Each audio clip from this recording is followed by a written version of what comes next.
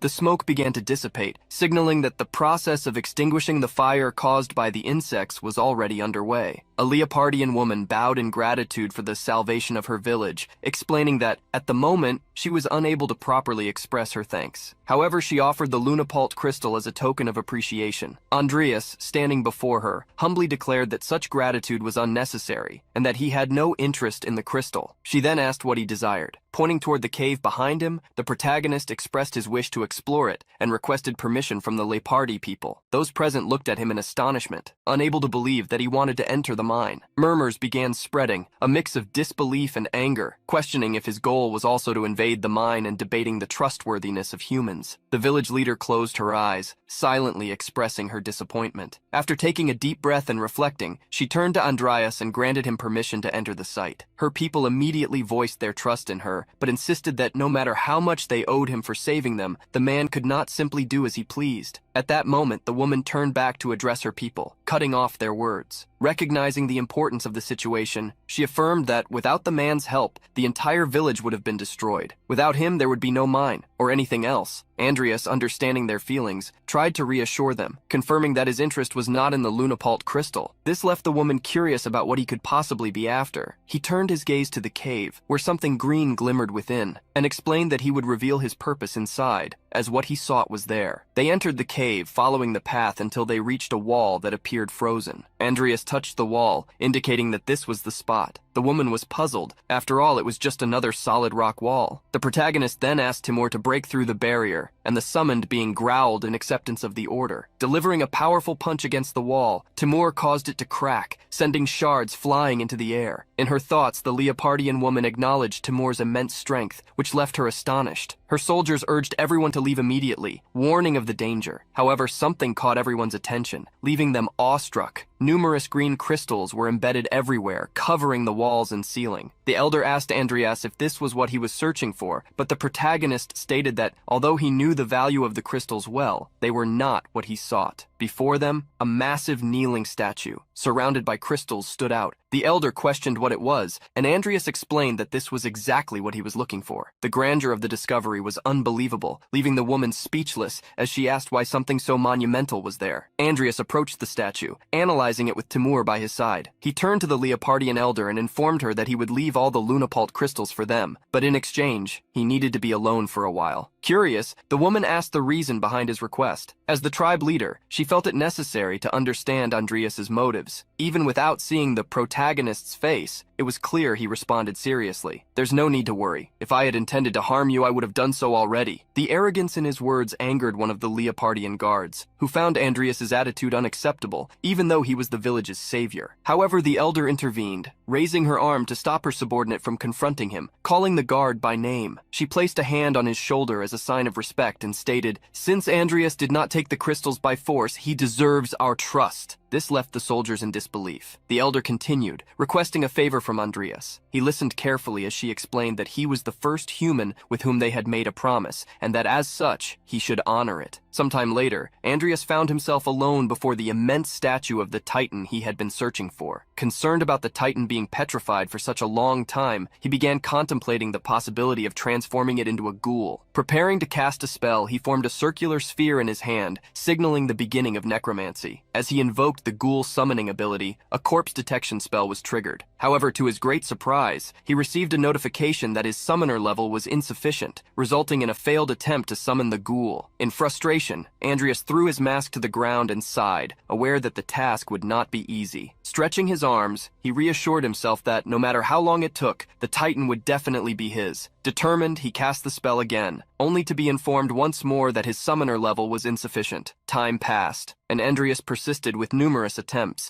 all ending in failure. Looking weary, he wiped the sweat from his brow and began questioning whether he should give up. Exhausted, he bent forward, expressing his frustration. A week had passed, and he still had not achieved his goal. He refocused his gaze on the Titan, fully aware that he could not simply give up. The location was no longer a secret, and there was no guarantee the giant would remain there the next time he returned. Despite the challenges, Andreas was not ready to give up so easily. He began channeling his mana and energy into his hands, pushing his limits beyond the standard threshold. It was a risky gamble, everything or nothing. At that moment, he activated the ghoul summoning ability once more, and a system notification appeared, informing him that a corpse had been detected. His focus intensified. There was still time. Fixing his gaze on the Titan statue, he decided to keep pushing, pouring more and more mana into the effort. Suddenly, a new notification appeared, confirming that the summoning had been successful. Andreas was utterly stunned as he watched the Titan's fingers begin to emerge. Gradually, the petrified parts gave way to the colossal body of the giant. A system message indicated that the summoned Titan's level was extraordinarily high and that a bonus status had been added. Slowly, the stone-covered body began to crack apart, revealing jagged teeth emitting an ominous growl. The system notified Andreas that the Titan was regaining fragments of its past egos and traits from before its death. As the body of Rudrudal Kanudrondo, the mythical Titan champion, began moving again, shards of stone fell all around the cavern. His shadowed silhouette was dark and tinged with red. With overwhelming strength, Rudrudal made Andreas seem like an ant in comparison. The system highlighted that this was a high-tier summoning, possessing traits of ego, monstrous strength, an indomitable fighting spirit, and unique abilities. The mythical Titan champion had long, earthy brown hair, menacingly red eyes, and an intimidating aura. He slammed his massive sword into the ground before Andreas, producing a thunderous noise that left the protagonist speechless. Then, to Andreas's astonishment, the Titan knelt before him, keeping his enormous sword embedded in the earth. Andreas reflected that, at that moment, he was likely the only one in the world capable of commanding the legendary Titan of the giant tribe. With a satisfied expression, he realized he no longer needed to fear lower-level enemies. He silently thanked himself for his efforts, knowing that all his hard work had paid off. That same night, in one of Jester's mansions, he sat calmly at a table reading a book. On the table rested a glass jar, inside which a fly buzzed incessantly, its wings beating against the container. Suddenly, in the blink of an eye, the fly exploded. Jester, witnessing the event, looked at the remains of the fly with a perplexed expression. Murmuring the name Ranox, he deduced that his subordinate might be dead. With Ranox's image forming in his mind, Jester remarked with an unsettling calm, "That doesn't matter now. There are still many objectives to achieve and pieces to gather." His thoughts were abruptly interrupted by a crow that flew into his quarters. Addressing him as Master Jester, the crow delivered a message. The Imperial Majesty requested his presence. Jester's expression remained nearly unchanged, but the tone of his voice confirmed his intent to answer the summons as quickly as possible. Looking at a piece of paper containing information about the same artifacts in Andreas's possession, Jester informed the crow that he had something important to report to the Emperor. In a remote location far from everything and everyone, there was a small house nestled in the mountains, with a side deck and a garden area nearby. On the deck, an elderly man stood with his back turned. As he finished eating something, he sensed a presence. "Did the Emperor send you?" the old man asked without turning around. The presence he had felt was Andreas, hiding behind a tree. The old man finally turned and, upon seeing the young man, watched as Andreas pulled out a letter. "I'm here on the recommendation of Duke Alvin," Andreas said. The revelation caught the old man off guard. He furrowed his brows, murmuring to himself, Bart Alvin sent this boy?" After a brief moment, Andreas stood ready for combat at the peak of the towering mountain. Raising his sword with determination, he felt the immense pressure emanating from the elder's stance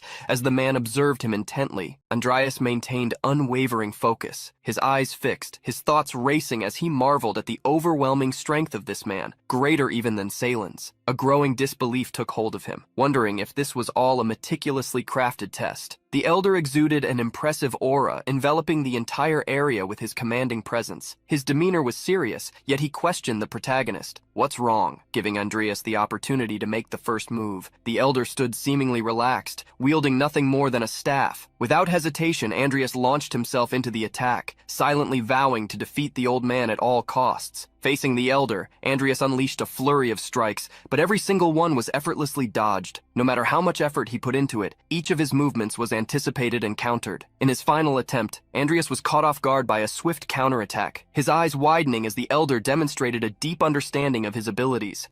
Suddenly, the old man grabbed Andreas's hand and with a critical tone pointed out that swordsmanship wasn't what he should be focusing on. He remarked that Andreas's fighting style was fragile, relying too heavily on cheap tricks. Without warning, the elder performed a full 360-degree spin around Andreas, leaving him utterly bewildered. "Your moves are too obvious and overly dependent on speed," the elder commented as he completed the spin, finishing with a blow that sent Andreas crashing to the ground. The impact was so intense that the protagonist tasted the metallic tang of blood in his mouth. Standing over Andreas's fallen body, the elder disdainfully declared, "Don't worry, you'll improve naturally as we play together." Thus began Andreas's training with the legendary Daeshroon on Mount Catan. On the first day, Andreas relentlessly tried to attack, while his mentor deftly defended. By the 7th day, the two shared a simple meal of potatoes, a nearly comical moment of lightheartedness amidst the grueling training sessions. By the 15th day of training, Andreas found himself challenged by multiple tree trunks rapidly moving around him. He dodged and countered with precise attacks. The environment had transformed into a dynamic training field, testing not only his physical abilities, but also his adaptability and strategic thinking under Daeshroon's guidance. On the 22nd day, Andreas found himself ensnared by the elder, clearly in trouble, as he desperately sought a way out. His face reflected the sheer desperation of the situation. However, by the 27th day, his physical strength had become evident. He positioned himself to cut through stones, showcasing his growing determination. After just over a month of training, Andreas's agility became apparent in his increasingly swift attacks. He charged with all his might against his mentor, who skillfully dodged using only one hand. As Andreas pressed on tirelessly, Daeshroon began to notice a significant improvement in his movements, expressing surprise at his pupil's evolution. Yet as the elder turned to evade an attack, he seized the opportunity to counter. A well-placed elbow to Andreas's stomach caused discomfort, and Daeshroon swiftly followed up with a barrage of rapid punches, finishing with a powerful kick that sent Andreas flying. "Your movements have improved," Daeshroon commented, "but thinking during battle is still naive. Even so, I'll acknowledge your will to fight, and the fact that you haven't complained even once." Suddenly, Daeshroon was caught off guard by a strike he couldn't fully evade. The blow landed on his face. Andreas, back in his battle stance, wielded his sword with a satisfied expression, saying, "Even a swordmaster can let his guard down. Next time it won't be so easy." His strength faltered, and he collapsed to the ground. From a distance, Daeshroon observed the scene, surprised. He realized Andreas had managed to gather his aura and project it toward him. This led Daeshroon to question whether Andreas had done it instinctively or with intent. His expression shifted completely. Could the young man possess talents beyond expectations? At that moment, the elder recalled someone, a boy named Luis. The image of Luis materialized in his thoughts, a boy who had also expressed the desire to enroll at Helene soon. Perhaps it would be interesting to pit Andreas against this boy, Daeshroon reflected. When Andreas opened his eyes, he saw the clear sky above him. It was still daytime, but the surrounding trees and environment seemed blurry. He widened his eyes, trying to remember what had happened, and quickly got to his feet. Turning around, he spotted Daeshroon sitting at the base of the mountain. "You've finally woken up," Daeshroon said. Curious, the elder asked if Andreas could replicate the technique he had used before passing out. Still trying to regain his bearings, Andreas placed a hand on his head, confused, and questioned whether it was something he had done while being beaten or just an act of desperation. While both remained atop the mountain, Daeshroon informed Andreas that he would take this opportunity to teach him sword techniques. During this process, Andreas would also gain basic control over his aura. The protagonist received this proposal with gratitude. Sometime later, standing before an imposing tree, Daeshroon explained that when using sword techniques, Andreas should imagine the aura enveloping the blade as if it were a sheath. To demonstrate, the elder unsheathed his sword and with a gesture, sent the sheath flying. Several sharp cuts pierced the tree without the blade even touching it. Andreas stood speechless, astonished by what he had just witnessed. As the fragments of the tree fell around them, Daeshroon explained that while the basic form was merely a sharp cut, aura techniques could also be utilized in various ways, such as creating explosions or shockwaves. Suddenly, Daeshroon appeared in front of Andreas at incredible speed, moving so fast that his figure seemed blurred. He explained that if Andreas could use his aura to stimulate his body instead of his sword, he could achieve super speed. Before he even finished speaking,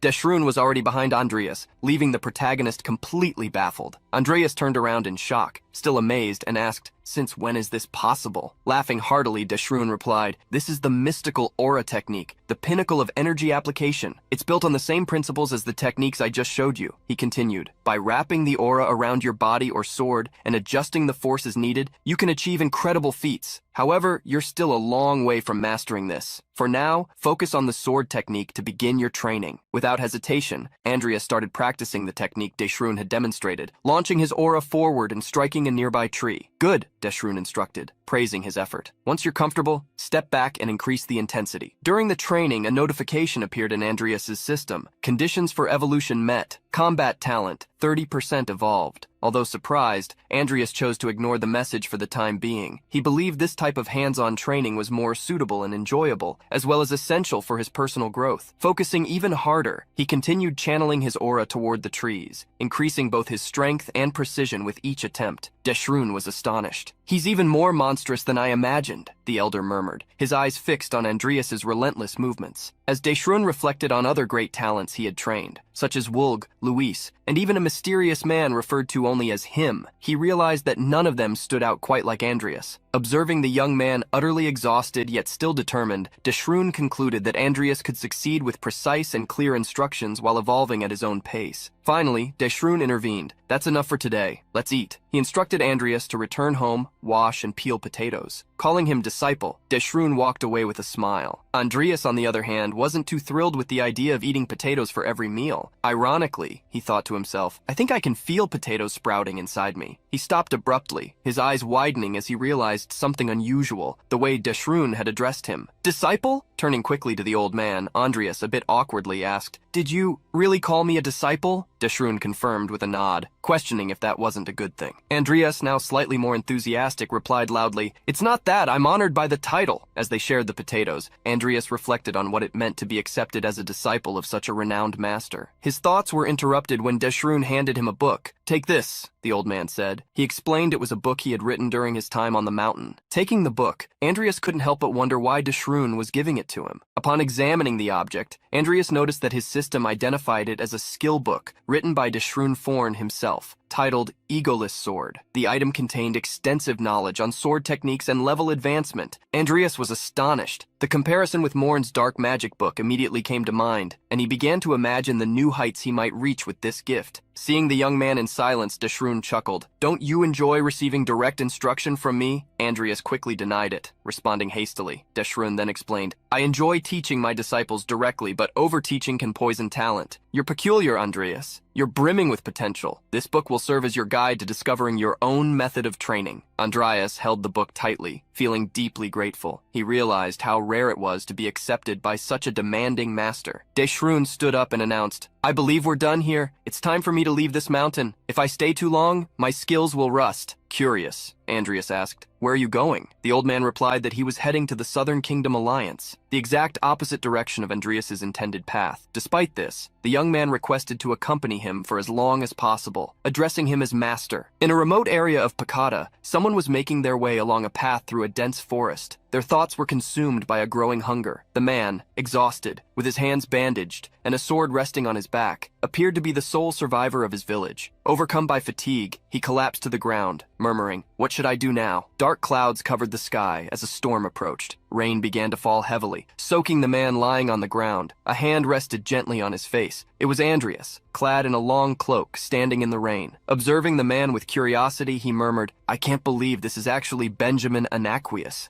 The realization left Andreas in a state of panic and surprise. It was unthinkable for him to encounter a playable character in such an unlikely place. Benjamin, renowned for his swordsmanship and his skill, Lord Swords, noticed the weapon the stranger carried, suspecting it might be the legendary demonic sword Rubens. This sword had been sealed in Benjamin's village for generations, and its presence here suggested the possibility that his village had been ransacked. As he looked at the man still collapsed before him, Andreas marveled at the idea that Benjamin had somehow managed to escape with the sword. Now fully aware of the situation, Andreas knew he couldn't simply walk away, especially given his intention to forge bonds and debts with playable characters. It was clear he needed to act and handle this unexpected twist on his journey. Andreas led Benjamin to a safer spot within the forest. lighting a campfire and setting up a small camp. Slowly, the young man awoke, disoriented by what had happened. A voice startled him, asking, "You're awake?" There sat Andreas, tending to the fire. The sudden presence alarmed Benjamin, and he nervously asked, "Who are you?" In response, Andreas offered him food, leaving Benjamin perplexed. Still wary, the young man pressed on. "What do you want from me?" Calmly, Andreas urged him to relax, reassuring him, "If I wanted to harm you, you'd already be dead." Despite this, Benjamin continued to probe, "Then what are you planning?" With steady composure, the protagonist suggested they start with the meal so Benjamin could regain his strength. However, Benjamin immediately searched for his sword, prompting Andreas to comment, "It seems important, but you'll need strength to hold it." At that moment, Benjamin had a flashback of an elderly man, possibly his grandfather, who used to talk to him when he was a child. As he remembered the sword and what it represented, Benjamin began to cry. His eyes filled with tears, his face reddened, and he sobbed uncontrollably. Andreas, still holding the food, casually asked, "Are you going to make me hold this for much longer? My arm is getting tired."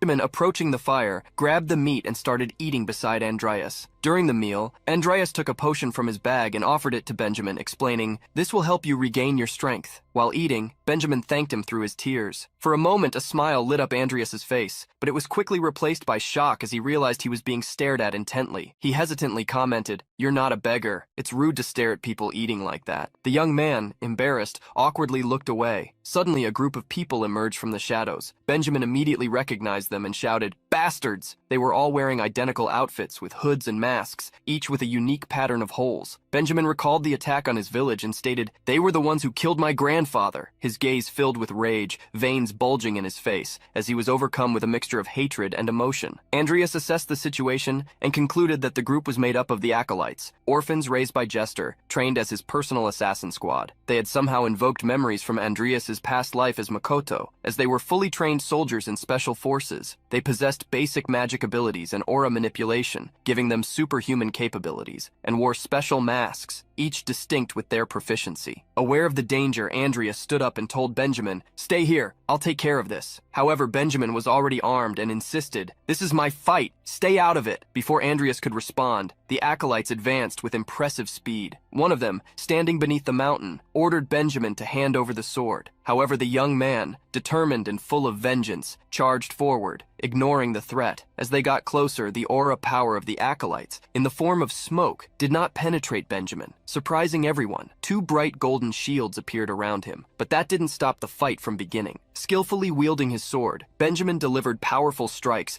almost hitting one of the assassins. When attacked, he managed to defend himself, using the mana concentration technique to turn his sword into an effective shield. One of the acolytes was surprised by Benjamin's dodging skill, but did not expect the counterattack that followed. The young man landed a direct hit to his face, leaving him stunned by the effectiveness of the blow. Without time to breathe, two other assassins approached Benjamin from behind. However, the young man quickly sensed their presence and turned to face them. As the fight unfolded, Andreas watched everything, trying to contain his expressions. In his mind, witnessing the incredible battle, he thought, as expected from the youngest playable character. Although Benjamin was handling the situation skillfully, Andreas realized there was no reason to allow him to be seriously injured, as would happen in the original story. Benjamin firmly held off one of the assassin's attacks, but suddenly everyone started being sliced apart before him, leaving him perplexed. Looking back, he realized that this action was the work of Andreas, who was already in an attacking position. The situation was about to intensify, and it needed to be dealt with quickly. In the following moments, Andreas disappeared before the eyes of the assassin group. In the blink of an eye, he was somewhere else, holding his sword. Without wasting time, the group pursued Andreas, who engaged in a spectacular battle, slicing apart another one of Jester's men. From Benjamin's perspective, all he saw was Andreas moving incredibly fast, delivering devastating blows with his sword. The bodies were shredded with impressive speed. Benjamin, surprised, exclaimed, "Wow, he wiped out those bastards who raided my village so easily." As his eyes returned to normal, Benjamin was met with groans of pain, witnessing Andreas's cruelty. The most shocking scene was seeing Andreas step on one of the assassin's heads, making it explode like a watermelon. The only thing Benjamin could think was, who is this guy? Andreas stood amidst several mutilated bodies, some without legs, others without torsos, and most without heads. Sheathing his sword, he asked himself, is that it? Because if it was, he had already finished. Benjamin, in turn, began to wonder if he would have been able to protect his village if he were as strong as Andreas. The young man's thoughts were interrupted when Andreas asked, "Are you okay?" Still shocked, Benjamin nodded. Then he closed his expression, trying not to show fear in front of the man who had annihilated the acolytes so easily. Andreas, proud of his skills, noticed the change in the young man's attitude, and realizing he still hadn't introduced himself, stated, "I am Count Andreas Cromwell." In response, the young man introduced himself, "I am Benjamin Anaquius." Noticing that Benjamin was being followed, Andreas asked if the young man had somewhere to go. Benjamin, with his hand on his head, was at a loss for words. In Andreas's mind, images of the other playable characters who planned to enroll at the academy flashed before him. With a smile on his face, he already looked forward to meeting them and taking care of this promising young man. So he offered Benjamin more appropriate fencing lessons. For Andreas, it would be a crime to let such a promising talent go to waste. Andreas stated, "If you get accepted into the academy, I'll write you a letter of recommendation." Benjamin was surprised by the great opportunity he was receiving, but his expression shifted to sadness and shyness as he mentioned, I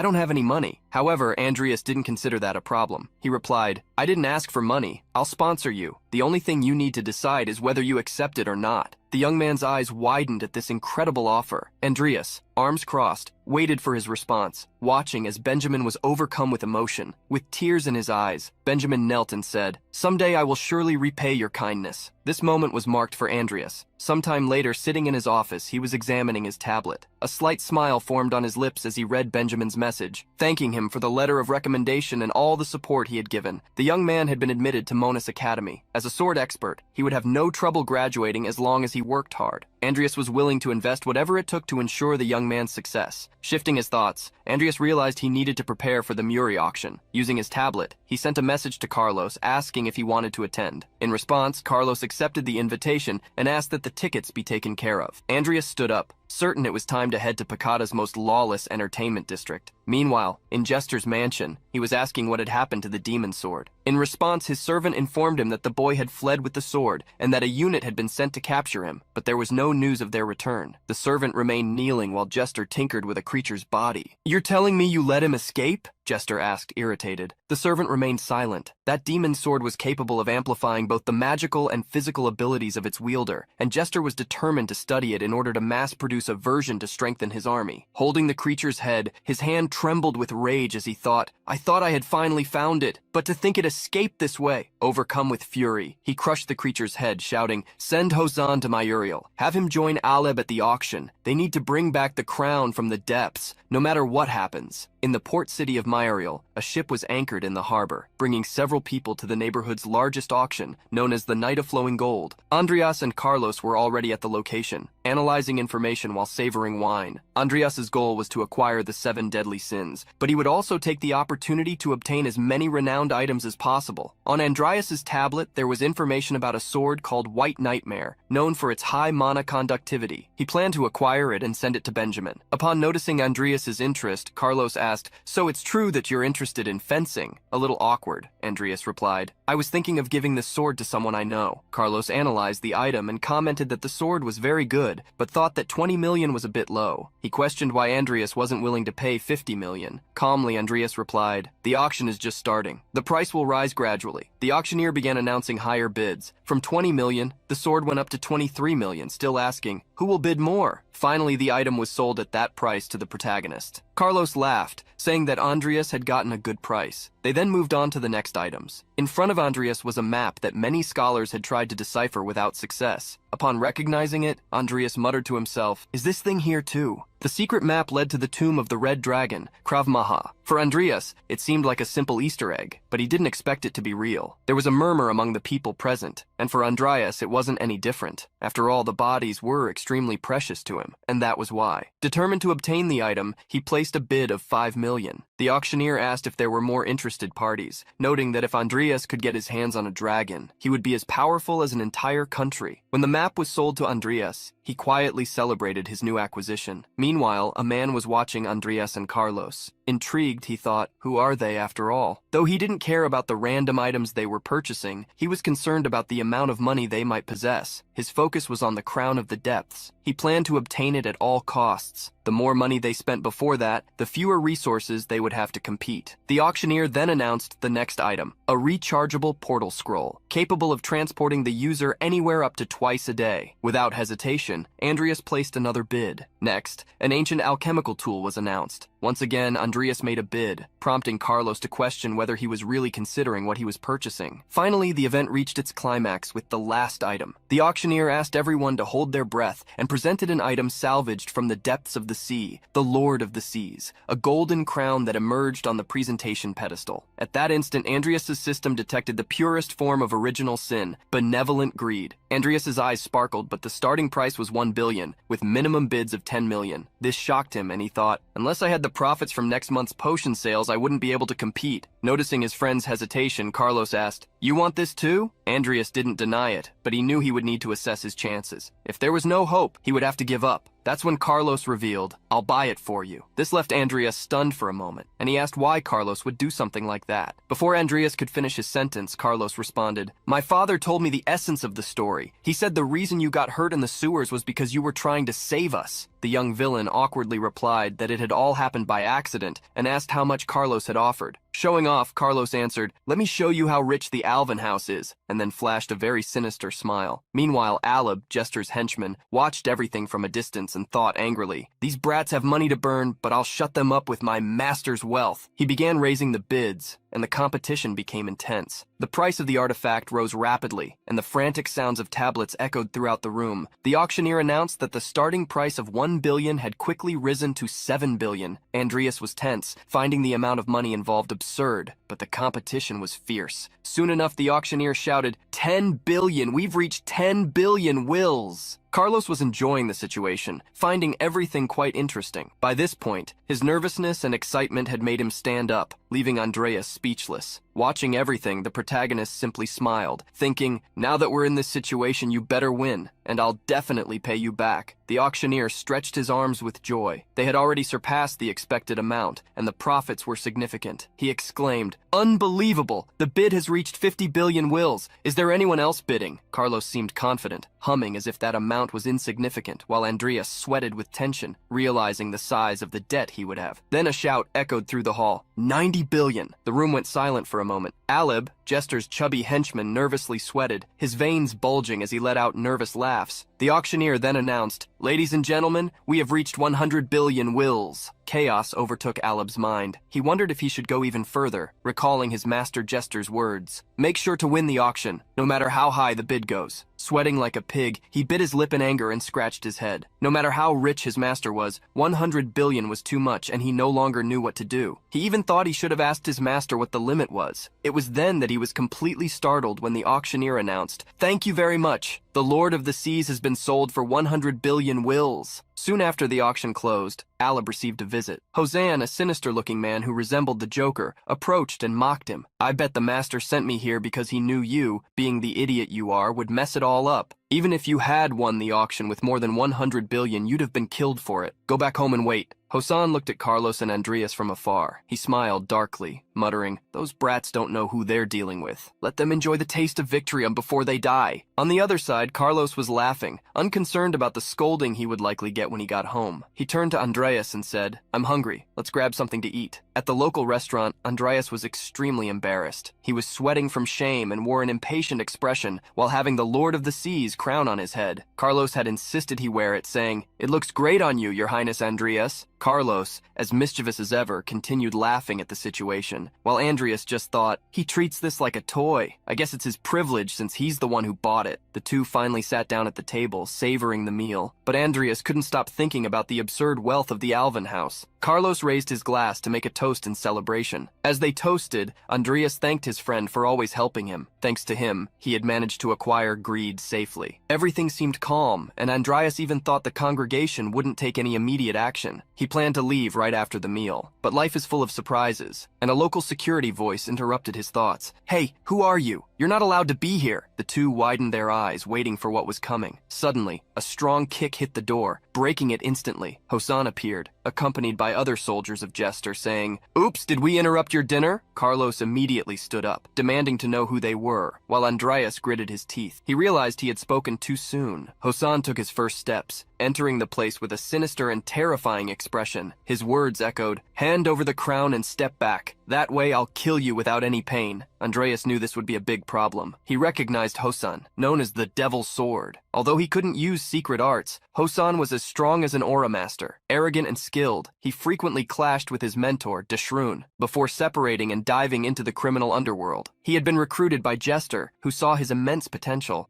Holding his bag, Andreas thought quickly. He needed to recover the greed safely and escape unscathed. He turned to Carlos and said, "The situation here is complicated. Let's run." Hosan, with a sarcastic smile, stated, "I won't allow that. Capture them." At that moment, Hosan's subordinates advanced, drawing their swords. Without hesitation, Carlos and Andreas jumped out of the window, breaking the glass with the impact. Quickly, they ran as far as they could, leaving Rozan behind. He only laughed. "Good. Don't make this too easy for me or I'll get bored. Now it's time for the hunt." In a hidden part of the forest, the cautious footsteps of Carlos and Andreas echoed as they approached a small dock, where a boat awaited them. Tense, Carlos kept looking back, trying to check if they were being followed. He reassured his friend, "If we cross the river, they won't catch us. Mayuriel is a lawless area beyond the Empire's reach. Once we leave here, these guys won't be a problem anymore." However, Andreas had no intention of boarding. He turned to Carlos and asked him to go first and seek help. Carlos was confused and asked, "What are you trying to say?" Andreas explained, "We can't easily escape these guys. It's too dangerous for us to move together. It'll be easier to get away if I'm alone." Carlos interrupted him immediately. "You always say nonsense, but I get what you're suggesting. I promise I'll help you as soon as I can." Reluctantly, Carlos boarded the small boat, returning to the city. Now alone, Andreas was determined to act. It didn't take long for Hosan's soldiers to find him. He realized he was free to fight without worrying about Carlos. Surrounded by men, they asked where the other young man was, assuming the crown was with him. Andreas threw his bag to the ground and said, "It's with me. Come and get it if you can." With a mocking smile, he drew his sword. This provoked the fury of the soldiers, who charged at him, promising to tear him apart. Andreas struck the first blow, but more soldiers approached, surrounding him. That's when our protagonist uttered, "Rudrudal," making his eyes glow brightly. From a distance, Hosan recognized the spell as a necromantic summoning. Intrigued, he watched something gigantic emerge from the portal conjured by Andreas, forcing everyone underneath to move back in order to dodge. The soldiers, stunned, watched as what appeared to be an enormous arm materialized. "What is this?" they asked, confused, as they saw the giant figure taking shape in the middle of the field. With everyone distracted, Andreas seized the opportunity and, with clear joy, drove his sword into the soldiers. Frenetically waving his blade, he began striking everyone nearby. Rosan watched with a smile, enjoying the fact that Andreas not only mastered black magic, but was also extremely skilled with a sword. This made him even more interesting, especially due to his fencing technique, which demonstrated precision and boldness. As he struck a precise blow to one of the soldiers, Andreas was suddenly interrupted by something that caught his attention. He quickly turned and defended himself, creating an impact so intense that the ground cracked. Andreas's and Rosen's swords became locked, and the two stared at each other intensely. Hosan asked with a provocative tone, "Who are you really?" Andreas replied playfully, "Who knows? Try to guess." With a powerful kick, Rosan pushed Andreas back, considering his audacity to be that of a mere brat. However, the villain began to retreat, driving his sword into the ground and closing the distance between them. He observed Andreas's blade with interest, commenting, "This sword, I've seen it in a book before. It seems like a waste of potential in your hands." Andreas started to realize that Hosan was more powerful than Pyatt, and that defeating him would be difficult without resorting to sloth. However, the consequences of using that power would be troublesome. Hosan, with a calculating smile, said, "I'll add this sword to my collection too." Mocking, Andreas replied, "Collection? What a pretentious thief." The response infuriated Hosen, who gritted his teeth and cast a curse on all of Andreas's descendants. Standing firm, Andreas invoked Timur and Nickel, his loyal summons, and declared once again, "As I said, try if you can." In Andreas's reasoning, if Hosan trusted in the power of the artifacts, he would use numbers to dominate them. Hosan was alarmed when he realized that, in addition to the summons, Andreas had resurrected the fallen soldiers, who were now turning against their own master. Even so, Rosan kept smiling and commented, "Interesting, a necromancer who uses a sword." Drawing his weapon, Rosan proclaimed, "Demon Slayer sword, Gynos." His sword began to glow with golden dust, making Andreas worried. He knew it was an anti-undead sword. Rosan, with a cold look, continued, "If I take your corpse with me, I'm sure Master Jester will be pleased." Andreas thought about how many swords he should have in that sheath. Andreas ordered his undead to advance. He declared, "Here begins the war of attrition." The resurrected soldiers charged at Hosan, who soon asked, "Do you think you can stop me with this trash?" He met them with a devastating blow, decapitating them all at once. Although he didn't show it openly, Andreas's eyes widened at this fact. Then Timur charged fiercely at his opponent, who was confident that the undead were easy enemies to deal with, thinking they were mindless. However, Andreas's undead had a unique characteristic. They had regained a sense of their past selves and now thought as a collective. Nickel attacked from above, trying to surprise him while Timur charged from the front. The impact lifted debris from the ground,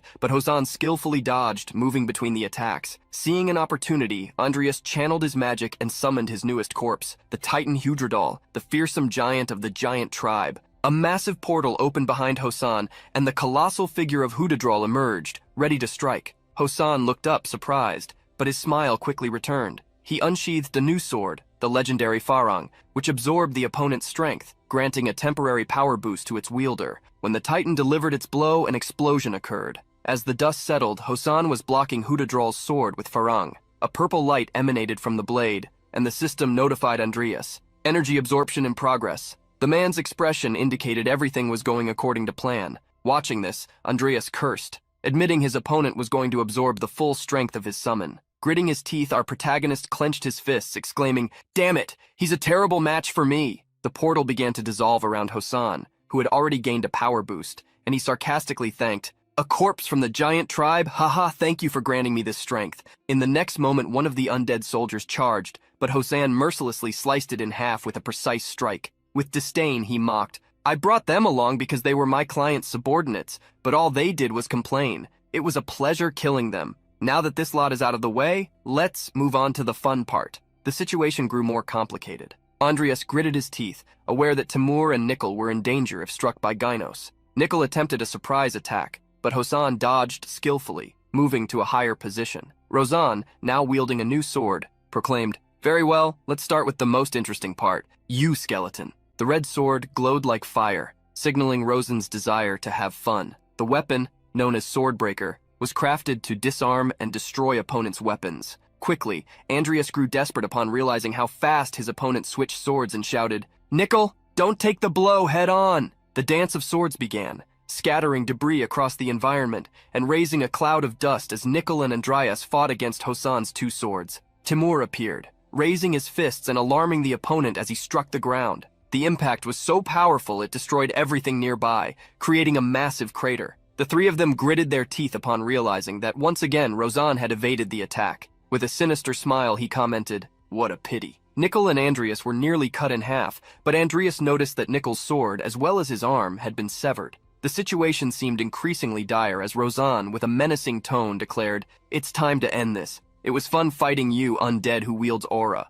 Left with no choice, Andreas decided to resort to the Codex of Sloth. He mentally commanded Nickel to retreat for now, but realized his summon was not obeying. Andreas insisted, "Hey, I said fall back." Yet Nickel stood his ground. Rozan, observing the scene, mocked, "He's braver than his master. Not turning his back on the enemy, huh?" At that moment, the system notified Andreas, asking if he wanted to use the Spectrum of Sloth. A golden energy enveloped the skeleton, with information indicating it could share cooldown time. This left Andreas completely surprised, as he had forgotten that Nickel could also utilize the Codex of Sloth. A shimmering purple light began to engulf his summoned skeleton, as Andreas recalled the pain he felt the last time he used this ability. Thinking that Nickel, being undead, wouldn't feel pain, he allowed the summon to activate the spectrum. Hosan noticed what was happening and remarked, "Still got tricks up your sleeve? No matter, I'll end this now." Suddenly the atmosphere shifted, completely capturing Hosan's attention. Enveloped in golden energy, Nickel raised his broken sword. Hosan reacted swiftly, charging toward him, but Andreas shouted, "What are you planning this time?" Raising his sword to strike, Hosan warned, "Don't you dare interfere." The two engaged in close combat. The clash of their swords sent up trails of dust due to the speed of their strikes. Impressed, Hosan admitted, "Impressive swordsmanship for a mage," but quickly added, "Though far too sloppy." Catching Andreas off guard, Hosan delivered a dangerous blow, only to be interrupted by Timur, who defended his master and forced Hosan to leap away. Irritated, Hosan exclaimed, "What a bothersome cat, I'll deal with you first." Meanwhile, Nickel continued to focus, building up tremendous energy. The skeleton's intense gaze intimidated Hosan, who murmured, "What the hell? An undead with an aura like that?" The energy Nickel accumulated seemed primed for a single, decisive move. The sequence of actions unnerved Hosan, who began to realize the strategy behind it. Hosan thought, no, could this be secret aura arts? A dust cloud blanketed the battlefield, obscuring everyone's vision. Andreas shielded his face for protection. When the dust finally settled, his eyes widened in disbelief. Nickel's skeleton, enveloped in its golden aura, had assumed the form of his former self. However, Nickel's appearance quickly reverted to his skeletal form, with only his white hair dissipating in the wind. The portal had opened for him to return, accompanied by Andreas's gratitude. His figure had already returned to that of a skeleton. Meanwhile, Rozan lay in the rubble, barely able to stand, his two swords shattered. Andreas thought, that guy? He survived Nickel's secret arts. On Rozan's side, the man stared incredulously at his destroyed swords, including Farang. He lamented the loss of his weapons while regaining his composure. Timur leaped ferociously, aiming to finish him off with a powerful punch, but Rozan evaded once again, skillfully sidestepping the impact. Then, Rozan grabbed a new sword shimmering with golden dust, named Gynos, and shouted, "You damned corpse!" He charged at Timur, but was intercepted by Andreas, who immediately stepped in to protect his summon. Timur took advantage of the opening and grabbed Hosan with both hands. Even so, the man let out a manic grin, his mouth full of blood and his eyes wide. Timur wasted no time and hurled him away with all his strength. Andreas knew it was time to end the confrontation. He raised his sword, cloaked in aura, and declared, "Egoless sword." Hosan, seeing the overwhelming aura surrounding Andreas, fell silent for a moment. Touching the blood dripping from his mouth, he smirked and commented, "So now you want to fight, brat? Fine, let's continue." Andreas knew he had to act quickly before Rozan could recover. Both rushed forward, their swords clashing in sparks without hesitation. A memory surfaced in Hosan's mind. The sky was as clear as it was that day when he was just a young man with a puzzled expression, eating potatoes alongside Daeshrun and another disciple. Their master spoke, "You're half right, half wrong. A sword is nothing more than a tool, and a tool should be the last thing you think about in swordsmanship." In the memory, young Hosan replied, "But isn't it obvious? If two equal warriors fight, the one with the better tools wins." With a stern look, Daeshrun explained, "That's true in a battle between ordinary men, but in a fight between those who have reached the state of aura mastery, victory is determined by the understanding of swordsmanship. Without understanding, even if your opponent wields a tree branch, they could still threaten your life. Both of you have the talent to become aura masters. If you rely too much on tools, you'll end up destroying your own talents." The memory faded as Rozan coughed up blood. In that moment, he finally understood the meaning of Daeshrun's words. An undead capable of using a secret aura technique with a broken sword was living proof of his master's teachings. Rozan smiled and murmured, "I should have listened to that old man." Then he dropped to his knees, exhausted. Andreas, sheathing his sword, approached as Rozan, still gasping for air, asked, "Brat, are you that old man's apprentice?" With pride, Andreas confirmed it. Hosan, with a bitter smile, admitted, "Makes sense. Even your sword smells like potatoes." A silence settled under the starry sky. On the other side of the river, Carlos gathered with several men dressed in identical cloaks. He called out urgently, "This way, quickly! Get in the boat!" His voice was laced with urgency, fearing they might arrive too late. At that moment, heavy breathing echoed from the water. Andreas emerged from the river, clinging to the boat. Carlos rushed to help him as Andreas, putting on an impeccable performance, said, "I thought I was going to die. Quick, pull me up, please." Carlos asked how he managed to swim there. But as he climbed aboard, Andreas explained, "They attacked me all at once, so I left my trail steady and swam here like a madman." Carlos, gripping his sword, shouted, "Those bastards!" But Andreas asked for calm, pointing to his bag and assuring them that the luggage was safe. With water dripping from his green hair, he smiled and commented, "First of all, Muriel is that kind of place, isn't it?" Even though everything seemed resolved, Carlos wasn't so naive. He knew that among those men there was someone with a very strong aura. He then said, "I've finally figured it out." Andreas looked at him confused, and Carlos made a joke. "I finally understand why everyone calls you Seaweed Head." The atmosphere lightened, drawing laughter from everyone on the boat. Some time passed, and Andreas was atop a mountain, standing before a cave emitting a faint light. Various sounds echoed from within. Inside, Andreas was trying to help Nickel adjust his new hand. "All set, try moving it. It's the arm of a sword demon, so it shouldn't be too bad," he said to Nickel, who began opening and closing his new hand. Andreas sighed in relief, realizing Nickel had been properly fixed. Suddenly, a notification appeared before Andreas. "The Spectre of Sloth has a 32% chance to evolve. Would you like to evolve it?" Additionally, the system informed him that the Revenant fighter had an 88% chance of evolution. Andreas thought to himself, "The evolutionary chances have increased significantly after fighting Hosan. Evolving Timur now seems like a good idea." He accepted. Timur, confused,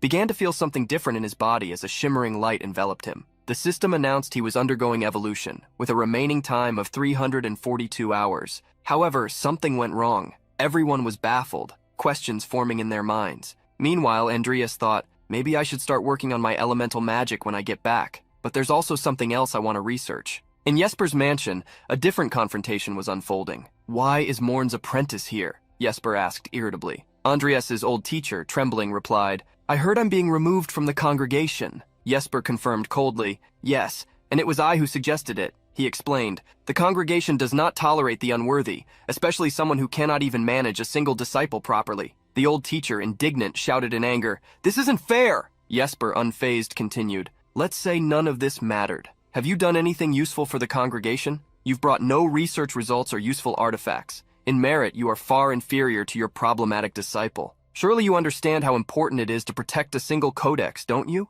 The old man remained silent until Jesper directly asked, do you want to remain in the congregation? Trembling, he replied desperately, I'll do anything. Please tell me what to do. Jesper crossed his arms, seized the opportunity, and revealed, the location of the ancient magical beast Kishan has been discovered. It is very close in Rodland. Sharon's eyes widened at the mention. Kishan was a creature from the mythical era, described in ancient writings as a headless figure with 4 arms, capable of dominating intelligent beings and draining their strength through inferior, malevolent spirits. Jesper held out a red crystal and said, I will give you Kishan's location, instructions on how to capture it, and the power to control it. After taming the magical beast, bring your insolent disciple before me. Sharon understood that Jesper was displeased with Andreas for claiming sloth for himself and acting recklessly. This mission would serve as a way to rid himself of the troublesome student while potentially gaining a powerful magical beast. Jesper concluded, we will pretend this conversation never happened. Sharon speculated that this was related to an agreement involving Salin.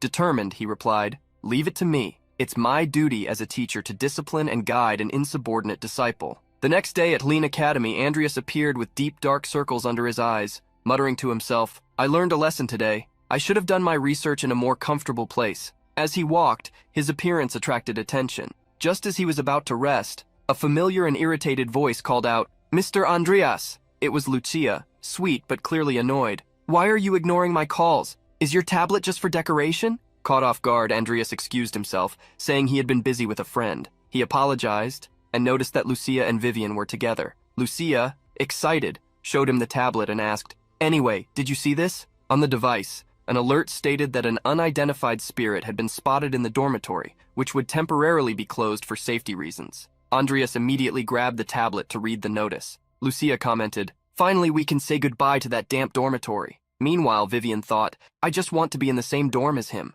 Reading the notice, Andreas realized this could only mean the event of sealing the ancient magical beast. He wondered in confusion, why is this happening now? In the game, this was supposed to occur 6 months later. Lucia noticed his expression and asked, Why so grim? Stop wasting time and tell me, where are you staying now? He replied, Well, I was assigned to Delgian dormitory. Blushing slightly, Lucia declared that their protagonist was a lucky guy to live in the same place as a beauty like her. However, the grumpy Andreas asked, What are you talking about? Anyway, I'm heading back to my dorm for a bit. I need to pack my things and check on the situation there. Vivian immediately offered to go with him, while Lucia encouraged him to go, albeit begrudgingly. Andreas didn't refuse Vivian's help, leaving her flustered and Lucia visibly annoyed. In the hallway on their way to the dormitory, Andreas asked, Did you see it too? She replied, I only saw it briefly, so I don't know all the details since it was happening in the magic department. All I know is that a professor named Sharon Cypress started investigating it. Andreas bit his lip, intrigued, knowing that his intervention might have altered the course of events. Suddenly, they stopped, startled, seeing a girl leaning against the wall. It was Diane. Her expression was zombie-like, drool dripping from her mouth as she muttered, This one is wrong too. Andreas rushed to her, calling her name, but she immediately said, Don't touch me, don't talk to me. He realized that something had taken over his friend. In Rodland, there were 2 types of intermediate-level bosses, including Sharon. In the game, only one of them had ever gotten their hands on Kishan, as the other had not yet made a move. This meant the culprit was most likely Sharon. Andreas seemed deeply concerned about Diane's condition. He said to her, This isn't something you can handle. I suggest you leave quietly. However, Diane turned as if no longer in control of herself and asked, What are you talking about? Analyzing the situation, Andreas decided it would be best to try saying his master's true name, convinced it could give him an opening. When he uttered the name Kishan, Diane's eyes widened in fear at the mention. Taking advantage of the moment, Andrea struck her from behind with enough force to knock her into Vivian's arms.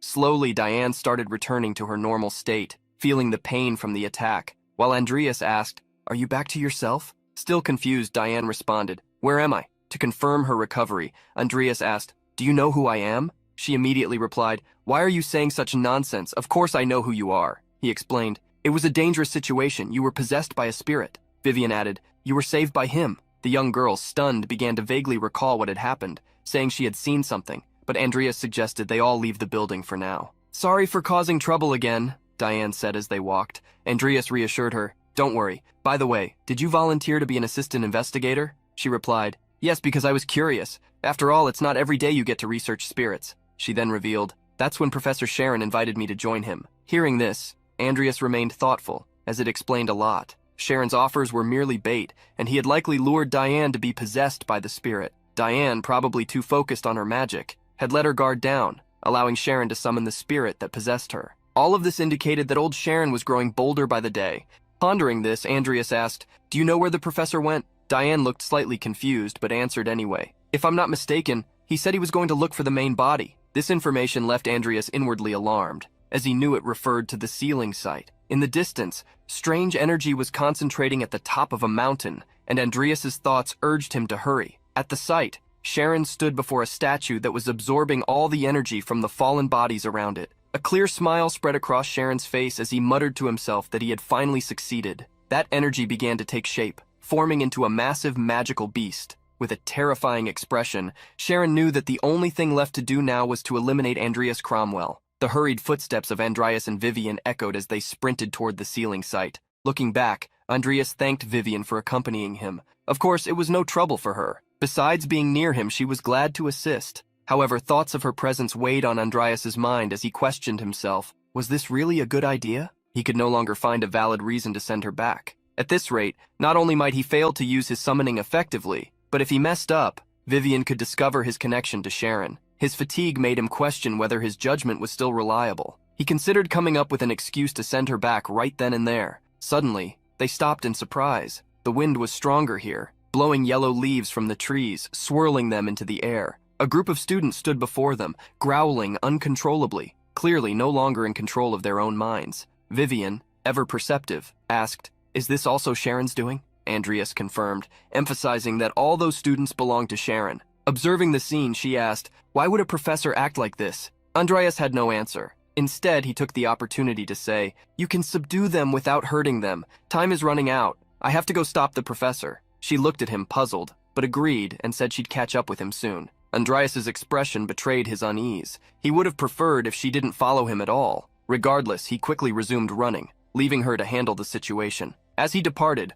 one of the students lunged at him. Startling the resolute Vivian, she drew her sword and positioned herself to block the attack. The gleaming blade intercepted the strike with precision. In the end, she managed to clear a path for Andreas, the smoke from her sword still dissipating. Andreas, relieved to have temporarily separated from her, worried about the students and hoped Vivian wouldn't seriously injure anyone. Yet for now, he had to trust her and focus on his real target. The sun was already setting, giving way to the night, when a ferocious roar pierced the air. The magical beast had finally appeared before its master, Sharon, who was elated to have it under his control. However, Sharon quickly sensed something approaching and conjured a wall of bones to block any threat. Sharon couldn't understand what was happening until a voice interrupted him. "So you actually did it, huh?" It was Andreas, who had arrived at the scene, leaving the old man stunned. He approached slowly, his cape billowing in the strong wind. Sharon, desperate, asked, "Why are you here?" Andreas scanned the area, realizing he had arrived too late. The opening time was abnormally fast,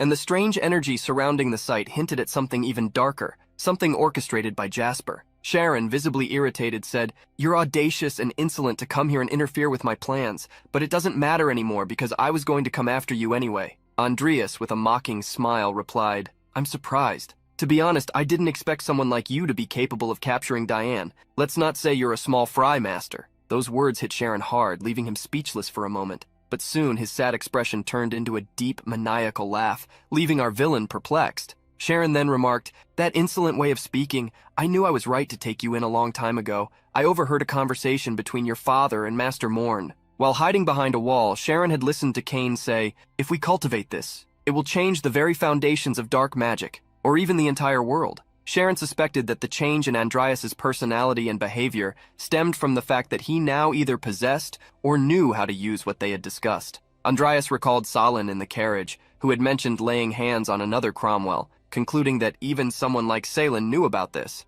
As the master of the magical beast, Sharon declared to the protagonist, "Now, whether you can use it or not, show me the legacy left by Cain." Andreas began laughing, finding the entire situation tiresome and dull. He then said, "I was wondering what you were planning to say, but I see you're just trying to steal from a child." Sharon's eyes filled with rage, growing more intense. However, Andreas summoned Timur and Nickel, emphasizing that it was time to end the conversation and settle everything. Sharon was shocked to see the summons, particularly Timur, the Tiger Lord that Andreas had acquired from the congregation. Sharon's surprise also stemmed from the fact that Andreas was already able to control high-level undead. Even so, Sharon didn't falter, as he had the Peldarine crystal in his possession. He commented, "Remember who your master is, Andreas?" But Andreas coldly replied, "I've learned nothing from you, but as they say, the student surpasses the master." Sharon activated a magical circle in his hands, declaring that Andreas was nothing more than an insolent brat. The spell he cast opened numerous portals, from which emerged corpses,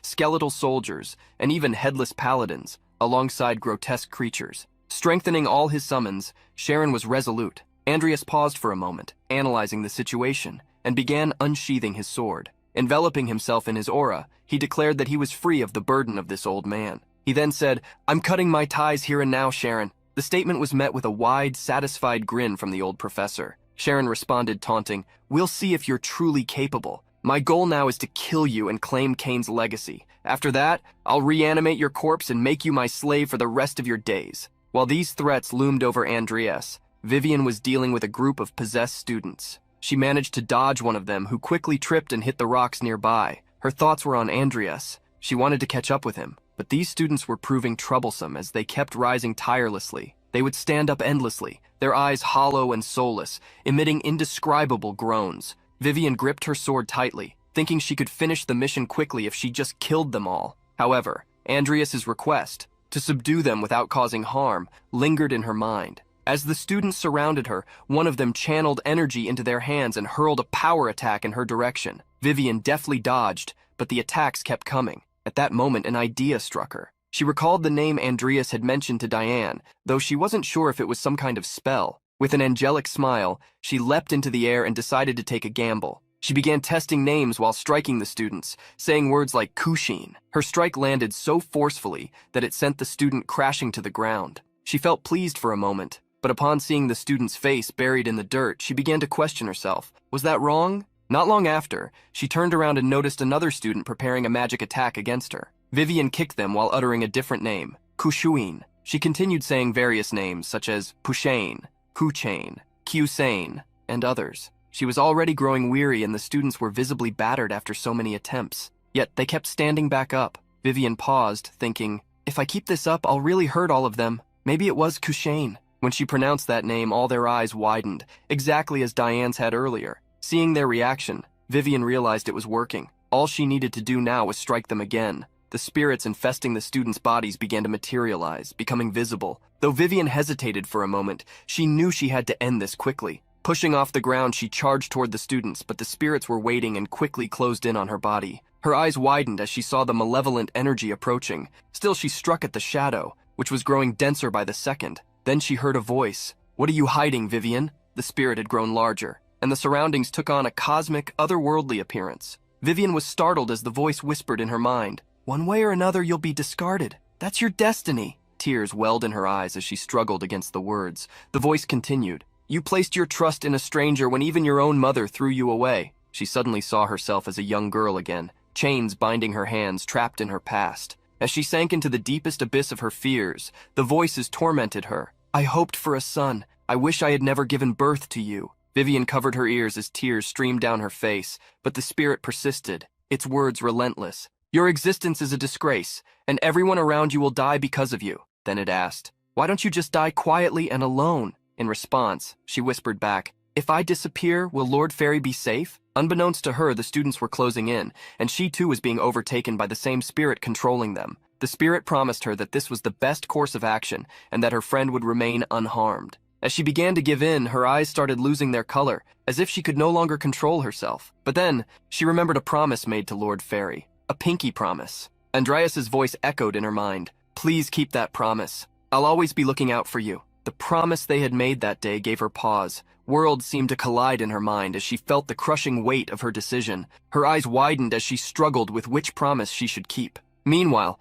Andreas was locked in an intense battle against numerous creatures. Nickel was at his side, slicing through countless limbs, and his powerful sword, Timur, stood ready to protect him in the most dangerous moments. Sharon mocked Andreas's efforts, sneering, "How far do you think you'll get with just those three?" Manipulating the crystal, the magical beast opened its enormous mouth, preparing to launch a devastating attack. Andreas tried to dodge, then formed a magical circle of invocation, summoning Rudrudal. The portal opened above the beast, and the titan delivered a direct punch to the creature's head before it could unleash its attack. Sharon looked back, alarmed, and asked, "What is this?" as Rudrudal's closed fist returned to its dimensional space. Now it was Timur's turn to advance, responding to Andreas's command, who mentally signaled that this giant was under his control. A massive creature approached Andreas, preparing to strike, but Timur let out a fierce growl, baring his teeth and taking control of the situation. Andreas stepped back, formulating a plan with Nickel, who immediately grasped the intention.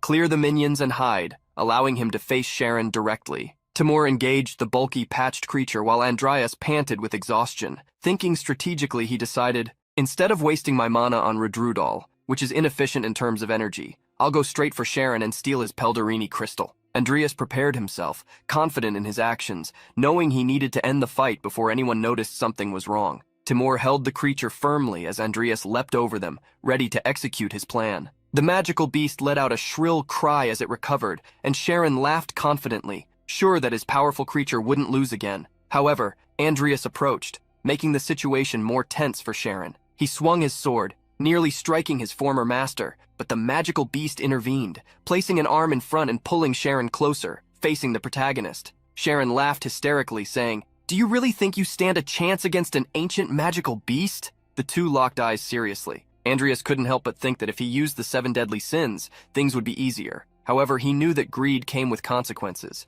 and sloth was still in cooldown, making the situation more complicated. He then decided to provoke his opponent, saying, "It seems you have a fondness for antiques. If you're dealing with an ancient magical beast, I have one too. Remember that giant arm from earlier?" Upon hearing this, Sharon's eyes widened in surprise. "Is it a giant? Where did he get something like that?" Sharon wondered. Andreas appeared confident, asserting, "Next time I'll make sure he crushes your head, old man, without mercy." The protagonist's idea was clear: provoke Sharon to destabilize him as much as possible. However, Sharon appeared calm and merely taunted Andreas to try and defeat him if he could. Suddenly, Andreas looked down, shocked. He had fallen into a magic circle drawn on the ground, which activated with an explosion, sending everything flying into the air. It was some kind of mysterious liquid. While Sharon laughed incessantly, several droplets of that liquid hovered in the air. However, none of it reached our protagonist, who was above the scene, standing in the sky, staring down at Sharon defiantly. How? Sharon thought, perplexed, as he saw Andreas land from his jump unharmed. Even Andreas seemed confused about what had happened. He looked at his hands thoughtfully. This is vampire blood magic? Andreas recalled his last encounter with the vampire Angela at the beginning of his journey, realizing that it must be the result of her bite. I understand now. Sharon was probably studying Angela's blood, thought the protagonist, feeling a bit desperate. Sharon, visibly flustered, asked, "How did you survive that high-level blood magic?" Understanding the situation, Andreas taunted his former master. Who knows? Maybe thanks to Angela Lucifer's gift. The revelation hit Sharon hard. Beads of tension dripped down his forehead. He exclaimed, "Don't tell me you let the vampire escape." Andreas laughed in satisfaction, finally having the chance to tell the truth. Oops, maybe you should have treated your student better. Fury consumed Sharon. His veins bulged, his eyes turned red, and he let out a scream of pure rage. The image of his rebellious disciple boiled his blood, but Andreas, unmoved, showed no fear. A powerful strike was delivered by Sharon, but Andreas dodged it skillfully. The impact struck the ground, sending debris flying everywhere. Sharon lunged forward, shouting, "How dare you! How dare you ruin my only chance in life again!" The magical beast, under Sharon's command, launched another attack at Andreas, who once again dodged masterfully. The protagonist's plan was working perfectly. He noticed that Timur was holding one of Sharon's creatures, while Nickel had managed to hide. Sensing this, Sharon shouted a silent command to the beast, ordering it to locate Nickel. The battle raged on furiously. Andreas struck with his sword, producing a golden glow. The attack was once again blocked by the magical beast. Meanwhile, Sharon, stunned, thought to himself that Andreas was far more skilled with a sword than he had anticipated. Strategically, Andreas positioned himself behind Sharon. When the old man realized his presence, Andreas's sword was already on its way. However, once again, his attack was thwarted by the relentless defense of the beast. The impact sent Andreas flying, causing a gush of blood to escape his mouth. Yet while Andreas lay on the ground, unaware, Nickel seized the distraction. With a precise and silent strike, he severed Sharon's hand holding the Pelderini crystal. Sharon's eyes widened in sheer despair as he realized his mutilated arm. Andreas, still lying on the ground with a bloody face, began to laugh as he heard Sharon's agonizing scream echo through the forest. The sound was so intense it shook the trees with the wind. With effort, Andreas rose, thanking, "Good job, Nickel." Meanwhile, Sharon held his mutilated arm, groaning in pain. He looked at the crystal lying on the ground. Desperation took over him. The magical beast roared, seeming to feel the loss of the crystal, alarming the old man even further. Cursing, Sharon shouted, "Damn it! The control of Kushane's is—" Without hesitation, Sharon leapt toward the crystal, trying to grab it with his other arm. He knew he couldn't be without that artifact. It was the only thing still keeping him in control of the situation. The shadow of the beast already signaled imminent danger. However, something unexpected happened, leaving Sharon paralyzed, and Andreas wide-eyed. In a brutal move, Sharon was pulled upside down. The beast sank its mouth into the ground, and blood gushed through the area. The creature had devoured half of the old professor, killing him instantly in front of the protagonist. The magical beast rose again, glaring directly at Andreas. He mentally commanded, "Nickel, please distract him. We need to retrieve the crystal." But what they didn't expect happened. The creature destroyed the object that controlled it, reducing it to pieces. "Damn," was the only word Andreas could utter at that moment. He and Nickel were unsure of what to do, watching as the remnants of the crystal were carried away by the wind. Both Timur and the creatures he fought paused for a moment, stunned, as the magical beast roared, preparing another attack. Opening its mouth wide, the creature unleashed a colossal projectile. Andreas shouted, "Dodge!" The attack exploded into flames, launching rocks and debris everywhere. He tried to shield himself with his sword, but soon felt a giant hand grab him, lifting him into the air. Desperation overtook the protagonist as the beast held him. With its other hand, the creature hurled Timur away, preventing him from getting closer. Andreas began to grunt in pain as the beast crushed him. However, at the critical moment, Vivian appeared, cutting the hand that held him. "Vivian!" Andreas shouted as he fell to the ground while she rushed to catch him. She ran against time and managed to hold him just before the impact of the fall became fatal. Her focus was on helping her friend, but the magical beast was already staring at her, ready to attack from behind. "Vivian, watch out!" shouted Andreas desperately. But before the creature could act, a trail was seen slicing through the beast, lifting a thick cloud of dust. Still on the ground, Andreas screamed, "Vivian!" as he tried to understand what had happened. Then he saw Timur was there, holding her. Despite being unconscious, Vivian was safe. Andreas felt a brief moment of relief but knew the battle was far from over. He activated his subdimensional space, withdrawing the Tiara of Greed. He intended to research the matter further before using it, but it was better than being killed there. As he placed the tiara, the system immediately notified, "Original sin detected, Greed. Do you wish to use it?" With conviction, Andreas responded, "I accept." Vivian began to slowly awaken, still dazed, but her eyes widened when she saw Andreas. She saw the fairy lord facing the wrath of the creature. However, as she got a closer look, Andreas's expression had completely changed. A manic smile appeared on his face, while his eyes glowed a deep red. The magical beast launched a direct attack, but Andreas dodged it instinctively, speaking with a different tone. "Filthy, ancient beast." He sliced the creature's attack in half and declared, "I'll turn you into a revenant and make you my slave." Consumed by the spirit of greed, he let out a chilling grin. With unimaginable force, he swung his sword. The blade struck the beast's flesh, creating a dazzling impact and forcing the creature to recoil. He landed on the ground swiftly, analyzing the situation, an absolute defense that only reacts to perceived attacks.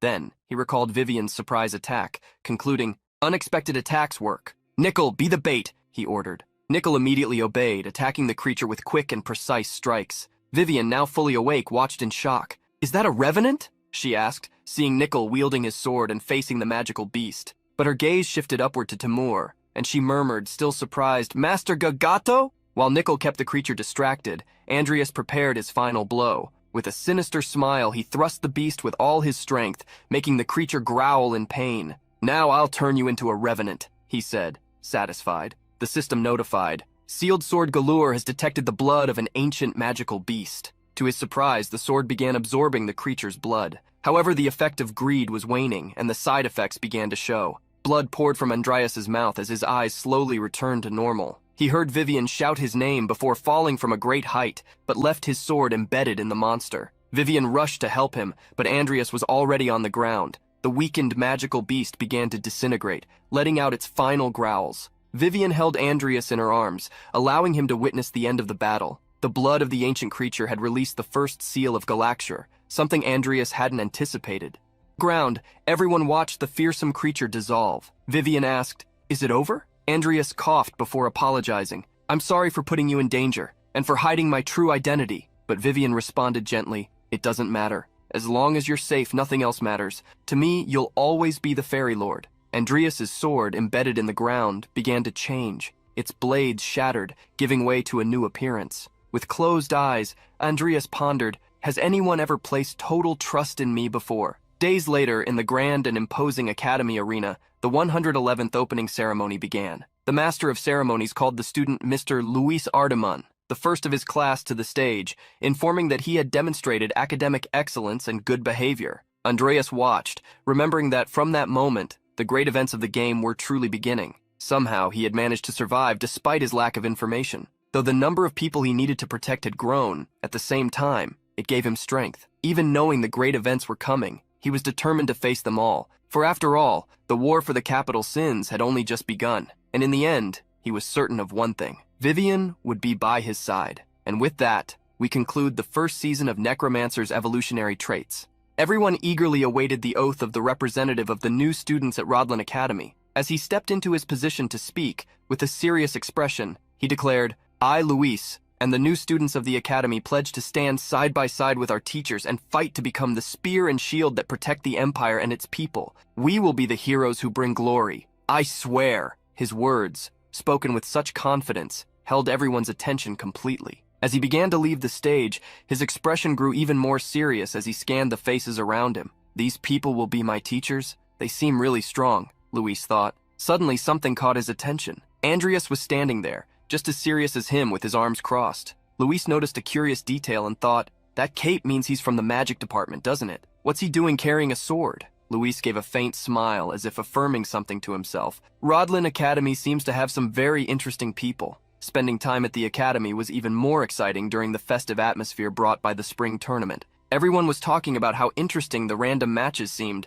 regardless of the department they belonged to. As Luis walked through the arena, he overheard a student talking to another. "Hey, you there. Don't get too excited just because we don't have classes. We're only first years now, so it's fine. But next year it'll be our turn." As newcomers, they could only watch without any worries, which was seen as a great opportunity to learn and gain experience for the following years. At this moment, Luis thought to himself, "Watching must be great because you can see all kinds of skills and techniques, not to mention the magic department's participation as well." Lost in thought, Luis accidentally bumped into another student, spilling the coffee the student was carrying. "Damn it!" shouted the student, visibly irritated, veins bulging on his face. Luis immediately tried to apologize, explaining that he hadn't been paying attention, but he was abruptly interrupted. He barely had time to react when he saw the reflection of a fist coming toward him. "Got eyes for what, huh?" mocked the student as he threw a straight punch. Luis tried to block with his hands, but the force was so great that he was thrown against the table where Diana was sitting. The impact was strong enough to knock over her coffee mug as well. With a satisfied expression and tension filling the air,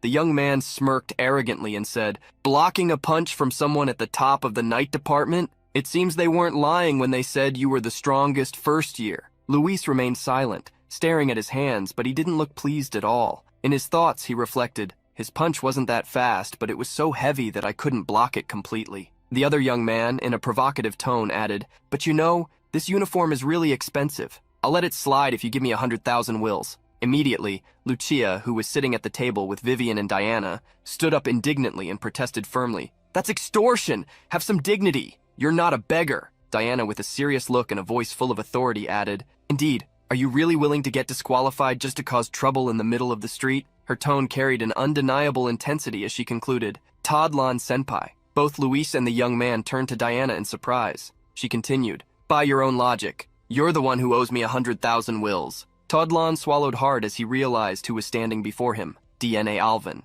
Diana then raised her arm, showing her uniform completely soaked in coffee, and pointed at him. Look at the state of my uniform. Unable to argue, Tadlon immediately turned to leave, muttering that Luis had just been lucky this time. Ah, thank you so much for helping me, Luis said, a bit embarrassed by the situation. Diana replied simply, it was nothing. Meanwhile, Lucia, with a slightly flushed smile, commented excitedly, oh, you're the first-year representative, aren't you? Luis flashed a broad smile and confirmed, that's right, Luis Artman. Nice to meet you. The girls began introducing themselves and chatting about Luis's bad luck in getting into trouble so early in the school year. Meanwhile, Vivian remained silent, calmly sipping her coffee. Still a bit embarrassed, Luis heard Diana say, it's fine. After all, that guy's at the top of the night department. Suddenly, Vivian stood up and announced she was leaving, which caught Luis a little off guard. Andreas's match is about to start, she said, her face slightly flushed just at the thought. Oh, you're one of the experienced students from the night department. Nice to meet you, Luis said,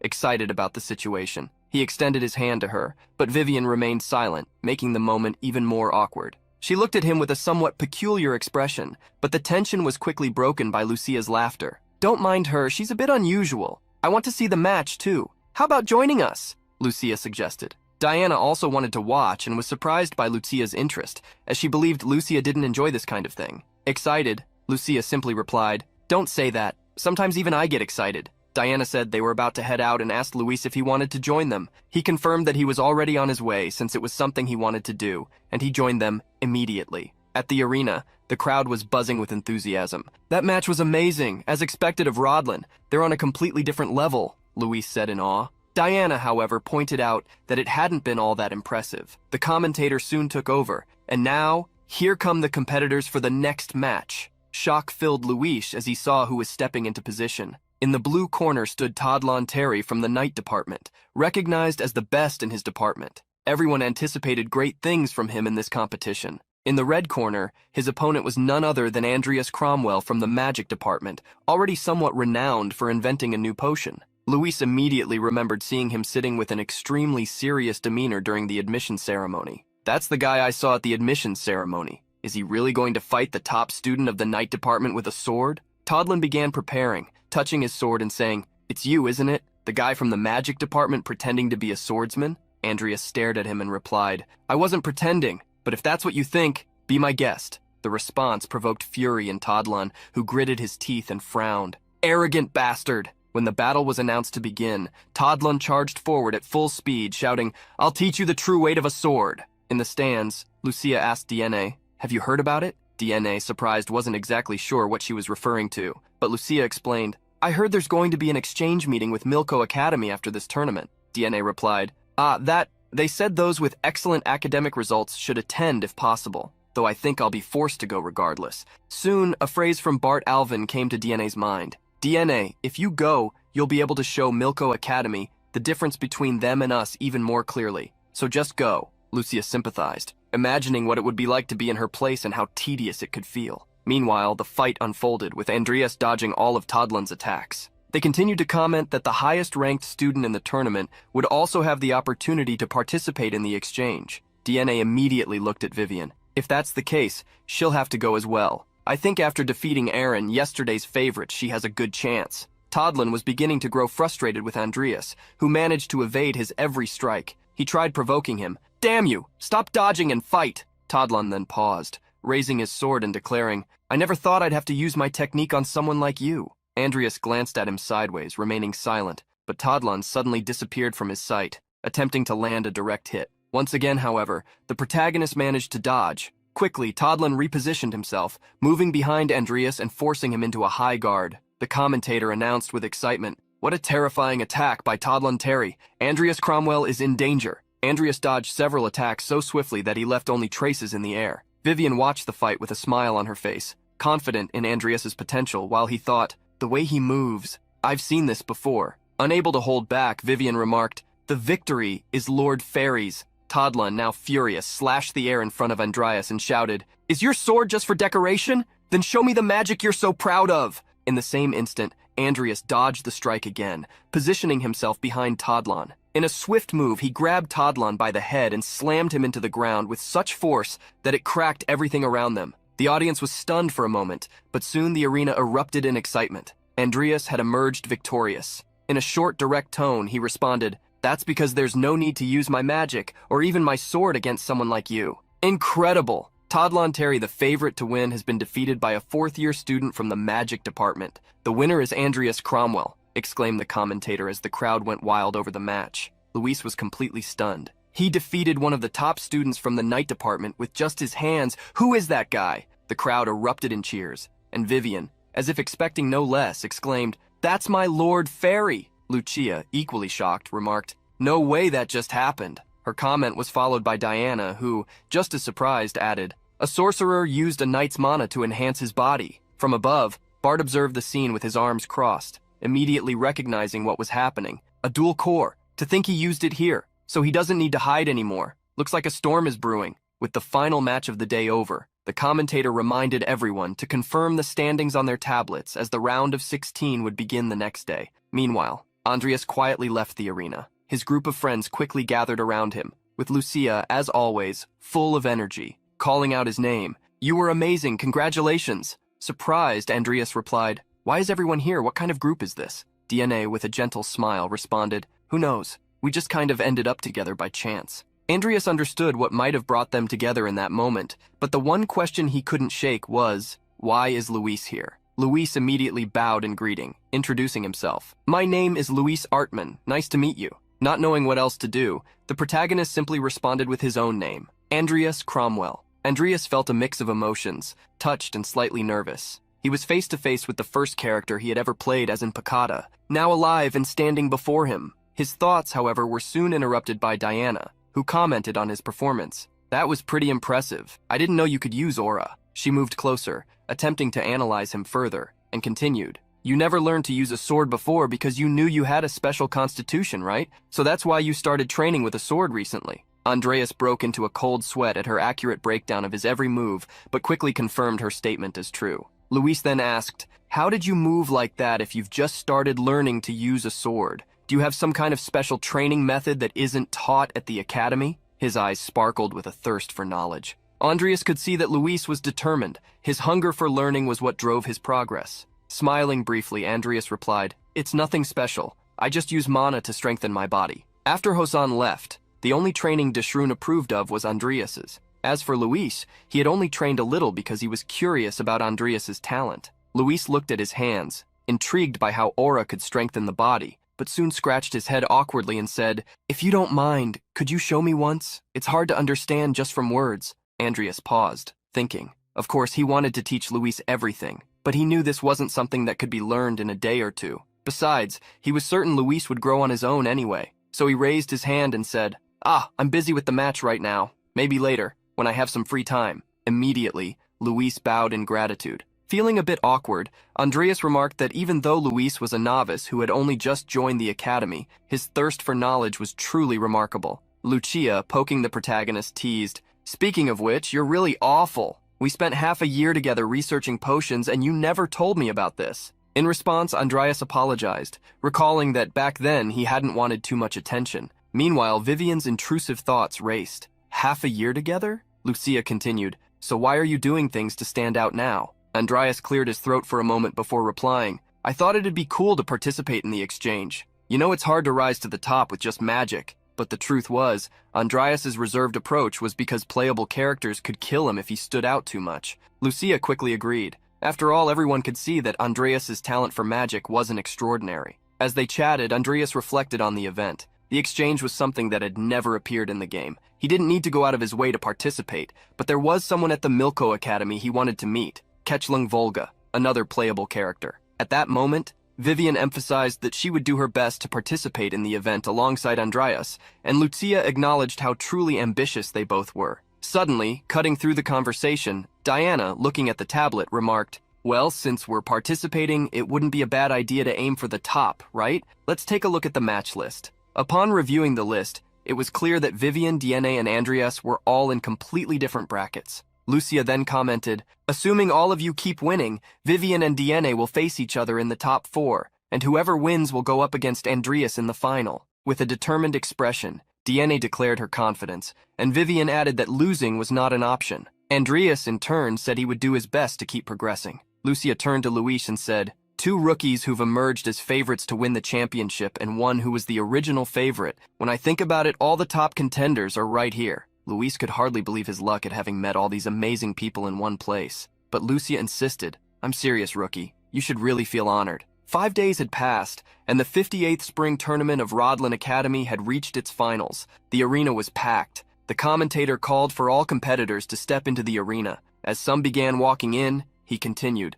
"There have been many surprises in this year's tournament, but the most spectacular is this person making it to the finals. From the 4th year of the Magic Department, student Andreas Cromwell." Andreas took his position, wearing a confident expression. As another person approached, the commentator continued, "Facing him is someone who defeated Vivian Belkin and became an unexpected finalist. From the 4th year of the Magic Department, DNA Alvin. This is the first time in 12 years that we've had a final where both competitors are from the same department." In the audience, Vivian blushed. She called Andreas Lord Fairy and urged him to do his best. This caught the attention of Lucia, who was standing beside her. "She seems like a completely different person compared to when she's fighting." The crowd's attention turned to the arena as the announcement came that the match was about to begin, sending everyone into a frenzy. DNA and Andreas stood face to face when she spoke. "Sorry, but I'm not handing the champion's title over to you, Andreas." With a smile, he replied, "Then you'd better come at me with everything from the start." As soon as the match began, DNA raised her hands, igniting 2 intense flames in them. Her steady gaze radiated complete confidence as she said, "As you wish. I'll end this quickly." The audience gasped as the small flames intensified and multiplied. Andreas placed his hand on his sword, ready to unsheath it, certain he was going to enjoy himself. Without hesitation, he charged at DNA. DNA immediately directed the flames toward Andreas, causing explosions at different intervals. However, he skillfully dodged each one, drawing closer and closer. She then launched a fireball that seemed impossible to avoid due to their proximity, but Andreas split it in half with his sword. "What?" DNA exclaimed, her eyes wide in disbelief at what he had just done. In a swift movement, Andreas struck the spot where she had been standing, but suddenly a shimmering purple glow appeared, causing his strike to hit nothing but air. Andreas hadn't anticipated this. Though silent, his surprise was evident. She can already use spatial magic?" DNA had teleported behind him, repositioning herself in the battle. Andreas gave a radiant smile. "This exceeds my expectations." As DNA landed on the ground, she could only think, "What is with that monstrous speed?" Andreas, steadying his sword, turned to look at her from the side and said, "More. Entertain me more, DNA." Fear gripped the girl as she realized he was enjoying the fight. Her expression shifted and she thought, "He's saying he's not afraid of me?" Clenching her teeth in fury, she raised her hands high, channeling even more mana into her magic and shouted, "You annoying brat, don't underestimate me." In the audience, everyone was astonished. Lucia commented, "What incredible mana power! DNA is far beyond the level of a student, isn't she?" Vivian agreed, believing that DNA was truly strong.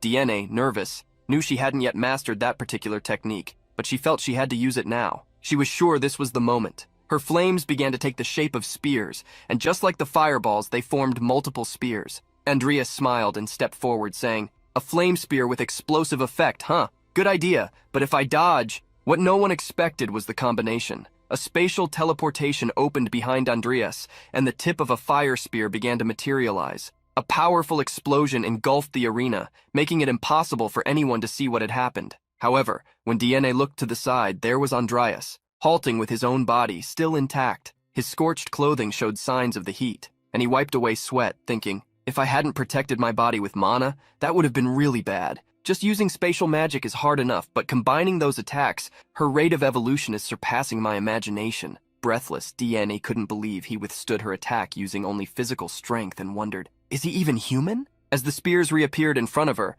Andreas smiled. Watching these playable characters grow is exciting. Soon another explosion consumed the arena and no one could see anything. "Even Andreas being hit by that is..." Lucia exclaimed, surprised. Her face, however, showed fear as she noticed the murderous expression and intent on Vivian's face. The dust was still thick, and DNA began to laugh, certain she had succeeded. With a confident smile, DNA declared, "My victory is mine." But before she could finish her sentence, a deep cut was made in the ground and she quickly dodged. Upon seeing the depth of the cut, she thought, "The arena that Dad personally repaired and reinforced after it broke 5 days ago is..." Andreas approached as he said, "You showed me something great. Thank you. Now let me show you something interesting as well." A dark energy began to surround him as he walked and explained, "First, wrap your sword with aura, and then, by repositioning the aura's mana, apply a spell to it. Look at what you can do with this." You can invoke a spell using aura instead of magic. This is my own method, combining sword and magic. The screams could be heard from outside the arena. Inside, the entire atmosphere was suffused with uncontrollable black energy emanating from Andreas. Diene had raised a shield in an attempt to block his advance, but it required immense strength from her. Andreas gripped his sword firmly, still surrounded by crystalline blackness. Diene looked at her cloak and realized she had been hit.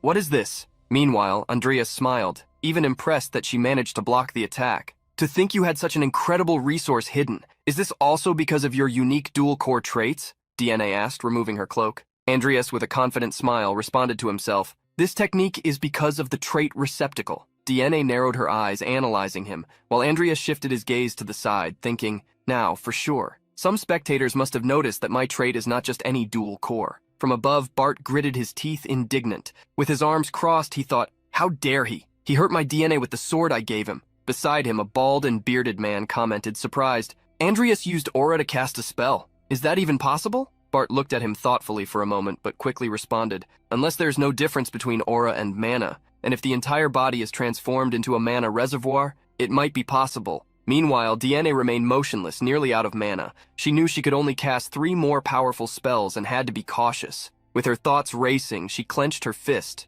reflecting, I need to be careful of that strange fire on his sword and short-range physical attacks. My chances aren't good in close combat, so I must dodge and land a decisive strike. Noticing she wasn't making a move, Andreas teased, what are you thinking so much about in the middle of a match? With a smile, she replied, in a path to victory. Andreas smiled and advanced toward her, leaping with his sword imbued with black aura, declaring, it's the same for me then. Upon landing, he delivered a slash that left black trails in the environment, but Diene managed to dodge using spatial teleportation. This took Andreas by surprise. Following that, Diene's cloak revealed a magic circle that instantly activated. Damn it, thought Andreas, retreating from a massive explosion caused by the circle. Diene didn't waste any time. She was already prepared with a power activated in her hands. Andreas charged again, wielding his sword, but she teleported to another location, positioning herself behind him. Raising her hands, Diene caused several sparks of lightning to leap from her fingers. Lightning serpents, she shouted, directing the power toward the ground. The attack traveled along the ground, forming an electric serpent. Andreas smiled confidently. Lightning magic doesn't work on me. You forgot that my strongest element is earth. He moved his hands and created a shield of earth to block the attack. However, suddenly, the shield shattered into pieces, leaving Andreas completely stunned. I messed up, he thought. I couldn't fully conjure the earth shield. Andreas was hit directly and began to be electrocuted. He had to focus intensely to maintain both his physical and magical enhancements, but the attack left him vulnerable. Diene, with a satisfied smile, began to laugh. You dropped your guard, didn't you, Andreas? She started preparing a fire spell. Andreas, still feeling the pain from the shock and watching the fire approach, thought, damn, am I going to lose this easily? Diene clenched her fists and grinned. I won! The entire arena erupted in cheers of celebration, something never seen before. Outside, the excitement from the match was palpable. The match had been concluded. Intelligently, Diene pushed Andreas out of the arena, securing her victory. She was exhausted, while Andreas, kneeling on the ground, supported himself only with his sword. Though he had enough strength to knock her out, Diene chose to ensure her victory. Andreas smiled gently, thinking it had been a good decision. It seems the experience on the snowy mountain truly left its mark on her. Diene, a bit embarrassed and sweating from the intensity of the fight, smiled as she heard the commentator announce her as the champion of the 58th Rodlin Academy Spring Tournament. Soon, everyone gathered on the podium. Diene held the trophy for first place, followed by Andreas and Vivian. As the second place prize, Andreas received a full scholarship, while Diene, in addition to the scholarship, received an elixir that increased her mana pool. Vivian received a scholarship to complete her final year at the academy. After some time, Andreas set up a small potion lab. Looking around, he commented with satisfaction, it's a bit smaller than Karen's lab, but I think it's quite usable. Besides, it's safe. This makes repairing my undead much easier. This new construction was made possible thanks to the savings accumulated from the tournament prize. Andreas was rich, with 9 billion ones even after covering all expenses. While reviewing the payments on his tablet, he muttered, I prefer the mana elixir over the scholarship. It seems Diene is going to get even stronger. He reflected on the trait of the receptacle of original sin, which significantly boosted his mana capacity.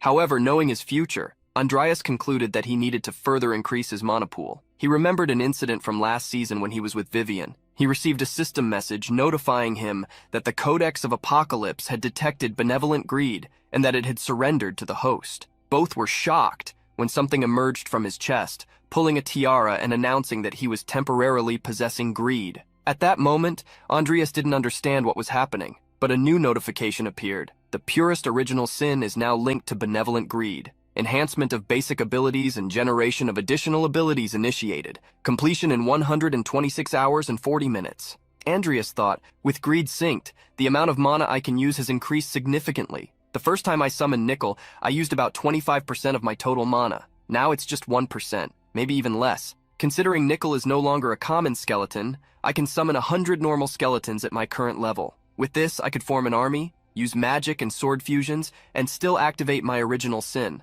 With specifications like these, I probably don't need to worry about future scenarios. The only thing that bothers me is that my intervention altered the timeline, triggering an exchange meeting that wasn't part of the game due to Karen's death. On his tablet, a news article about a black mage posing as a professor caught his attention. Karen Dipren had conducted black magic rituals on Academy students, and the discovery shocked everyone. Setting the tablet aside, Andreas thought, the most important thing isn't the fact that it changed, but why and by whom. Even if the scenario changes, it's me who has all the information. If it's me, I can lead this to a successful conclusion. Later, Lucia's face flushed when she noticed Andreas was in the same class as her. You're a professional slacker, but you always show up for potion classes, he remarked. Lucia's humility was far from present. It's because the professors want geniuses like me to be here. She leaned closer to his table and asked if he had time after class. I'm working on a new potion and could use your help, she said, sitting beside him. Andreas glanced at her with a sly smile. Help with what? She replied,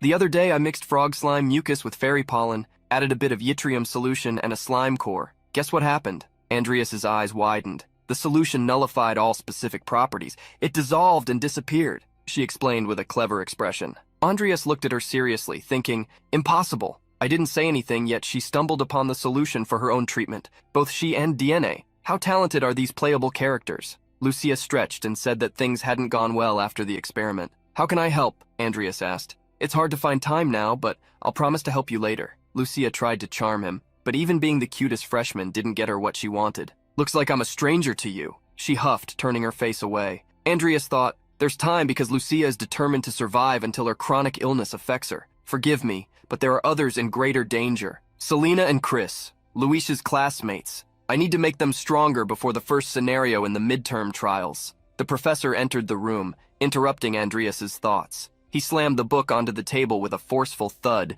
greeting the students. Good morning, everyone. I'll be in charge of the potion mixing and creation class. My name is Kyler Schutzman. The middle-aged man had brown hair and deep, pronounced lines on his face. With a sadistic smile, he concluded, It's a pleasure to meet all these young minds. Andreas froze upon recognizing him. That professor was the first boss of that scenario, the professor said while showing the class a pipette containing a bubbling red liquid. As you can see, when this Platris potion is mixed with kale refined water, a red sediment and black bubbles are formed. Andreas watched, but his thoughts were elsewhere, on Selena and Chris. Could I find them at the night training field? He was confident they would be training hard to catch up to Luis. The professor looked at our protagonist in a strange way, prompting Andreas to think, he must already know I'm a black mage thanks to that mess with Sloth, and yet he doesn't seem particularly interested in me. The professor turned back to the board, facing away from the students. When the classes ended, Kyler was alone in the room. He took out a mirror and said, I have a matter I'd like to discuss with you, Master Jester.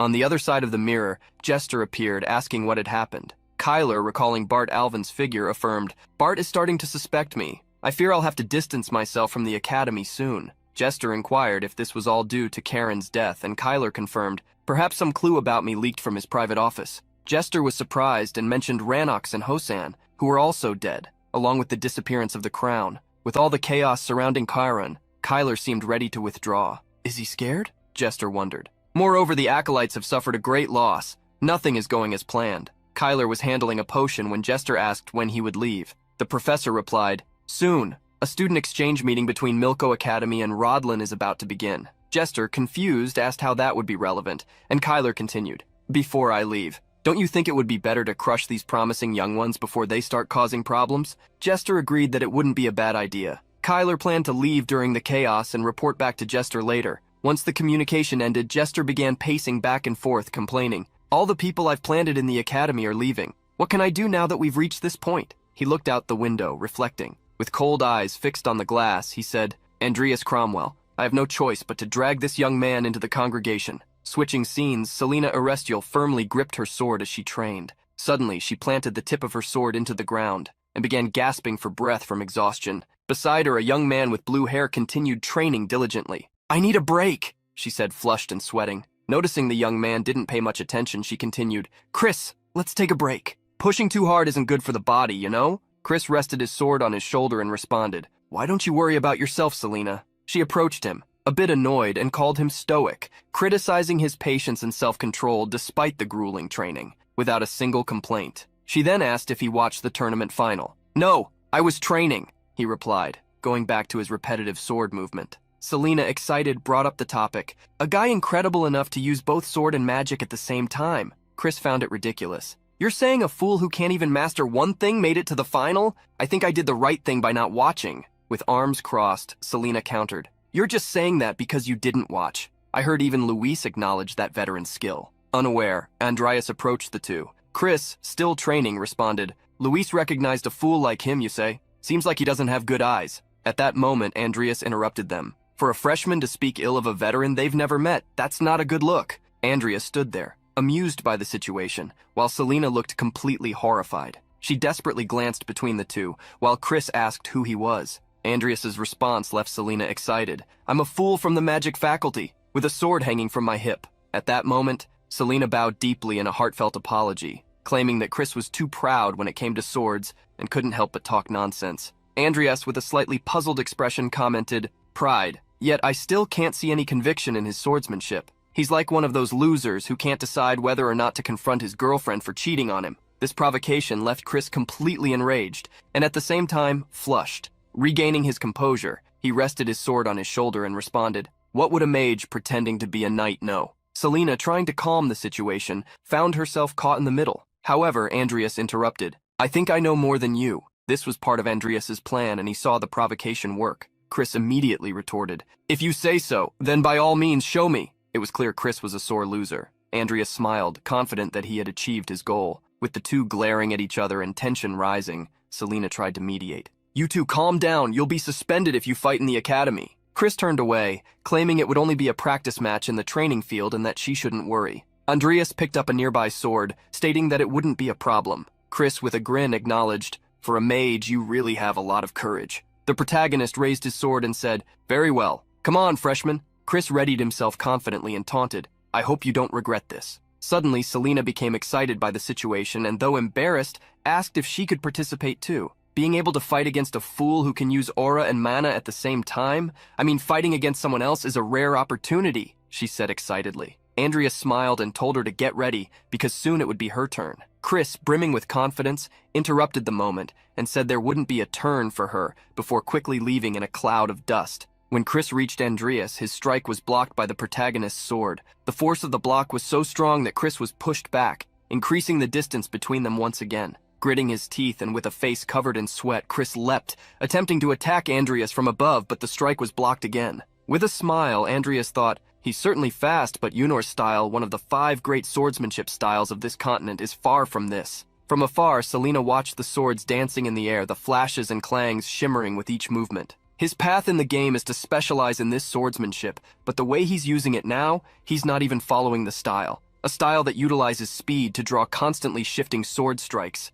thought Andreas, continuing to fight Chris. Andreas seized the opening, evading Chris and positioning himself to kick. The kick landed squarely on Chris's ribs, sending the young freshman rolling away from the impact. Watching Chris get back up and wipe himself down, Andreas analyzed his movements. He tried to do too many things at once, but rushed to beat Luis, making his movements chaotic. Andreas decided to take the opportunity to guide Chris. Firmly gripping his sword, a blue aura began to glow along the blade. Raising it in front of him, he said, "Stop fooling around and give it your best, Chris." The freshman gritted his teeth in anger. Positioning his sword, he shouted, "Those words! I'll make you regret saying them!" It was then that he used his swordsmanship in the Oinor style. Like a howl of blades, Chris advanced towards Andreas with remarkable speed. His sword danced around him as if it were 1,000 blades. The impact caused a loud crash, but it soon became clear that Andreas had delivered a blow that shattered Chris's sword. Even stunned, Chris had to hear Andreas's words. "You call that swordsmanship in the Unor style? Do you really think you can grow strong just by choosing the best of everything?"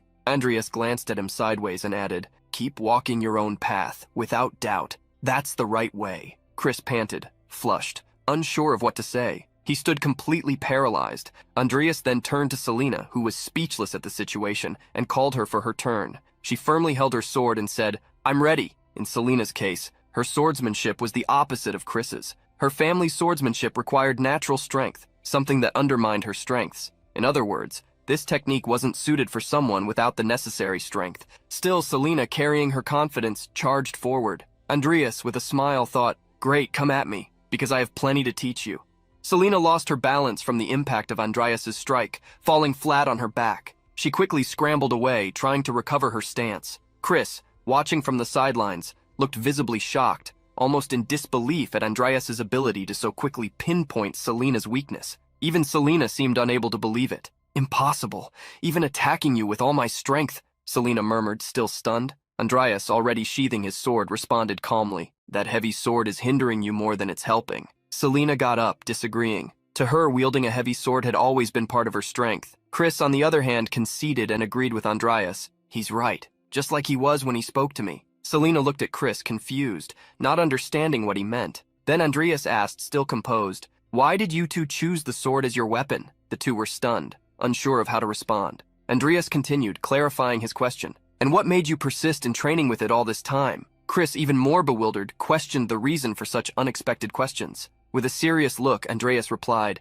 "I chose the sword to survive." Those words hung heavy in the air, leaving Selena and Chris surprised and silent, reflecting on the deep meaning of Andreas's revelation. Andreas explained, "As a mage, I have to admit I'm a disappointment. I have no real talent for magic, you see. Because of certain events, I came very close to meeting my end. Since then, the sword became my only guarantee of survival. And now you two, who've dedicated half your lives to the sword, were defeated by me. Do you know what that means?" The two remained silent, but Selena ventured a guess. "A difference in talent?" Andreas shook his head and corrected her immediately. "No, it means you still don't understand the true purpose of your swords. Do you wield a sword just to defeat someone? Or is it pure pride even if it doesn't suit you?" Chris reflected deeply on those words, recalling how he had always wanted to surpass Luis. Selena, on the other hand, thought about how much she sought her family's recognition. Noticing the impact of his words, Andreas continued, "I wield the sword because it's my way of staying alive. And you? Why do you wield yours?" He began to walk away, but before leaving he added,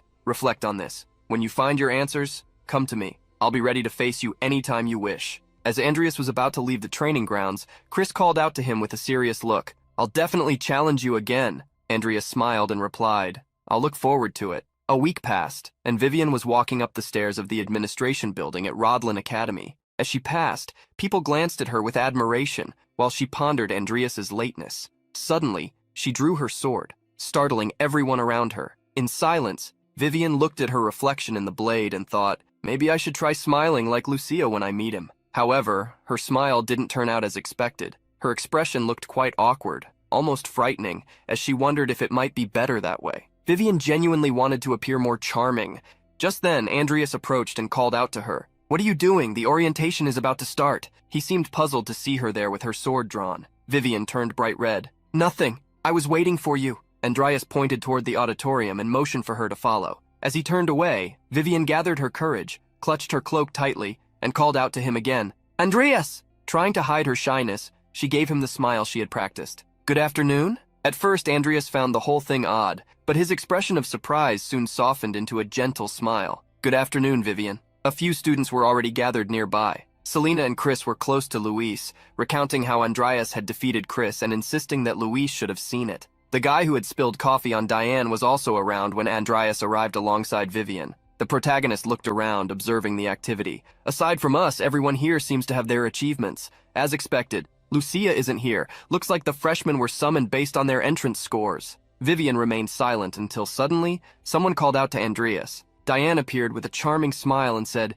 "Did you come with Vivian?" Andreas nodded. "Yes, I found her outside." He quickly added, "It seems the students from Milko Academy haven't arrived yet." Flustered, Vivian murmured a timid, "Good afternoon," while Diane explained, "Well, it's part of an agreement between the two academies. I'm sure they'll be here soon." Suddenly, a group of people entered the hall, dressed in styles and colors completely different from the other students. At the front of the line, a burly and confident young man loudly declared, "Rodlin certainly has plenty of cuties. Long time no see, Diane. When are you going to become my wife?" The young man, wearing a provocative grin, was Grace Mayon, the deputy of the director of Milko Academy. Diane immediately picked up on his arrogant tone and didn't hesitate to respond. What an arrogant attitude. And besides, stop acting like you know me. Don't talk to me, you're disgusting. To emphasize her disdain, she made a face as if she were about to vomit. Grace became irritated and retorted, "You'll never find a man with that attitude." Curious, Vivian quietly asked Diane, "Are you getting married?" Diane, looking like a startled cat, quickly replied, "No,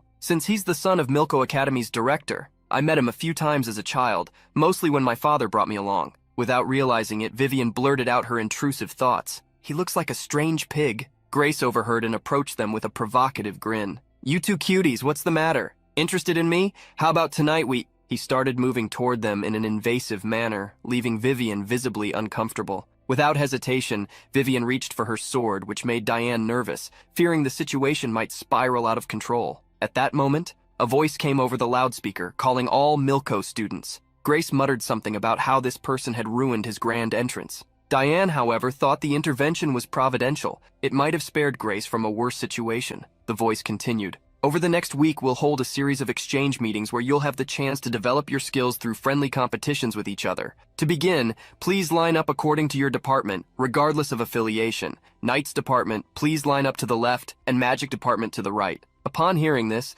Vivian made a disappointed face and commented, "I wanted us to stay together." Her remark made Andreas blush, though he tried to hide it with a restrained smile. The next day, the exchange meeting, an event Andreas had never heard of, officially began. A professor manipulated a magic circle while explaining, "If we apply a reverse spell to rotation-based spells, the result is this." A swirl of vibrant colors appeared above the table, forming something resembling a spinning globe adorned with arcane symbols. The professor continued, "Now everyone, try drawing this magic circle yourselves." He watched the students expectantly. Andreas paid close attention, patiently observing as he thought, "Magic circles, that means this is an area where Kechlung specializes." Curious, Andreas glanced at a student in a red cloak beside him. Kechlung Volga was a mage renowned for his mastery of support magic and magical circles. Without realizing it, Andreas stared at him intently, making Kechlung slightly uncomfortable. "Huh, is something wrong?" Kechlung asked a bit awkwardly. Caught off guard, Andreas quickly replied, "Ah, I'm Andreas Cromwell. Let's get along this week." They exchanged a cordial handshake, and Kechlung introduced himself, establishing a friendly atmosphere between them. Andreas looked over at Diane, seated at a desk a few rows below, and thought, "With the stage set, it seems I can already foresee a rivalry between Kechlung and Diane. Both are renowned geniuses. Maybe they'll even inspire each other with their magic. Wait a second. If it's about inspiration, maybe I can provide some for them myself. I may not have natural talent for magic, but that doesn't mean I don't know how to create magical circles." With that thought, Andreas began sketching something in his notebook, an air of determination surrounding him. He muttered to himself, "I've played this game countless times and drawn all kinds of magical circles. I'm confident no one knows more about this topic than I do. Plus, I've got so many ideas in mind." His drawing was nearly complete when he paused to reflect, resting his hand on his chin. "But it wouldn't be very impactful if I just reversed the rotation. I want to show something different, a type of inversion they've never seen before. It's a bit tricky, but maybe I should try something related to life."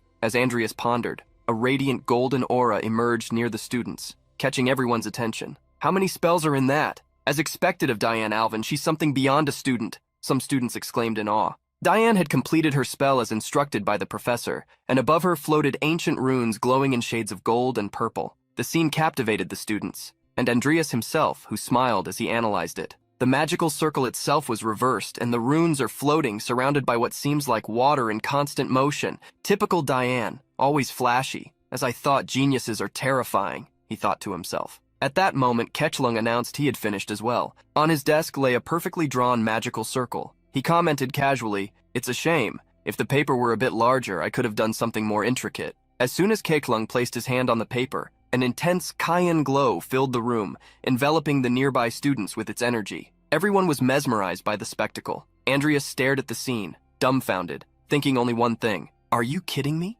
The professor was astonished, his eyes wide at the display. Kechlung, still calm and humble, explained, "This is an illusory magic circle created using rotation and inversion. Its duration is short, so everything will return to normal soon." As the students experienced the sensation of being upside down in a distorted environment, Andreas stood there, jaw dropped. Kechlung was even more brilliant than he had imagined. When everything returned to normal, Kechlung raised his hand and commented, "It seems more research is needed to make it last longer." Diane, impressed, looked at him and said, "That was truly amazing." Kechlung, a bit bashful, thanked her and added, Yours was enchanting as well.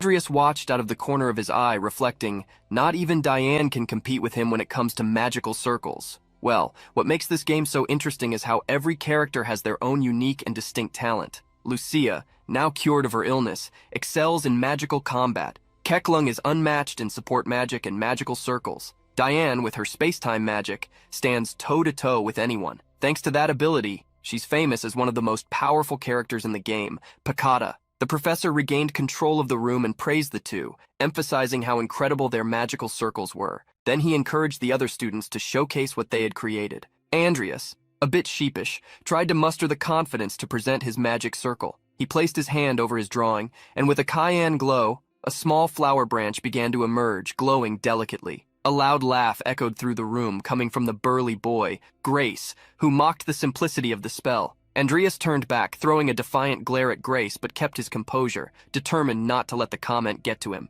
"Hey, everyone! Look at what he did. Where's the rotation and inversion? And that flower you created is so pitiful it hasn't even bloomed," Grace said, laughing and ridiculing the protagonist. The burly boy even stroked his chin, adopting a mocking tone. "How strange. How can an idiot like this even be part of this exchange program?" Andreas took a deep breath, irritated by Grace's taunts. Without a word, he thought, when I played as Ketchlung, Grace was always picking fights. Since everyone avoided him, he never had any followers. Even so, he's far too annoying to ignore. Ketchlung, on the other hand, was genuinely intrigued and commented excitedly, "That's a type of magic I've never seen before." Grace, attempting to provoke further, retorted, "Huh? Are you blind? Anyone can see it's just some mundane flower." Diane, visibly annoyed, stood up and shouted, "You're the one who should take a closer look. Not that you'd have the capacity to understand the form or type of spell being used there anyway." Andreas frowned slightly, realizing he might need to reach the same level of understanding as Diane and Ketchlung to fully grasp how that magic circle worked.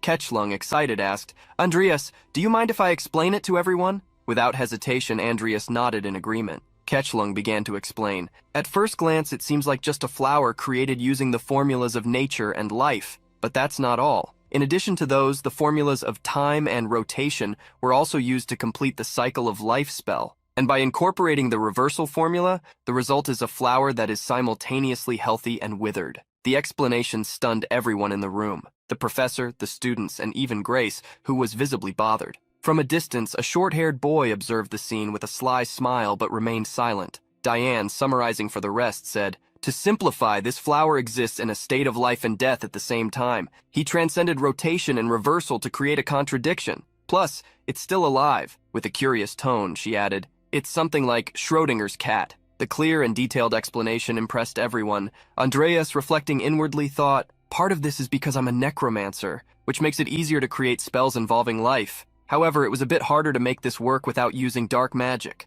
Keklung, increasingly intrigued, leaned in closer and remarked, "The more I look at this, the more I want to study it." Andreas, smiling, replied, "This is the result of me thinking a lot about how to incorporate a contradiction into it." Diane, crossing her arms, turned to Grace and said, "By the way, Maeyun, you must have something spectacular to show us, right?" Grace, not hesitating, placed his hands on his animated magic circle. "Of course! It'll be something unparalleled for all of you." The circle began to glow high above, resembling an atom, with runes chaotically swirling around it. However, the students grew uneasy. "This is bad," one of them murmured, noticing the instability of the circle. Grace, sweating profusely, tried to stay calm, thinking to himself, It's fine. I hope no one notices." Diane, losing patience, observed, "What is this? All you did was copy my magic circle." Grace, irritated, shouted, "What? Do you have proof that I copied you?" Unfazed, Diane continued, "Apart from the elemental formula, the composition is exactly the same as what I made. Oh, and it looks like you used the wrong levitation formula. Let me guess, were you too far away to copy it correctly?" Grace shot up in a burst of anger. "That doesn't make sense!" His frustration only made the circle even more unstable. Suddenly he screamed in panic, "Fire, fire, somebody help me!" Diane, narrowing her eyes and furrowing her brows slightly, remarked with disdain, "This guy is hopeless, honestly." She then created a small magic circle above Grace's head and gave it a light tap, stabilizing the magic. Grace, furious, snapped, Diane, you must have tampered with my formula!" The situation started spiraling out of control. The professor tried to calm the room, calling for silence, but it was too late. Grace raised his hand, conjuring a fireball in pure rage. How dare you make a fool of me?" His face was red, drenched in sweat, leaving the other students visibly frightened. At that moment, a dark aura began emanating from Andreas. His eyes turned intense and piercing as he spoke in a firm and chilling tone. "Lower that hand, unless you want to lose it." Keklung watched him, surprised and slightly alarmed, while Grace froze, thinking, "Am I going to die?" Andreas took a deep breath, maintaining his composure, and explained calmly but firmly, "Stay out of trouble during this exchange. And by the way, even after you return to Milko, stop playing the bully and behave yourself." Grace swallowed hard, visibly seething with anger but also trembling with fear. Cold sweat ran down his face as he bit his lip, unable to contain himself. Muttering curses under his breath, he stood up and stormed out, slamming the door behind him. The room fell silent for a few moments as everyone processed what had just happened. At that moment, Andreas thought, "No way this idiot will behave after just this. I'll have to teach him a lesson later in another way." Suddenly, the man who had been suspiciously observing the room stood up and informed the professor that he would go after Grace. This made Andreas wary. "That guy, he seems very familiar." Meanwhile, outside, Grace was venting his anger. "Damn it! Damn it! Damn it all! It's all their fault! They made a fool of me! I swear I'll get rid of them! I'll finish them off! This is pissing me off so much!" He raged, pacing back and forth. At that moment, the other student appeared behind him, calling his name. Startled, Grace turned quickly and stammered, "It was all just a misunderstanding, you see." The young man, scratching his head, replied, "I think you've got me confused with someone else." Grace, still confused, asked, "Who are you?" The young man introduced himself. "I'm Antonio Holt, a student set to graduate this year from Rodlin. I'm the personal apprentice of Professor Kyler, specializing in potion crafting. Earlier I noticed you were being humiliated by my disrespectful juniors, so I came to show you something that might help." Antonio glanced around, ensuring they were in a secure location. He then pulled a potion from his cloak and continued. "My professor created a potion that temporarily enhances physical strength and mana. However, there are some side effects, such as temporary loss of taste. To address this, he's currently seeking volunteers to test it." Antonio handed the potion to Grace, who immediately asked, "If it's so good, why hasn't it been commercialized yet?" With a suspicious and intense look, Antonio replied, "Please try it. I'm certain you'll easily overpower the juniors I mentioned earlier." Grace, driven by curiosity and a thirst for revenge, recalled Diane and Andreas. With a sinister smile, he drank the potion without hesitation. "You're drinking it that quickly?" Antonio exclaimed. Grace began coughing repeatedly as Antonio asked in an almost theatrical tone, "So, how do you feel?" Grace's veins started to bulge, and his expression darkened, filled with rage. His mana visibly overflowed. As a display of power, he conjured a fireball far more potent than before, radiating an intense heat in his hands. Grace's physical vigor seemed to pulse through his movements. He aimed the fireball skyward, releasing it at an astonishing speed. Antonio, in an admiring tone, remarked, "Wow, how incredible! With this, you'll easily defeat anyone." But for Grace,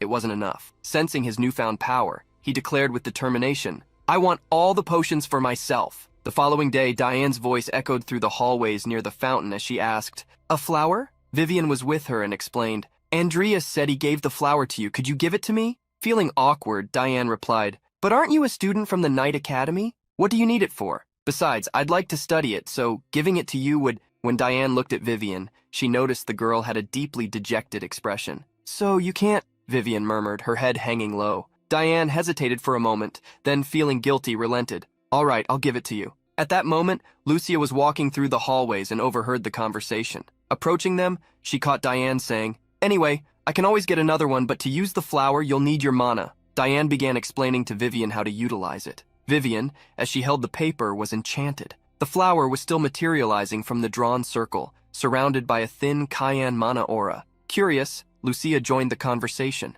"Oh, is this that flower everyone's been talking about?" Getting closer, she began observing the flower carefully. "The contradiction was created by that seaweed head?" she teased playfully. Diane seized the opportunity to ask, "Are you heading somewhere?" Lucia explained that her classes had ended and she was on her way to the laboratory, but decided to stop to examine the flower. "It seems like something's missing. Right there, doesn't that part look a bit crooked?" Quickly, Lucia pulled out a pen from her bag, a confident smile on her face. "I feel like something's intentionally hidden. I'll make some adjustments." Diane and Vivian, intrigued, watched closely. "Now let's add a flow spell," Lucia announced as everyone waited in anticipation. Suddenly, a spectacular glow shimmered through the area and multiple flowers began to bloom, forming a magical garden. Diane was stunned. Even though she had already suspected a dual magic circle was involved, out of nowhere a man appeared, kneeling to pick one of the flowers as he remarked, "So this is the rumored magic circle. What a splendid innovation, to express such a contradiction using only basic spells."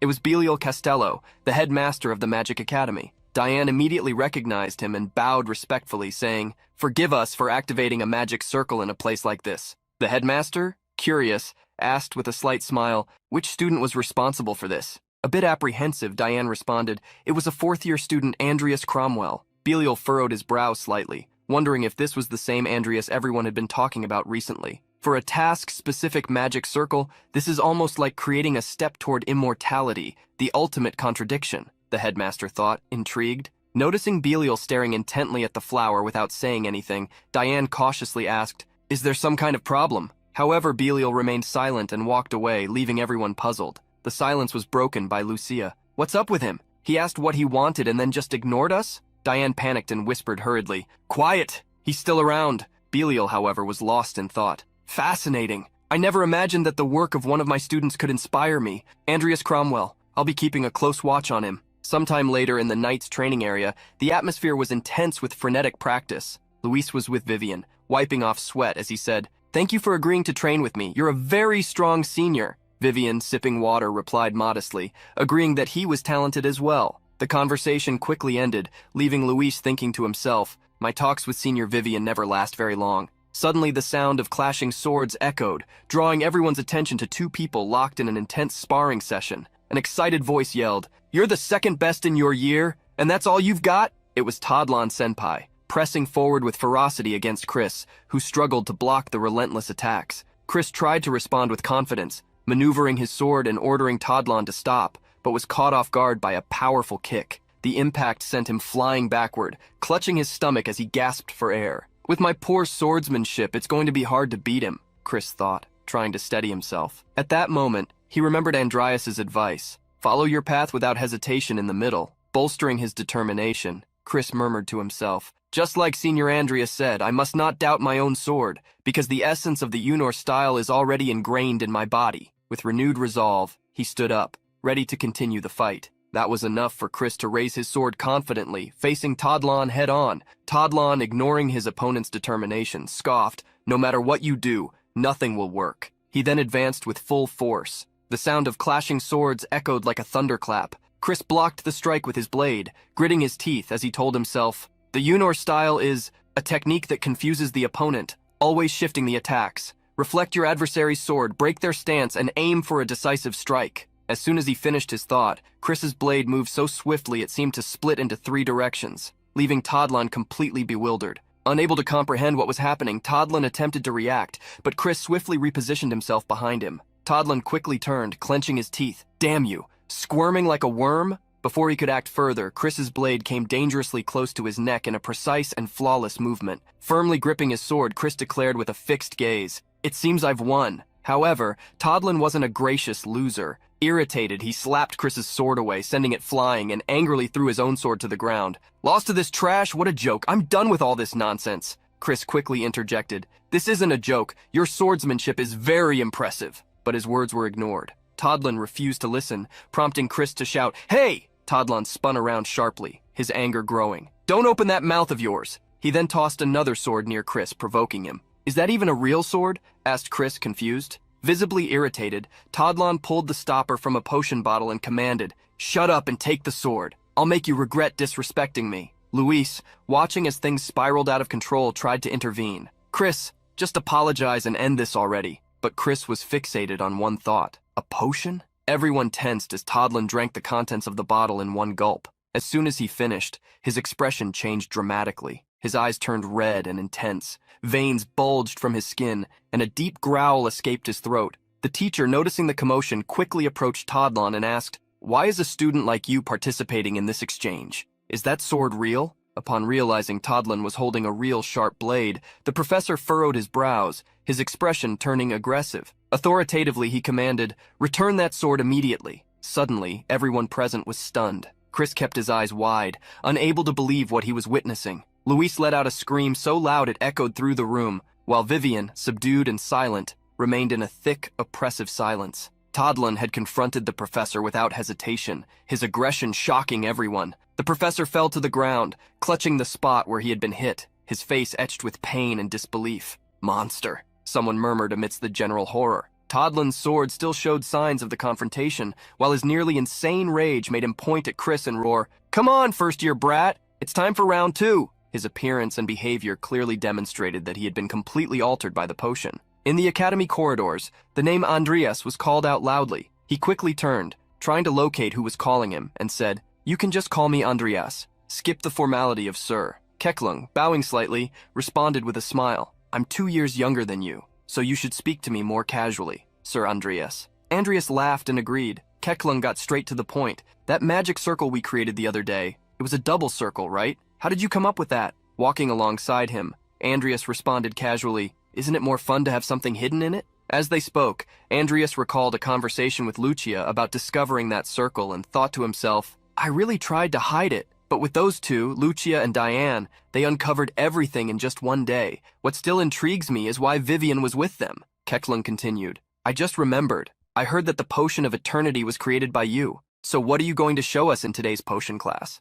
Discreetly smiling, Andreas replied, "I plan to make something more subtle. I can't reveal my tools to the whole class, can I?" The truth was, he wanted to avoid drawing attention, especially in front of Kyler. Suddenly, a loud roar interrupted the conversation. The explosion lifted debris and dust, leaving both in shock. As the dust began to settle, they saw Diane standing with a mana shield, her cold gaze fixed on what emerged in front of her. "It's a monster!" Someone screamed upon seeing a grotesque hand gripping the wall. From the dust, Grace emerged, completely consumed by the potion's effects. His body was distorted, and he growled in a guttural voice, "Diane, how dare you deceive me like this?" Andreas's eyes widened as he recognized Grace, now unrecognizable. Beside him, Keklung, sweating profusely, murmured, "It's Mayon." The two continued to glare at each other. Grace's body grew larger, his grotesque and inhuman form becoming more monstrous. His eyes, consumed by an unsettling blackness, reflected the side effects of the potion created by Professor Kyler. With a distorted voice, Grace shouted at Diane,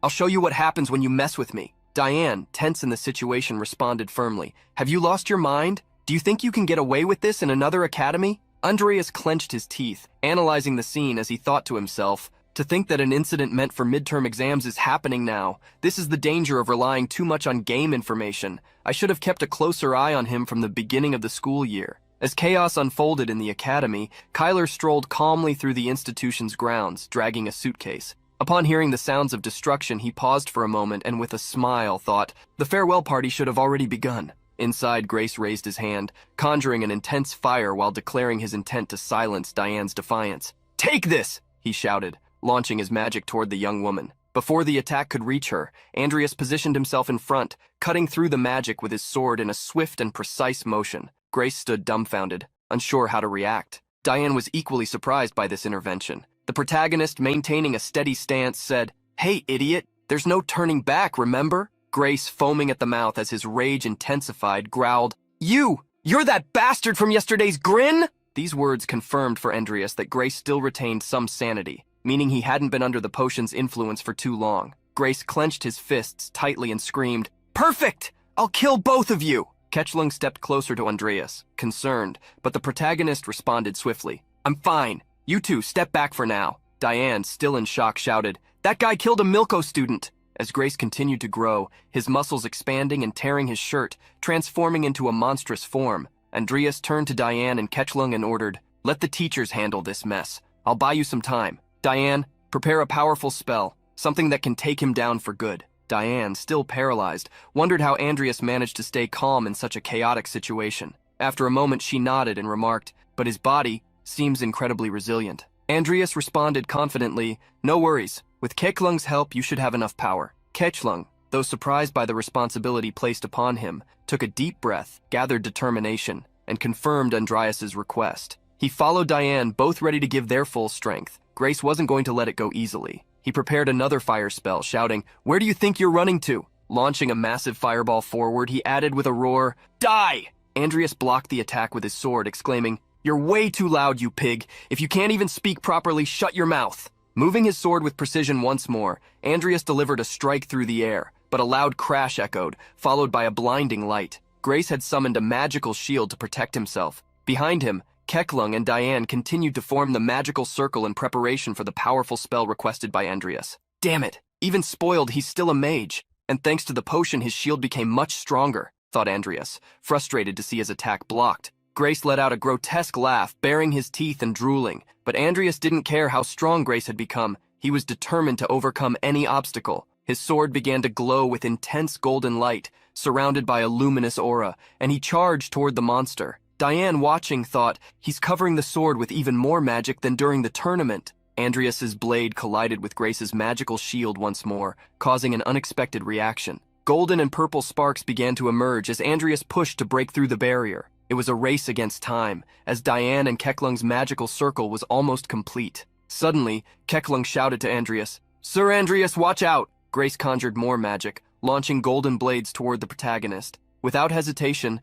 Andreas raised a stone shield to defend himself, blocking the attacks that were embedded into the barrier. Is he really going insane, using offensive magic while keeping his shield up? Andreas thought, bewildered. Grace continued to grow, his muscles expanding and ripping through what was left of his shirt. Now he resembled a giant, and Andreas, a mere ant before him. This isn't good, we need to stop him before he reaches his final stage, thought Andreas, charging towards Grace. He leaped and attempted to drive his sword into the opponent. Grace bared his teeth, growling fiercely as saliva dripped from his mouth. Damn it, he's as tough as Payat, thought Andreas, a bead of sweat trickling down his face. Diane yelled, "Andreas, move back!" Hearing this, Andreas felt relieved. Ketchlung and Diane were ready with the magic circle. Seizing the opportunity, Andreas leaped with precision onto the ground as Diane prepared her attack. With her eyes glowing intensely, Diane unleashed her magic, Iron Spear. Suddenly, multiple black blades emerged, piercing Grace at various points. Andreas turned, astonished, his eyes wide. Advanced magic! Even with help, to think she could use magic like this, capable of piercing his skin, as expected of a stolen character from the playable roster. At this rate, she might even create original magic before graduating. Still, he sighed, observing the scene. Turning the director's son from Milko into such a mess is going to cause us a lot of trouble. Diane couldn't believe the extent of the situation either. Although he's turned into a monster, this is definitely going to be a problem, she commented, concerned. Ketchlung nodded, determined. There's no way out. I'll help you both as much as I can. Andreas remained silent for a moment, reflecting on how Diane had become involved and thinking that Bart would likely handle the situation behind the scenes. Then he said, "If anyone shows up, explain the situation. I'll go find the class instructor, Professor Kyler." Elsewhere in the school, an explosion shook the corridors, accompanied by desperate cries. "A monster! Don't try to face it, just hurry and call the professors!" Andreas sprinted toward the chaos, thinking, Kyler must have gone to his hideout amidst all this chaos. I need to stop him now to prevent him from causing even more trouble.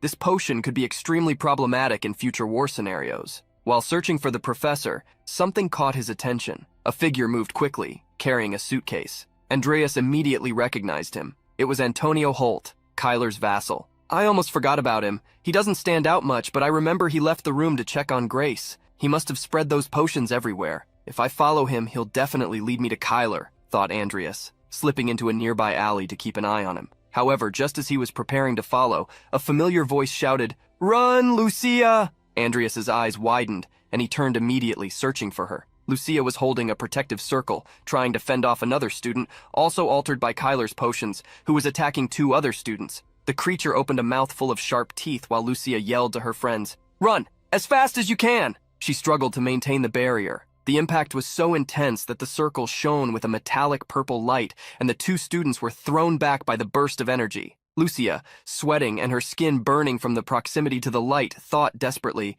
"Am I going to die here? If I knew this would happen, I wouldn't have sought a cure. I should have just lived my life without caring about anything." Suddenly, Andreas appeared, leaping toward the creature, and delivering a powerful kick, sending it flying to the other side. Lucia, with a weakened gaze, recognized him and whispered, "That senior, Algae Head." Everyone started running desperately through the corridors. Some screamed about being injured, while others called for their teachers. "Did everyone make it out?" someone in the crowd asked, ensuring the gates remained open. Luis asked Selena to take Chris to a safer place. However, worried, she questioned, "What? But what about you?" He had a plan. He was going back to help Vivian because he had a bad feeling about what might happen. It wasn't long before Instructor Ivy arrived at the scene. Her expression was intense, and in a loud voice she asked what all the noise was about. While everyone was outside, the battle raged on for Vivian. "If I don't stop him now, he'll definitely go after Andreas," she thought, clenching her teeth. Todlin was completely enraged. His veins bulged on his face, and his teeth remained clenched as he pressed his sword against the girl. Suddenly, he stepped back to gain momentum, and once again charged at her. They blocked each other's attacks until, in a desperate move, Vivian turned her face away in panic and headbutted him so hard that Tadlan staggered back instantly. He was consumed by rage, his face bleeding uncontrollably as he growled something incomprehensible. Vivian remained calm, somewhat confused, but still focused on her goal. Her expression only changed when she saw Tadlan's clothes ripping apart as all his muscles swelled almost instantly. "This is dangerous," she thought. Blood still dripped down her face as she reflected. "But that's exactly why I have to take him down here." She lunged at him, drawing her sword and striking. The attack was so strong that the wind surged, following the path of her blade. But something unexpected happened. Her expression changed just before she was sent flying by a sudden flash, rolling across the ground. Tadlan had attacked as well. She steadied herself by driving her sword into the ground, pushing herself up with her knee while still questioning herself. "I'm still too weak. The way I am now, I won't be able to protect Andreas." Vivian spat blood as she coughed, but that didn't stop her. She repositioned herself, gripping her sword tightly. Tadlan roared loudly, calling her to battle. That was enough for Vivian's eyes to be overtaken by a pure white glow. Her aura began to gather, emanating a strong purple radiance that surrounded her, while Tadlan raised his mighty arm against her. At that exact moment, something took her by surprise. Ivy appeared beside her and said, "That's enough. Are you trying to get yourself killed?" Tadlan swung his arm down, but Ivy blocked it with her own strength in an instant. She stared at him and declared, "Tadlan Terry, huh? What a shame. But it's already too late." With her own power, she tore his arm from his body, taking his head along with it. Vivian was astonished by the instructor's power. "So strong," she thought as Ivy observed the remnants of her small efforts lying on the ground. Then Ivy turned to the little girl and said, "Anyway, congratulations on holding out for so long." But the only thought running through Vivian's mind was how much she needed to become as strong as her. Elsewhere in the academy, Andreas held Lucia in his arms, dodging another rampaging student. To escape, he raised an earth shield, creating a solid stone wall that blocked the enemy's charge. As he ran, he thought, "Damn it. If I let Kyler escape, the war that follows will be a huge problem. In this situation where I can't summon any undead, I have no way to defeat that thing. I have to get her to safety first, then go after Kyler."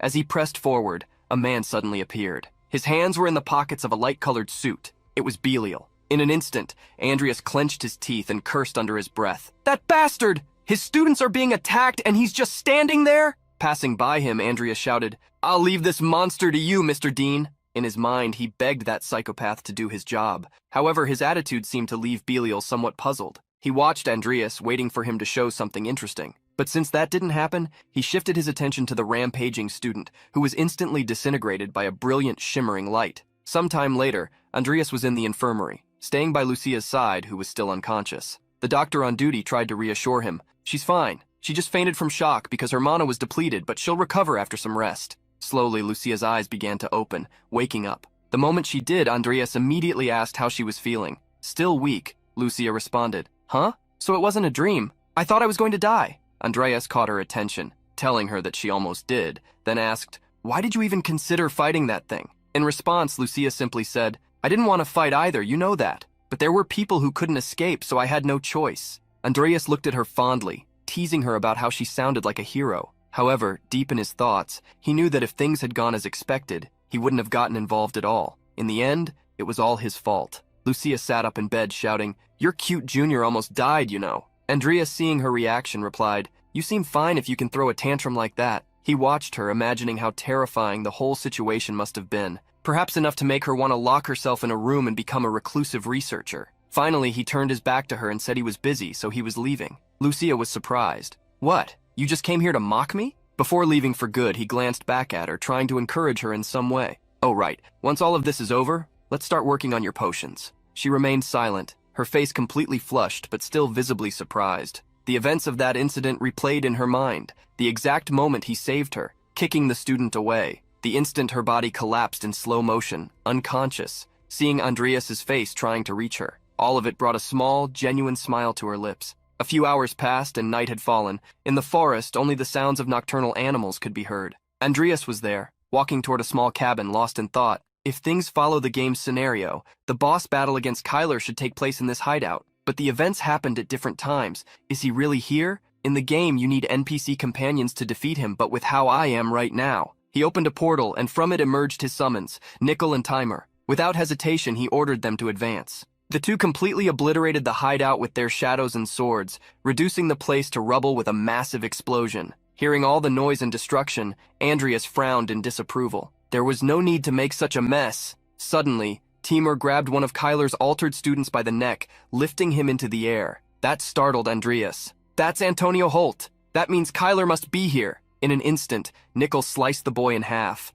Both stood atop the ruins they had created, while Andreas continued to ponder. Besides, Timur became an extremely powerful beast after his evolution succeeded. Even the final phase monster was easily defeated. And then there's Nickel, who was buffed by the 7 deadly sins, so a mid-level boss shouldn't be much of a problem. Approaching the wreckage, Andreas crouched down and noticed something strange. It felt like there was a hidden chamber beneath the debris. Without hesitation, he placed his hand on the spot, forming a magic circle. Suddenly a door opened, revealing an entrance to what seemed to be a basement. All right then, how about we pay a little visit to a terrorist? The moment he took his first step, his eyes widened in surprise. Suddenly, a powerful slicing wind mixed with dark energy blasted Andreas back, forcing him to retreat a few steps. How do you know about this place? A mysterious man spoke, shrouded in the same energy that had repelled our protagonist. The three immediately took a guarded stance. Soon the man recognized him. Karen's apprentice, Andreas Cromwell. Without wasting any time, a portal opened,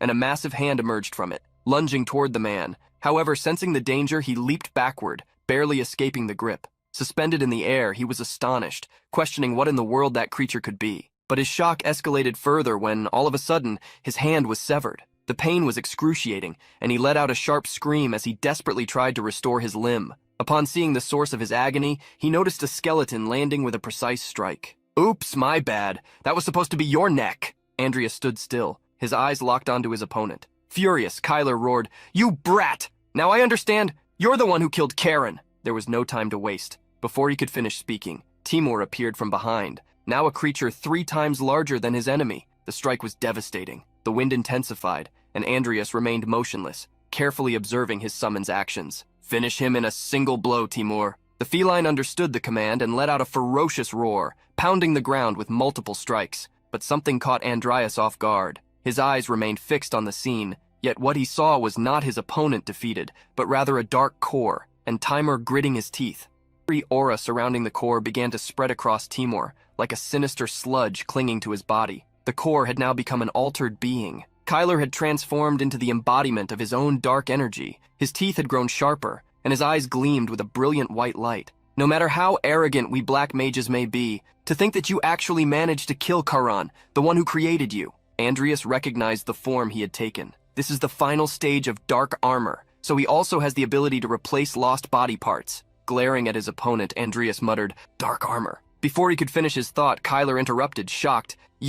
How do you know about that? Ridiculous. No one should know about this except Master just... Andreas didn't let him finish his sentence and struck with a swift, powerful slash of his sword. A golden light trailed the attack, forcing Kyler to dodge precisely to the side. The two locked eyes again as Andreas said, "Ah, I know it well. Very well. It's a high-end item, with just as many defensive capabilities as offensive ones." Kyler smirked and boasted, "Ah-ha-ha! Then you understand you don't stand a chance of winning." But Andreas knew its weaknesses just as well. He cast fire magic onto his blade, causing Kyler to freeze in shock as the protagonist confirmed, "But it's weak against fire, isn't it?" At that very moment, a shadow reached him, preventing his spell from being completed. Kyler sneered, "All I have to do is not give you time to cast." But what he didn't expect was a violent punch from Timur, slamming straight into his face and sending him flying. Andreas then turned to his summon and commanded, "All right, Timur, go with Nickel and keep him occupied." The creature roared in approval. Kyler got to his feet and mocked, "You think mere undead like them can slow me down? What a ridiculous farce." He raised his hand, gathering a shimmering blue mana around his entire body, making Nickel and Timur widen their eyes. A massive explosion followed. Andreas took advantage of the chaos and resumed casting his magic, thinking, "This took longer than I expected." Timur and Nickel did everything they could to buy time for him, attacking from all directions. Kyler held them off, lifting the massive feline and tossing the skeleton away. "Even if a bunch of brainless monkeys like you come at me." But as he spoke, he was caught off guard. Timur was biting through whatever was restraining him, and Nickel was doing the same. "An undead managed to break through dark restriction?" Kyler muttered in disbelief. "No way, this is absurd, what the hell are they?" The two lunged at him again. Kyler, struggling to defend himself, couldn't dismiss the possibility that these bodies originated from Andreas's own congregation. At that moment, Andreas swung his sword, which had now taken the shape of a whip. Kyler immediately recognized it. "Fusion magic! Bone whip! He was completely surrounded. Nickel charged at him, steadying his sword. Andreas followed, spinning his blade, which slithered toward his opponent. As it reached him, the bone serpent coiled around and restrained him. Kyler, staring at Andreas, grumbled, "You told me you'd attack with fire, yet here you are using physical strikes. Don't tell me you were just bluffing. You can't even use a—" He laughed, but his expression quickly changed. "Ah ha ha, what a pathetic trick. This could cost you your life." Blood was trickling from Andreas's nose. That technique took a lot out of him, and he uttered only 2 words. Bone explosion. In an instant, fire began forming around his bone blade, and Kyler realized it was a dual enchantment. The explosion erupted with a deafening roar. Wiping the blood from his face, Andreas muttered, "This is more exhausting on the body than I expected. DNA really is impressive for handling it so easily, but for now, let's just say this technique was a great success, except for the part where I nearly turned my body to ashes from using too much mana." The flames continued to spread as he concluded, "Since Kyler, who was a big shot, is dead, the congregation will definitely make a move. For now, let's grab the items from the hideout, erase my tracks, and leave. Besides, the academy must be in chaos.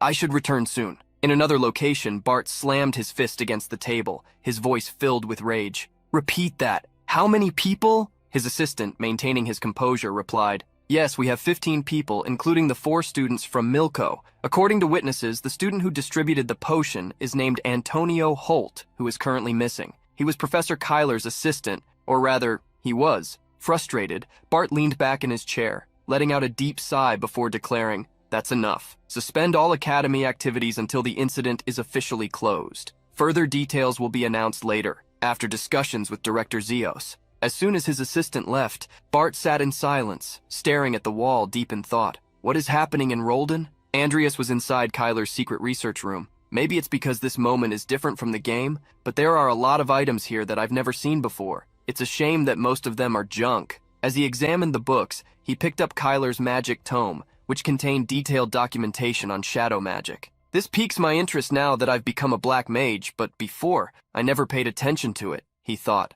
holding the book. Andreas handed the tome to Nickel to place in the chest when something caught his attention. There was another chest, made of wood with golden engravings. He recognized it instantly. A Chaos Mimic treasure chest? Andreas approached it, but nothing happened. Normally, there should have been some kind of mana reaction, or even a hand with an eye in its palm emerging. He then explained, "This means someone separated the chest from the mimic's body, which means I can take the items from here without having to fight it. That is, if Kyler hasn't already taken them." Quickly, he walked up to the treasure and opened it, thinking, once all 3 items are removed, the mimic will turn into a normal chest. Since the chances of finding one of these are low, every item inside must be extremely valuable. The intense light emanating from the chest made it hard for him to see its contents. First, Andreas pulled out a golden key, then a mimic core. As he continued searching, he murmured, "I can't use this yet, but I'm sure it's valuable." Suddenly, he felt something different in his hands. When he pulled the object out, he realized it was an extremely old and rusted sword, with some broken parts. It was the sword of constant change,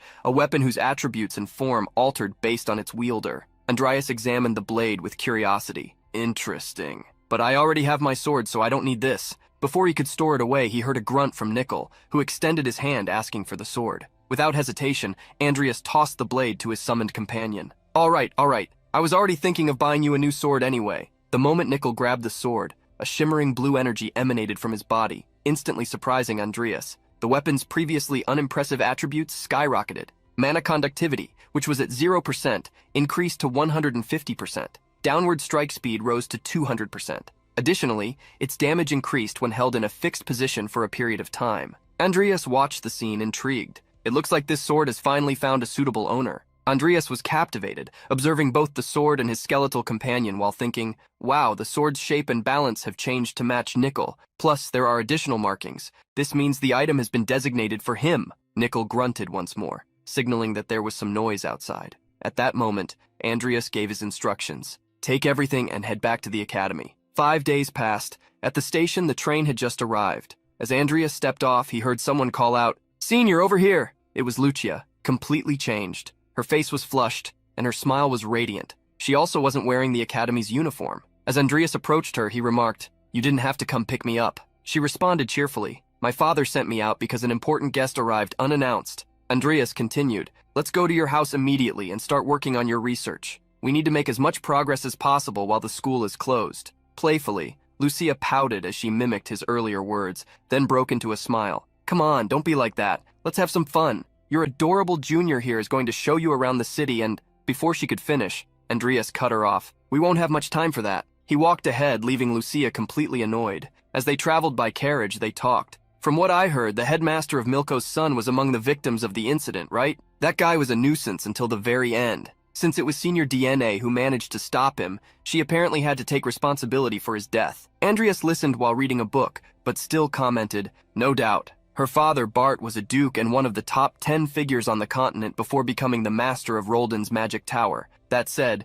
this incident must have tarnished the Alvin house's reputation." Lucia continued cheerfully, "It's good that DNA has solid support backing her up. Oh, that reminds me. Do you know how Professor Kyler died?" Andreas knew exactly what had happened, but of course he had to be discreet. "I heard he was killed by a monster of his own creation." Our little Lucia leaned against the carriage window and scoffed. "What an idiot! Creating a monster he couldn't even handle himself. Though honestly, just being alive was already a blessing for him." Andreas remained silent. People had reported exactly what he had said, making everything even more convincing. However, he was certain that they were secretly investigating the case, so he needed to be even more cautious. It wasn't long before the carriage arrived at Lucia's grand home. As they stepped down, she asked, "By the way, why did you suddenly decide to be so proactive when you're always so busy?" Andreas answered without hesitation, "Well, I thought I should help you since I'm going to sign the contract for the new potion." Lucia was completely stunned. "What? Are you serious?" But the moment was interrupted by a loud argument. "Hollington, I never thought you would deceive me like this." The young man's excuse was that the orcs of the Great Forest were extremely troublesome beasts, making material collection difficult. However, the woman didn't want to hear any of it and continued, "Do you think orcs are scarier than me?" But that wasn't the real issue.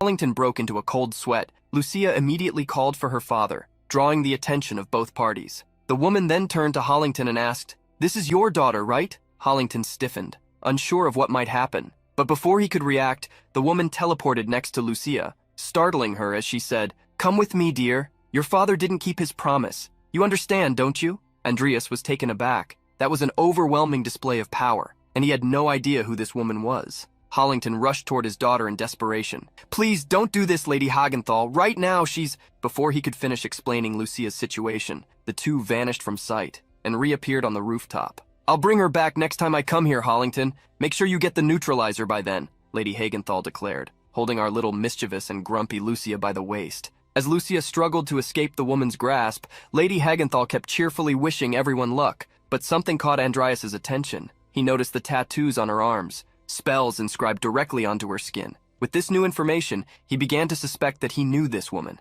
Then he shouted, "Is that you, Salem?" The woman stopped instantly. She looked at Andreas again, now with an enigmatic smile as her aura became visible. It had been a long time since they had last seen each other, but the revelation also caught the attention of both Hollington and Lucia. Andreas continued speaking in a loud voice, "Could you put the girl down, please?" But Salem, unwavering, replied, "You cheeky brat, just because I was nice to you once, you think you can give me orders?" However, Andreas wasn't giving an order. He was offering a deal. "I'll give you information of equal value in exchange." Salem didn't want to accept, as Andreas had no way to guarantee a fair trade, but her mind completely changed when she heard something very interesting. "The book written by the god of the mythological eras. I'll tell you where to find it." A drop of cold sweat ran down the protagonist's face. He knew this information could be irresistible. Moments later, Salem descended from the rooftop with Lucia and coldly asked, "So where is it?" The situation caught Hollington's attention, and he remained vigilant as Andreas said, "Are you sure I should say it here? There are others listening." Like two fools, father and daughter turned at the same time and covered their ears. "Just speak. If I don't find it, I'll simply get rid of all of you." With no choice, Andreas continued, "It's at Irva Lake on the southwestern border of the Empire. It should be in an underwater cave in that region, in the direction of 7 o'clock. Intrigued, Salem commented, "Irva Lake, huh? You didn't just make that up on the spot, did you?" Andreas simply questioned why he would do such a thing, but Salem's curiosity was still piqued. "Where did you get this information?" Unenthusiastic, Andreas replied, "That's the only thing I can't tell you." He knew this was information from the game. Salem was already used to Andreas's secrets, and without pressing further, she turned to Hollington. "I'll let it slide this time, but next time you know what could happen." Hollington bowed and declared firmly, "A promise is a promise. I will gather the materials no matter what." Finally, Salem looked at Andreas and said, "All right, a merchant lives and dies by trust, as they say." Then she asked how Andreas knew it was her. That's when the protagonist explained that he had begun to see the flow of mana. The system screen displayed that Andreas possessed talents in dark magic, necromancy, elemental water magic, as well as buffs for production, agility, and mana. He never imagined that his talent for mana manipulation, combined with his vessel traits, would be so useful. In the end, Salem left. She had inscribed countless magic circles on her own body to enhance her abilities, but that also meant her body would eventually disintegrate. Like Lucia, she carried a ticking time bomb. The book Andreas mentioned contained knowledge about harmony. If Salem could read it and balance her magic with her body, she might survive. Hollington could hardly believe everything had worked out, and relieved, he thanked Andreas. I will definitely repay this favor. But for Andreas, it was nothing special. Then Lucia excitedly asked, So, Senior, how do you know Salem? Andreas needed to come up with an excuse quickly. It was by chance. But more importantly, where's your lab? Lucia's grimace said it all. Then I won't tell you either. No way am I letting someone who might be working for the Empire's most wanted criminal into my lab. Andreas, sharp as ever, used her own words against her father. Does that mean the Viscount can't enter either? Hollington realized he was about to get dragged into it, and quickly withdrew. That's my cue to leave. Lucia wasted no time and declared, That's right, my father can't enter either. Why don't you go sign that contract with him already? After all, that's why you came, isn't it? Andreas closed his eyes and sighed. It doesn't have to be signed immediately. No need to be so cruel. Lucia crossed her arms and shot back. Cruel? The one being cruel here is you, hiding things from me. Suddenly, a puddle of blood splattered onto the floor. Andreas's eyes widened as he immediately called out to Lucia. She was terrified. She tried to stop the bleeding with her hands, but there was too much. Then she ran into the house, desperately saying, Oh no, I didn't want you to see me like this. Andreas was both shocked and concerned. Is she okay? But as Lucia ran, her body became more and more covered in blood. Then she collapsed to the ground, leaving everyone around her in complete horror. Lucia's life could never have been easy, let alone a bed of roses. From a young age, she had been trapped in her laboratory, trying to find a cure for her illness. Even at such a tender age, she was determined to develop the perfect formula to buy herself a little more time. But along the way, she had to deal with countless failures. One of her notebooks recorded her efforts. Attempt number 1121. Failure in the acidification of the pollock toad's salivary mucus. The process does not stabilize. Attempt number 1122. Trying to diversify a heated environment. After irregular configuration, the first attempts failed. After testing almost every possible variable, she realized that the reagent's instability could not be resolved. Perhaps it was necessary to change the ingredients. Seasons passed, and failure number 2735 marked a moment of deep frustration. Months later came failure number 3160. But even then, she persisted. Andreas remembered this moment. It was when he proposed a change. At the academy, he had found Lucia and suggested, Try using this Yobin root. It should help neutralize the pollock toad's mucus. And once again, the determined Lucia was in her laboratory, murmuring to herself, Another dead end, just having the ingredient isn't enough. While handling a small test tube, she recalled what Andreas had told her. I'm a bit busy at the moment, but I'll make time to help you later, I promise. Now, Andreas held her notebook in his hands. He began reviewing the millions of notes she had written. Before, he had only seen them through a computer screen, so he never fully understood. But now, seeing everything up close, he realized that this was the battlefield where Lucia was wagering her very survival. Still lost in thought, he was snapped back to reality by a knock on the door. One of the women working in the house announced,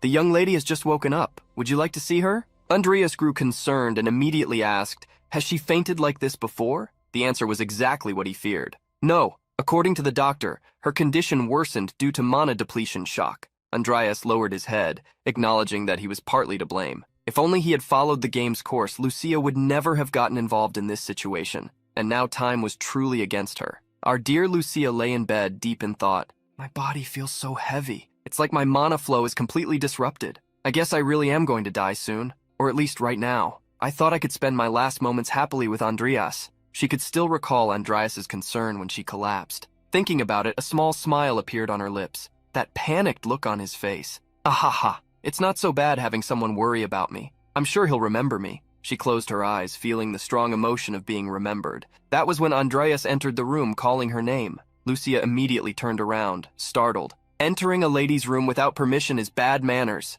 But Andreas responded in his usual casual tone. What are you talking about? I just wanted to check on my troublesome junior. Flustered, she turned her back to him, hiding her face. But I just woke up. I must look awful. Finding her reaction amusing, Andreas remarked, Your personality is what's awful. He took a deep breath before adding, All right, Meet me in the reception room as soon as you're well enough to walk. I need to sign a new product contract with the Viscount. After that, I'll help you with your research." Lucia listened in silence, still embarrassed. A few minutes later, Hollington slammed an envelope onto the table and said, "I hope to continue having a good relationship with you. As the leader of a trading company, I don't want such a high-quality product to fall into the hands of other businesses." Andreas understood that feeling well, as he felt the same way. "Thank you for always offering me such advantageous contracts," he replied. However, this reminded him of the contract he had made with Salem when she was disguised as Lady Hagenthal. So he asked, "What kind of contract is this?" Hollington cleared his throat before answering, "She gave me a potion recipe that I prepare for her every 3 months at the trading company."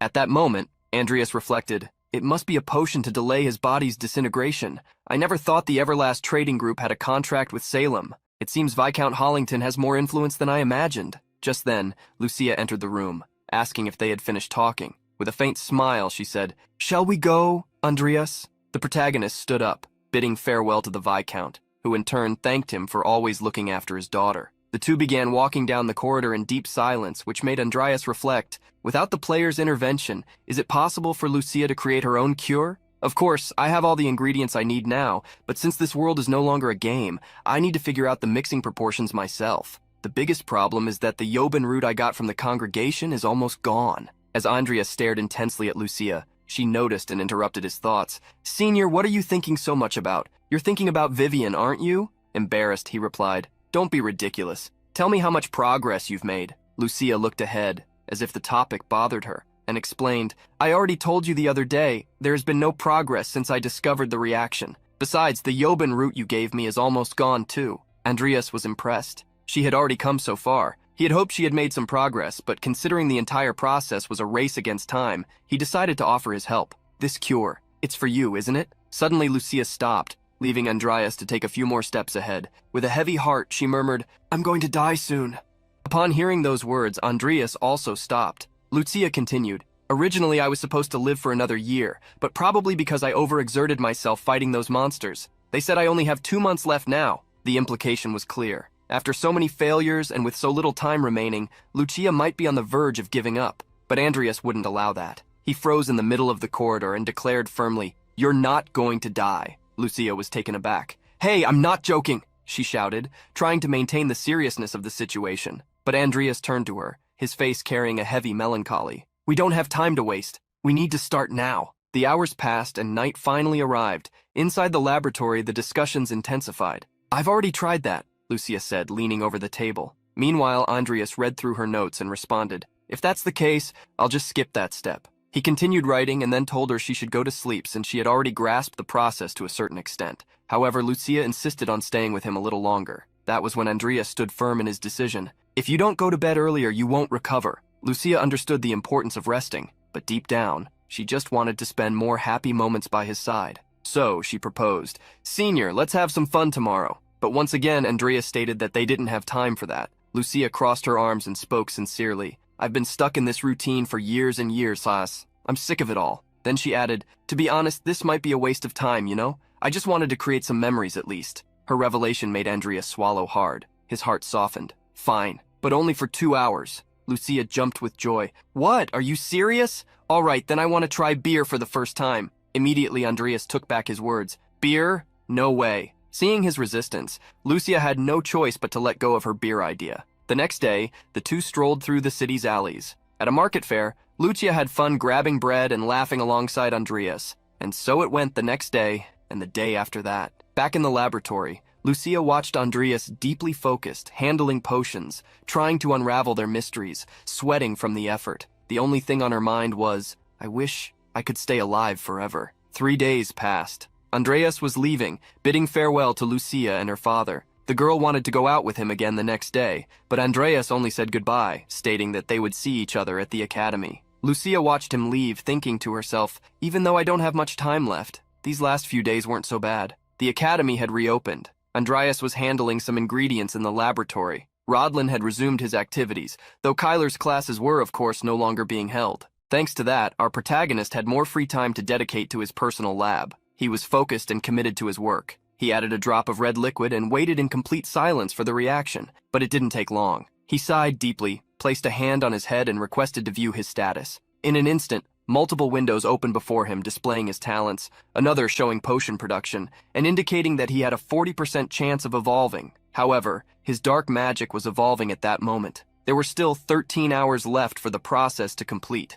Andreas analyzed the situation. I've been using dark magic a lot lately, so I managed to evolve it. But my potion-making skill? Not even close. Let's assume that evolving my potion talent is impossible for now. Especially considering the final deadline is only 2 months away. My only option is to find a new recipe and increase the chances of evolution. He bit his lip in frustration. Damn it! I thought I still had time. I ended up delaying her situation for too long, all because I tried to follow the game. Feeling frustrated, he stood up and declared aloud, "For now, I need to look for another option. I've already ordered the ingredients for the cure at the Everlast estate." Andreas headed toward the door. Upon opening it, he found someone who seemed relieved that he had finally answered. Before him stood one of his professors. The man spoke immediately. "I didn't think you'd take this long. I've been waiting all afternoon." The only thought that crossed Andreas's mind was, Headmaster Belial? Why is he here? But this mystery didn't last long. With an intense tone, Belial locked eyes with him and asked directly, "Andreas, can you use dark magic?" Andreas swallowed hard, unsure of how to respond. "What are you talking about? Unless someone here was completely insane, how could anyone at this academy use dark magic?" However, the headmaster simply smiled. "Well, who knows? Professor Kyler also seemed like a reasonable person on the outside. And just so you know, I don't believe all dark magic users are bad people." Before Belial could say anything else, an impatient Andreas interrupted. "I'm busy. If you have nothing else to say, could you please leave?" But the headmaster, unfazed, continued. "I saw your magic circle, Andreas." Andreas's once calm expression changed completely. He remained silent as Belial went on. "Your understanding of contradictions surprised me, so I assume you can use dark magic. After all, your foundation is built on contradictions. Whether you're a dark mage or not, that doesn't concern me. But now that I think about it, it would be much more convenient for me if you were. That way you could show me something even more interesting." That statement caught Andreas completely off guard. "What are you trying to say?" he asked, suspicious. Belial's smile widened to the point of furrowing his brow. "I was thinking of giving you some private lessons. If you accept my offer, you'll become a sorcerer in no time." Andreas remained silent. Becoming a sorcerer. That meant he could create his own unique magic, something that could even be combined with swordsmanship, like an aura master. And Belial was known as the youngest sorcerer among those who had reached that level. Normally, accepting such an offer without hesitation would be the obvious choice, especially coming from a genius like him. But there was a huge problem. Getting involved with a psychopath like Belial was an enormous risk. Besides, Lucia's cure was far more important right now. So Andreas bowed respectfully and said, "I'm honored by your generous offer, but..." Before he could finish, Belial cut him off enthusiastically. "So, in other words, you accept. Let's start with the heart of elemental magic, matter fusion. I'll be back at the same time tomorrow." Panicking, Andreas tried to correct him aloud. "No, that's not what I meant." But it was useless. The headmaster simply vanished before him, using a teleportation spell with a greenish light. Overcome with frustration, Andreas clenched his fists. "That bastard! He only hears what he wants. Damn it, I've caught the attention of a seriously troublesome guy." 6 weeks had passed. Andreas arrived at the academy's laboratory and called for Lucia. "Take a break, I brought food." She turned to him, her face lighting up with a bright, happy smile, and asked excitedly, "What did you bring?" Lucia looked famished, eagerly biting into the sandwiches Andreas had brought. As he watched her eat, the protagonist thought to himself, "She really eats a lot. At least she has an appetite. And that's a good sign. Even with the Everlast company's help, I still haven't gotten all the ingredients for the potions. I skipped class and tried several mixtures, but the success rate is still only 51%. Maybe she can figure something out if she keeps trying, but the deadline is approaching way too fast." His thoughts were interrupted when Lucia, speaking with her mouth full, said, "Earlier, while you were out, I tweaked the formula a little." Unable to make out what she was saying, Andreas asked her to finish eating before speaking. But Lucia, eager to explain, chugged her soda in one go and motioned for him to come closer. She then showed him a paper with the number 74% written on it, and explained, "I was wondering if the toxins would eventually disappear if heat extraction was used while the ingredients were being mixed. After some calculations, I came up with this success rate." Andreas carefully analyzed the idea. Then Lucia turned to him and continued, "What do you think? Should we give it a try? At this rate, it might work." But Andreas was firm in his response. "No, we're already at the end of our ingredients. That success rate is still too low to risk your life. We need to find another formula with a slightly better chance." Lucia took another bite of her sandwich and, with a playful smile, declared that she had an even better idea. She quickly swallowed the last bite and finished her soda before laughing. If I eat all the ingredients at once like this, won't they just mix by themselves? Andreas gave her a cold stare. Now is not the time for jokes. But stubborn as ever, Lucia crossed her arms and repeated his own words back at him. An awkward silence filled the room, until Andreas, visibly exhausted, finally broke it. I'm tired, I'm leaving. Lucia's eyes widened at his words. When she turned to him, she realized he was actually walking away. Without hesitation, Andreas shut the door behind him with a cold finality, leaving her alone. A deep sadness overcame Lucia. She clenched her fists, holding back tears as she thought, "Idiot, if you look at me that seriously, it only makes me more scared." Her legs trembled, and once again the crushing weight of time bore down on her shoulders. Andreas stepped outside to get some fresh air, lying on a bench as he watched the wind carry the clouds away. The way she's acting, like everything's fine, that only makes me more anxious. This isn't a world where she can just respawn if she fails.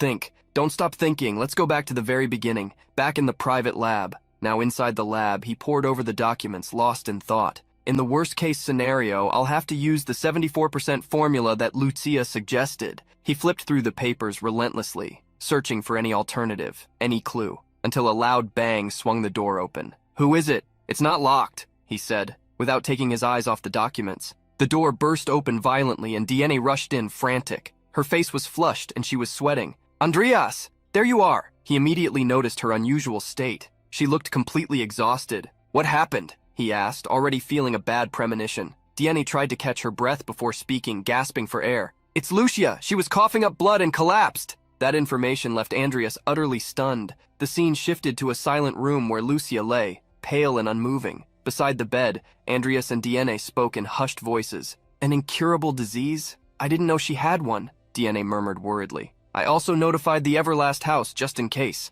Andreas kept his gaze fixed on Lucia. They said she would be fine for a few more weeks, but seeing her like this, it's hard to believe what the doctor said. Diene, feeling helpless, kept lamenting. "She's in a terrible state. I'll ask my father to gather the best doctors in Rodlin."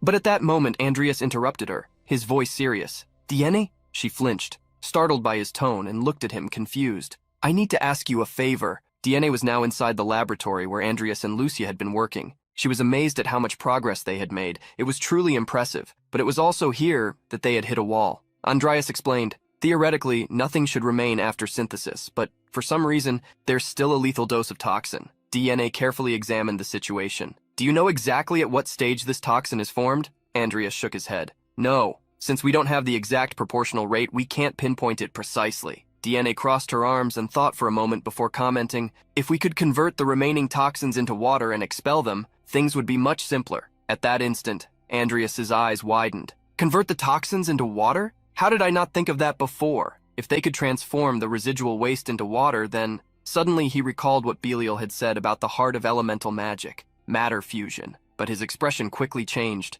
He clenched his fists, a tightness forming in his chest. "But now, it's too late to learn that." Andreas turned to Diene and asked, "Can you use matter fusion magic?" Her face lit up with hope. "Yes, more or less. Wow, this might actually work." She stood up excitedly, insisting that they should start immediately. The two of them began manipulating the elements and ingredients in test tubes. With each small success, Andreas jotted down notes as day turned into night and Lucia's suffering only worsened. Outside the room, the frantic voices of doctors echoed down the hallway. "Stop the bleeding first! Stabilize her mana!" But the horror on the doctors' faces was unmistakable. "Her mana isn't stabilizing," one of them muttered, hands covered in blood. Lucia convulsed in pain, coughing up blood. Her body was already at its limit. The flow of mana was far stronger than expected, and they needed to stabilize it, fast. Hollington stood in the room, held back by his maid. He screamed his daughter's name in desperation, the possibility of bad news eating away at him. Is this the last breath of her fading mana? This isn't good,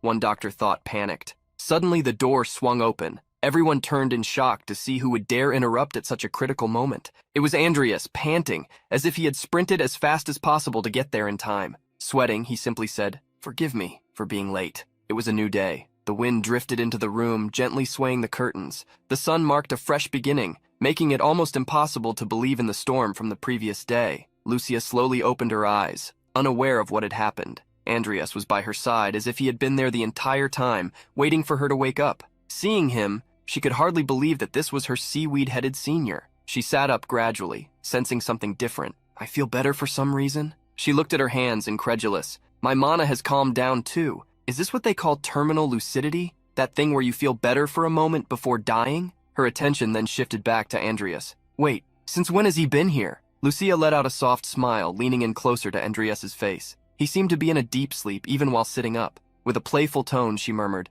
Perfect. I have a chance to say goodbye. I had so much fun thanks to you, Senior. You gave me hope that my illness could be cured. Honestly, I even forgot that I was supposed to die soon. She smiled tenderly. If it weren't for you, I'm sure my heart would have died first and I would have spent my last days in misery. So, thank you for everything. She closed her eyes for a moment, took a deep breath and whispered, Goodbye, Seaweed Head Senior? However, just as she was saying her farewell, he remained still, his eyes closed, until suddenly, he spoke. Where do you think you're going? Lucia, who had been smiling calmly, jolted in shock, instinctively pulling back. Andreas opened one eye and remarked, You look better. Still recovering from the scare, she asked suspiciously, You were awake? Since when? He smirked and replied casually, Around the time you said you were going to die soon, I think. Lucia's face instantly turned red. It was as if metaphorical flames were bursting from her pores as she averted her gaze, flustered. Could you leave, please? I want to be alone. But Andreas, with a mischievous grin, retorted, Sure, you seem just fine now. Crossing his arms, he continued,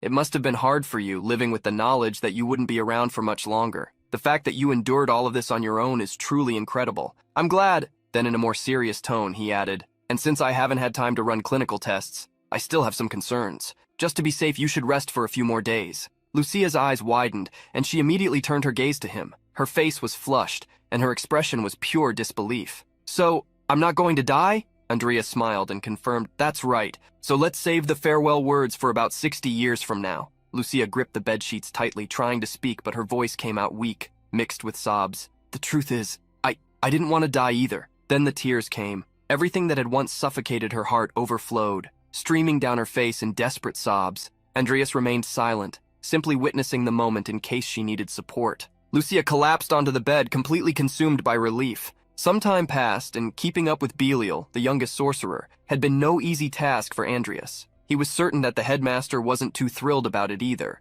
However, regardless of Belial's intentions, the learning experience had been invaluable for Andreas. Time passed, and soon the day of the midterm exams arrived. On a platform drawing everyone's attention, someone announced, Now line up, regardless of whether you're from the College of Magic or the College of Knights. In the middle of the crowd, Vivian called out to Andreas. He turned around and smiled. It's been a while, Vivian. She took a deep breath before replying, I heard rumors. You cured Lucia's illness, didn't you? However, Andreas simply replied, All I did was help her. Vivian blushed at his gentle smile. So you became a fairy for Lucia too? Andreas chuckled awkwardly, thinking he'd rather be called Seaweed Head than Mr. Fairy. The woman on the platform, once again drawing everyone's attention, firmly announced, Now, I will explain the contents of the exam. Your ranking will be based on the number of floors you can climb. Be aware that traps and monsters will be lurking on each floor, and the higher you go, the more difficult it will be. Additionally, the exam will be broadcast to both the Academy and the public outside. Andreas remained silent. He knew exactly which tower this was. The Tower of Modris, a 30-floor structure built with magic by Modris Alvin, the first leader of House Alvin. Due to its immense difficulty, no student had ever reached the final floor. Additionally, only students could challenge it, as the tower had been enchanted to be inaccessible to anyone over 25 years old. As such, the results of this exam would determine who was the strongest student in Rodlin. Originally, the exams were supposed to be cancelled due to Kyler's involvement, but since that issue had been resolved, Andreas could now focus entirely on the challenge ahead. The instructor continued, Entry will be limited to 20 people at a time. In the event of a life-threatening situation, you will be automatically teleported out of the tower, so I encourage everyone to give it their best. Now, we will distribute your numbers. Andreas and Vivian shared their numbers. His was 38. Hers was 16. Of course, our little troublemaker was disappointed. She had definitely wanted to enter alongside her Mr. Fairy, and she made sure to let Andreas know that. However, he responded naturally. Even if we could enter together, the starting point might be random, so we'd end up separated anyway. At that moment, Deanne joined them with a beaming smile and asked, What numbers did you two get? They revealed their numbers, and Deanne excitedly commented, I got number 3, so I'm in the same group as Vivian. She then started observing them closely, and her expression shifted to something more mischievous. In a playful tone, she asked a question that, without a doubt, many others would also like to hear the answer to. By the way, you two, I always see you together. While Andreas didn't quite grasp the meaning behind her words, Vivian's eyes widened in embarrassment as soon as Deanne asked outright, Are you two in that kind of relationship? Vivian abruptly turned away. pressing her hands against her burning cheeks. Meanwhile, Andreas adopted a thoughtful expression. My relationship with Vivian, huh? DNA, noticing the poor girl's desperate reaction, asked curiously, what's wrong? Meanwhile, Andreas reflected on his moments with Vivian. We saved each other's lives and share secrets that only the two of us know. So we're exactly like normal friends, but to be honest, I don't know how to describe it. After some deep thought, he finally answered, she's a friend I can trust deeply. Diane remained silent for a moment, her expression neutral, but soon after, a mischievous smile crept onto her face. Really? Is he playing dumb or is he actually that clueless? She thought, barely holding back laughter. Realizing she wouldn't get anything out of Andreas, she turned to Vivian and asked directly, and what about you, Vivian? I think you two match so well. Andreas noticed that Vivian was in a tight spot, and trying to ease the pressure, redirected DNA's attention. You're being a bit rude? However, Vivian vehemently denied it. That's not true. It wasn't rude at all. Yet despite saying that, she dashed off, unable to handle the embarrassment. It looked as though she wanted to dig a hole and disappear. DNA grinned widely, thoroughly entertained. No way! A one-sided love? Andreas remained silent, keeping his usual unreadable expression. But soon, he brought DNA back to the topic at hand. Good for you. Vivian has a big heart, so she doesn't get upset by your rude jokes. However, DNA suddenly became serious and stated, listen, Vivian, she's... Before she could finish, the call for numbers 1 through 20 echoed throughout the area, announcing the first entry into the tower. That was DNA's cue. She turned to Andreas and said, well, I guess now's not the best time to talk. Andreas wished her luck, and she confidently replied, of course I'm not losing this time either. You better give it your all. He smiled. Well, then you'll have to climb pretty high. After all, I'm aiming for the top of the tower. Silence fell over the area. Everyone around had heard his words and was stunned. Murmurs began to spread through the crowd. He's really confident. That's the guy with the unique constitution. Andreas maintained a confident smile and everyone could tell. He wasn't joking. DNA smiled to herself. She was eager to see his true potential and witness whether he would truly achieve his goal. The portal activated. The students took their positions, ready to enter the tower. Vivian kept her thoughts focused. This time, she would prove that she was stronger than anyone else in the academy, because only then could she be Andreas's sword. The highest floor ever reached in the academy's history was the 25th floor. This record was set by Maximin Cronell after graduating from Rodlin. He became known as the Walking Calamity and grew into one of the strongest aura masters on the continent. Despite the tower being a place where even a man like him couldn't reach the top, less than 10 minutes into the exam, some were already making history. Andreas read the progress board, which showed that DNA Alvin had cleared the first floor alongside Vivian. Murmurs began spreading among those watching the trial. It was a grueling test. And after 4 intense days since the start of the intermediate exams, through a long and deadly battle, DNA emerged victorious. No one had come this far since Maximin Cronell, the strongest swordsman on the continent. DNA cheered with excitement. I did it! I defeated the boss of the 20th floor! She stood before a massive creature that was slowly disintegrating. The same scene was being broadcasted on the giant screens, where everyone watched in awe and congratulated the master of the tower. His daughter had become the first mage in history to achieve such a feat. However, Bart remained firm, his arms crossed, and responded coldly, there's no need for this commotion. This is nothing compared to the original tower of the Imperial Palace. It only took so long for Maximin's record to be broken. It didn't take long for Vivian to be the next one to appear on the screen. Oh, is that? A spectator at the magic tower muttered. The creature she faced resembled a massive parrot. It opened its beak and let out a piercing, high-pitched screech. Vivian observed it coldly. In a single motion, she dashed forward and struck the ground, causing multiple craters to form. Then, gripping her sword, she leaped. But as she turned mid-air, she couldn't believe what she saw. A speed that doesn't match its size. It's exactly like back then. She recalled one of Kyler's students she had faced days ago, but that wouldn't stop her. After that day, Vivian had undergone rigorous training and was now confident in her abilities. She assumed her battle stance. Her aura flared violently, and her eyes were consumed by an intense white light. The creature lunged at her from above, attempting to strike, but Vivian didn't hesitate. She struck it mid-air, forcing it to crash to the other side. Slashes tore through the space around them, the combat growing increasingly fast and intense. She pressed the attack, landing a direct hit on the beast. Then, with swift agility, she dodged and created distance. Gripping her sword tightly, she raised it high. With a precise slash, she mercilessly sliced off the creature's beak. However, her face bore a triumphant smile. Everyone who witnessed the scene was left speechless. Then, an announcement echoed through the area. Clearing the 20th floor right after DNA Alvin, Vivian Belkin. Among the spectators, a man adjusted his monocle and commented, "Is that the daughter of the Belkin family? How surprising!" Beside him, another man. even more incredulous, responded, "But the way she looks, it's like she's possessed by madness." A few seats away, a woman smiled, crossing her arms and legs. "You know what they say, everything beautiful has its thorns, right? But if she can tame the beast within her, she could rise above all the others." That woman was Minius, the Duchess of Morhaime. When both girls reached the 21st floor, unfortunately, they were unable to clear it. They were forced to give up. As soon as they exited the tower, they were greeted by a wave of applause and cheers. "You two are incredible, the pride of the fourth-year students." Crowd chanted their names, celebrating their achievement. DNA turned to the sweet yet fierce Vivian and congratulated her for making it so far. But Vivian, her eyes glimmering with competitiveness, replied, "But I made it a little further than you, so the victory is mine." DNA raised an eyebrow and smirked. "If you're putting it that way, I defeated the 20th floor boss first." Vivian fell silent, but after a moment she mumbled, "The victory is still mine." DNA rolled her eyes, amused by the rivalry. When Andreas found them, he congratulated them on their feat. DNA, still smiling, responded, "It's a shame, though. I only managed to reach the 21st floor despite all my big talk." Our protagonist answered casually, "Beyond the 20th floor, it's a completely different dimension. Not just anyone can make it that far." DNA was startled by his words. For a moment, it seemed like she suspected that Andreas had first-hand experience there, but he quickly changed the subject. "I just read the records in the library." Their conversation was cut short by a loud voice announcing that the next participants should line up in front of the tower. Andreas, already eager, said his goodbyes. DNA reaffirmed enthusiastically,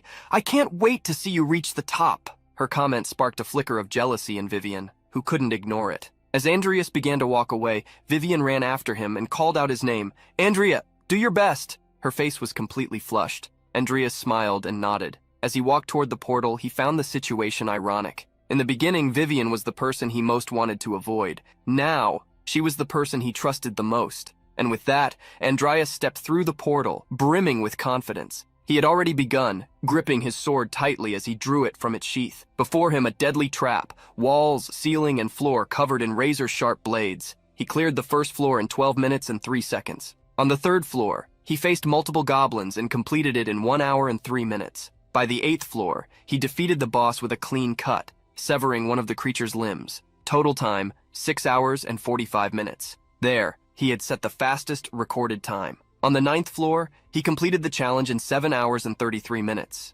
Now he sat by the fire, roasting a piece of meat to eat. After so much battling, exhaustion was starting to take its toll. "I'm starving. I'll rest here for a bit." As he ate, he summoned his status window and analyzed his information. "Now that my dark magic talent has evolved, it has expanded to the entire dark magic system, not just necromancy. Plus, thanks to the successful creation of Lucia's cure, my potion-making talent has also evolved. And then there's that talent that grew thanks to Belial's private lessons. Elemental magic. Mediocre." He recalled the skeptical look Belial had given him when he suddenly succeeded in something he had struggled with for hours. Well, at least that weirdo was useful. Then he examined his evolution chances. The notification window indicated that his elemental magic had a 74% chance of evolving. If he continued at this pace, he should gain enough experience by the time he left the tower. Better focus on using elemental system abilities to maximize my evolution. Andreas pulled out 2 potions from his pocket and muttered to himself, "Only 2 magic-blocking potions left, not exactly reassuring." So he decided, for now, the best thing to do is rest a bit. He lay down on the ground beside the fire, letting the warmth ease the cold night. He was certain that things wouldn't be easy from the 10th floor onward. A day had passed since Andreas entered the tower. Now he stood on the 10th floor, face to face with an iron golem. Our protagonist noticed that the creature's shield was deactivated. So far, everything seemed under control. Suddenly, a red glow began to concentrate on the golem's head. A powerful beam was fired. Andreas dodged at the last second. He knew he had to wait. Once the shields were down, the golem would enter attack mode, randomly shifting the location of its magic core between 4 points. One of its arms, its head, its chest. Andreas had time. He would start by eliminating the possible locations one by one. First, he aimed for the right arm. Drawing his sword, he infused the blade with dark mana and attacked. Wrong spot! He quickly retreated. There was no time to waste. Deciding to end the fight quickly, he used one of his potions. He threw a magic blocking potion at the golem's head, leaving it completely disoriented. Then, he tossed another potion at its chest. "So the core is in the left arm!" As soon as the golem was exposed, it fired another beam, but Andreas had already anticipated the attack. He swiftly dodged, and with a precise strike, severed the enemy's arm. Landing smoothly, he sheathed his sword and then smirked with determination. "Well, let's see how many floors I can climb today." Andreas was now the center of attention. The The screens broadcasting the exam displayed his astonishing feat. 7 minutes! In just 7 minutes! Andreas Cromwell! He had not only broken Maximin Kronel's record of 8 minutes, but also defeated the Iron Golem of the 10th floor in the fastest time in the Academy's history. That boy is incredible, a man commented excitedly while watching alongside Bart Alvin. He can plan and execute strategies with precision. On top of that, he knows how to use his resources at the right moment, like his potions, to turn the tide of battle. He acts as if he's already entered the tower before. The man was completely in awe of Andreas. Such an intelligent and bold student. If he keeps this up, he might actually surpass Maximin's record of 25 floors. While the man spoke enthusiastically, Bart remained silent, listening with a less than pleased expression. He turned his gaze back to the screen and in a serious tone remarked, "I can't say whether he'll go that far, but I can confirm one thing. It's not just the wealthiest and most influential people of the Empire watching. The eyes and ears of the Imperial Court are here as well." Upon hearing that, Minius took notice of the conversation and stated, "I had no idea a monster like him still existed around here." Meanwhile, an even more mysterious man wore a subtle smile, clearly intrigued but remaining silent. Soon, the scene focused on a young woman with her hair tied in a ponytail, her face slightly flushed, yet her expression neutral. However, one thing was certain. From this moment on, the entire Empire would be watching Andreas Cromwell. The 5th day of the exam arrived. The sun shone at the top of the tower as if nothing was happening. But inside,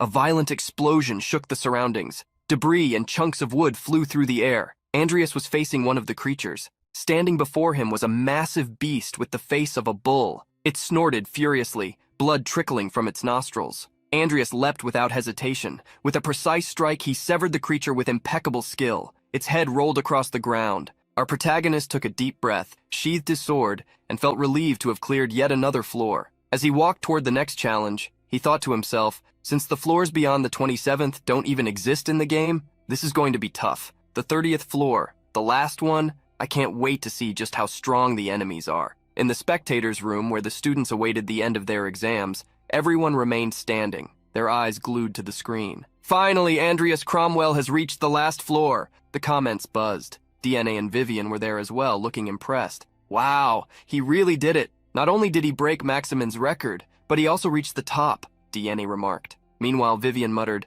"Andreas, he's still far ahead." Then without another word, she turned to leave, leaving DNA confused. "Vivian, where are you going?" The sweet girl looked back and replied with determination. "To train, because Andreas is definitely going to win." DNA remained silent. Torrential rain poured down where Andreas stood. He glanced around and murmured to himself, "I've been walking for a while now, but I haven't seen a single creature. Am I just going to wander around doing nothing? There's no way the 29th floor is the last. If that were the case, why is the 30th floor empty?" As he walked through a field of exposed roots, a chilling voice echoed, "Rise." Andreas hesitated, but soon noticed the roots around him were moving. They began clustering together, forming an arm, then a leg, until his eyes met those of his opponent. This was Grassel, the boss of the tower's final floor. Confident, Andreas smirked. "Interesting. We're going straight to the boss fight, huh?" The colossal creature rose awkwardly yet imposingly and immediately launched a brutal strike. Andreas barely managed to dodge it. Fire magic is effective against tree-type enemies,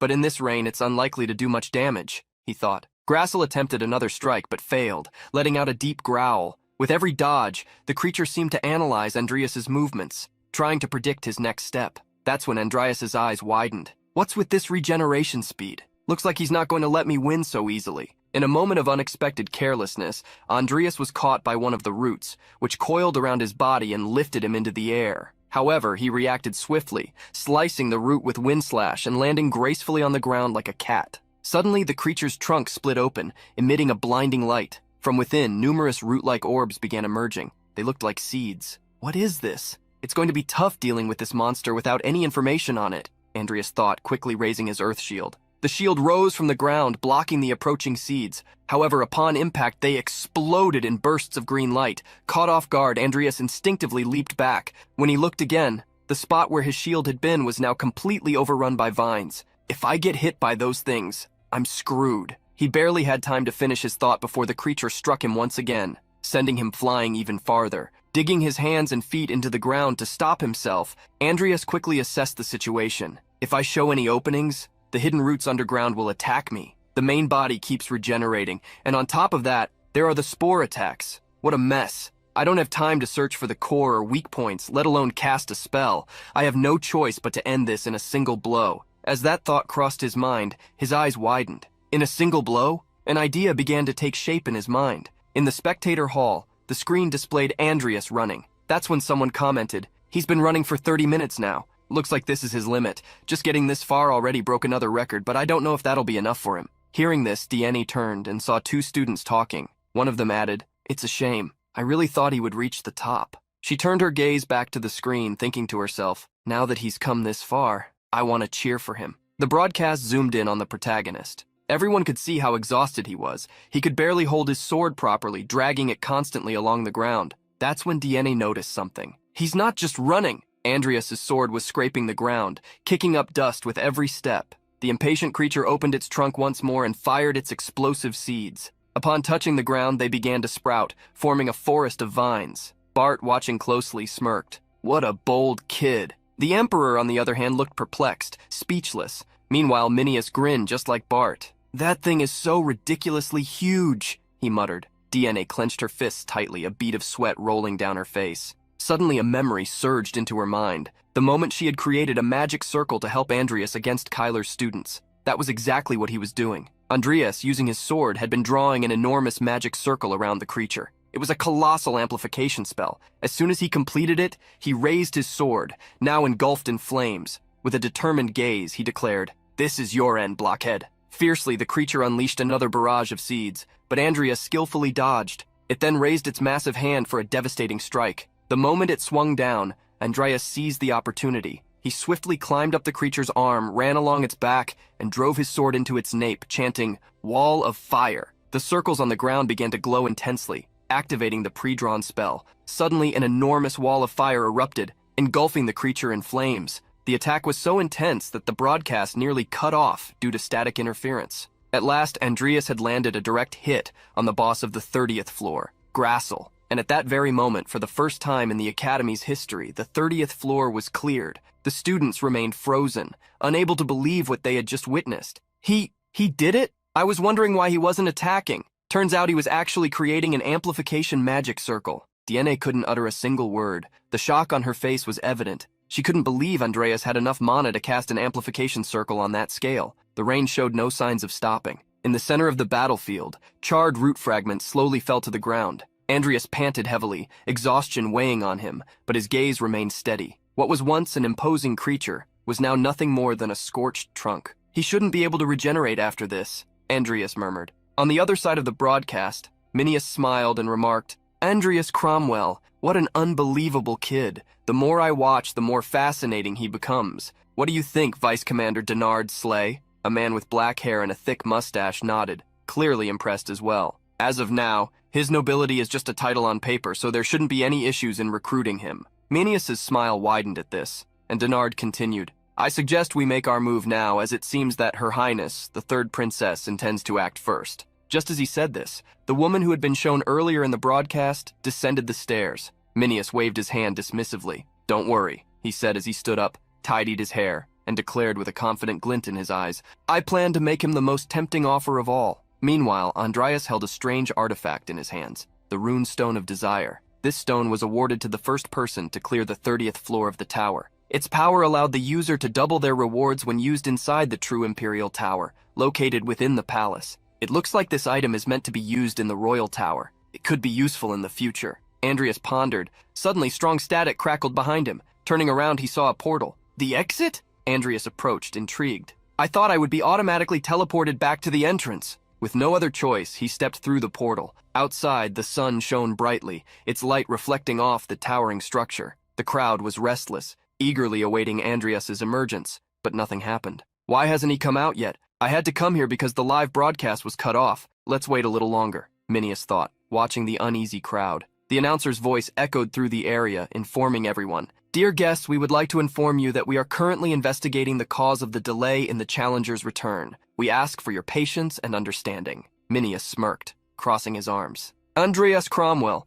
already making me nervous right from the start, huh?" The portal's light shone intensely. Andreas took his first step forward, and the moment he fully crossed through, he was stunned. No way. His eyes widened as he found himself facing an immense door, behind which golden wings stretched outward, and a long staircase led up to it. This was a hidden floor. Andreas began climbing the stairs, paying close attention to every detail around him. His mind raced. I've played this game so many times, but I never knew this existed. Well, I should keep going. It's not like there's an option to turn back now. Reaching the door, he placed both hands on it and pushed. Bracing himself for anything, he was completely caught off guard. It's a good thing you're following this with me because this is hard to put into words. But I'll just repeat what he said when he saw that scene. What the hell is this? Before him, an absurd number of interconnected magic circles spun like gears, forming a single colossal spell. The Tower of Madras was sustained by this intricate magical mechanism. Suddenly, a deep voice echoed through the hall. Congratulations on reaching the final floor, student of Rodlin. This is a hidden floor,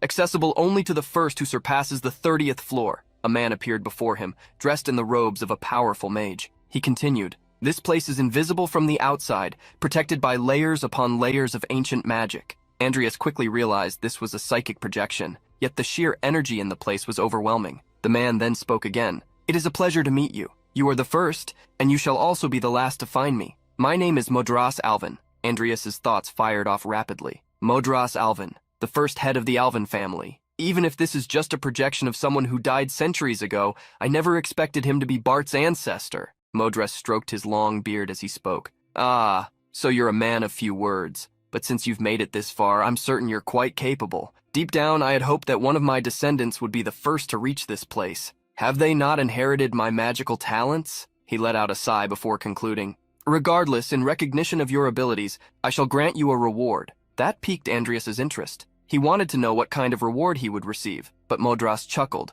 praising his honesty and showing his desires. However, he made one thing clear. Nothing would come for free. Fixing his gaze on Andreas, he lifted one foot and declared, I have one last challenge for you. Try to defeat me. The moment his foot touched the ground, a wave of shimmering energy spread through the area, causing the ground beneath Andreas to collapse. With no time to react, he was sent flying, spinning through the air. Still in the midst of the impact, Andreas forced himself to regain balance, trying to slow his fall using his own body. Panting, he thought, irritated, Damn it, old man, attacking me out of nowhere? Modras, on the other hand, merely smiled and taunted, Show me what you're capable of. After all, you are the young man ushering in a new era. But something caught his attention. Andreas wasn't moving. He remained still, showing no intention of attacking. His thoughts were clear. Even if he's just a psychic projection, he still expects me to fight a legendary mage? Then Andreas smirked. I can't say I'm a master of magic, but if it's cunning you want, I have plenty of that. Modras burst into laughter, satisfied with the answer. However, Andreas remained tense. Okay, since I have no choice but to fight, I need to stay calm first. Compared to the real Modras when he was alive, this projection is definitely weaker. And if this place really can't be seen from the outside, then I have a chance to win. Modras decided to start the battle. Raising a hand, he cast Giga Cyclone, unleashing a destructive blast of razor-sharp winds toward Andreas. However, instead of dodging, Andreas boldly ran straight into the attack. With his sword in hand and a grin on his face, he charged through the raging winds. This took Modras by surprise. He slipped through the opening between the cyclones. How audacious! Andreas's blade glowed as he unleashed his attack. Wind Slash! The cutting waves surged directly toward Modras, but he wasn't one to be taken lightly. Narrowing his eyes, he muttered, A mage wielding a sword. How interesting. But that alone won't be enough to defeat me. That was exactly the response Andreas had been waiting for. His grin widened. He had a trick up his sleeve. Behind Modras, a subdimensional space portal silently opened. From within, Nickel emerged without warning, wielding his sharp blade. With a single strike, he slashed through half of Modras' body. The upper half of the old mage was sent flying. Even in midair, his eyes remained locked onto Nickel. Clenching his teeth, he could hardly believe what he was seeing.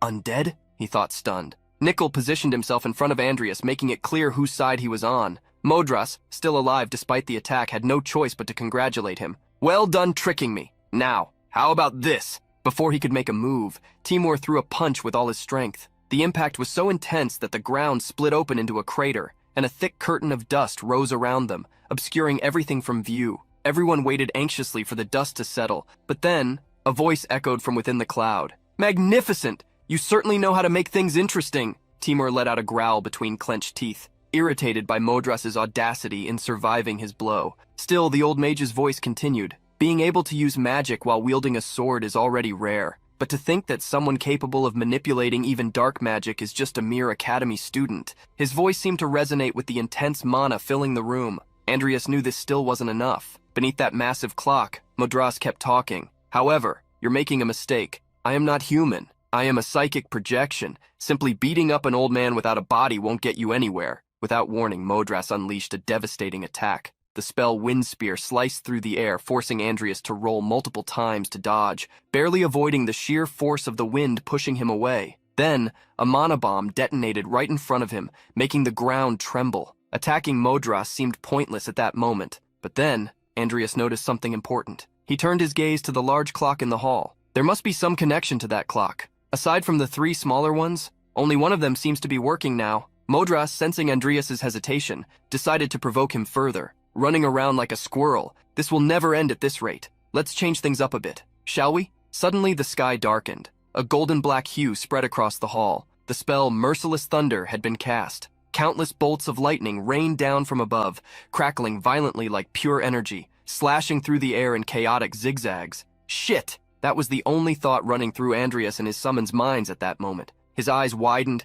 his teeth clenched, and then the lightning struck Andreas directly. He screamed, "Nickel! Interrupt the spell!" Nickel was his best chance. The skeleton lifted his gaze directly toward Modras. The old mage met his stare. Nickel surged forward, moving faster and faster. The moment the skeleton raised his blade for a precise strike, Modras vanished, only to reappear behind him. The mage was clearly annoyed by Nickel constantly chasing him. With a swift motion, Modras gathered thunder in his hand and struck Nickel directly. However, the impact didn't have the expected effect. In that case... Modras took a step back, assessing the situation before concluding, I'll just have to overpower him with sheer firepower. He raised his hands, and a brilliant light engulfed the area. Upon seeing this, Andreas thought, no matter how resistant an undead is to lightning magic, if he keeps taking attacks like that, he'll be destroyed. At that moment, Modras seemed completely in control, as if he were Zeus himself, merciless. Now let's see how much longer you can last, he said with a wicked grin. Andreas quickly ordered Nickel to retreat. When Modras realized it, he murmured in disappointment, just when things were getting interesting. The old mage knew very well that undead and lightning magic were incompatible, yet he kept insisting on this type of attack against Nickel. That could only mean one thing. A smirk formed on Andreas's face. He had finally understood what was behind it all. You can only use the elements controlled by that spinning clock, can't you? Modras looked up before exclaiming, amused. Well done figuring that out. This is a rule imposed by Modras when he left me here. Without restrictions, no matter how many tower conquerors existed, it would be impossible for them to defeat me. But this is just a minor setback. Either way, if you can't even land a fatal hit on me, then you stand no chance. Once again, Modras raised his hands, charged with energy, and fired at Andreas. While running to dodge, Andreas quickly analyzed the situation. Offensive magic? Or should I bet on a battle of endurance? Either way, he's a psychic projection. That means once all his mana is depleted, he'll disappear. And repeatedly casting magic like this must be consuming an absurd amount of mana. Closing his eyes for a brief moment, Andreas tried to sense the mana around him. Then he saw it. Traces of it. Countless bright blue lines were spread throughout the area. But there was something else. The pillars in the hall also seemed to be connected to Modras's magical energy. After a quick analysis, Andreas concluded, these pillars, they're constantly supplying him with mana. Interesting. In that case, the answer is clear. Without hesitation, Andreas dashed forward again, his determined gaze making it evident that he had found a way to win. Modras noticed this, and realizing Andreas had discovered something, decided to act first. He unleashed another spell, the powerful Thunder Spear. Andreas raised his earth shield to counter. The spears of energy partially pierced through the shield, but Andreas's goal wasn't to block them entirely. It was to keep Modras at a distance. Since the elements he can use are fixed, it'll be easier to fight him, Andreas thought, recalling the limitation imposed on his enemy. However, something unexpected happened. Suddenly, Modras teleported behind him and said in a teasing tone, the restrictions don't include spatial magic. You're not done entertaining me just yet. Andreas quickly turned, locking eyes with Modras with the same intensity. And then, something happened. Out of nowhere, Andreas found himself sharing the same space with a dark energy. That's when the old mage grinned and remarked, dual conjuration of magic and dark magic. I thought you were a straightforward young man, but it turns out you're full of tricks. Andreas returned the smile and replied, I thought you were the one with so much to hide. But Modras merely laughed. This is what you call the virtue of age. The creaking of the clock and the sound of gears echoed once more. Modras raised his energy-charged hand and declared, now then, your advantage is about to disappear. Andreas's eyes widened as he realized what was happening. An absurd amount of energy began to fill the hall. It was aquatic field magic. The necromancer immediately understood. Modras wanted to take control of the battlefield from above, restricting his movements. The water started flooding the area, rising rapidly. Andreas glanced at Timur. He understood the command instantly. Without the need for words, the two split up, each heading toward a different pillar. But Modras intercepted Timur midway. "Where do you think you're going in such a hurry?" he said in a sharp tone. With a wave of his hand, he conjured two colossal water serpents. The spell, Hydra Wave. The aquatic creatures coiled around Timur, engulfing him completely. From a distance, Andreas saw everything and thought, if he's focused on Timur, then I'll reach the pillars first. But he didn't anticipate Modras's next move. The old mage raised his hand and cast a binding spell. A powerful water prison formed. A swirling vortex intensified around Andreas, pulling him in completely. Modras's grin widened. This was checkmate. Andreas struggled to catch his breath. Everything had happened in mere fractions of a second, and he knew he had to act fast. Then, in his hand, a magic circle began to form. It was green, and it was growing larger and larger. Modras saw it and laughed. "One after another! You never let me get bored!" And then from the portal, a colossal titan emerged. The titan fully manifested. Upon realizing what had been summoned, Modras was taken aback. "Ho! Not even in my time did giants exist!" The Titan King stood before him, wielding a gigantic sword, 3 times larger than Modras himself. Without hesitation, the Titan made its first move. With a single devastating strike, it shattered the water prison, freeing Andreas almost instantly. Modras smiled upon seeing that. "Excellent. It would have been boring if things ended like that." That's when Andreas also smiled and taunted. "You'd better be careful, Master Modras. You've already lost one of your precious lives." Outside, everyone was more than anxious. They wanted to know exactly what was happening inside. Some remained silent, gripped by uncertainty, while others whispered questions among themselves. Diene, however, thought to herself, "Oh, heavens! My father is going to have a hard time explaining this to the nobles." She was so lost in thought that she didn't even notice Vivian approaching. When she finally realized, she was startled. "He still hasn't come out. What happened to Andreas?" Vivian asked, her voice filled with concern. Diene took a deep breath before answering. "The professors are investigating, but it's been hours. By the way, why do you look like a beggar?" Vivian's clothes were wrinkled, old, and worn out, as if they hadn't been changed in days. Diene frowned. What the hell has she been doing to end up like this? Then she remembered their last conversation. Vivian had mentioned training, and now, seeing her condition, Diene reflected, has she been training all this time? And from the looks of it, she hasn't even slept? But something else bothered her even more. Diene wrinkled her nose and added, "Vivian, you haven't been bathing, have you?" Vivian averted her gaze and, ignoring the comment, returned to the main subject. "Diene, your father is a master of the magic tower, right? Then do something about this." Diene found the plea strange, but replied firmly, "I'm just another student like everyone else. Now is not the time for me to worry about my father." Meanwhile, inside, the battle raged on. Only 2 pillars remained standing, and including Andreas, only 3 combatants were still in fighting condition. Even with the odds seemingly in his favor, Andreas couldn't see himself winning this battle. "That old fox, whenever he gets a chance, he'll attack me and restrict Rudrudal's movements. That must be his main strategy." And as if to prove his point, Modras instantly teleported away from the Titan and went straight for Timur, trapping him in a water prison. Andreas immediately noticed. Modras was completely focused on his summon. "This is my chance." Taking advantage of the opponent's distraction, he charged toward another pillar. The moment his sword touched the structure, a whirlpool of water emerged from nowhere,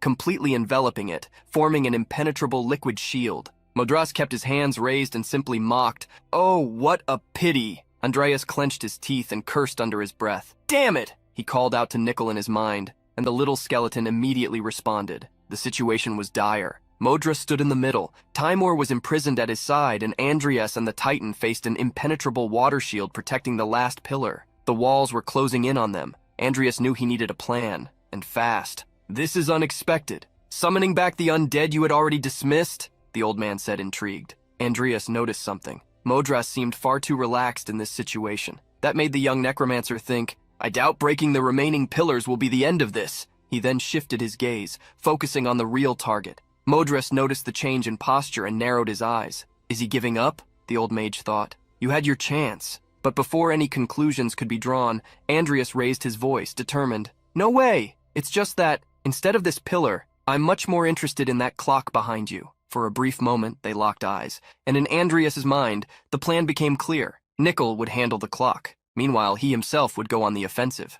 Seeing Andreas's decisive movement, Modras merely smiled, and that left the necromancer perplexed. He isn't stopping me? A massive force emanated from the clock, filling the entire chamber. Nickel observed it carefully but did not back down. Tightening his grip on his sword, he attacked, delivering a precise wind slash. However, it was futile. A magnetic field surrounded the clock, a powerful shield. Modras's projection laughed non-stop, watching Andreas's useless struggle. Did you really think Modras would leave his magical weak point unprotected? The old man crossed his arms and continued with a smug grin. I won't interfere in any way. Feel free to do as you please. Andreas's expression darkened as he listened to Modras continue. Only something on the level of a warlock could damage that. Those words made Andreas think. He then asked firmly, no going back, huh? Then a notification appeared, activating the Codex of Sloth on Nickel. All the water around the skeleton dispersed, leaving Modras confused about what was happening. Nickel's eyes burned with flames. He raised his sword firmly, gathered all his strength, and struck a precise blow against the clock. A massive explosion erupted, so intense that the blinding light made it impossible to see through. Outside, the entire tower trembled from the impact. Everyone panicked. What was that just now? Murmurs spread quickly. Is he still fighting? Vivian watched the tower, sensing something strange. She had no idea what was happening to Andreas, but she was worried. Inside, the clock remained intact. Only a few drops of water trickled around it. Andreas clenched his teeth, glaring at it. I thought, you wouldn't interfere? His gaze was dead serious. Modras's expression turned solemn. That power just now, he thought to himself, but he quickly adjusted his posture, forcing a fake smile. The tower is still going to be used for exams next year, he said. If you destroy that clock, the tower will collapse. That revelation left Andreas completely stunned. What? Then why? Modras slowly approached, an enigmatic air about him. I would have let you pass if you had destroyed the last pillar. But I was curious to see what you'd do after discovering the trick. I didn't think you'd actually try to destroy it. Andreas took a deep breath, processing the information. That could have been a real disaster, he muttered. Modras stroked his beard, thoughtful. Well, your fighting style is certainly reckless, but I didn't build this tower to kill my students. Andreas shuddered at the thought. Old man, if I had destroyed the tower, there would have been no way to undo it. Modras stretched out his hand, revealing a necklace with a blue stone pendant. In any case, take this, your promised reward. He placed the object in Andreas's hands, and the young necromancer held it firmly. Lifting the necklace before his eyes, Andreas examined it. This was the glow of the silver light, a rare artifact capable of sharpening the mind of its wearer, making them more efficient in the use of mana and aura. Andreas thanked the mage's projection, but as he analyzed the necklace, a thought crossed his mind. This is an amazing item, but instead of me, this should be for... Before he could finish his reasoning, Modras spoke again. Intriguing. A cat that would have reached perfection in life, a mythical creature, and even an undead capable of borrowing and wielding the power of a god.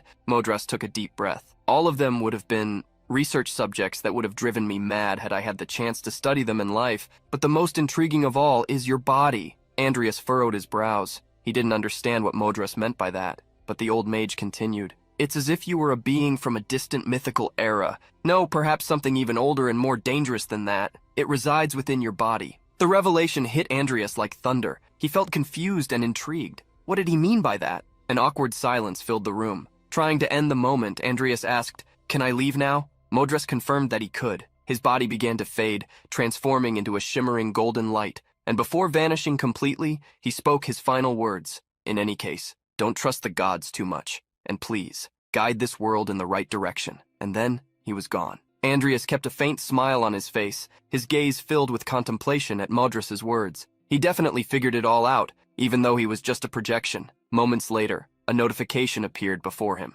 Achievement unlocked, one recognized by Modras. Now Modras's tower had been completely cleared. Andreas finally stepped out of the tower, surprised by the number of people waiting for him outside. Everyone was stunned at the sight of him. There he is. It's Andreas Cromwell. Among the crowd, many important figures stood. Academy students, journalists, and members of the nobility. However, Minia stepped forward decisively, passing even the Imperial Highness without hesitation. She approached, gave a slight bow, and declared, As the head of House Morhaime, I have a proposal for Count Andreas. May I be granted this opportunity? The Imperial Highness was taken aback, but allowed Lady Mineas to take the lead. Mineas cast a glance at the other important figures present, silently questioning whether anyone would object. The crowd was in shock. Who would dare contest this? DNA, observing from a distance, murmured, The way she's behaving in front of the Imperial Highness, I suppose all we can do is wait and see. However, for Vivian, the simple fact that Andreas had emerged alive was more than enough. Mineas stepped closer to Andreas, her gaze filled with confidence.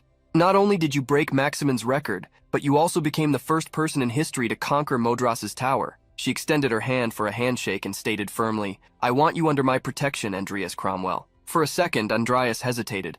"I expected to be noticed by some high-ranking noble, but not someone this important from the very start. Minius Morhaime, the head of House Morhaime, one of the 4 great dukes of the empire." Instead of shaking her hand immediately, Andreas bowed respectfully. "I, Andreas Cromwell, greet you, your highness Morhaime. Please forgive me for not shaking your hand as mine are dirty." Minius didn't seem to mind, but she still withdrew her hand, cutting off her vice-commander, who criticized Andreas for his lack of respect. Andreas's expression tensed slightly at the reprimand, but he said nothing. Minius, however, ignored the matter and continued the conversation. "Have you decided what you'll do after graduation?" Andreas replied that he had not, but he was caught off guard when Minius stepped even closer and asked bluntly, "Do you have a lover?" A bead of sweat rolled down Andreas's face. "No, I don't, but why are you asking me this?" Minius smiled, pleased with his answer. "Good." And then she made an irresistible offer. "How about this, Andreas? How about forming an alliance between House Morhaime and House Cromwell?" The word alliance caught Andreas by surprise,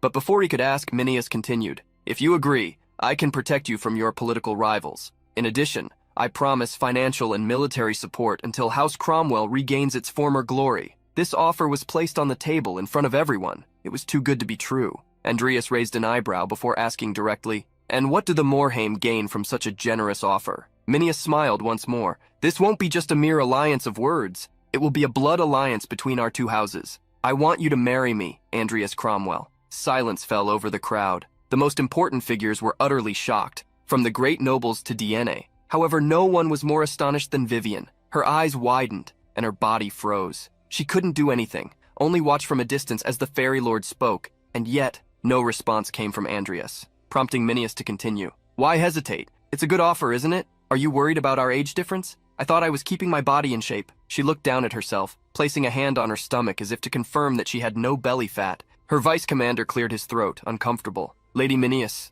a little elegance, please." But Minius ignored the remark and turned back to Andreas. "Do you not find me attractive as a woman?" Andreas swallowed hard. A drop of tension ran down his face. "No, you're attractive and beautiful for sure." But in his thoughts, he knew that responding immediately would be a colossal mistake. This is a political marriage and a sudden proposal. Accepting without thinking would be sheer stupidity. Meanwhile, Vivian clenched her fists, consumed by a deep hatred. Everything around her faded away. DNA, standing beside her, could feel the overwhelming pressure of jealousy radiating from her. Yet, at the same time, she couldn't suppress her own thoughts. Poor girl. But if you were in Andreas's place, it'd be hard to say no, given the state of his house. At that moment, Andreas spoke up. "My apologies, but this isn't a decision I can make here. Could you please give me some time to think about it? I believe it's customary at the academy to hear offers from other nobles, so..." Minius decided to play her hand. "Are you really going to compare me to them?" But Andreas was being wise. Accepting such an offer recklessly, in front of so many people, could create unwanted enemies.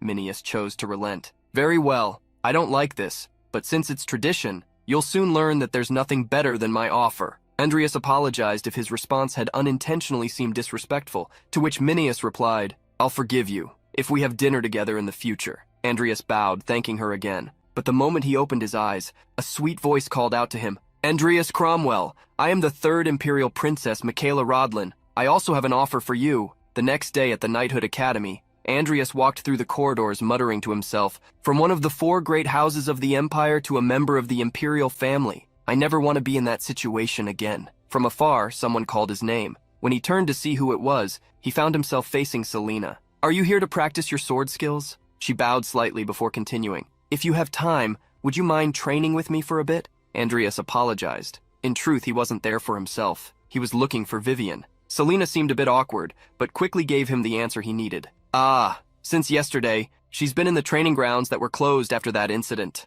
Without wasting a second, Andreas ran off. Behind him, Selena muttered that she had taken a quick look but hadn't stayed long. The atmosphere was far too unsettling. Had she lost her mind? Andreas still couldn't understand why. As he passed one of the pillars of the training grounds, a massive explosion erupted. It immediately caught his attention. He turned to see Vivian surrounded by a blazing aura. Her hair fluttered wildly, and the fire around her burned intensely. It was a perfectly clear aura. She hadn't lost control. Seeing this, Andreas smiled gently, yet in admiration. Just when I thought I had finally caught up to her, she was already a step ahead of me again. Break time. I don't even know who to root for anymore, but one thing's for sure. Andreas is screwed. Vivian flinched when he called her name, and the situation only got worse when he said he was looking for her. She quickly turned her back to him and stammered in desperation. Wait, I'm a mess right now. Andreas didn't understand why, but he stepped a little closer and asked if she was all right. However, the poor girl was in complete panic and shouted to the heavens that she smelled awful too. Andreas didn't care. He approached and wrapped her in his arms.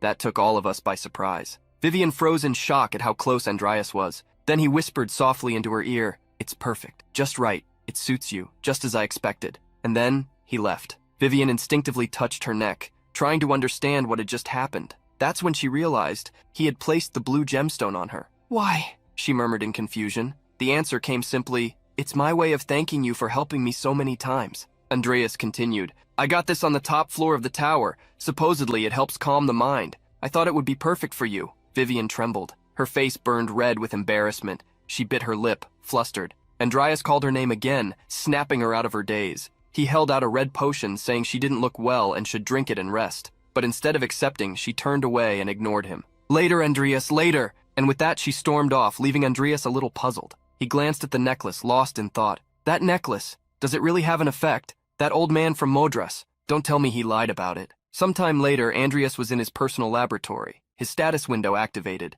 His new title was still there, and its rewards were ready to be claimed. Upon accepting them, he gained a random talent related to magic. However, something unusual was detected. He had acquired the talent, Magic Firepower Light Element Genius. Sitting at his desk, Andreas muttered to himself, "Genius? I haven't even learned light magic yet, so for now it's just for show. I guess I'll pick it up gradually." He activated his subdimensional space and called out to Nickel, giving a direct order. "Step into the magic circle." Nickel positioned himself at the center of the circle drawn on the floor. There, a corpse had been lying undisturbed for almost half a year. Andreas had been waiting to use it until his necromancy had improved. But in theory, with his current level, he should already be capable. Andreas stared intently at the body on the ground. It belonged to someone important, the former fairy queen, Meline, and now he was definitely going to wake her up.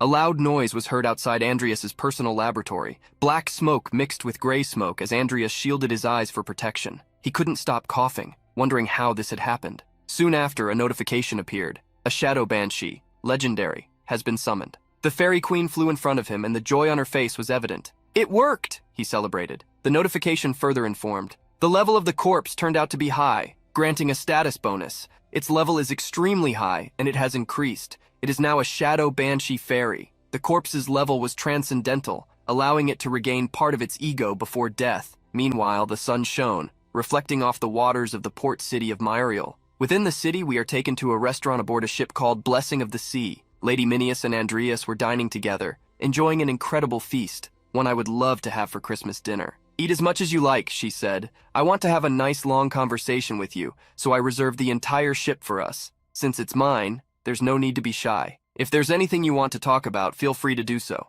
Andreas maintained an incredible composure, politely refuting the invitation. "I should be the one inviting you as an apology for my rudeness. I'm sorry that you had to invite me here in this manner." She smiled as she sipped a glass of wine. "You're my future husband. There's no need to apologize like that on our first date." The protagonist swallowed hard. Pardon? He certainly hadn't expected such a comment. Once again, Minius burst into laughter. "I'm just joking. No need to look so uncomfortable." However, even if it was a joke, nothing about it sounded like one. Minius seemed like the kind of person who would stop at nothing to achieve her ambitions. It's no wonder the Morhaime family rose to power by doing the dirty, mercenary work that other noble houses wouldn't. A bit anxious about how things would unfold, she forcefully placed the fragile wine glass down and said, "So, have you made your decision? While I did say to hurry, I am not a patient person. I want your answer before—" Andreas was forced to interrupt with a smile and gently replied, "As I said before, I'd like a little more time. That is my answer. My house has fallen, so there is much I need to do before I graduate."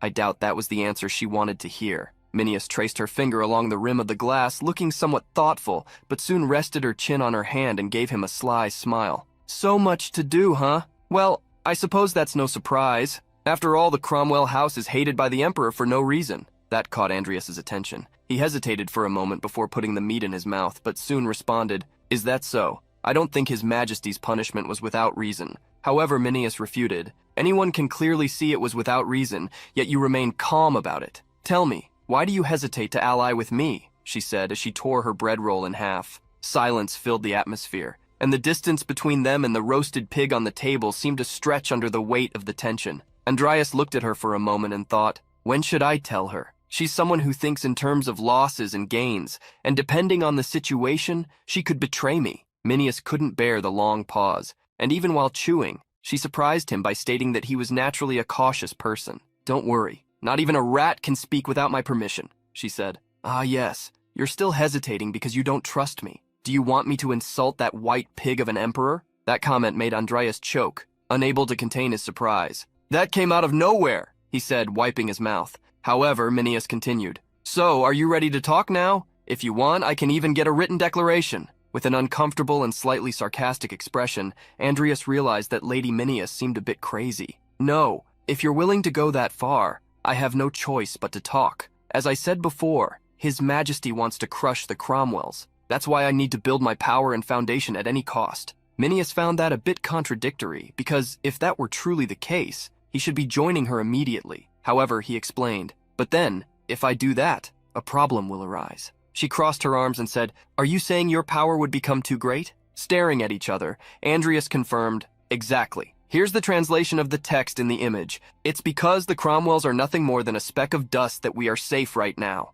Minius swallowed hard. So, what you're saying is that the moment you gain power, the Emperor will start suppressing you again. Taking a sip of wine, Andreas continued, that's right. And the Morheims might also end up in the Emperor's sights. However, the protagonist's thoughts reflected the situation. What's her reason for wanting me, even at the risk of becoming a renegade? Minius thought for a moment, scratched her chin, and finally spoke. I get the gist of it. I was planning to have a child born from extremely talented blood and make him the next head of the family. But it turns out I've created a poisoned chalice, huh? Bingo. That was the reason behind all of this. Silent, Andreas spoke to himself. The Morhaim family has strong political power, vast financial resources, and a powerful mercenary army. But they've never had an aura master or a sorcerer from their direct bloodline. Completely intrigued by the situation, Minius set down her now empty glass, leaned closer to the table, and said, I've always wondered about this. Why is the Emperor so determined to destroy House Cromwell? Once again, silence filled the air. Andreas knew that now that things had reached this point, he needed to reveal part of his hand and gain her trust as well. Even if they didn't form an alliance, maintaining a friendly relationship with House Morhaim was the smarter move. So he explained, my father, Count Cain Cromwell, fell victim to the Emperor's ambitions. He wants to create an era of gods and rule the world as an absolute monarch. And the only way to do that is by collecting the greatest treasure of all, the 7 deadly sins. With a serious and completely focused expression, he added, I must stop him at all costs. That is, my duty as the heir of House Cromwell. She looked at him, even more intrigued. So, revenge for the Cromwells, or rather, for your father? She wasn't entirely wrong in her reasoning, but the Emperor's ambitions were far more dangerous and could shake the entire world. She continued, I get the gist of it. Now that I think about it, I heard the Emperor is searching for something in the north, and he's absolutely bloodthirsty about it. That information caught Andreas off guard. Speaking of the 7 deadly sins in the north, it's the barbarian child kidnapped by Bloody Dan. Just getting rid of the spies won't change history, he thought. He remained silent at the table, listening only to the voices in his head. In the game, there was no mention of who Dan's employer was, but now I know. It's none other than the Emperor. Minius interrupted his thoughts, questioning why he had gone so quiet, as his expression suggested he knew something. Then Andreas revealed, soon there will likely be a war with the north. Minius immediately stopped eating. She looked at him and said, you sound like a prophet, Andreas, then resumed eating her rare steak. Andreas wiped his mouth and said, the barren lands, the tribal chiefs in conflict, if you provoke them the right way, a justification for war can be created. If you consider how the Emperor operates, it makes sense, doesn't it? She had to agree. Yes, that was exactly the kind of thing that pig would do. Andreas continued, and once the unexpected war ends, the nobles and feudal lords who weren't prepared for it will fall into panic, while massive changes take place. But if they're well prepared, they could still manage to hold a strong position in the post-war era. Upon hearing that, Minius let out an interesting smile. The conversation was taking an unexpected turn. So you're saying I should stock up on supplies in case of a war? Without hesitation, Andreas affirmed it. Lady Minius continued, that was a very generous warning, Andreas. Assuming things unfold the way you expect, he simply asked if that wouldn't be enough. However, she didn't understand what he meant. That was when he clarified, when the pigs at the center of this, weakened by their own tyranny, are ripe for the taking, wouldn't they be? What she heard made her freeze completely inside. Meanwhile, in the mighty imperial palace, the emperor sat on his throne, receiving one of his returning servants who bore good news. "Greetings, your imperial majesty." Bored, the emperor got straight to the point. "Come, what interesting tale do you have for me this time?" The kneeling man was the prime minister of the Rodlan Empire, Duke Hector Kazaf. He had been overseeing the academy's examinations and now reported, "Andreas Cromwell, son of Cain Cromwell, has conquered the 30th floor of the Tower of Modrus, and Minius Morhaime attempted to form an alliance with House Cromwell, though he has yet to respond. But that was merely a superficial gesture. We don't know what they're scheming behind the scenes, so just in case..." The emperor cut him off, completely enraged. "Rubbish! What's so terrifying about that brat? Why are you so afraid of him?" Hector bowed even lower, offering his sincerest apologies. However, the emperor merely clicked his tongue and changed the subject. "Forget that. Report on the people you sent to the north." Hector responded, "Yes, they are doing their best, but they have yet to find anything." Disappointed, the emperor continued, "Then they'd better work harder. Lord Jester claims he found something related to the 7 deadly sins in the north." Hector's face twisted in shock. The emperor's objective was drawing closer, and he was determined to find it. We are then taken to a colder, misty atmosphere. A carriage was being pulled through a snowstorm. Inside, Master Jester was present.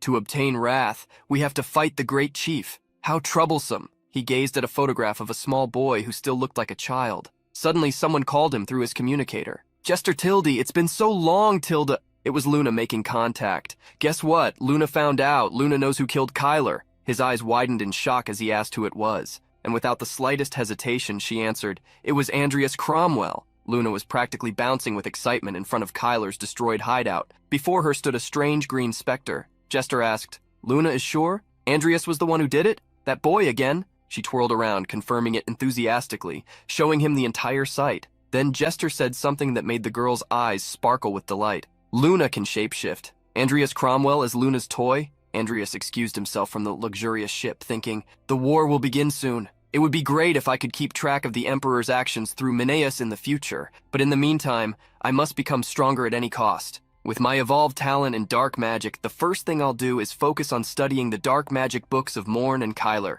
Then, when the Academy's vacation starts, I will get my hands on the Red Dragon Krav Maga." A week had passed, and Andreas was at the station when the platform's intercom announced, "The train to the Kingdom of Grandis will depart in 10 minutes. Please make sure not to miss your train." Andreas had obtained a map from the Muriel auction, and according to it, the tomb of the Krav Maga dragon was deep within the Great Bayatra forest. Fortunately, he could take a train to the Kingdom of Grandis, which was right next to the forest. Beyond that, the only way to continue was on foot or horseback. Besides, the forest is a completely unfamiliar place where the Empire's usual laws do not apply. "I hope things don't get out of control." Suddenly, his thoughts were interrupted when he felt a small poke on his back. Looking behind him, he realized it was Vivian who gracefully greeted him. "Hello?" Andreas asked if she was traveling as well, and she replied, "I'm going back to my hometown." He found it strange how sudden this was, but she explained that her father had asked her to return home. Concerned, he asked, "Will you be okay? I thought you didn't feel very comfortable at home." She turned her gaze to the side and spoke with sorrow.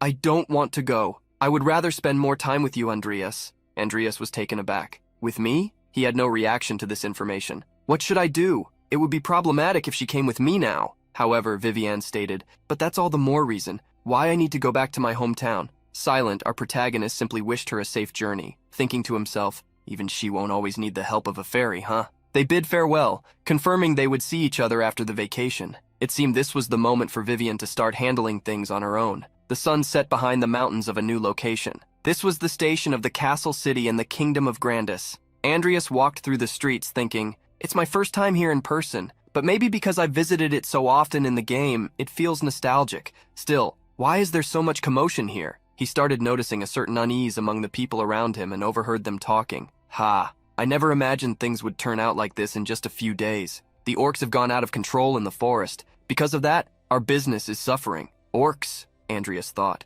glancing to the side while silently listening to the conversation. "I have a bad feeling about this. Let's find out more." At an inn in Grandis, Andreas approached the counter, placed a few gold coins down, and requested, "A room and food, please." The woman at the counter handed him a key, saying, "You can have the last room on the second floor." Nothing escaped Andreas's notice, and upon analyzing her expression, he asked if something was wrong. She picked up a mug of ale and said, I suppose a traveler wouldn't know. Things are bad near the border. For the first time in 40 years, they say an orc lord has appeared in the great forest." Andreas pondered. "This is terrible news. The appearance of an orc lord means the unification of the tribes in the Great Forest. Just searching for the tomb in the forest is already difficult enough, but with a horde of orcs appearing too. Sitting down in a chair, Andreas asked, "Does that mean the path to the Great Forest is blocked?" Placing the mug of beer in front of him, she replied, "Isn't it obvious? Civilians can no longer approach Endeavor." Stunned, he continued the conversation. "Civilians? Are you saying there are other ways to enter?" The woman responded that the only way was to become a mercenary. However, she warned him against doing so.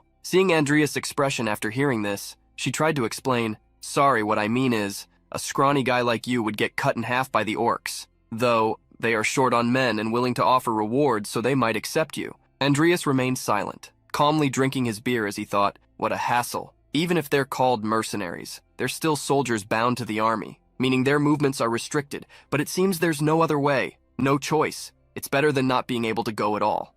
Andreas climbed up to his quarters, muttering to himself, "I guess that's why the Everlast Company couldn't get the ingredients for Salem's potion. Either way, I'll pass through the Bayatra fortification and register as a mercenary tomorrow." As he walked down the corridor, a cloak fluttered down calmly and a strange voice asked, "Are you going to kill the Orc Lord?" Andreas froze, his eyes widening. Behind him, a figure was hanging from the ceiling supports, swinging while holding a scythe. She landed firmly on the ground and said, "Luna has been waiting a long time for you to leave the academy." Luna sang his name, her green eyes gleaming. Andreas recognized her. "She's Lu!" However, before he could finish saying the sweet girl's name, she vanished from his sight and reappeared right in front of him, ready to strike. She was so fast that she completely caught the protagonist off guard. Her scythe cut through the air, but Andreas instinctively dodged, throwing himself backward. Losing his balance entirely, he crashed onto the floor. Luna placed her small foot on Andreas's chest, pinning him down. She raised the tip of her scythe high above him, and with eerie eyes hummed, "This is going to hurt a little tilde." As she drove the scythe into his chest, the dark energy that had once protected Kyler now did its job of shielding Andreas. It detached from his body and clung to the scythe. Luna was astonished. She could see the energy materializing and rebelling against her, instantly pushing her away. She burst into laughter. "Oh ho! That's Kyler's shadow magic, isn't it? How interesting. Did you kill Kyler and steal his magic too? How did you do it?" Andreas's expression darkened. He clicked his tongue and thought, even though I completely erased all evidence in Kyler's hideout, it wouldn't mean anything if it were her. A spiritual medium who calls upon the dead to communicate with them. "Luna Pendragon." The girl asked why he had gone silent, saying it was starting to get boring. Andreas was getting tired of the persistence of these congregations. Gripping his sword tightly, he said, "You came here to kill me, didn't you?" The girl tilted her head, confused. "Huh? The truth is, it's not you?" Andreas's expression hardened again, wondering if she had discovered something. Luna stabbed her scythe into the wall and, laughing and humming, declared, "But Luna might want to kill you." Andreas needed to stay alert. She might act like she was playing around, but she had been a witch-class mage since a very young age. He questioned her. "Then why are you here?" Excitedly, she responded, "Ah, yes." She pulled out a communicator from behind her and said, "Jester, it's Luna." Master Jester then began to reply, "That was fast. Did you make contact with the target?" She eagerly affirmed, "Yes, Luna is with him now." Jester boldly requested to speak directly with the protagonist. Luna tossed the communicator to Andreas, who caught it firmly and, looking at the artifact, introduced himself. "This is Andreas Cromwell." Meanwhile, he was thinking, "What is going on? I thought you came here to eliminate me, now that you know I killed Kyler." Jester, on the other end of the line, asked, "How dare you lay a hand on my agent? As always, you have some nerve." With an awkward smile, Andreas found it amusing, coming from someone determined to kill him. But then he replied, "My apologies. My master is dead, so I didn't know that Sir Kyler was your agent." Outraged, Jester retorted, "Humph, a smooth talker, but that doesn't absolve you of your offense."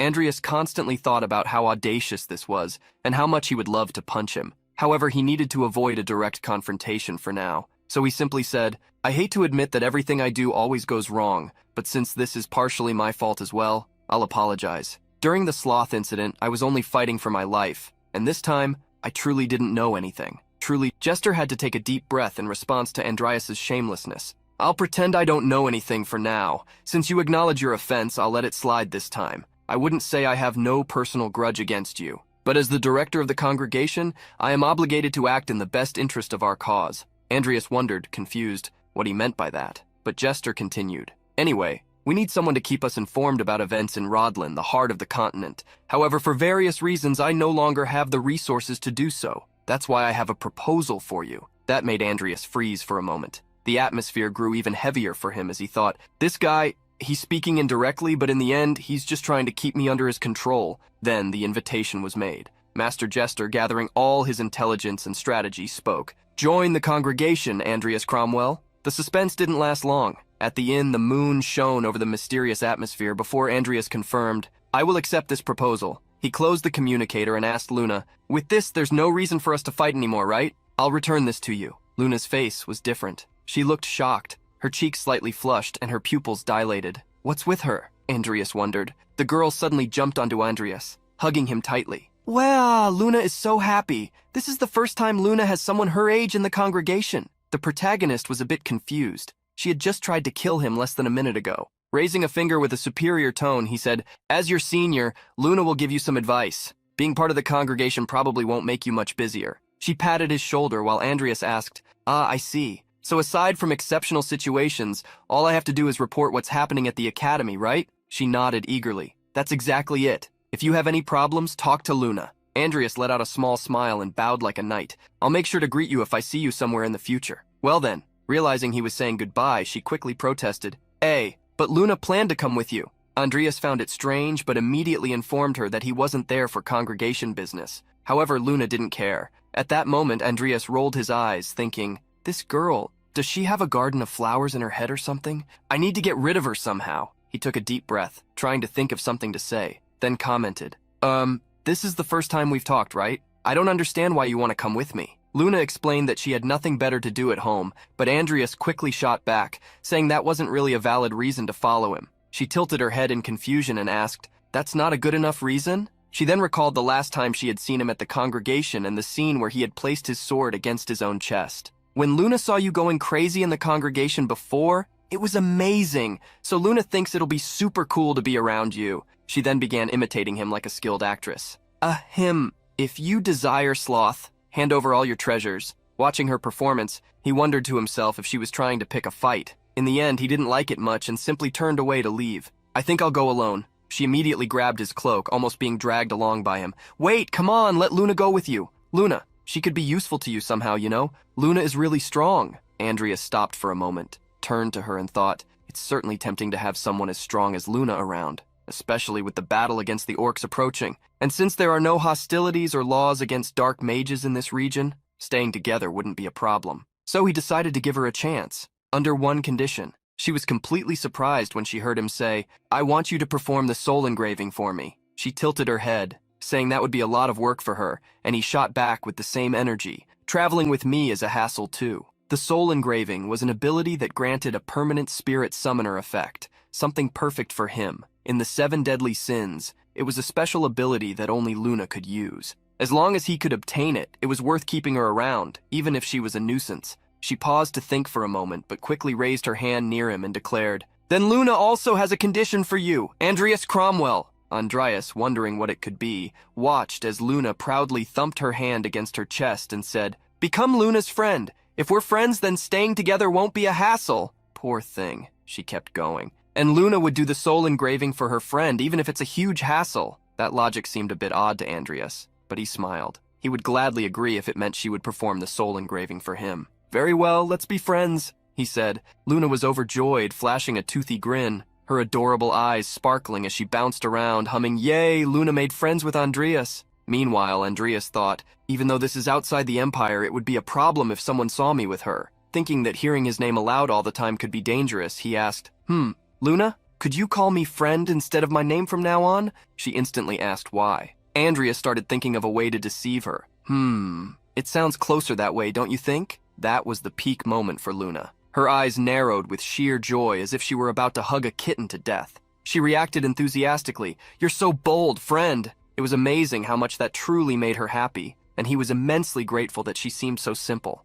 Days had passed, and a great war between soldiers and orcs was raging on the battlefield. At Endeavor Fortress, the head of House Endeavor, Dawson Endeavor, was leading the fight. He struck down each orc with astonishing ferocity. The orc trumpet sounded with a strong and imposing blast, signaling the retreat of all forces. Dawson found the immediate withdrawal of the creatures strange. Wiping the sweat from his face, he muttered, Damn orcs! Are they trying to wear us down little by little? Quickly he heard someone calling out loudly, Reinforcements from the Bayatra fortifications have arrived. That was music to his ears. He immediately wanted to know how many troops had been sent, but his subordinate, hesitant, explained, about that, only 2 people. Dawson was in shock. What? In front of his soldiers, Dawson argued, not even 2,000 troops would be enough, and yet they sent only 2. Is this a joke? But the subordinate tried to explain. I tried to contact the kingdom about it, but they haven't responded yet. But fortunately, it seems that one of them is Luna Pendragon. Dawson knew of Luna. She was a dark mage said to be on the same level as an aura master,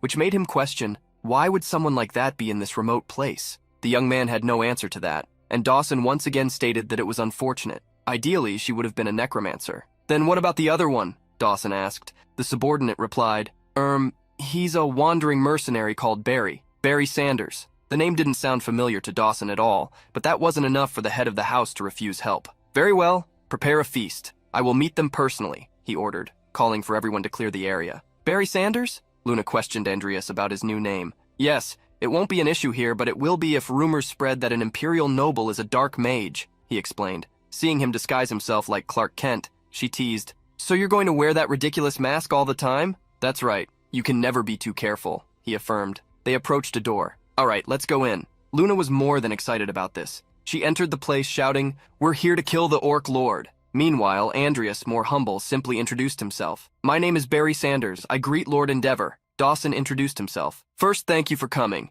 If you perform well in battle, I will report to the king and promise an appropriate reward. Please, have a seat. Dawson was seated at the dining table where a feast had been prepared. Beside him, another man also introduced himself. Welcome, I am Filion Endeavor. Everyone sat at the table, but Andreas was eager to know the current situation. Dawson then began to explain. To be direct, it's desperate. As you know, we don't even have enough men to hold them back, let alone launch a counterattack. If the Orc Lord and his chiefs who are waiting in the shadows join the fight, this fortress will be finished. Without support from the kingdom, it's only a matter of time before we fall. Luna was in despair, but not for the reason one might expect. She was devouring a huge chicken leg while Andreas stated that the situation was worse than he had imagined. Dawson continued, what's truly grave is something else. That is, the enemy leader, the Orc Lord, is an aura master. Both of them widened their eyes in shock. However, to Luna this sounded exciting. She immediately declared, Luna will fight the Orc Lord. The two were stunned by the girl, while Andreas questioned himself, an aura master.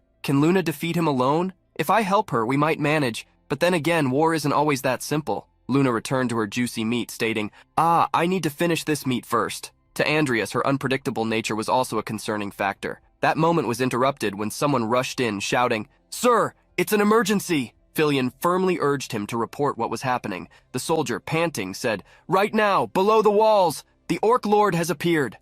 Everyone in the room was shocked. Night had fallen, and everyone wanted to know what he was planning. Dawson and Andreas stood atop the defensive wall, watching as a massive orc approached, leaving behind his main army and coming here with only a few of his chiefs. In any case, everyone stay on high alert. The Orc Lord had long hair and an extremely powerful physique. He opened his mouth and his ominous voice echoed across the battlefield. Hear me, humans. Shock spread through the ranks. How could he speak the human language? All of our attacks so far have been mere simulated battles, giving my warriors a taste of the battlefield. But now they are ready. Luna, also present in the tower, covered her ears, saying, Ooh, Luna feels like her ears are going to explode. The Orc Lord continued his speech. At dawn tomorrow, we will launch a large-scale attack, but ending it like this would be too boring. So with the honor of this lord at stake, I will give you a chance. Yes, win a one-on-one duel against my 6 warriors here, and I will spare you for 1 day. Dawson broke into a cold sweat, unable to respond immediately. His subordinates murmured, Damn it,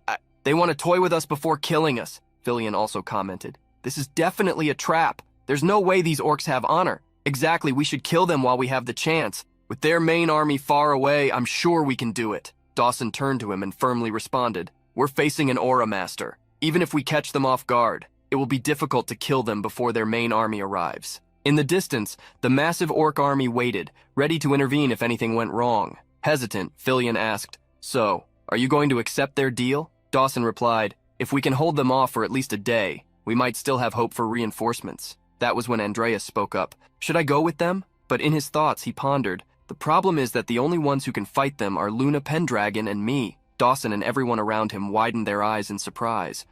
What? You want to go? Luna glanced at him sideways, curious. After a moment of silence, Dawson took a deep breath and with a nod, accepted the offer. Yes, please make a deal with the Orc Lord. Andreas, as confident as ever, walked toward the battlefield, thinking, "Orc Lord, let's take a closer look at that face of yours." The battlefield was covered in dust as Andreas walked calmly toward his opponents. The Orc Lord, excited, bellowed, "Great, let's begin," and laughed uncontrollably. From atop the wall, Dawson watched intently. A fight format where the winner continues to the next match. It certainly benefits us, given our lack of skilled fighters, but that means he'll have to fight until he loses. Felion, standing beside him, murmured anxiously, "What is he thinking? Did he come here to die for Endeavor or what?" As Andreas got close to his first opponent, he didn't hesitate. With a swift movement, he drew his sword and mercilessly cut down the first orc soldier. The sound of the blade slicing through flesh echoed across the battlefield, and the orc fell to the ground, defeated. The stunned silence was broken by Andreas's firm voice.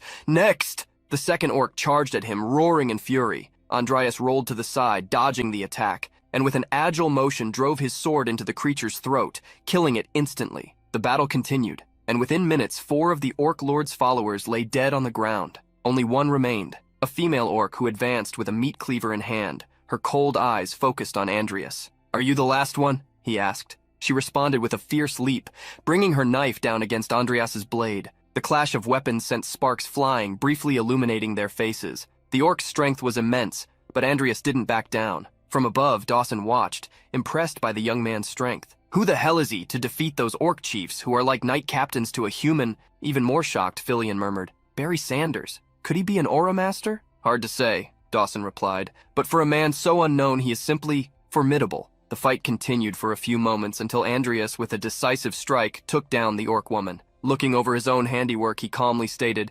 "Finished." The human soldiers, still in shock, murmured among themselves, "All 6, alone!" Instead of becoming enraged, the Orc Lord let out a thunderous laugh. "Gah-ha-ha-ha, you have surprised me. That was a fantastic battle, honorable warrior. Tell me your name." The orc was twice Andreas' size. The young man, staring at his imposing opponent, thought, "He looks tough, even more than I expected." Finally, he responded firmly, "Barry Sanders." The Orc Lord struck the ground with the blade of his axe and roared to his army, "My fearless orcs, remember the courage of this human warrior, Barry Sanders, for he has granted our warriors an honorable end and eternal rest." Andreas took a deep breath and sheathed his sword. For a moment, his heart raced when he saw the Orc Lord swing his axe, but he quickly realized the gesture wasn't a threat. "I don't think he'll attack me for revenge after all this," Andreas thought as the night wind blew between the two armies, marking the end of the duel. The Orc Lord continued speaking. "As promised, I will grant you 1 day of respite. We must also take time to honor the glorious deaths of our warriors,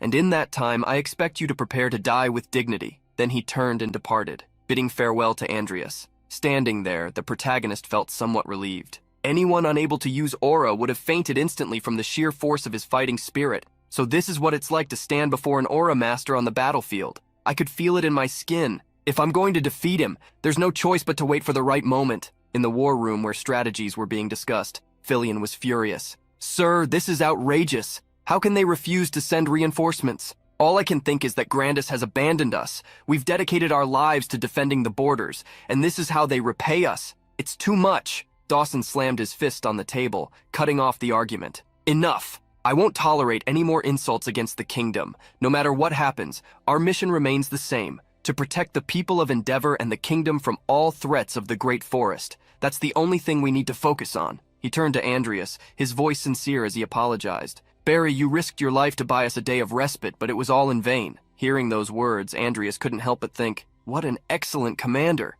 Even against all odds, he keeps his men united and their morale high. And despite Grandis's terrible treatment, his loyalty remains. What a waste of talent. He gave a slight bow and replied, "It's all right. In war, things inevitably happen when we least expect them, and buying extra time to discuss our options was already worth it." Dawson was grateful for his understanding and then added, "Although it pains me to ask this of you, could you do me a favor in tomorrow's battles?" Taking a deep breath, Dawson continued, "We've lost many captain-level men to the orcs' guerrilla tactics in recent months. Because of that, I intend to concentrate all our forces at the West Gate, where we can face them head-on. But the North Gate, which will have minimal defenses, is likely to be targeted by an ambush from the orc chiefs. The regular soldiers won't stand a chance against them." Andreas understood what was being asked and answered without hesitation, "Leave the North Gate to me." Luna, who had remained silent until then, suddenly became euphoric and exclaimed excitedly, "And what about Luna? Luna wants to have fun too!" Filion couldn't help but feel uneasy hearing the word fun in that context.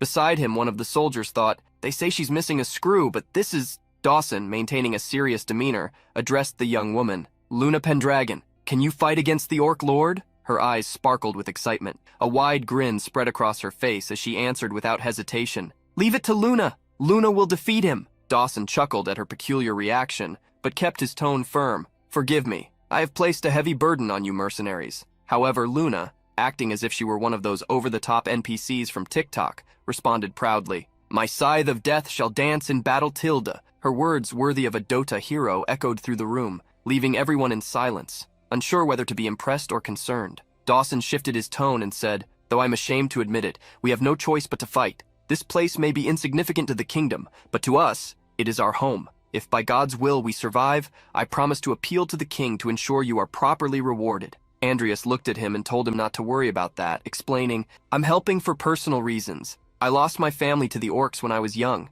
Luna immediately believed the excuse. Huh? You have such a tragic past, friend? In his thoughts, Andreas reflected, I need to end this war and reach the Great Forest as soon as possible. I don't have time to deal with the kingdom's merits or rewards. With that, the conversation ended. They filled their bellies and rested for the next day, which promised to be long. High up in a tower under the cover of night, Luna asked in surprise, Huh? You want Luna to do what? Andreas looked at her seriously and asked if she could carry out the request. The scene felt eerily reminiscent of that fateful moment in Harry Potter, when the headmaster died atop the tower. Luna has never done this before, but Luna probably can. Anyway, is he really that strong? Yes, Andreas confirmed. I was sure the moment I got close to him. If he's at his peak condition, I won't be able to defeat him no matter what I do. Luna, completely enamored with the situation, spun around and sang, Wow, how exciting! Luna can't wait any longer. Seeing her excitement, Andreas called out to her. The sweet yet wicked girl looked at him, enchanted, and then he said, If the fight with the Orc Lord takes an unexpected turn, you must hide and wait until the bodies start piling up. She agreed with the plan, and Andreas continued, When that happens, I will turn the tide of this war. The sun began to rise, signaling the start of a new day. Crows soared over the battlefield, feasting on the carcasses of fallen orcs. Dawson, standing before his new allies, issued his orders. Luna Pendragon, Barry Sanders, I will leave the west and north gates to you. Leave it to us, Luna confirmed eagerly, while Andrea simply nodded. All right, then I'll head to the north gate. Before he could leave, Luna called out, Wait, friend needs a spiritual session.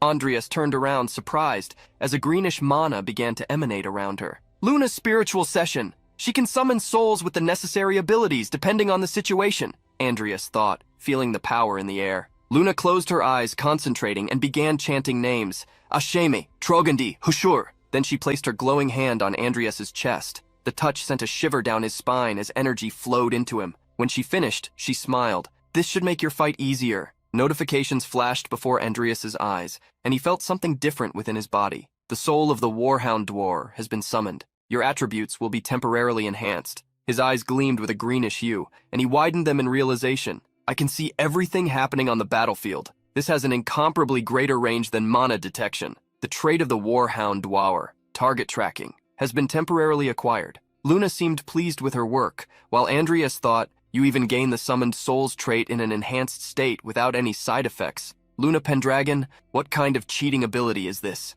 That moment was abruptly interrupted when Andreas, using his newfound ability, alerted, The enemy is coming! On the battlefield, the sound of roars echoed, and dust began to rise as the orcs approached. One of the soldiers shouted, The enemy forces are charging straight at us! Dawson raised his voice, commanding, Everyone to your positions! Archers, ready your arrows! Luna, standing beside the commander, buzzed with excitement. It's a fight! But Andreas called her. She turned, her gaze curious and cheerful. What is it, friend? The Orc Lord's roar thundered across the battlefield, accompanied by his menacing grin, and Andreas asked her for just one thing. Please, be careful. The war had begun with a rain of arrows striking the orcs. They drooled, their large, sharp canines bared, thirsting for battle. The archers on the fortress's side received their orders loud and clear. Take them down before they reach the walls. The orcs retaliated with catapults filled with fire and oil, which when launched into the sky looked like a meteor shower. Several of them made it past the walls, causing multiple fiery explosions.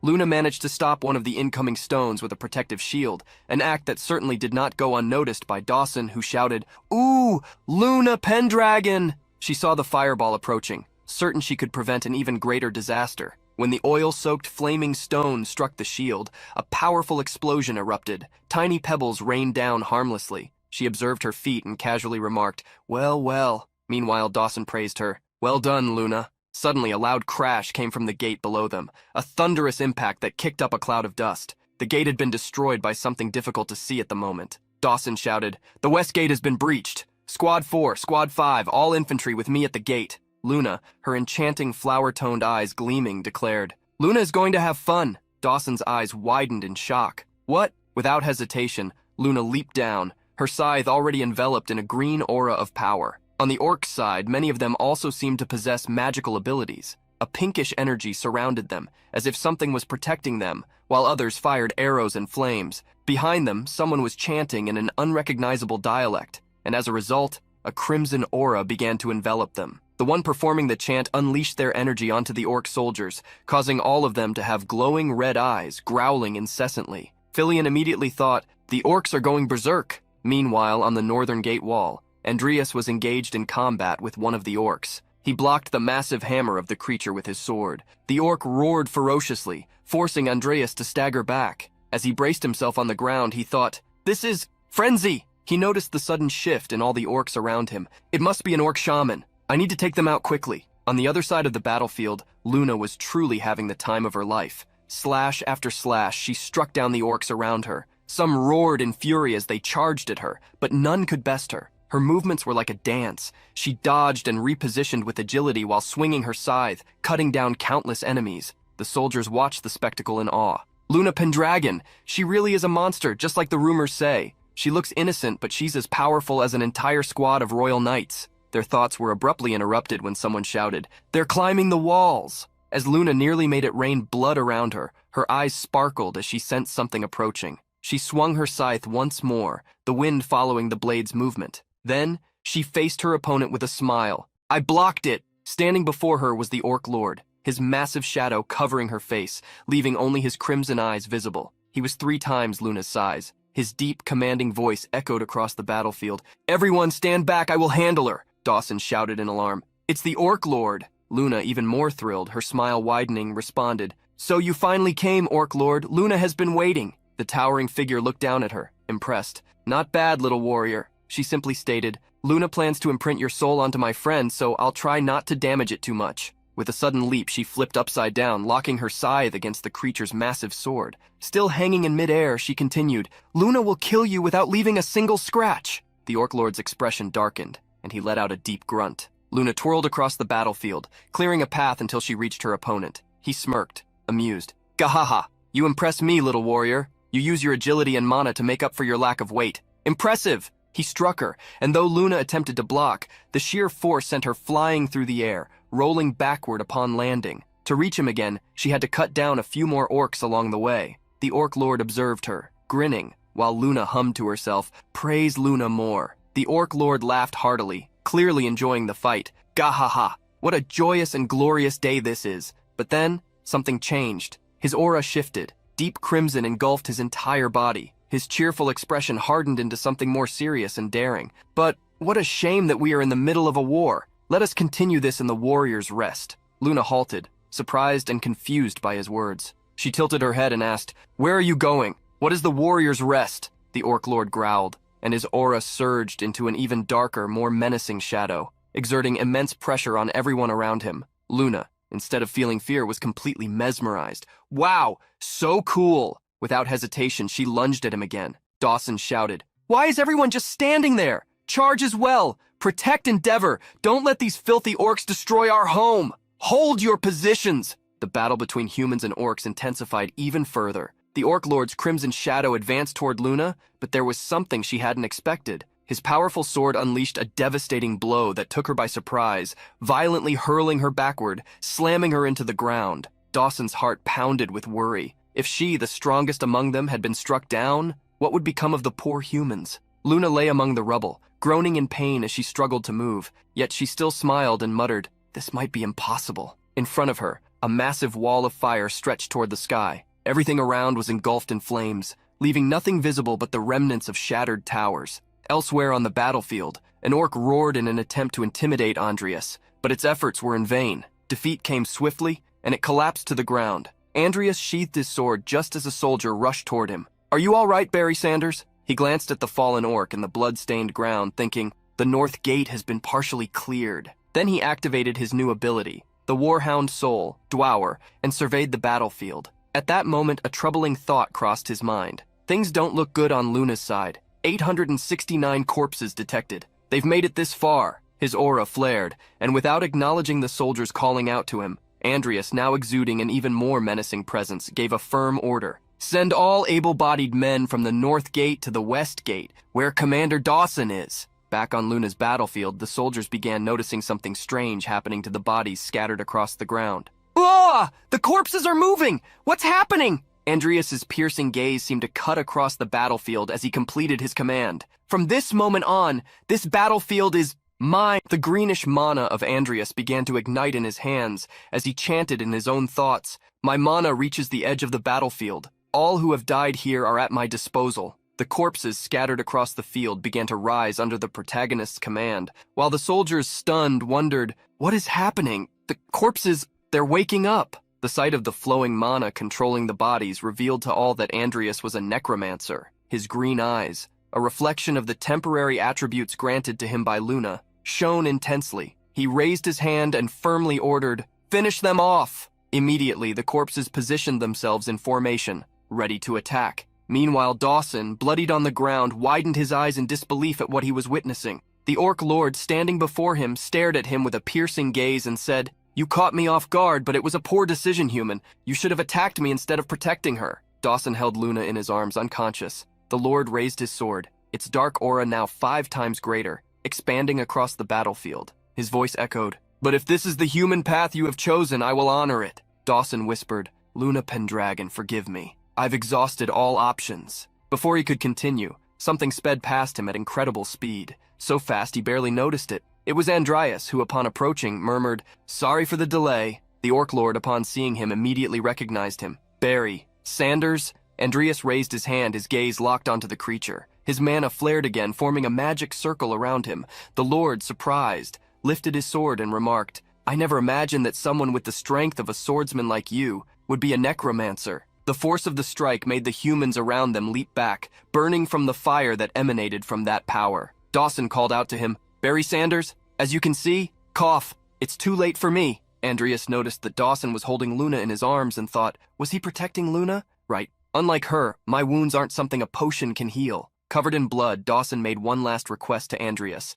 Use my body. Use it against those who would harm Endeavor. That way, I can protect my homeland with my own hands. Andreas closed his eyes, mourning the situation, but silently nodded. Suddenly, one of the soldiers rushed forward, shouting, Commander, he needs medical attention. Seeing Dawson's condition, the soldier couldn't hold back his tears, but the commander, with great effort, only managed to say, call, Filion. Struggling to contain his sobs, the soldier listened closely to Dawson's final words. Tell him that I am entrusting the leadership of Endeavor to him. The aura of the orc lord once again drew Andreas's attention. Barry Sanders, do you really think that this fragile piece of flesh can defeat me? With a brutal swing of his sword, he sent several corpses flying through the air like mere ragdolls, piling them up in heaps. Watching the scene, Andreas thought, just as I expected, ordinary undead are no match for the Lord of the Orcs. Behind him, the soldier holding Dawson sobbed in anguish. Ah! Commander Dawson! The gruesome battlefield, filled with screams of agony and the metallic clash of weapons,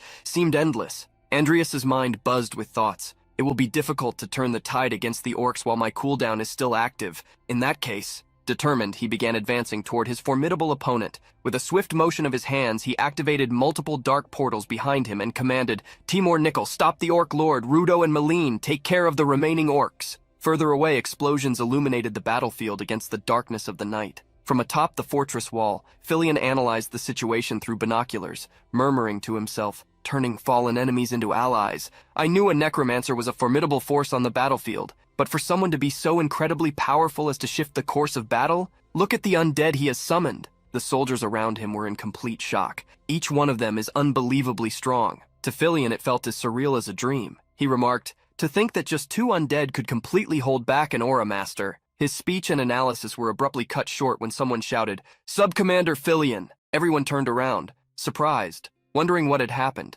In front of them, a soldier was weeping as he carried Luna on his back. His voice trembled with sorrow as he declared, The commander, Dawson, he has fallen in battle. Meanwhile, on the battlefield, Timur cut down the orcs in his path, his goal clear, to reach the orc lord. His powerful attacks finally caught the lord's attention. What a series of surprises. Who would have thought that mere corpses could stop me? It seems my warriors have been annihilated. I have failed as a commander, he murmured, gazing at the countless bodies strewn around him. I allowed too many of my proud warriors to fall in my fury. Very well, Barry Sanders. The orc lord turned to Andreas, who stood just a few meters away. His growl overflowed with fury, but even as he gritted his teeth, he spoke. Great warrior, if this is to be my final battle, will you allow me to die as a warrior beneath your blade? Andreas's piercing gaze met the lord's, and with unwavering resolve, he replied, just like you, I will honor you as you have honored me. Come. The protagonist drew his sword, which began to glow intensely. The orc lord, with a sly grin, requested,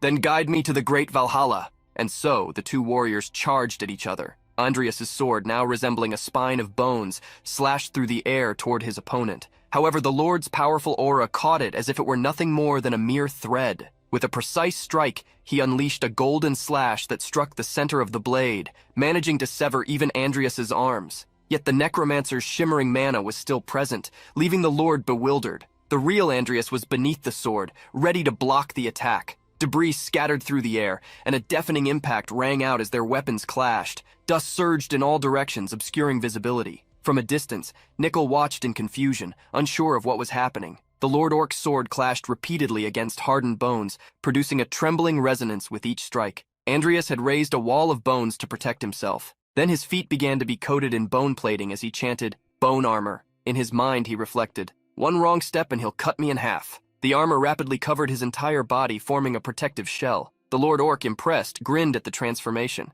You still have tricks up your sleeve, huh? But Andreas knew that, to face such a formidable opponent, he had to use everything at his disposal. Now fully clad in bone plating across various parts of his body, Andreas advanced, prepared for the final clash. The Lord's excitement grew as he condensed his aura to an even greater intensity, making his presence almost tangible. Come, great warrior who will change the world, I shall make you join me in my final battle. Fueled by immense courage, Andreas gripped his sword tightly and charged in for the decisive strike. The two warriors exchanged increasingly powerful blows, the metallic clashing of their weapons echoing across the battlefield. The Lord's laughter rang out amidst the chaos. To think that I could face two warriors like this, I have no regrets in this life. He raised his sword high, ready to deliver the final blow. Andreas, positioned beneath him, held his blazing blade. The moment their swords collided, an explosion of energy erupted, unleashing a devastating shockwave. Dust billowed into a dense curtain, making it impossible to see the outcome of the battle. From atop the wall, Filian's voice trembled as he asked, "Then, where is the commander's body?" Still weeping, the soldier began to respond. He said he would protect this land. His voice gradually faded as the scene returned to the battlefield. The dust slowly settled, revealing the aftermath of the final strike. However, what was seen was not what anyone had expected. The Orc Lord's mighty sword had not struck Andreas's weapon. The greatest surprise was a soldier clad in armor firmly holding back the Lord's aura-infused blade. It was Commander Dawson. Now he had become one of Andreas's summoned warriors, rising amidst the flames of battle to continue protecting his homeland. A voice, thick with emotion yet filled with pride, echoed among the soldiers. Even if he had to become an undead to do it. That was the decisive moment. The Orc Lord maintained a wide grin, even as blood trickled from his mouth. The world is vast, he thought. As he felt the pain of the sword piercing his body, he murmured, "It was a battle without regrets." Andreas, his gaze steady, replied, "I'm sorry. I wanted to face you head-on until the very end, but there was someone who insisted on settling things with you. I kept my promise. You defeated your enemy with your own hands, hero of endeavor." This was the final consecration, the recognition of the great commander who had fought to his last breath to protect his home. As the battlefield began to fall silent, news of the victory was already echoing elsewhere. At Bayatra Fortress, a messenger rushed in, delivering the shocking news. "What? The Orc Lord?" "Yes, Your Excellency. It seems the Orc army was nearly annihilated." The man, stunned, quickly asked, "And what about the damages in Endeavor?" Fortunately, there were no major civilian casualties, but it appears that Endeavor lost more than half of its regular forces, and Commander Dawson, he was killed in the Orc Lord's attack. Dawson's name echoed in the man's mind, his face twisting in shock. "Dawson?" he stammered repeatedly, struggling to process the loss. "No, how could this happen? He is gone. If I had known this would happen, I would have disobeyed the Emperor's orders and sent reinforcements to Endeavor." Suddenly, a man emerged from the shadows, asking in a firm tone, "And now, what do you intend to do?" The man flinched slightly at the unexpected presence, but after taking a deep breath, he responded in a more controlled tone. "It seems that Endeavor was victorious against the Orc army. Although Sir Evan's reinforcements turned out to be unnecessary," he gestured with his hand, trying to regain composure. "Very well. As long as no more lives are lost, that is what truly matters. But still, defeating the Orc Lord? Could Lord Dawson have been an Aura Master?" The soldier, astonished, replied, "No, it seems that two mercenaries played a crucial role. A spirit summoner and a necromancer, apparently." The mysterious man was intrigued. "A spirit summoner, you say?" The soldier, realizing he had said more than he should have, quickly added, "Yes, Sir Evan. You know her well. Luna Pendragon, daughter of Eve Millennium, one of the 10 greats of the continent." The man, appearing to be in his 50s, with a sharp gaze and a daring smile, was Evan von Orleans, the White Paladin. With a smirk, he muttered, "Well, well. To think I would come across such a troublesome seed here. This must also be the will of the gods." The man receiving the soldier's report was completely unsettled by the situation. In his thoughts, he revealed, "Damn, Sir Evan is an inquisitor of the Holy Nation. The news came so suddenly, I didn't have time to smooth things over. To think I ended up betraying the hero of Endeavor. What a careless mistake." Meanwhile, elsewhere, a voice urged them to hurry, saying that Luna Pendragon must be waiting for purification. Another voice questioned the rush, but the reply was that there was no time left. Their conversation crackled alongside the flames of a campfire beneath the night sky. A twig began scratching the green grass on the ground, leaving behind thin lines of dirt. It was Luna, who, after tossing the small branch aside, said, "But I heard you prepared a lot of meat, yet..." Andrea, sitting beside her, responded, "When I return from the Great Forest, I'll bring you plenty of meat." Excited, Luna asked if that was a promise, to which our protagonist affirmed that, in some way, it was. They were near a small magic circle on the ground, where the Orc Lord's body lay. Andreas asked if she was ready, and Luna replied, "The effect of the sigil will be permanent, just like the summoning I did for you last time. I can't extract all the power he had when he was alive, but even a single one of his abilities will be incredibly useful." Pointing to a specific spot in the circle, Luna instructed Andreas to stand exactly there. Andreas remained still, his thoughts drifting, his expression worried. "If I evolve you as an undead, you'll become a tremendous force. But since I don't get many chances to summon undead, it wouldn't hurt to strengthen myself as well. I don't know when I'll see Luna again." With an awkward smile, she added, "By the way, it's not Luna performing the soul marking. Take care." Andreas didn't understand what she meant, and confused, asked her to wait, but it was too late. Luna's hair flowed as a soft, shimmering mana radiated around her while she chanted, "Ashame, Torgandifshur." Mana ignited across the entire area. Luna's body floated for a few seconds as Andreas, perplexed, tried to understand what was happening, until he heard a different voice say, "This is truly rare. It's the first time I've been summoned to help someone instead of killing them." Andreas began to realize that this might be someone else inside Luna's body. It was the legendary witch, Eve Millennium. Eve spoke, "Tell me, boy, what are you to Luna?" With a smile, Andreas stated that he was just a friend. This surprised Eve. To think she made a friend. Andreas responded, "Well, it just kind of happened. Ha ha. Though for the most part it was against her will." Eve smiled at his words, but she was ready to begin. She pointed her finger at the body and started chanting, "Ashruk, Kamedio Dontaba." The Orc Lord's body was enveloped in a green mana that seemed to peel away his entire skin. She spoke in an incomprehensible dialect until she said, "This soul..." Andreas's eyes widened as he swallowed dryly while she continued, "A poor soul that could only find meaning on the battlefield. Perhaps it would be better with you." At that moment, Andreas thought, "Are you communicating with the soul? What a strange sight."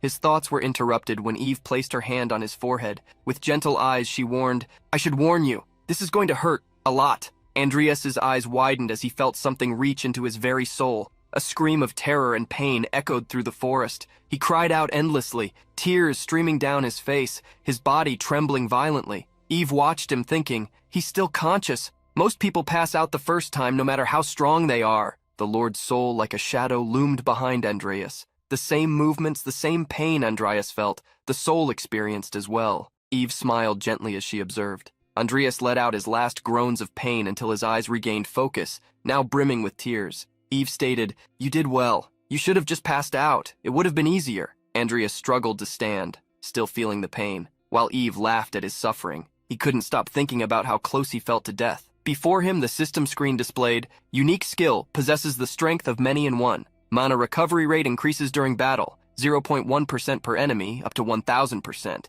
HP recovery rate increases by 200% during battle. constantly emits the aura of an enemy of the masses, proportional to charisma and mental fortitude. His eyes widened in shock as he thought, what is this? In large-scale battles, this is practically unlimited mana, and the HP recovery, this is completely broken. Andreas remained silent for a long time, allowing Eve to take the opportunity to speak. Judging by your reaction, the sigil was a success. However, as she looked at him, she furrowed her brow as if noticing something strange. Placing a hand on his chest, she puzzled him further. She explained, wait a second, something's not right. Why is there still space left in your soul? A normal person can only have one soul sigil, but you have room for another. A glow shone from his chest, and at that moment Andreas thought, does this mean I can receive a second soul sigil? Eve concluded that she had never seen anything like it before, making him a very interesting young man. Andreas recalled something that left him frustrated. Everyone keeps treating me like some kind of experiment. The moment was interrupted by Eve,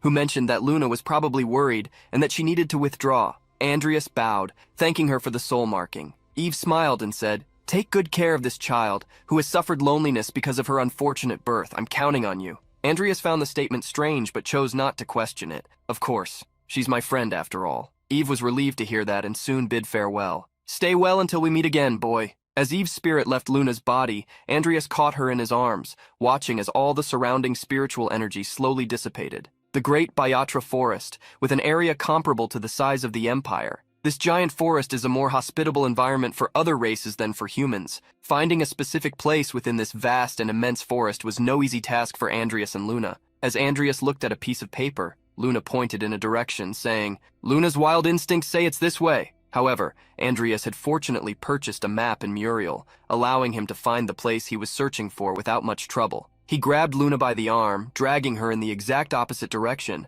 asserting that this was the correct way. Huh? It's not this way? She asked as she felt herself being pulled along. The sun was setting behind the mountains, painting a breathtaking scene. Luna's voice rang out, how far are we? Andreas responded, about halfway. The sun is almost down, so let's stop for the night and continue tomorrow. Night had already fallen, and mist had blanketed the area. From afar, only two distant shadows could be seen traveling along the path. Beneath a formation of stones and plants that concealed the location, there was a portal. Wow, it really exists, Luna exclaimed. There's no way anyone would have found it, hidden in a place like this, and even if they did, Luna doubts they could have entered. Andreas didn't understand why, but noticing Luna's keen gaze, she explained, maybe because it's a dragon's tomb, but it seems like there are many things inside. Behind her, Andreas remained silent, observing her while thinking, things? Not just the dragon's corpse? This could be dangerous. Maybe we should look around first, huh? Before he could figure out a way to enter safely, Andreas turned pale as he saw Luna stepping inside.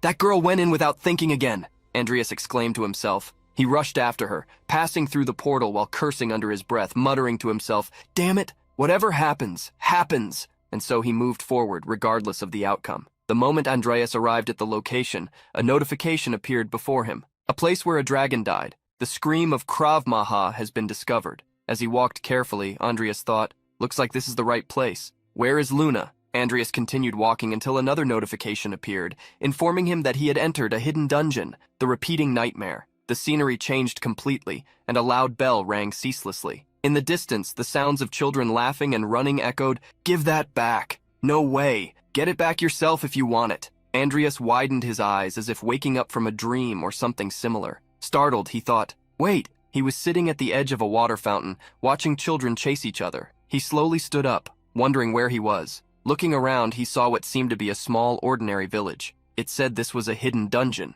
he thought. But this place doesn't look any different from a normal street in the city. Suddenly, Andreas heard someone calling him, friend. He quickly looked up and saw Luna on top of a roof. What kind of place is this? It's shocking, she said, excited. Usually dungeons are dark and gloomy, but this place seems fun. Andreas took a deep breath and replied, there you are. Did you find something unusual? Luna jumped from the roof directly into one of the streets, saying, yes, the people in this town, everyone here is a ghost. The revelation left Andreas surprised. What? Looking at the two children who had been playing earlier, he asked, you mean everyone here is dead? Luna nodded, saying that it was the first time she had seen something like this. We came looking for a dragon's corpse, but ended up in a ghost town? Andreas remained silent for a moment, observing everything around him. Then he placed his hand on his waist and said, I'm not sure what this place has to do with the dragon's tomb, but let's investigate first. Excited, Luna replied, all right, time to form an investigation team. As they walked, Andreas spoke to her about how they could clear a place like this. He believed it was a dungeon like any other, and they needed to destroy the core. However, one thing kept lingering in his mind. But who knows, this place might have something to do with the dragon. Luna thumped her chest proudly like an honorable girl and said, "Leave it to Luna." She then turned to a pot merchant and started talking to him. After a while, they arrived at another shimmering blue portal. It's a dead end, just like the other side. Andreas had already considered this. It really seemed impossible to leave that town. He looked at a nearby house and pointed to the streets. "We should take a look around." Placing his hand on his face, analyzing the situation, Andreas said, "It's hard to find any clues since we ended up here so suddenly. Luna, do you remember anything before you?" However, as he turned to the side, he realized he was speaking to himself. Luna was no longer there. Soon, he heard her voice from a distance. "Then I have no choice." It was obvious that Luna had gotten distracted by something else again. The famous street theaters filled the alleys of the village. In one of them, an actor dressed as a soldier wielded a sword, staring at a red dragon painted on the backdrop in front of him.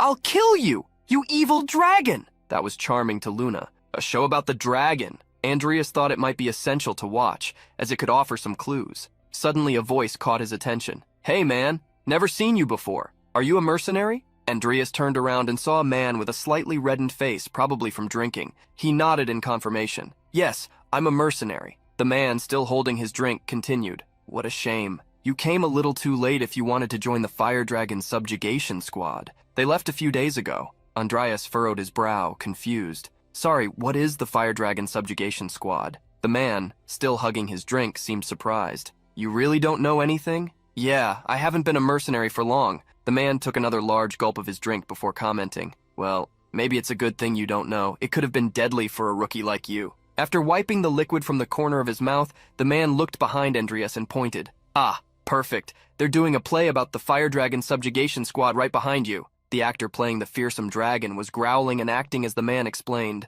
"A fire dragon built a lair near this town, you know, and the high priest of Lord Lethe, fearing for his life, called for an expedition to kill it." Andreas understood it was referring to Krav Maga. He turned to the man and asked, "When you say Lord Lethe, do you mean the ancient god?"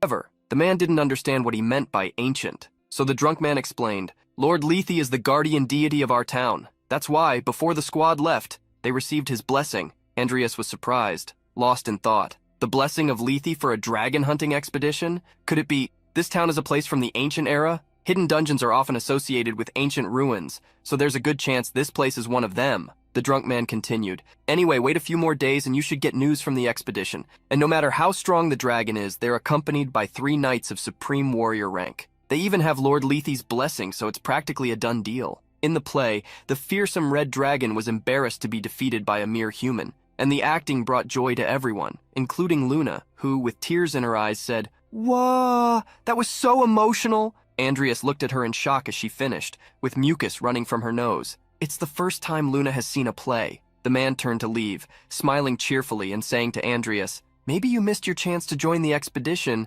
but since you're here, you might as well enjoy it, Tilde." As dragons usually choose a place to die and spend the rest of their life there, it's called Dragon Mountain. Andreas remembered the message he had received when entering the dungeon. A place where a dragon died. The scream of Krav Maga was discovered. He had felt something strange when seeing the phrase, "a place where a dragon died." However, it made sense if the expedition had been successful. Luna by his side was completely different from Andreas. She loved everything, and for her it was fun. However, she turned to him with a shiver, remembering that they had an investigation to do. Andreas turned to her and commented, "It's getting late, let's find a place to stay." Excited, she added to the request, "Let's have dinner too." Luna is exhausted from all this investigating. The sun was setting as they walked. "By the way, was it the first time you've seen a play?" asked Andreas. "Yes. Luna is always being chased, so I've never seen one before." Andreas was intrigued, wondering why Luna was always being chased. As they walked, a man in a white cloak appeared in front of them. "Luna Pendragon and Barry?" The two, upon hearing this, were shocked. Evan was there, facing them coldly as he asked, "What are you doing here?" Andreas wondered who that man was, already suspecting his identity due to his clothing, while Luna trembled just seeing him. Even stammering, she asked, "Why are you here?" The two took a defensive stance, as if they were ready to fight at any moment. "I remember that man has some history with Luna, as he was an enemy of Eve Millennium, one of the top 10 in the continent and a natural enemy of black mages, Evan von Orleans." Evan remained calm, hands on his hips, as he asked, "You've grown, Luna Pendragon. How many years have passed?" With fury on her face, she shouted, "Don't speak to Luna so casually. Luna hates you." In the next moment, Andreas gripped his sword, ready to unsheath it. The man continued, When I heard about you in Endeavor, you know the trouble I went through. Andreas looked at the man with some fear. Damn. I thought I wouldn't cause a problem if I was the only one hiding my identity. I never thought someone as dangerous as him would show up here. The man, however, seemed eager to set all that aside, which confused Andreas. Soon, Evan concluded, Tell me, what exactly is going on here? The people around them began to disappear in a strange dark smoke, as if they were dissolving into the air. The people are turning into smoke, Andreas said. Evan drew his sword, ready for combat, and warned, Well, looks like some kind of very special magic, but it doesn't matter. I'm here only to purge you black mages and then leave this place. His sword glowed with an intensely bright golden light, a purity so strong that none of the smoke could even approach it. Andreas's eyes widened, trembling at what was about to happen. Evan, the white paladin, had golden flames in his eyes and shone brightly, dissipating all the darkness around him. With no choice, Andreas unsheathed his sword, gritted his teeth, and prepared to face the moment. However, something he didn't expect happened. The arm holding his sword was simply torn off, flying in front of him, completely severed from his body. Ah! Luna, terrified, screamed his name, raising her scythe to attack, but the white paladin was already too close. With a swift motion, he violently pushed her away. Upon feeling the impact, Luna's face turned red and the cry of pain almost escaped her eyes before her body was thrown to the ground. Luna! Andreas screamed, holding the bloody stump where his arm used to be. The black smoke around him obscured his vision, making it impossible to see what was happening to Luna. In the next moment, a searing pain pierced his chest. The shock paralyzed him. His eyes widened as he tried to look to the side, but his body refused to respond. The muffled sound of his labored breathing mixed with the frantic thumping in his ears. The light is burning the black smoke. I see, so Barry Nice is just your pseudonym. Blood spilled from his mouth as Andreas tried to think, but the only thought that came to him was, I couldn't see this coming at all. Am I going to die here? Suddenly, everything went dark. A long, deep darkness stretched out as only strange laughter could be heard. Two enigmatic eyes appeared. Could it be the source of the voice echoing? Suddenly the eyes were accompanied by a faint smile, and in that deep blackness, his teeth were clearly visible. I can't stand watching this. Not only are you deceived by a pathetic and useless illusion, but to be killed by mere humans. A strange being appeared. It was bald, with dark red skin. Its eyes were like bright white moons without any halos. The huge teeth, maintained in a wide grin, made its expression even more terrifying. At first it seemed upside down, watching Andreas's deepest agony, but in reality it was just kneeling, staring at him. It was Andreas who was upside down. Such weakness is truly impressive. Half confused, slowly awakening, Andreas questioned who this horrifying creature was. The creature laughed. You still have the strength to play tough? Well, then let's see if you can escape. From here. The creature, resembling a red Smeagol, held Andreas's severed hand, still gripping his sword. Twisting its neck in a bizarre manner and staying upside down, it simply said, Take this. It's something you left behind. Suddenly, an even more intense pain coursed through Andreas's body. He widened his eyes as he saw blood gush out, not understanding what was happening. Unable to contain the pain, he screamed desperately. The scream forced him to open his eyes quickly, sweating cold, as if he had woken from a nightmare. Sobbing and gasping uncontrollably, he fumbled his body, making sure he was still alive. His heart beat erratically, as if he had forgotten how to breathe. However, something even stranger happened. The bells he had heard earlier began ringing continuously. The voices of children echoed again. Give it back. No way. If you're upset, try to take it back. Andreas widened his eyes again and thought, Wait, has time turned back? Once again, he was sitting by the fountain filled with water, watching the children running after each other. The village seemed normal. People walked back and forth, chatting as if nothing had happened. Andreas murmured aloud, A recurring nightmare. So that's what it meant when it said time would keep repeating in the dungeon. He remembered the notification he had seen upon entering. You have entered the hidden dungeon. Recurring nightmare. The only difference at that moment was Luna, who appeared running toward him, calling for him desperately. Upon reaching him, she immediately hugged him tightly. Thank God! I was worried about what I would do if you weren't here. Andreas tried to calm her down, noticing the tears in her eyes. Ah, Luna, you're safe. What happened to you? Luna wiped her tears with the sleeve of her clothes and responded, still out of breath. I'm not sure either. After that guy hit me and I passed out, then there was this mist, and after that, I can't remember anything. Andreas processed what she was saying, trying to make sense of it all. So, Luna didn't die and come back? Black mist? Suspicious? Luna continued gesturing as she explained. When I woke up, I was in the same place we started from. In one of her gestures, she emphasized, Just to be sure, I searched the area and found you, partner. Andreas could only think about that strange figure saying, deceived by a useless illusion and killed by mere humans. Looking around, seeing the people in the marketplace, Andreas murmured, "Luna, it seems like this town is repeating the same day over and over." Luna wondered if something like this could really happen. In response, Andreas affirmed, "Yes, maybe it's due to magic, but it seems like the others haven't noticed. When the day ends, only we return with our memories intact." Luna questioned if, by saying end, he meant that they died. The protagonist replied, "That's a possibility. It could also be when the clock strikes midnight. Although that guy didn't die, he's still here. It's unsettling." Andreas was referring to Evan, who was walking through one of the village's arches, saying, "This place is beyond the god's providence. I'll have to purify it soon." At that moment, Andreas and Luna positioned themselves once again for battle. However, Evan said seriously, "There's no need to be so alert. If I wanted to kill you, I would have done it from the start." Luna shouted, "Ha! You attacked us not long ago."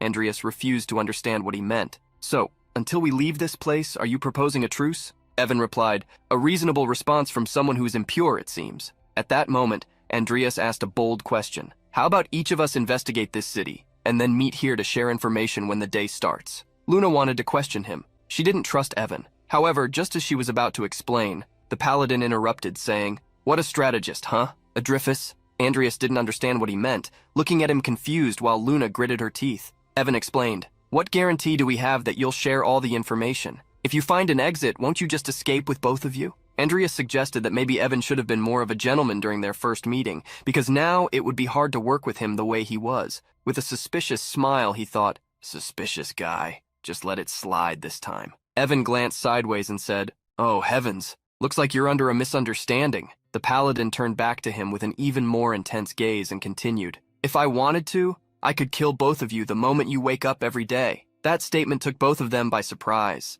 They both widened their eyes. Andreas, however, found it interesting. With a mischievous smile, he said, "All right, let's work together." Luna was horrified. "No way!" But Andreas continued, "I didn't expect to be able to argue with a brainless knight. You're really a stubborn person, aren't you?" Evan clicked his tongue at their conversation. Seeing this, Andreas said, "If you're so suspicious, you could just follow me separately. Hiding your presence should be easy for you." The atmosphere around Evan completely changed. His deep blue eyes became even darker, and the silence that followed was almost suffocating. Then he turned, leaving the two behind, saying, "Well, it doesn't seem like this will be resolved quickly. Let's just observe for now and hope for promising results." Luna, enraged, made an obscene gesture toward him, cursing him out. Andreas sighed in relief. "Phew! I thought he was going to attack," he thought while a drop of tension ran down his face. He called out to Luna and said, "We definitely need to find an exit before him." Luna seemed to almost cry just thinking about it. "Partner Tilda Luna really hates that guy Tilda," she said, whining. Then Andreas commented,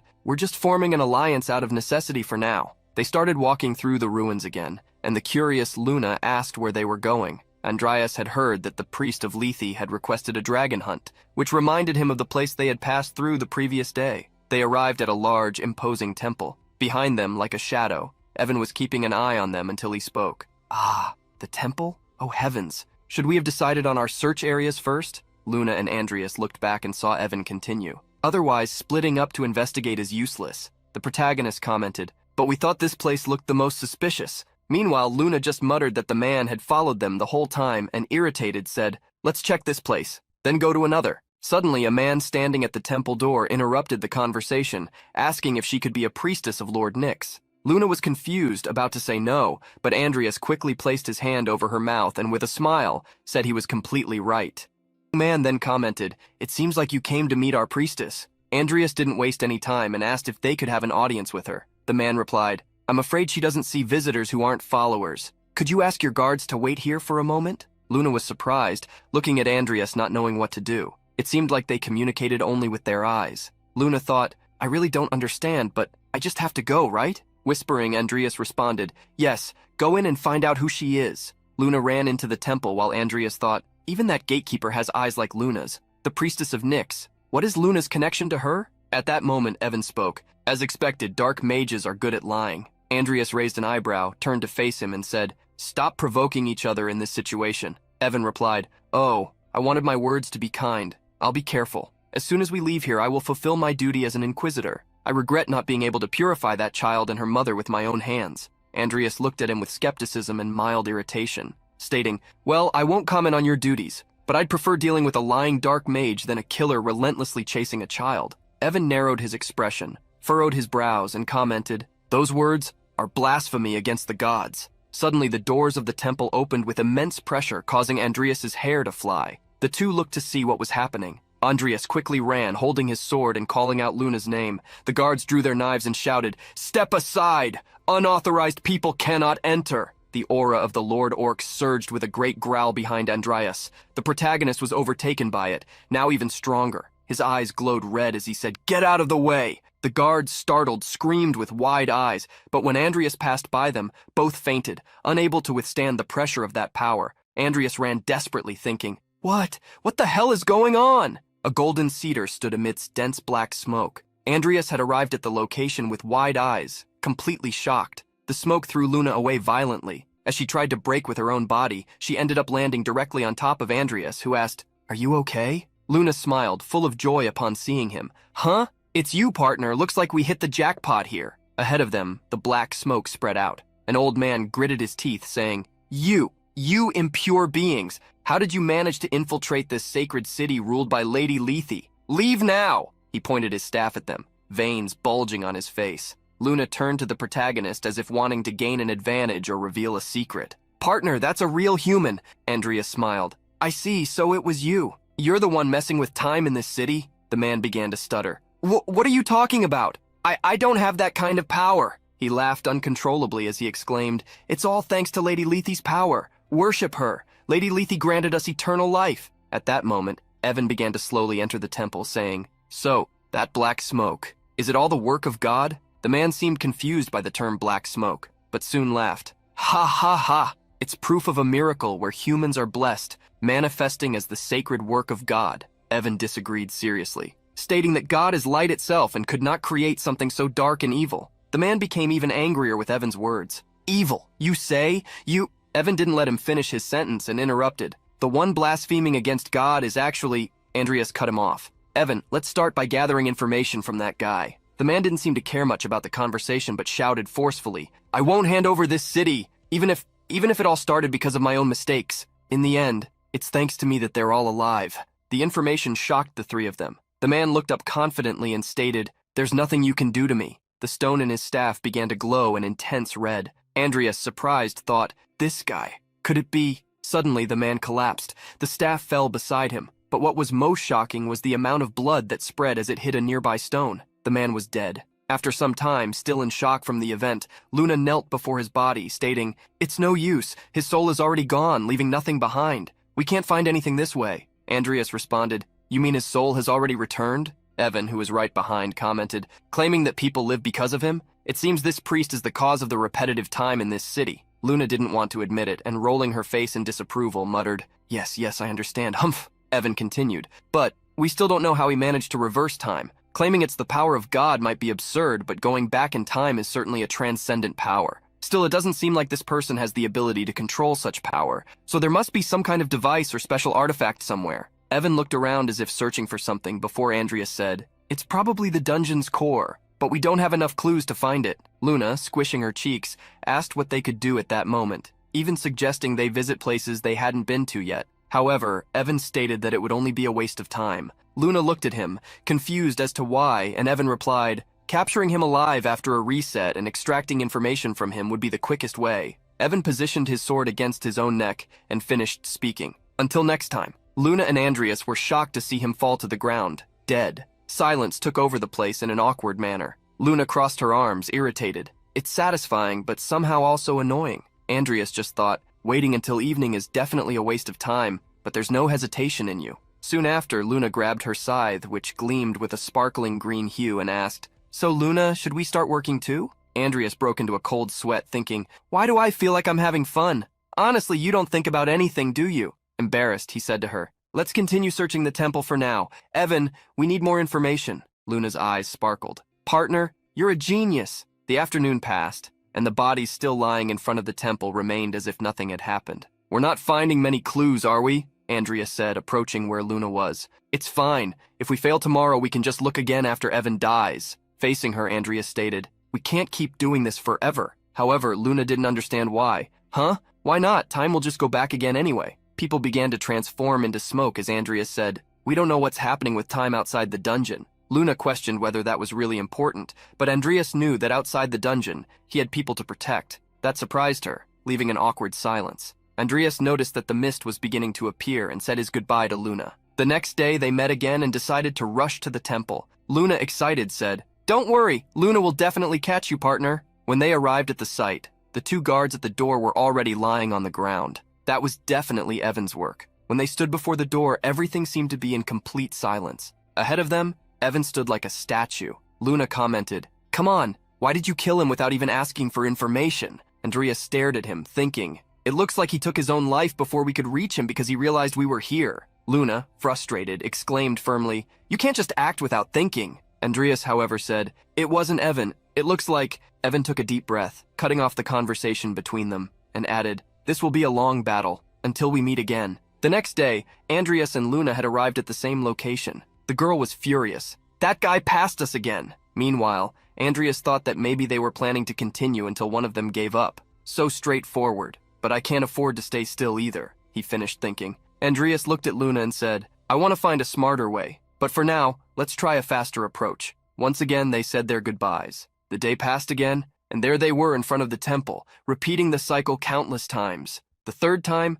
everyone was dead again. So it went on the 10th time, the 47th time, and the 83rd time. Again, everyone slit their own throats until, after the 120th time, Andreas stopped counting. No matter how many times he went through it, he never got used to the disgust of seeing them take their own lives. The emptiness and frustration continued to grow as the same results repeated continuously. This feeling was further intensified by the uncertainty of how much time had passed outside the dungeon. The end of the great sin was approaching with each passing moment, yet Andreas lamented not being there with those he needed to protect. On one of the occasions, as the three of them arrived at the temple, they found a message written in blood on the ground. "You are all trapped. There is nothing you can do." Evan, with a calm but disturbed expression, commented, "He's completely playing with us. To provoke us like this, he even tore off his own arm." Andreas was already fed up with all of this. He gritted his teeth, sweated coldly, and his body shuddered. Then he gathered all his strength and shouted boldly, "You bastard!" Rage overwhelmed him to the point that he drew his sword and slashed through the air, raising dust and a strong wind. Evan watched him in silence, understanding the entire situation. The protagonist, on the other hand, panted tiredly, lamenting, "Damn it! What should I do?" However, that rage was replaced by surprise. Luna suddenly embraced him, closing her eyes as if she wanted to calm her friend's heart, and softly said, "Today, I will stop dying." Some time had passed, and the sun was blazing outside a tavern where Andreas and his companions were. "Luna already told you. It's a waste of time for you. Why are you coming with us?" she said to Evan. The paladin took a deep breath and replied, "Let's just say I'm here to keep an eye on you two." He then turned to one of the bartenders and added, "Can I have the strongest drink you serve here, please?" Luna immediately slammed the table, expressing how irritating that was for her. Andreas asked if that was something a holy paladin could do, but Evan replied, "No, it's forbidden. But the all-merciful God would probably forgive his knight for having a mug after going through the trial of death more than 100 times. Evan poured some beer into a glass and then handed it to Andreas, who remained silent. He averted his gaze and thought, "I can't believe a man as steadfast as him would say something like that." Evan raised his glass as if making a toast and commented, "Now, as those who have shared death together, let's drink." Luna narrowed her eyes and responded, "Did he lose his sanity after dying so many times? He's more bearable now than when he was sane, though." Andreas interrupted her. "For now, let's just drink, Lou." She took a deep breath, as if the situation was difficult for her, while Evan looked at her with an annoyed expression. And so, they all drank. With the first sip, the knight let his glass fall onto the table, spilling all the liquid, and completely passed out. Andreas was stunned. "What the hell? One of the greatest in the continent collapsed after just one sip?" Luna got excited. "This is a chance." The protagonist immediately looked at her, trying to understand what she meant, and saw Luna standing up cheerfully, plotting something. "Just this once, let's do it. Let's kill him." "Hey!" Andreas instantly blocked the attack and stated, "Luna, are you drunk? Please calm down." The girl didn't understand why they couldn't do it. After all, everyone would revive anyway. Andreas, serious, replied, "We shouldn't be doing these things to each other." Luna swallowed hard. Her face flushed at his words, and an awkward silence lingered for a moment. Suddenly, she grabbed Andreas's cheeks, massaging them, and affectionately commented, "Friend, you're way too serious. You know, sometimes even the precious things you hold on to dearly can still slip away. Are the people you care about so weak that they're defenseless without you to protect them?" Andreas was taken aback by her words. His feelings were mixed as he heard her comment. Luna continued, Look, even Luna is still alive, right? Of course, that's thanks to Mommy protecting Luna, but still. At that moment, Andreas drifted into thought. Right, they're all powerful at a protagonist's level. I guess it was arrogance on my part to think I needed to protect them. His attention snapped back when he heard a scream. Ah! Luna placed her hand on her head and said, but Luna was protected by Mommy, so we have to get out of here quickly so you can protect them. While the White Paladin remained unconscious, Andreas took a deep breath, trying to calm himself. It's fine. They're not that weak. Luna was surprised and asked if that was really true. Andreas affirmed that it was, and finally suggested they explore the city to sober up. At that moment, Evan slowly opened his eyes in silence, as if he had been awake the whole time. Andreas and Luna walked through the village streets when she asked where they were going. The protagonist thought they could visit the temple once more before nightfall. Curious, she asked why, since the old man was already dead. Andreas replied, before in our rush we tried to catch the culprit as quickly as possible, right? So this time, I plan to find the weapon of the crime. I doubt he was able to cause the events in that dungeon alone. They arrived at the site of the massacre, and he continued, most likely, there's some kind of magical catalyst. Luna suggested that maybe it wasn't even there. Andreas looked around, remained silent for a moment, then commented, come to think of it,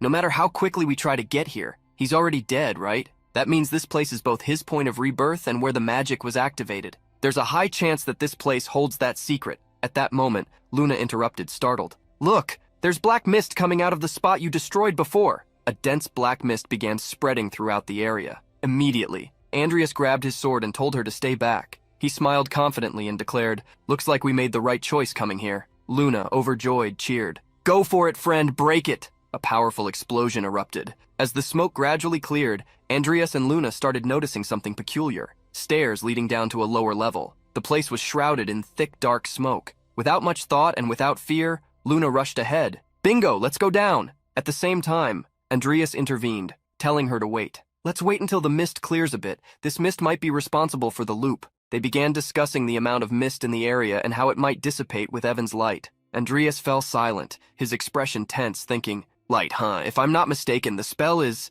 Suddenly, he managed to concentrate a small flame of light in his hand. Luna, upon seeing it, was impressed. Wow, how did you do that? A notification appeared stating, Talent Magic Power Light Element Genius acquired. He recalled when he had been in his office analyzing the notification. I guess this is thanks to the light element talent I received as a reward for conquering the Tower of Modras. Luna was completely thrilled. Teach Luna how to do that. But Andreas replied that it was his first time doing it, so that was all he could manage. He stretched his hands forward while thinking, if I had known, I would have practiced. The light dissipated the dense mist and illuminated the long path leading to a stone wall. Andreas began descending cautiously and warned Luna to do the same, as the stairs were very steep. Naturally, Luna started descending without a shred of concern or caution. Upon reaching the bottom, they realized the place was incredibly dark. However, they heard a whispering voice. Living beings? Luna turned to Andreas and asked if he had heard it too. He confirmed that he had. There was something there. As they walked further ahead, they heard it again. Set me free. Andreas found it strange,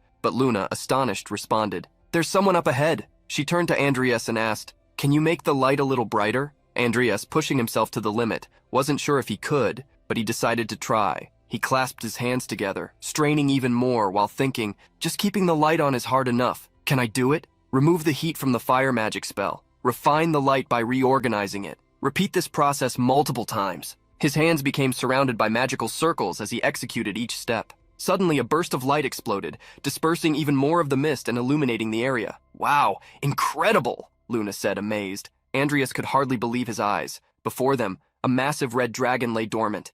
Is that a dragon? Luna stammered. Andreas was equally shocked. Krav Maha? So it was here all along. The dragon lay coiled in its own wings, trapped within the space. The mist started spreading rapidly, overtaking the surroundings. Let's get out of here first, Andreas said. However, at that moment, a powerful wind began to rise, and Andreas thought, damn it, I can barely maintain this small light, and yet, Luna, feeling the pressure, realized the light was weakening more and more, but this was the best Andreas could do for now. As the light faded and the wind intensified, everything went dark. Andreas had reset everything. The loud bells tolled as children ran after one another, playing and fighting over a toy. He was sitting at the fountain again when he heard Luna shouting, friend, hurry up! Luna ran toward him, frantic. Come on, let's go with Evan too. Andreas remained calm and responded, Luna, let's keep what happened today a secret from Evan. She couldn't understand why and questioned him. Andreas then explained, we may be working together now, but he still wants to kill us, remember? But deep down, Andreas was only thinking, first,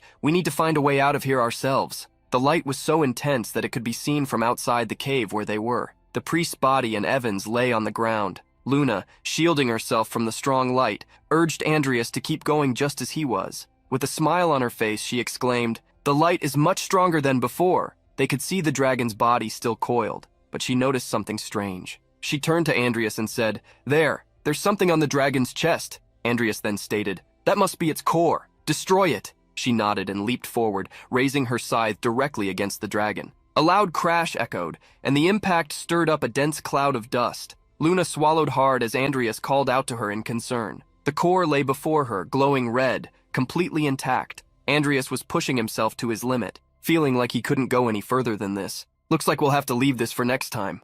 Next day, both of them were running, as always, toward the temple. "The heart, you said?" Andreas muttered. Luna confirmed, saying it was glowing red. Gritting his teeth, he thought, "The dragon's heart. If Luna's attacks didn't work, there's no way we can handle it alone." Then an idea struck him. He turned to her and said, "Let's ask Evan for help." Luna didn't understand why they would ask him now. Seeing her hesitation, Andreas asked, "You don't like the idea, do you?" "Well, for now, let's just focus on getting out of here." Evan stood in front of the temple, preparing himself, gripping his sword, ready to unsheath it. As always, the guards lay defeated on the ground. The white paladin was about to push open the doors when suddenly someone shouted, "Wait, Evan!" The paladin turned around, suspicious of the yelling, and saw the duo running toward him. Luna continued to shout, "We found the core!" Immediately, Evan asked where it was, but Andreas intervened with a condition. "Before that, you have to promise me one thing." Evan looked slightly confused. "Promise?" he asked, not understanding what kind of deal this was. Andreas took a deep breath and answered seriously, "When we leave the dungeon, you won't hunt Luna and me down for an entire month."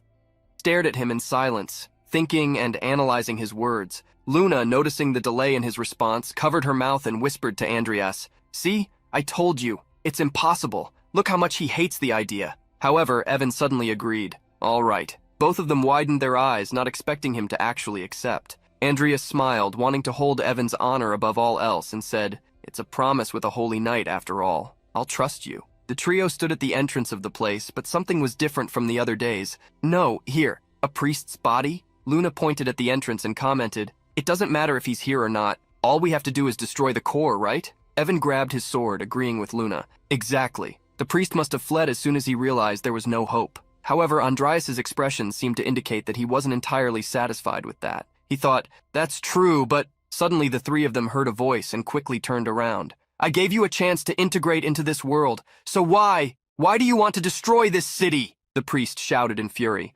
Andreas responded, "You bastard, what's the point of endlessly repeating a world that has already ended?" Still enraged, the priest said, "There is meaning in the fact that they are still alive. Even God forgave them." Andreas seized the opportunity to provoke him further. "God forgave them? Do you really believe that? Or is it just your own wishful thinking?" This only enraged the priest even more. "What? Shut up!" But Andreas continued, "You incited the young ones to fight against the fire dragon, but they failed, didn't they?" Each time Andreas provoked a response, the priest told him to shut up. Andreas went on, "And the tragedy didn't end there. Judging by the lack of age or gender distinction among the city's residents, this city must have been annihilated in an instant. In other words, it was your reckless expedition that caused this place to be destroyed by the enraged dragon Klamaha." The moment Luna understood what Andreas was saying, she was utterly shocked. The image of the mighty dragon annihilating the city flashed in everyone's mind. The priest muttered, "Lethe-sama performed a miracle on this land." But it was no use.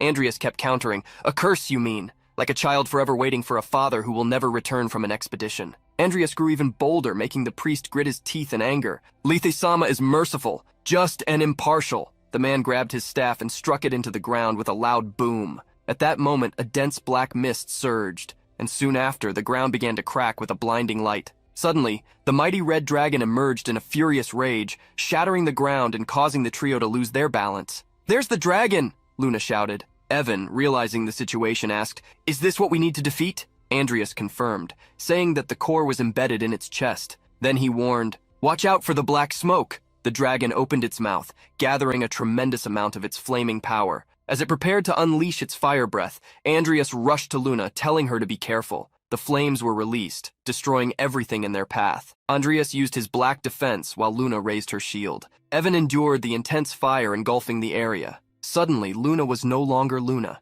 Eve Millennium appeared. looking at him with a smile and saying, "It's been a while, Evan." The paladin was shocked. "Eve, how are you here?" She smiled at him again and said, "Thank you for taking care of my daughter." However, embarrassed by such words, Evan asked her not to say strange things. He seemed unsettled, no longer maintaining the calm composure and patience he always upheld. His demeanor had changed so much that he even raised his voice. This was something Andreas had noticed, especially when Eve commented, "But look at her. She's grown up so well, hasn't she?" Evan replied, "It wasn't easy for me to hurt a child, but that's no longer necessary now." Realizing they were arguing at such an inopportune moment, Andreas stepped in. You two, this really isn't the time for this." The priest suddenly spoke loudly. "Lethi Sama, the just and impartial, they punished the wicked beast that burned God's children and then hid away, using divine power to resurrect this land with the beast's heart, and granted the people here eternal life." As he spoke, the mighty dragon rose, emanating an overwhelming power behind him. Eve immediately raised her hand, filled with green mana, and retorted, "Do you really call this eternal life?" Andreas looked at him, thinking, "Even without the light, the smoke is dissipating." Luna's body reacted. "I can hear the screams of the souls. A cruel god indeed, imprisoning his children in the flow of time." Atop the red dragon, the priest remained silent, simply listening to Eve's words. However, this only fueled his rage even more, and he vowed, You, I will deal with you first, you witch priestess." Then the dragon unleashed another breath of fire ahead. The trio backed away slightly, unsure of its target, but soon they heard the man's voice shouting, "I will return!" The flames struck the temple gates, and soon the entire village was engulfed in fire. The place was in chaos. Eve turned to the paladin and said, "Evan, I'll disperse the smoke. You bring him down." However, Evan hesitated, insisting he didn't need any help. "Still trying to act tough," she responded with a gentle look, as if she had known him for a long time. Evan gripped his sword tightly, which now shone with an intense light, but something took both of them by surprise. Eve and Evan widened their eyes, wondering what it was. Behind the priest, a massive portal appeared, and from it emerged Timur and Rudo. Could it be a giant corpse? Evan's voice echoed as the priest's fate remained uncertain. Andreas's summoned beings leaped over the giant red dragon, ready to strike.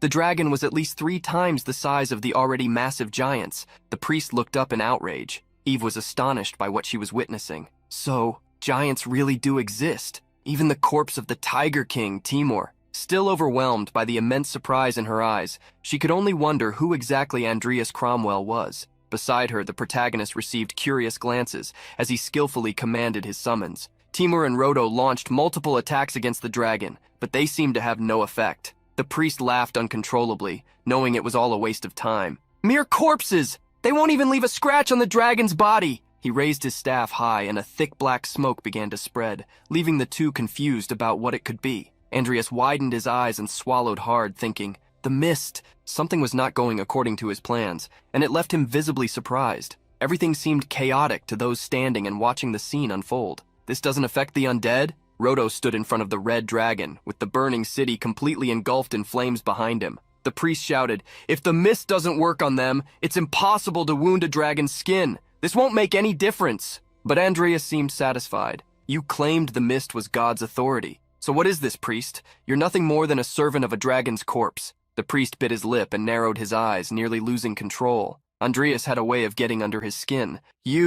Meanwhile, behind them, Eve commented to the paladin, "Luna's friend. He seems to be better at insults than you, doesn't he?" Evan remained quiet, analyzing everything. Seeing these corpses, supposedly dead, parading in front of me, he tried to contain himself, gripping his sword tightly as it shone brightly. He then finished his sentence. "It's truly disgusting." In the next moment, Evan lost control of his impulses. His sword gleamed as he raised it above his head. His eyes were filled with an overwhelming sense of duty, and then he swung his sword, cutting through the air and unleashing a brilliant light that surged into the intense battle. The dragon let out a deep, thunderous roar. Its core, embedded in its chest, glowed red. Evan's light engulfed the entire area, cutting across the battlefield. Andreas had to shield his face from the overwhelming radiance. "This is Evan's true power," he thought. However, the priest continued to laugh uncontrollably. It seemed that a shield had formed, leaving the dragon completely unscathed. Laughing maniacally, the priest declared, "As long as the dragon's heart remains here, it's useless."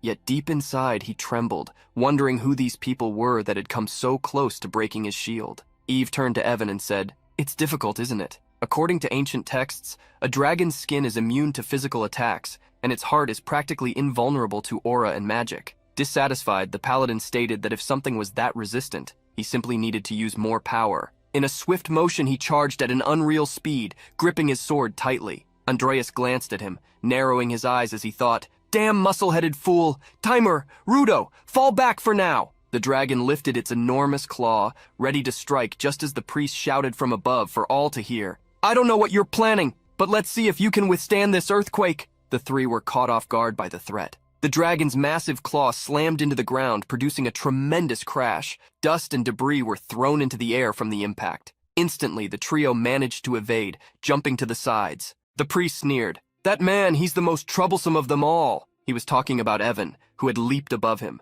Evan looked at the dragon in surprise as it opened its mouth once more, gathering fiery energy. The blast was powerful, like a tunnel of flames. Andreas and Eve worried about the consequences, but while the dragon was occupied with Evan, Andreas saw an opportunity to strike. He quickly formed a summoning magic circle, and a portal opened behind him, from which a tiny fairy emerged. Stealthily, the fairy positioned herself to attack, making everyone on the battlefield anxious. "Damn! That shield even reacts to Maline's stealth attack," Andreas thought. Eve was impressed. "That child, he's far too accustomed to battle for his age, and those 2 soul spaces he possesses must be hiding some secret." The artifact once again released the black mist, while other creatures began to emerge near the dragon. The priest smirked, saying, "You little pest! I'll give you a real opponent." The mist transformed into knights. Fearless, the priest pointed at his enemies and commanded, "Attack!" Andreas did the same. He opened his subdimensional spaces once again, summoning Timur, Rudo, and Nickel, instructing them to handle the situation.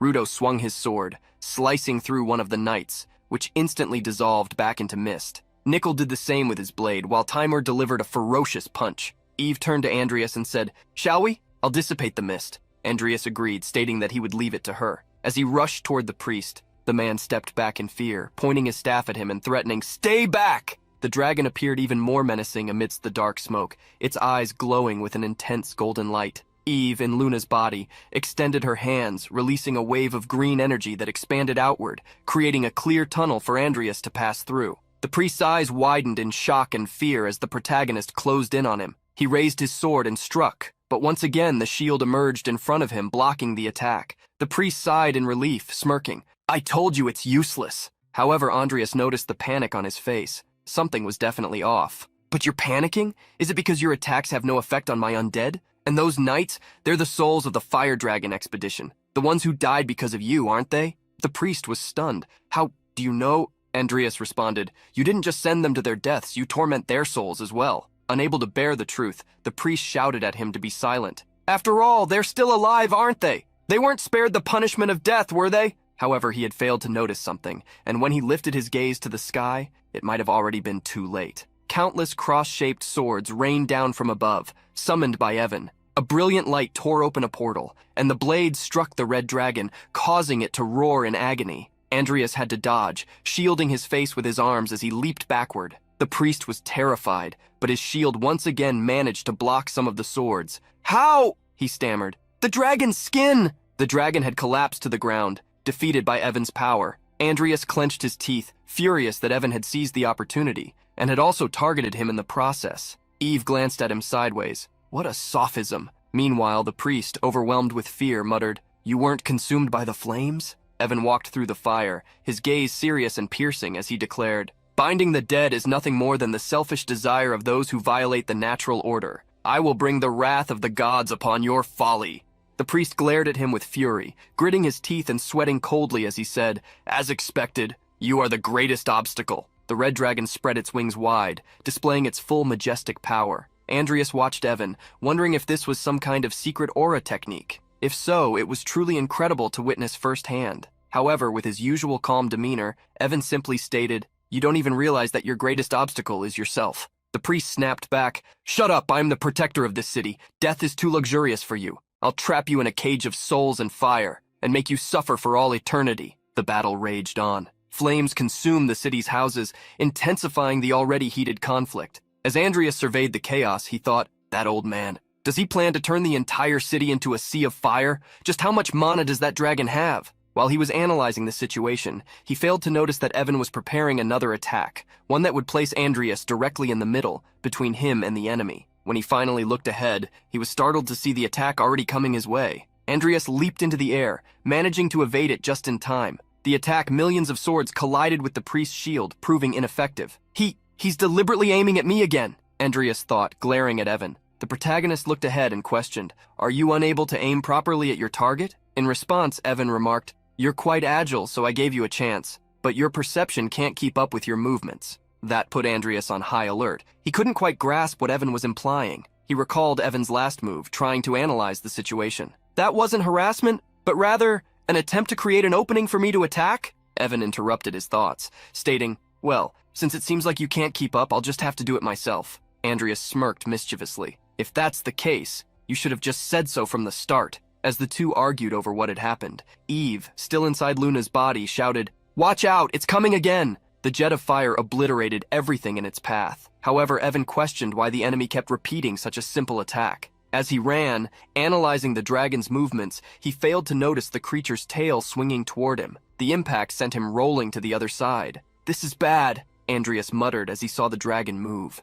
Eve, standing beside him, yelled, "With that, Evan can't counterattack. Even if it's just the two of us, we'll have to use a big move." Andreas agreed. "If this attack fails, I'll figure something out." Eve stared at him, unable to understand what was going through his mind. However, at that moment, a system notification appeared. The legendary Phantom of Sloth will now execute its intent. A shimmering blue energy began to manifest in Andreas. He raised his sword before the imposing dragon, drawing the attention of the priest, who was left stunned. The priest attempted to strike the dragon unsuccessfully. "What? How dare you!" The imposing dragon was about to release its fiery jet again, which made Andreas even more tense about the situation. "Retreat! If we can just take care of that old man!"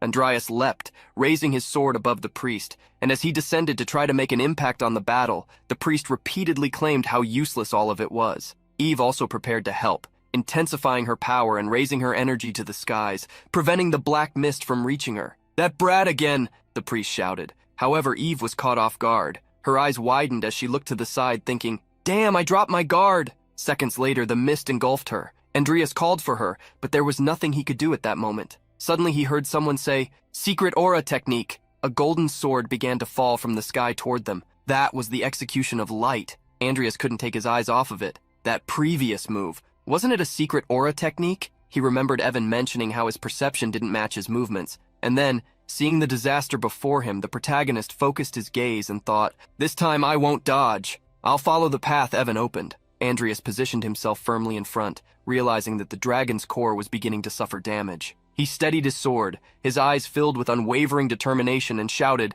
"The selfless sword!" He struck directly at the dragon's neck. As Andreas fought, Eve was also struggling to survive the mist. She survived by using a defensive technique, but couldn't escape it anymore, even questioning what she could do. The strike Andreas delivered seemed to have an effect, and seeing the dragon suffer, she thought, "We did it!" All that power seemed to disintegrate into several fragments. The priest had fallen from his dragon after it was defeated. On the ground, the priest muttered, stammering, It can't be. The dimensional portal is..." However, before he could finish his sentence, his head involuntarily detached from his body. Andreas stood, watching his head roll. Evan, feeling satisfied with the final blow, said, "It seems you're no longer needed. It's over. Let's escape." Andreas agreed that they had finally succeeded, but he was going with Luna, so he asked Evan to go ahead first. Evan remained silent for a moment. He couldn't forget that they were all enemies of each other and the promise made, but he simply responded with one word, "Understood." And then he left. Andreas approached Luna, who was still surrounded by the black mist, and thought,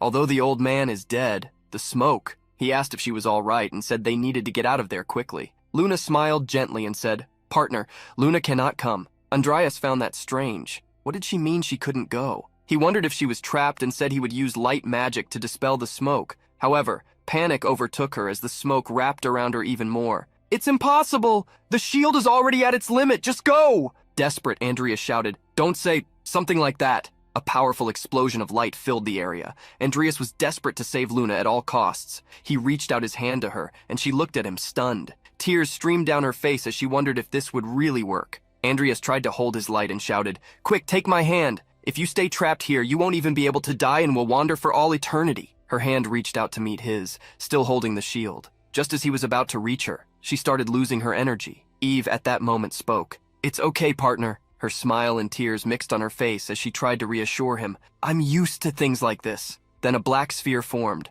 throwing Andreas away. He fell to the ground, rolling with his clothes scorched. He looked in disbelief at what had happened, unable to believe it. He remained silent in front of that massive black sphere. A powerful explosion of light occurred outside the dungeon. Evan was out there, trying to understand what had happened. He narrowed his eyes, thinking, so once you leave, you can't come back. That was careless. We should have left together. But something bothered him. Why haven't they come out yet? That thought kept echoing in his mind. Inside, Andreas was kneeling in front of the black sphere that had trapped Luna. With his head down and filled with rage, he deeply lamented, this can't be happening. I will definitely get out with Luna. Suddenly, Andreas felt a sharp sting when he heard a voice he recognized. You're really greedy. He swallowed hard and felt a pain in his chest. But what surprised him the most was the thought that came to his mind. Original sin? The familiar voice continued. Oh, so you noticed. It seems you're not completely useless. Andreas felt uncomfortable. That voice always irritated him, but it went on. You want to save so many things even though you're weak. Andreas laughed at the comment and replied, coming from someone who would also be wandering forever if I stayed trapped here. That's pretty funny. The greed, however, explained that it wasn't complaining about that, which surprised Andreas. Suddenly, the tiara left his body, startling him. When the tiara landed in his hand, Andreas was dumbfounded and asked if it was really him. The artifact confirmed that it was, adding that the tiara would suit someone as greedy as him. So, Andreas put the tiara on at that moment. At the same time, the system informed, you have become the true master of the crown of greed. The transcendental emotional state of greed has been surpassed. Mana absorption, 666%. Mana resistance, 666%. Mana control, 666%. Physical regeneration, 666%. The perception genius talent acquired temporarily. Physical strength temporarily immutable. The transcendental emotional state of greed acquired. You have become the master of the crown for 66 seconds. Andreas held a ball of light energy while thinking, perception, genius? The magic I could barely control before now works effortlessly. Right, with this, I can save Luna. He inserted his power into the black sphere, causing an explosion of light. At the same time, in the infinite darkness, Luna found herself alone. The only thing she could see was her own hand. She thought, he has people waiting for him outside, so it's okay. Luna tried to hold back her tears as she lamented. She remembered all the amazing moments she had with Andreas over the last few days, the special bond they had formed in such a short time, the missions they had undertaken together, and how much fun she had with it. But now, she was alone, in the dark. Wiping away the tears, she said, but Luna had so much fun. Suddenly, that darkness was filled with a strong light, and Luna had to shield her eyes, which were now accustomed to the dark. She began to see the crackling of that power as she heard a familiar voice saying, who do you think I am? I wouldn't leave you behind. Andreas was there, stronger than before, extending a friendly hand, receiving her with a kind and warm smile.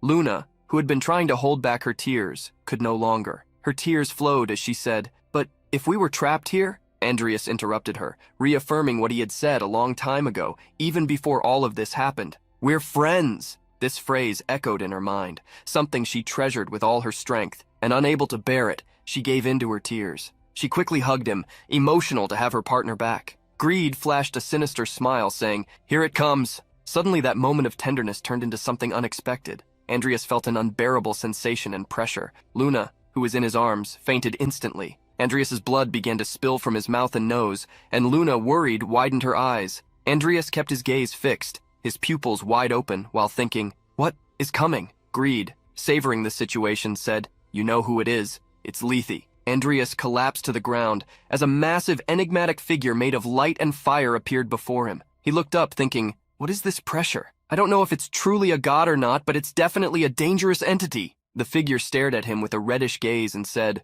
why did you summon me? Observer. Andreas couldn't withstand the pressure of that presence, and as he lowered his gaze, his entire body gave in, bursting into blood. The blood mixed with the shadow of greed, which began to speak, oh, it's nothing special. Andreas tried to look back, seeking the figure of greed while thinking, I can feel his emotions directly in my body. Revenge, and a deep desire to kill. Greed continued, I'm here to warn you. Write your will because I'm going to kill all of you. The smile remained on his face as Lethe responded, I understand. I'm looking forward to it. The shadow laughed uncontrollably. That's it. Now get lost. Andreas, struggling to stay awake in the presence of such power, thought, those bastards, talking as if I'm not even here. It was then that he heard Lethe's voice. To think that you heard our conversation and still kept your sanity. Amazing. I'll give you a farewell gift before I leave. Andreas's eyes widened, unable to believe what he had just heard. I pray that you and the observer get what you desire, Lethe said. Andreas gathered all his strength and shouted, ha!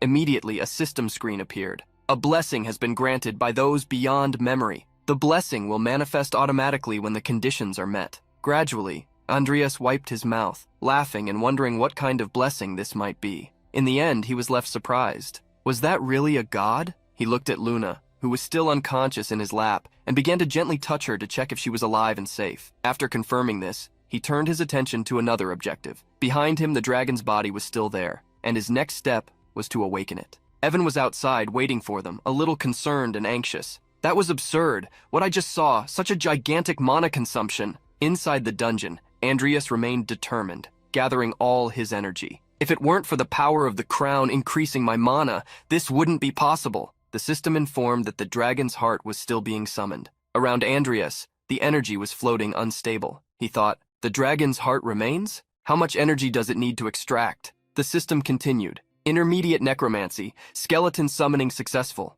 A bone dragon, mythical, has been summoned. The head, once belonging to an imposing red dragon, now stared at him. Made entirely of bones. The system further stated, the level of the summoned corpse is high. A status bonus has been granted. The level of the summoned corpse is extremely high, and this is its final form. Andreas felt satisfied with his success, and before him the dragon's skeleton began to move. Its deep eyes emitted a faint red glow, while its mouth revealed sharp teeth. The system highlighted that the undead was of mythical level, and that some traits of its previous life had been preserved. It was then that Krav Maha the dragon spoke. To think I was finally going to rest forever. What a cruel fate. Surprise overtook Andreas. You can speak? Krav Maha understood his reaction, and Andreas commented, I didn't expect you to retain so much of your ego. The dragon replied, although it is imperfect as only a piece of my heart remains. Andreas observed him, impressed by how talkative he was. The system provided new information. Bone dragon, mythical Krav Maha, undead of level 12 with 245,111 mana. Traits, ego, shattered dragon heart, dragon tongue, decomposition, wisdom, physical resistance. Seeing these windows, Andreas thought it was all impressive. Krav Maha was a true living source of mana. The system added, his ego is fully retained by a powerful force. Krav Maha then asked, do you know what this crown is? Andreas took a deep breath, gathered all his courage, and said, don't call me you, call me master. Krav Maha seemed confused. Master, huh? Then in that case, I'll become your servant if you give me the crown. Andreas could hardly believe what he had heard, but Krav Maha continued, I belong to you anyway. It's no different than lending it to me. With a firm look, Andreas thought, I still need greed in case summoning undead becomes harder, but for now I'll accept his request. With a smile, he decided to agree. However, he had his own conditions for the powerful dragon and declared, if you don't accept, I'll make sure you know who your master is, even if I have to teach you the hard way. 3 days had passed, and Andreas and Luna were in the kingdom of Grandis. Our protagonist laughed as he said, it feels like I've gone back a few years. Luna, smiling brightly, replied, hasn't it been that long? Andreas confirmed, pleased. Maybe, although it feels like only about 10 days have actually passed. Andreas was still observing his newest friend while thinking, it's good that there don't seem to be any side effects. Indeed, many things had happened over these days, but Andreas was happy because they had managed to resolve everything during the short holiday. As they walked through the city, his thoughts returned to the war they would have to face in the north, and once they returned to the Empire, they would need to start preparations. Luna pointed to a merchant, eagerly wanting to try something displayed at the stall. It was a variety of snacks that looked delicious. All that could be heard was Andreas telling her to eat slowly, while Luna enjoyed each bite. At the train station, Luna said, I want to go with you. However, Andreas replied, no way. If we go to the Empire, there will be a lot of problems. Luna tried to add some charm to the situation. I'm so lonely. But Andreas stood firm. I'm sure we'll meet again soon. Luna then agreed, and placing something in his hand said, take this with you. Andreas looked at his hand and saw it was a small green box. Waving with a smile, he said goodbye. Take care. I'll contact you again. Andreas let a smile escape, bowed in farewell, and wished that she also took care of herself. The train's whistle sounded, cutting through the dense forests. The announcer's voice said, we will soon arrive at Rodlin Academy. Please prepare to disembark. Our protagonist sat lost in thought, grateful to finally be arriving in his homeland. He also knew that starting the next day he'd be busy again, so he figured it would be best to rest a bit more. However, as soon as he lowered his head and closed his eyes, a mysterious figure approached. The man passed by him, threw an envelope onto his lap, and called his name, but didn't stay to introduce himself. Andreas picked up the letter from his lap, thinking, a letter? It's sealed with black magic. This is a secret letter. He turned to the man who had already passed by, but couldn't recognize anything familiar. There was nothing about the man that Andreas recognized. He stood up as the station arrival was announced, thinking, the members are hidden everywhere, so this should be easy. Still, it's unpleasant to have our actions completely exposed. For now, we have no choice but to follow the meeting methods. As soon as he left the train, Andreas saw a young girl with green hair, someone he had thought about a few times during his last adventure. The girl looked suspicious when she heard his voice. We were on the same train, weren't we, Vivian? Andreas's green hair swayed in the wind, and his smile was subtle but carried a genuine relief at seeing her. Vivian was also surprised to see him, but it didn't take long for her imagination to create the perfect scene. Her running toward Andreas, dropping her luggage and hugging him tightly, erasing the longing she felt. But all of this was just the product of Vivian's imagination. In reality, she merely responded timidly, Andreas, you've been, well? He confirmed that he had been, and then asked how she and her family were doing. Vivian fell silent for a few moments, smiled gently, and remembered something. In her memory, her house was always surrounded by the sounds of swords clashing outside. A man was practicing fencing at an intense level, and Vivian was facing him head-on, not retreating. The rhythm of the strikes was so fast they were barely trackable. In the end, she managed to disarm him, sending his sword spinning through the air, and only lowered her guard when the blade fell behind her. The man looked at his own hands in silence before finally saying, I can't believe it. What happened? Vivian responded with a proud gleam in her eyes, Incredible! I met my master. The man then asked if she wanted to become a knight of the Cromwell family, and without hesitation, Vivian confirmed, Yes, I can't think of anything else. The man nodded seriously. You've become a great knight. A true knight must choose their own master before being recognized as one. I will respect your choice. Vivian was surprised by these words. Silently, she closed her eyes tightly, and then bowed deeply in gratitude. Returning to her encounter with Andreas, Vivian simply responded, There were some hard things. Andreas was stunned. Huh? What happened? But she quickly grabbed her suitcase, turned gracefully, and replied, It's a secret. I'll tell you later. After all, what woman doesn't have her secrets? She moved forward while Andreas remained stunned and silent. Walking through the busy hometown city, there were so many people that the noise was constant. Someone commented, It looks like food stalls are set up for the opening of the academy tomorrow. Andreas, walking alongside Vivian, asked, It's crowded. Why don't we go somewhere quieter? She agreed, finding the idea of being alone with him quite pleasant. However, just ahead, they encountered Diene and Lucia. Lucia immediately recognized him and shouted, Wakame-senpai! Vivian took a deep breath, sighing at the lost moment of peace when Lucia approached. Shouting, Lucia asked, When did you come back? You didn't even send me a message. Andreas didn't have time to respond and simply asked if she was doing well. Excited, Lucia affirmed that she was great and that, thanks to him, she had been enjoying every second of her life. Diene joined the conversation, asking Lucia not to interrupt since it clearly seemed like a meeting. Lucia was stunned, but Andreas quickly defended, We just ran into each other by chance. The sweet Lucia, already picking up on the situation, gave a teasing smile. By chance, huh? Vivian felt completely awkward, unable to look at Andreas or deal with her own feelings, while Andreas defended, Stop it, Vivian is getting embarrassed. His famously oblivious mode was successfully activated. Lucia thought exactly the same. How could Andreas be so out of touch? And he continued, Lucia exaggerates way too much with the jokes. Vivian was flustered, but not by what the girls were saying. Instead, it was because she had deluded herself, thinking, A date, that's why we wanted a quiet place. As chaotic as it was, Andreas was happy. After all, Lucia had fully recovered. He looked at the friends and thought, Besides, it looks like the girl Diene is starting to take a more ideal form. Diene noticed his gaze and blushed slightly, but asked, So, you two? That's when an awkward silence settled. Andreas, unaware, had let his gaze fall directly onto Diene's neckline. He was stunned, wondering if she had noticed. Diene remained silent, checking her own clothes, thinking something was wrong, which also caught Lucia's attention. Then, completely embarrassed, Diene pulled her cloak and asked, What are you looking at? Lucia's eyes widened in disbelief, while Andreas began to sweat nervously, unsure of how to explain. Andreas started apologizing, calling out to her. Diene stepped away while Vivian was still lost in her own thoughts about the possible encounter. Senpai, please understand the situation, Lucia said. I already told you that's not it, Andreas finished. It was a completely comedic scene out of nowhere with Andreas and his women. Well, these guys are growing on their own. In the individual research building at Rodlin Academy, Andreas was thinking about the other playable characters who were now under his protection. Maybe I'll watch the fencing class of the first-year students later. He took the letter he had mysteriously received on the train from his pocket, and as he opened it, he began to read. The lazy contributor, the rising star of the dark magic world, Andreas Cromwell. I'm inviting you to the next meeting. Andreas was surprised. An invitation to a meeting. This is perfect. He found himself thinking that with the soul seal of Lord Orc and the acquisition of Krav Maha's body, his powers had increased significantly. However, what he needed now was an information network to know all the events that would happen that differed from the game. He thought, I want to know in advance the movements on the Emperor's side. His side can probably be dealt with behind the Mohan family, but the meeting side, that's when he thought of Luna. He considered the possibility of using Luna for this requirement, but in his thoughts he saw Luna asking, Jester, tell me the next plan. Andreas wants me to investigate. Smile, smile.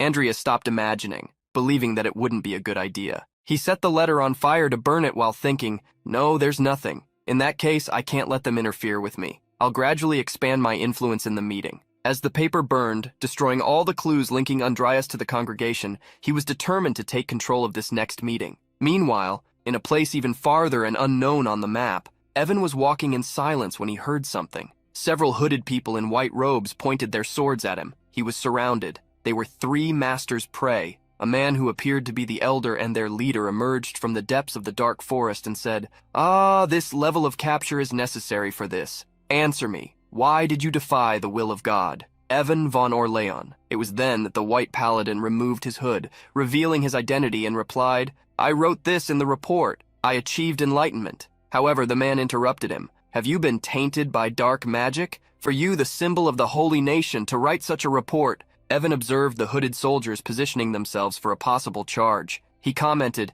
think of it as a difference in interpretation. The man, joining his hands, declared, if it is a difference in the interpretation of God's will, then you must prove it with blood. Evan remembered the image of Andreas as he said, a killer desperately after a child. I think a lying dark mage is better than that. Evan slowly drew his sword while thinking, it is not God's will. Suddenly everyone began advancing toward the threat Evan was presenting when an even more mysterious man said, are you busy? Everyone looked at him in shock. Why are you here? Asked the elder. That man was Maximin Kronel, a blond man apparently in his 40s. He said, I heard you met God. Evan. The paladin remained in deep silence. The elder intervened between them as the man approached. This is none of your business. No matter who you are, the holy nation. However, Maximin interrupted. Hey, old man, if you don't leave with your subordinates now, by tomorrow this holy nation will become a ruin. Fear and terror took over the man. Some time passed, the night still starry, and the crackling of a campfire could be heard. Maximin and Evan were sitting around the fire. Maximin then asked, that ball of light, were you talking to an ancient god? Evan was referring to what he had seen in the dungeon with Andreas. When he confirmed that it was, Maximin stood up, grabbed a sort of coffin wrapped in his sword and said, where is he now? Evan replied, I intend to find him myself. However, the man insisted, I don't intend to hurt him. Just tell me his name. It seems he has the answer I'm looking for. In a large building of the academy, a meeting was taking place. Several professors were gathered, and surprise filled the room. No one could believe that someone had conquered the Modrus Tower. However, one professor confirmed the information. The supposed unbreakable record of Maximin no longer exists. She also took a paper where there was a magical circle of a flower, and by activating the magic circle, she revealed that the same person who had broken the record had created that red flower. Although the flower seemed ordinary to the professors, they realized that the formula shaping it was fascinating. Curious, they wanted to take a closer look. As soon as they touched the flower, something incredible happened. Petals flew all over the room, shining with light that left them astonished, along with a field of flowers covering the entire floor, making the environment soft and joyful. One of the professors couldn't contain his fascination. However, one of them was still confused. Isn't this just a flower? But the eldest corrected him. No, this doesn't just involve time and rotation, but also reversal. He created contradictions of a force you wouldn't expect from a student. It's also fascinating that he formed a field of flowers using a double magic circle. To that old professor, far beyond just a student, even for those who had already graduated, this was a splendid invention. Such a student must be a rough gem that could become a great mage. All the professors of the Great Academy agreed on one thing. He not only conquered the Modrus Tower, but also created a magic circle that impressed us. With this talent, it would be worth taking him to Lionsport. With everyone agreeing, the professor who presented the fact stated she would send a message to the young man. As the group of professors was about to move to the next topic of the meeting, someone desperately opened the door to the room. All eyes turned to the man, who shouted in desperation, Maximin Kronel has started to move! Surprised and confused, the professors asked what the monster was doing. The terror that Maximin carried was unforgettable. However, one professor still didn't believe Maximin was taking action. He has never shown any sign of moving until now. The old professor grew worried. Maximin had a hot temper. No one could stop him.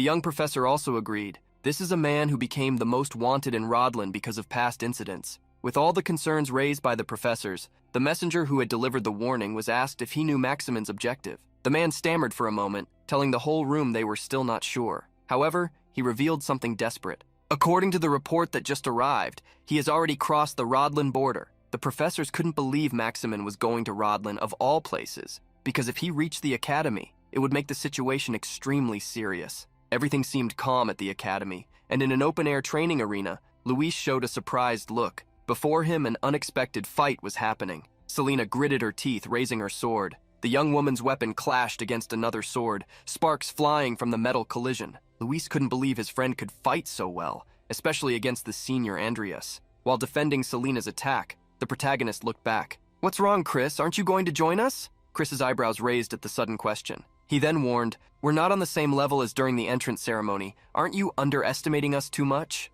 Andreas just teased him in response. "If you don't have confidence to fight, you can admit it." This ignited Chris's instinct as well as his pride. He immediately advanced quickly, shouting, "I'll make you regret saying that." As he approached, Chris launched a horizontal strike, but his sword found nothing. Both he and Selena were surprised by Andreas's movement. Spinning in the air as he jumped, Andreas appeared above Chris, teasing him. "Are you the type who barks but doesn't bite?" Luis was impressed by the way Andreas dodged the attack while being pressured by Selena. Gracefully and destructively, the protagonist landed on the other side of Chris. Even he noticed that the young ones had improved. The moment Andreas landed, Selena jumped for a rear attack. The girl thrust forward, but Andreas dodged by, moving to the side. This created an opening for Chris to launch an aerial attack, but raising his sword, the protagonist managed to block it. With the double attack from Selena and Chris, Andreas retreated. He jumped back, putting distance between himself and the duo fighting together. Clicking his tongue in irritation, Selena didn't give up. Looking to the other side, Luis was incredulous to see an aura.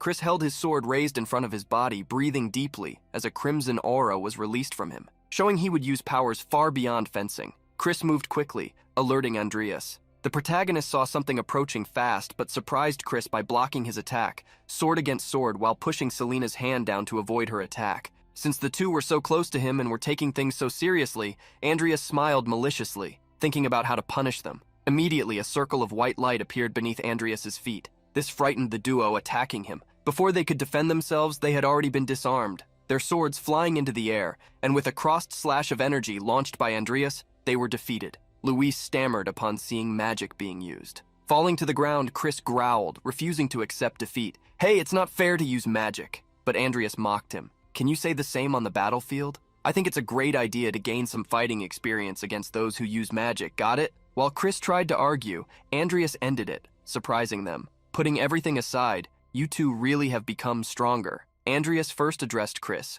praising his sword technique, which had become more refined, combining Unor's fencing speed. As for Selena, he congratulated her for finally being able to hold the sword the way she wanted, now that she had one that suited her. Luis wanted to join the conversation too, but heard someone shout for Andreas. "Seaweed head, sir! What are you doing here? You promised we'd try a new mixture." Luis was surprised to see Lucia in the training area. Passing by the young man, Andreas apologized for not being able to fight with him until the end of the day. Saying goodbye to the boy, he asked to leave the confrontation for another time. Luis frowned because he really wanted to fight, but nodded affirmatively to his senior. As they walked, Lucia stretched. "Finally, it's a new semester. Do you have any goals for this semester, senior?" Andreas tried to think of goals, but before he could reveal any, he heard Lucia's excited voice. "My goal for this semester is to learn several new spells." She winked at Andreas, reminding him that she had gotten a new chance thanks to him, so she didn't want to waste time. Talking about her goals, Lucia also said she wanted to enjoy school life a bit more. Hearing the girl talk nonstop without letting him say anything,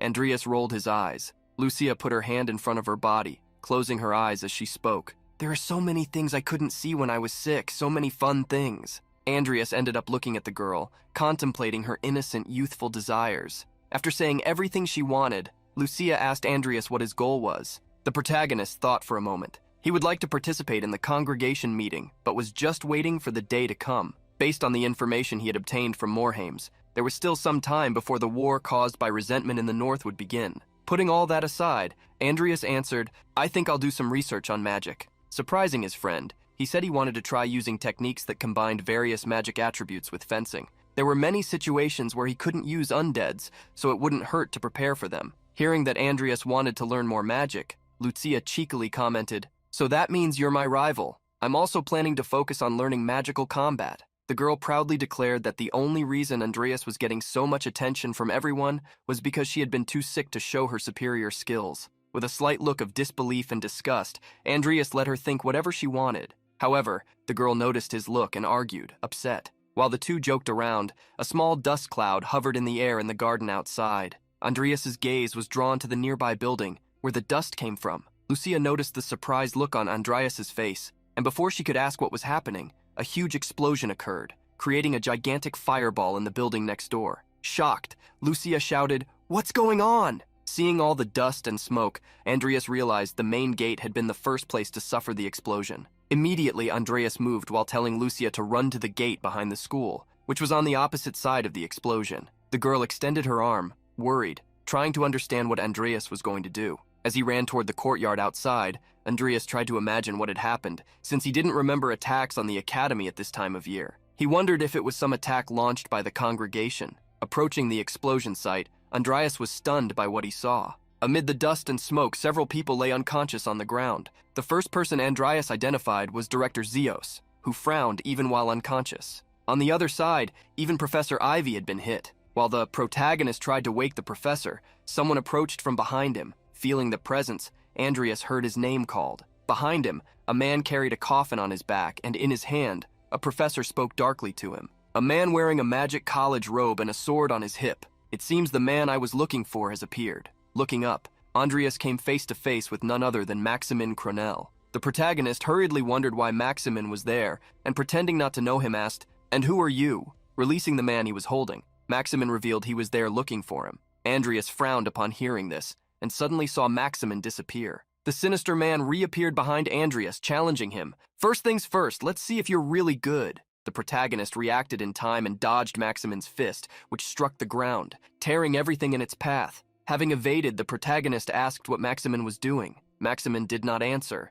Instead, he put his hand behind him, grabbing the sword on his back. Immediately, Andreas felt a strong pressure. Reacting quickly, the protagonist used stone shield magic, raising a large wall between himself and his opponent. However, as if cutting cheese, Maximin split the great stone in half, causing a look of disbelief to appear on Andreas's face. Dropping the debris to the ground, Maximin stared at the protagonist, making his demands. "Andreas Cromwell, show the true divine power that resides within you." While the battle was happening, the loudspeakers scattered around the school broadcast a message, asking the students to leave the academy immediately through the back gate. The students gathered in the corridors, heading toward the back of the academy, where the assistant professors were already waiting for them. Among everyone, Lucia looked in the direction Andreas had run, with a worried expression. In the academy courtyard, Andreas frowned, questioning what Maximin meant by those words. However, Maximin was not there for talk and charged with a dark look toward Andreas carrying his sword. Hurriedly, the protagonist raised his sword to block the heavy attack.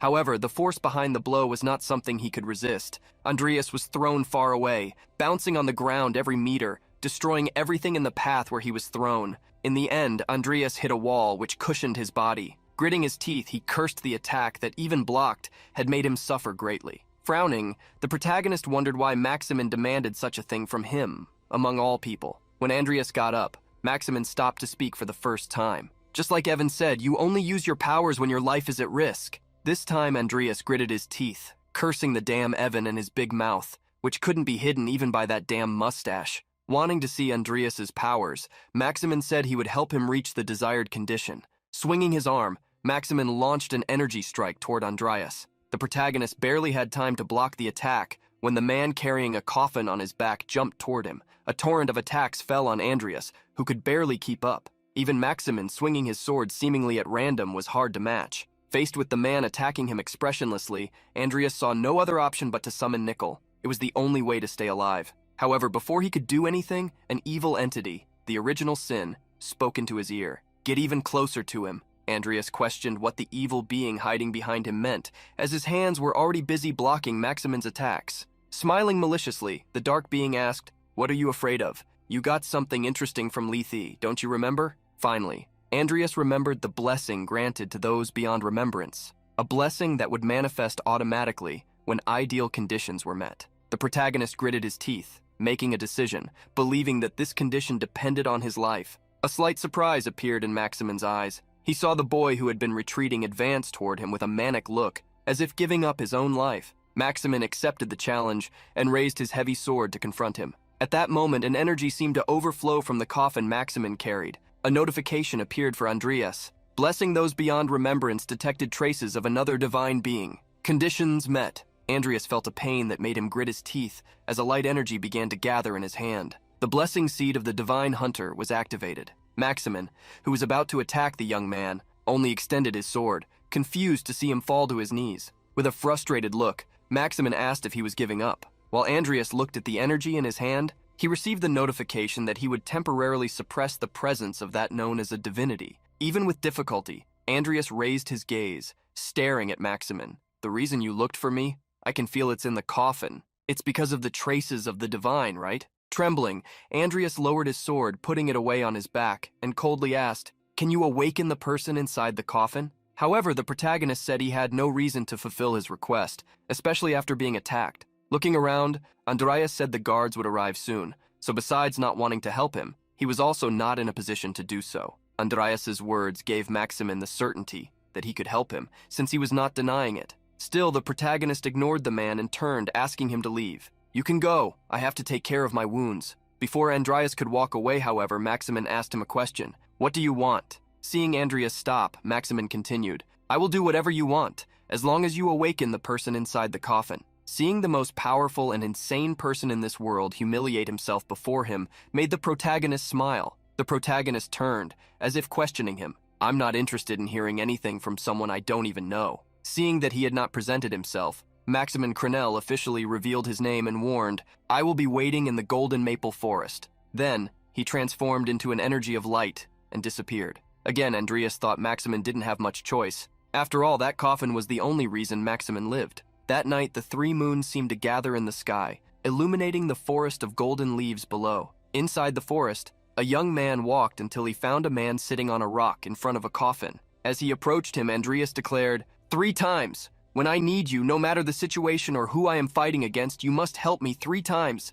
That is my condition." Maximin didn't hesitate and agreed. As soon as the coffin lid was removed, the protagonist prepared to begin. Inside the coffin was a woman in a black dress. Her wine-colored hair rested upon the red flowers that made the coffin cozy for her eternal rest. Energy once again shone in Andreas's hand as the seed detected the presence of the one who had fallen into the void. Looking at the power in his hand, Andreas understood that it reacted whenever it came into contact with another person with transcendental powers. Now, using such power from the seed, the power he had experienced before no longer existed. Extending his hand toward the woman, Andreas planned to suppress the power with his own. Before he could touch her, he raised his head upon hearing Maximin's voice. "She means everything to me. Treat her carefully." Despite the serene voice, Andreas felt an intimidating tone in Maximin. There would be only one outcome if he failed, and that made him even more desperate. Agreeing to try his best, the protagonist brought his hand, which possessed the power, closer to the woman, to lift the red flowers from the coffin with a glow of light. He was trying to free Isabelle Lucy, a direct descendant of the race that could use blood magic. Isabelle was most strongly connected to one of the 7 sins, lust, the vampire. It goes without saying that because of her connection to lust, Isabelle was extremely beautiful. That was why Maximin, the most powerful human in the world, was hopelessly in love with her. Upon touching Isabelle, the protagonist received a notification that the seed had been activated. He was surprised, as he thought his power had already been active for some time. Unexpectedly, thorn-covered vines sprang from Isabelle. In shock, Maximin seemed to freeze. The protagonist extended his hand, trying to control that power while gritting his teeth. Putting his hand in front of his body after finally waking up, Maximin tried to stop the vines from growing. However, they soon surpassed the tree canopy, reaching dozens of meters high. Looking at that, Maximin was shocked. Falling to the ground, still surprised, the protagonist wondered if he was the one who had caused it. Maximin looked up, and as his eyes met Andreas's, he showed a dark look surrounded by a gloomy aura. What is happening here? Andreas received a notification that the dormant effect on Isabelle had weakened, which reassured him. And soon another notification came. The resistance of the power suppressing her had increased. Looking at those vines as thick as a tree trunk, Andreas stated that this was what had pierced the Lord who had put Isabelle to sleep. At that moment, Maximin heard a sweet voice calling him. Even Andreas was surprised as he was lightly hit by flying rose petals. Amid the vines, Isabelle rose.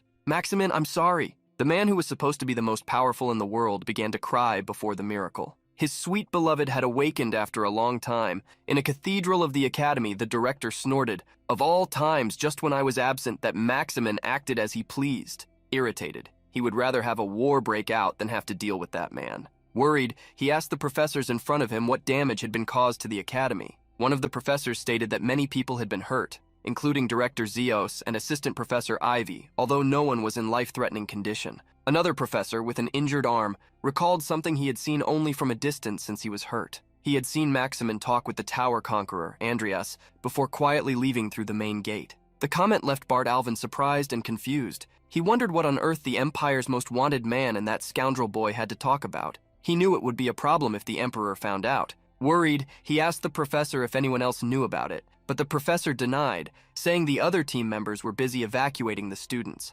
Relieved, the director asked that the matter be kept secret, as he himself would investigate. The blessing of the seed that Andreas possessed received another trait, currently reaching the mark of 4 traits collected. Looking at the power in his hand, the protagonist understood that his power still had other abilities. Putting that aside, he observed the lovers' reunion. After 40 years in human time, Isabel was able once again to embrace Maximin, apologizing for the delay in awakening. During all the time she slept, Isabel could feel the pain Maximin faced, delaying fire and snow to try to save her. Touching Isabel's face, Maximin asked, "This isn't a dream, is it?" Gently, Isabel showed that he was awake. Watching the scene, Andreas remained silent. After the brief exchange of words, Isabel looked toward the protagonist, asking if he was the one who had awakened her. The protagonist nodded, revealing his name, Andreas Cromwell. Isabel bowed slightly, holding her dress, and thanked him from the bottom of her heart. Andreas returned the greeting, also bowing. "No need to thank me. This is the result of Maximin's hard work." Maximin also thanked Andreas, saying he would honor the agreement they had made, no matter what happened. Andreas thanked him for keeping that in mind. Although Maximin was the best helper he could get, being a wanted man, his help would be no different from that of an undead. Frowning, Maximin questioned Andreas if the one who had put Isabel to sleep was no longer alive. The protagonist explained that he had only freed her from the curse, so he couldn't say if it was permanent. With a darkening look, Maximin asked if what he was saying was that Isabel could fall asleep again. To reassure him, Andreas offered something that could help. "How about you stay in my domain on the Empire's border for now? Although I used my power to absorb the curse, its master is still a powerful being after all." Since it was still uncertain whether Isabel would stay awake or fall asleep again, Andreas thought it best they stay in a safe place for now. Isabel loved Andreas's offer and asked Maximin if they could accept it. However, Maximin was still worried, as he was the Empire's most wanted man. But with a smile, she reassured him, reminding him who he was. "Why worry if you are so powerful? We can even hide our identities outside the border, you know?"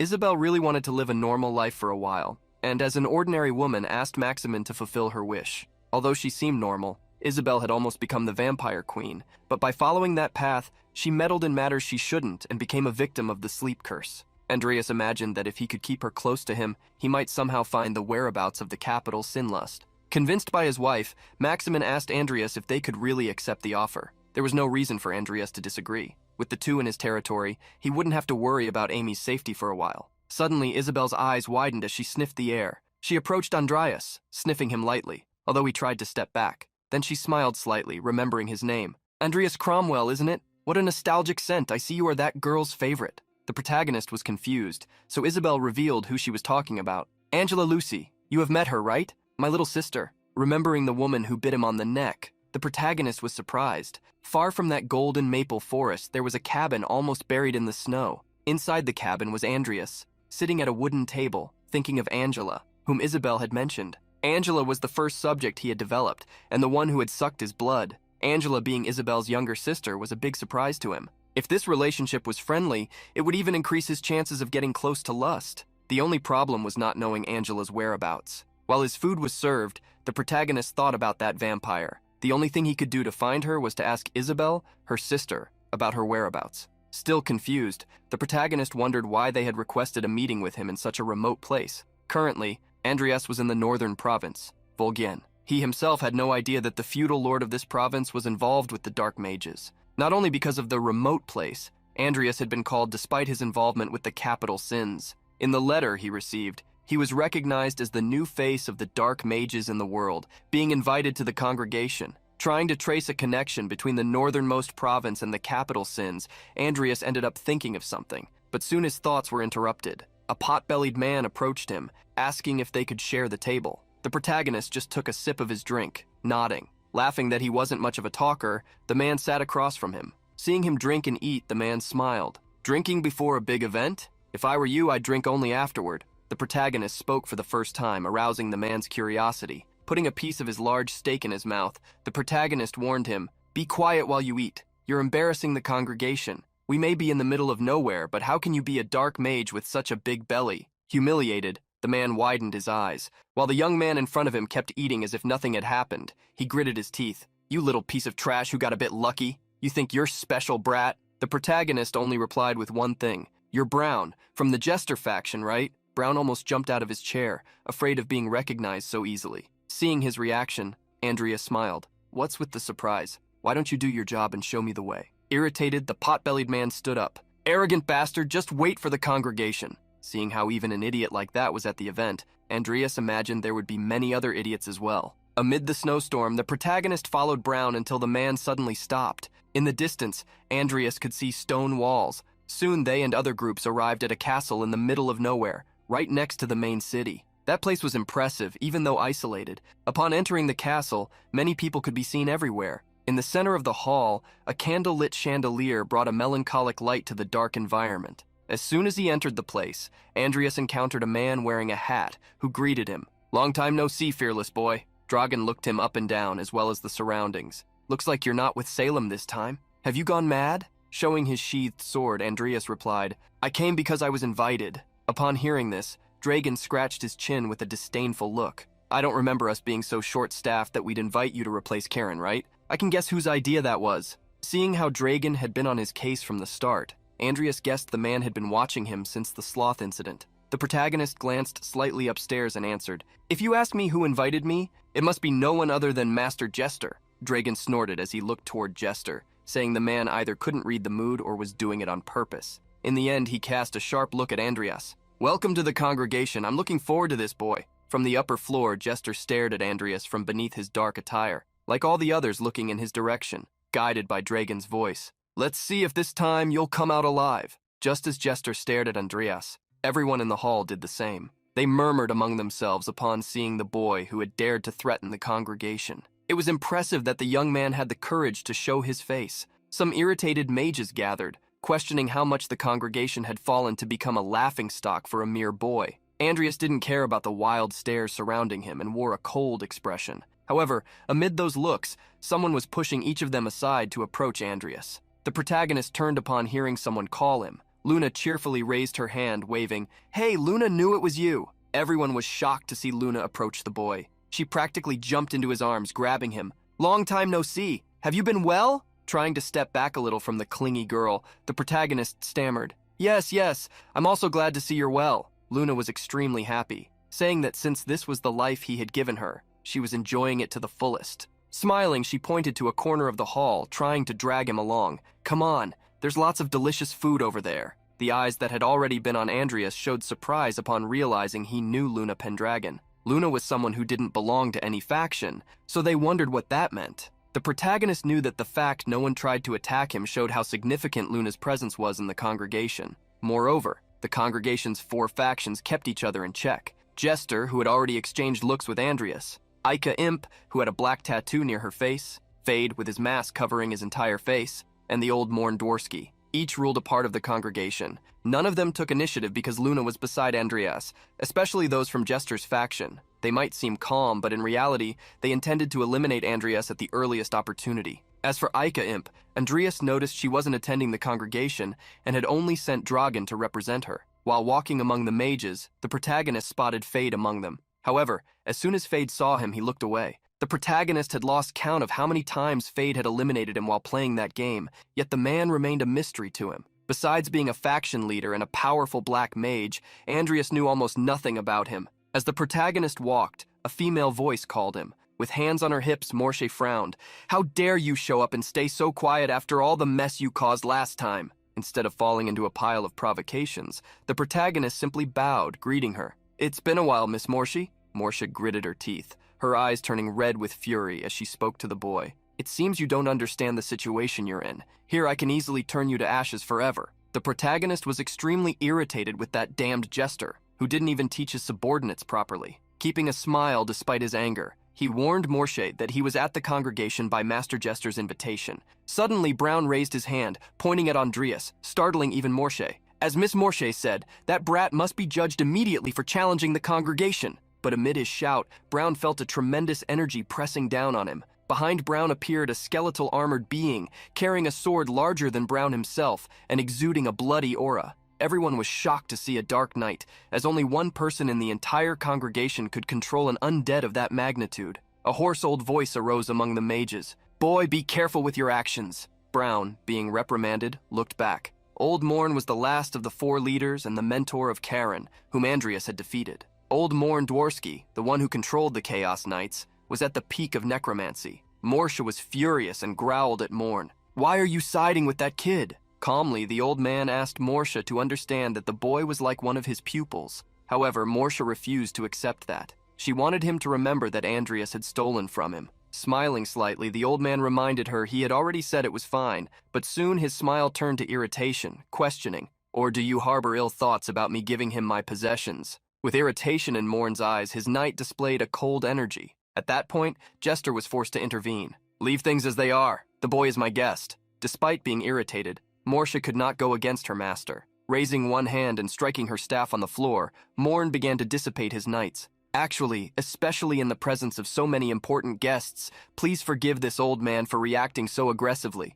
Luna ran to the old man, asking Grandpa to take it easy and rest. Faced with such a charismatic girl, he smiled, asking her not to worry. Andreas bowed his head, greeting Master Morn. "I still can't thank you enough for helping me again." The old man smiled, asking if it wasn't normal to avoid unnecessary conflicts. Showing his sincerity, Andreas apologized for what happened to Master Karen. However, the old man told him not to worry about it, as those things were just fate. While the two talked, Jester descended to the hall. "It's been a while, Morn. And you too, Andreas Cromwell." Morn greeted the man hidden by his clothes, as did Andreas, who bowed slightly, thanking for the invitation. However, the man with his eyes hidden under his hat corrected him. "I should be the one thanking you since you accepted my invitation despite all the enmity between us." Frowning, the protagonist tried to understand what Jester meant by that. Although it seemed sudden, Jester wanted to get straight to the point with Andreas and made an invitation. "Join my faction, Andreas." The invitation shocked everyone, from Morshe to Old Morn and all around, but not Andreas, who realized how cunning Jester was being.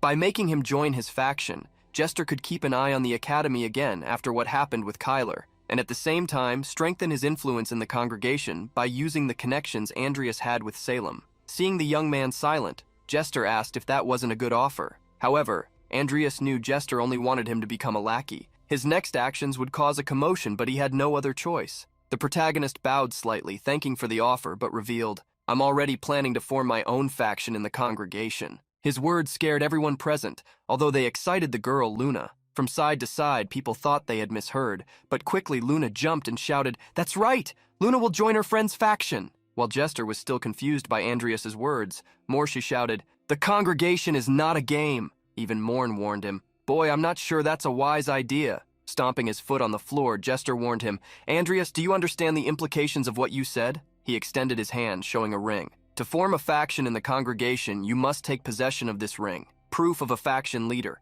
or have it passed to you." Learning for the first time the rules to create a faction, the protagonist replied, "I understand, it doesn't seem like I can do that anytime soon." Seeing the boy back down, Morsha grew even more furious. "You brat! Enough with the insults to the congregation, just when I was about to ignore what happened last time. Your mouth is really cheeky." Amid Morsha's fury, someone silenced her to make a suggestion. Jester extended his hand with the ring. "I, Jester, put my faction's ring on the line. I want you to fight Morsha here." Everyone was surprised to hear the suggestion and the high-risk bet offered by Jester. Even Morsha wanted to understand why he was going so far. However, soon Morsha thought, "With this, I erase any justification for Morn to interfere. Although he is just a boy, he has contacts with Maximin. If he's not going to be ours, then this is our chance to deal with him." Smiling maliciously, Morsha found himself tempted to accept. Morn immediately realized the trap they were trying to set against the boy Andreas. Mockingly, Morsha extended his hand, asking if Andreas would accept. Frowning, the protagonist knew that if he wanted to take control of the congregation,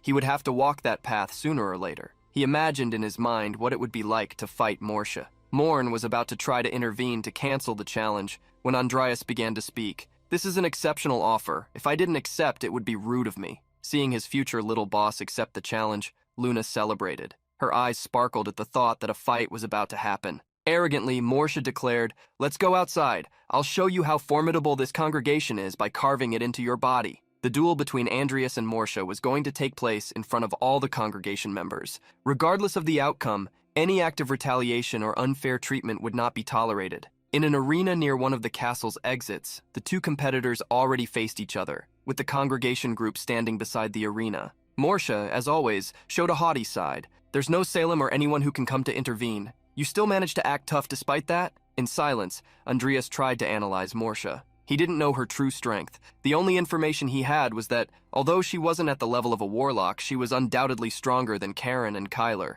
When Morsha finished speaking, Andreas taunted, "Is that all your speech is?" That made her grit her teeth, losing composure. Andreas saw the mage lose her temper and suddenly charge toward him, swinging her cloak shaped like a vulture's wing and cursing, "How dare you provoke me!" The protagonist quickly drew his sword, defending against the attack that created an explosion of wind and snow. Amid that smoke curtain, Andreas looked back. Behind him, some sharp feathers were piercing the ground. Morsha's subordinate group, as well as many others, were surprised to see Andreas block one of her attacks. Confident that he left no openings for Andreas to counterattack, Morsha smiled maliciously. "You better stay alive until I vent all my rage."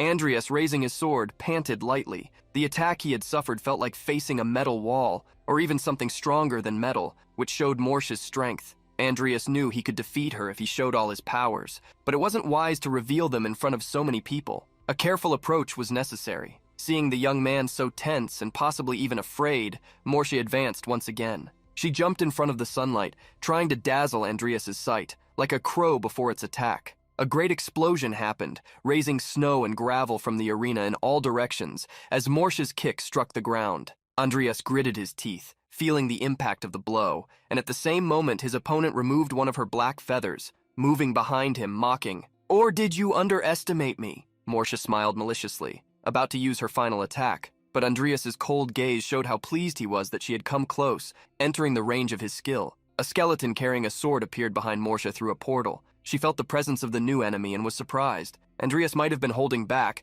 but against someone confident of victory, he could easily turn the tide. The skeleton launched its attack, exploding the arena once again. Morn Dworsky watched the battle with narrowed eyes, alongside Luna and others who were impressed by the turn of events. Jester did not expect the summoning of a ghost, while Fade hid his expression behind his mask. Behind the snow curtain, Andreas wondered if he had managed to hit Morsha. The skeleton had launched a horizontal strike that fell on Morsha's cloak feathers. Having managed to defend the attack, Morsha gritted her teeth. "You smart idiot." Frowning, the protagonist tried to understand what had happened to Nickel, but something more important caught his attention. Morsha released a dark energy and quickly began a mutation. Her face grew, forming a sharp beak, while her hair fused with her cloak, becoming dark feathers. The skeleton did not care about the transformation and raised its sword once again. It unleashed its crushing attack that fell upon Morsha. On the other side, Andreas likewise attacked with a horizontal strike, closing her escape route. While still transforming,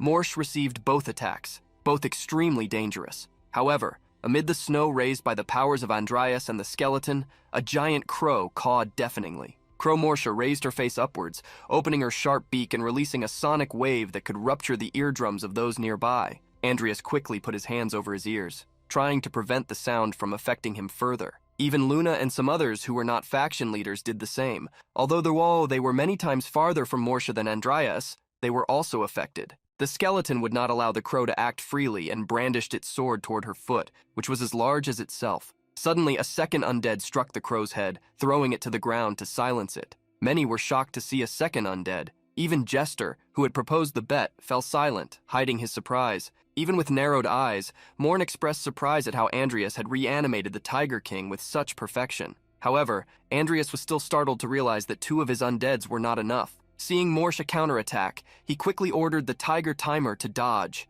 The Tiger King managed to leap high, avoiding the blows from the giant crow's wings. Retreating, he landed beside Andreas and Nickel. Looking at the Tiger King, Andreas noticed several wings, sharper than iron, had pierced his skin. There was no reason to keep Timur or Nickel any longer, so Andreas ordered them to return. Thinking Andreas would retreat, the crow cawed, "I won't let you surrender without my permission." but Andreas reassured her, as he did not plan to do that. Immediately, he activated a stage of the spiritual session, and releasing part of his power, allowed an intense aura to overflow from his body. Morsha was shocked to see the sudden change in Andreas. At that moment, the soul of the great warrior of Bayatra, Al Ghuld, descended upon Andreas's body. Feeling an unrecognizably powerful force, Morsha opened her beak in surprise. Temporarily increasing his sharpness, Andreas charged toward the giant crow at a speed difficult to follow. The sword wielded by Andreas descended upon Morsha's feathers, causing a strong shockwave. Morsha tried to resist, her body reinforced by steel feathers,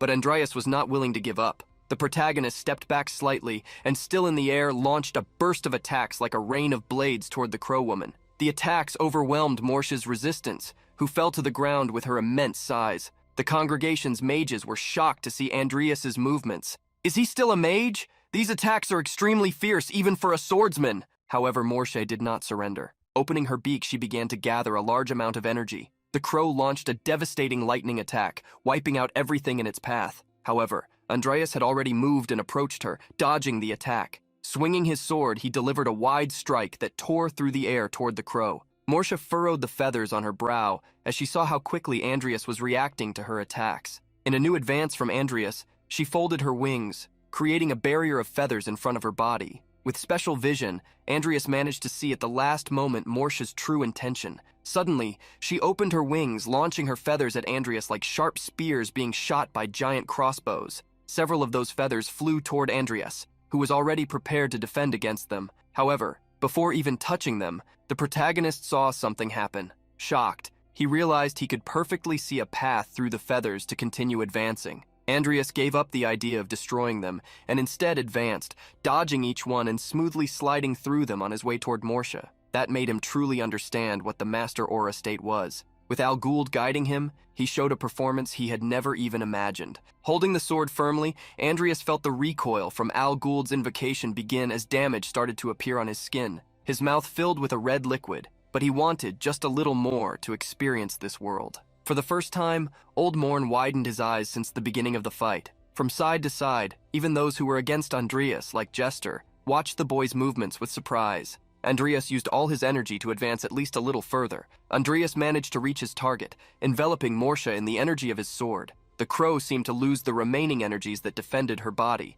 just as Andreas appeared to exhaust his energy and life force to launch that attack. And so, the battle came to an end. Sometime later, Andreas, lying on a soft bed, coughed heavily. He woke up desperate, screaming only to gasp, realizing he was no longer in battle. As soon as he woke, he received a notification that the talent extraordinary swordsman had been acquired. Looking around, he wondered where he was, and whose room it was. Then he received another notification. His dodge talent had reached 100% for evolution. Discovering that he could evolve his skill surprised him greatly. While thinking about his abilities, he heard a voice. "You have awakened." A tornado appeared beside him as the owner of that voice materialized. Frowning, he faced Jester. Jester asked him to stay calm, assuring he had no intention of hurting him. Lowering his head, Andreas asked if he had lost the duel. Jester remained silent until he remembered and told him what had happened. Everyone was shocked to see the end of the battle. Andreas had fallen to one side, while Morsha had also collapsed, losing her transformation. She, however, was still awake and ground her teeth furiously,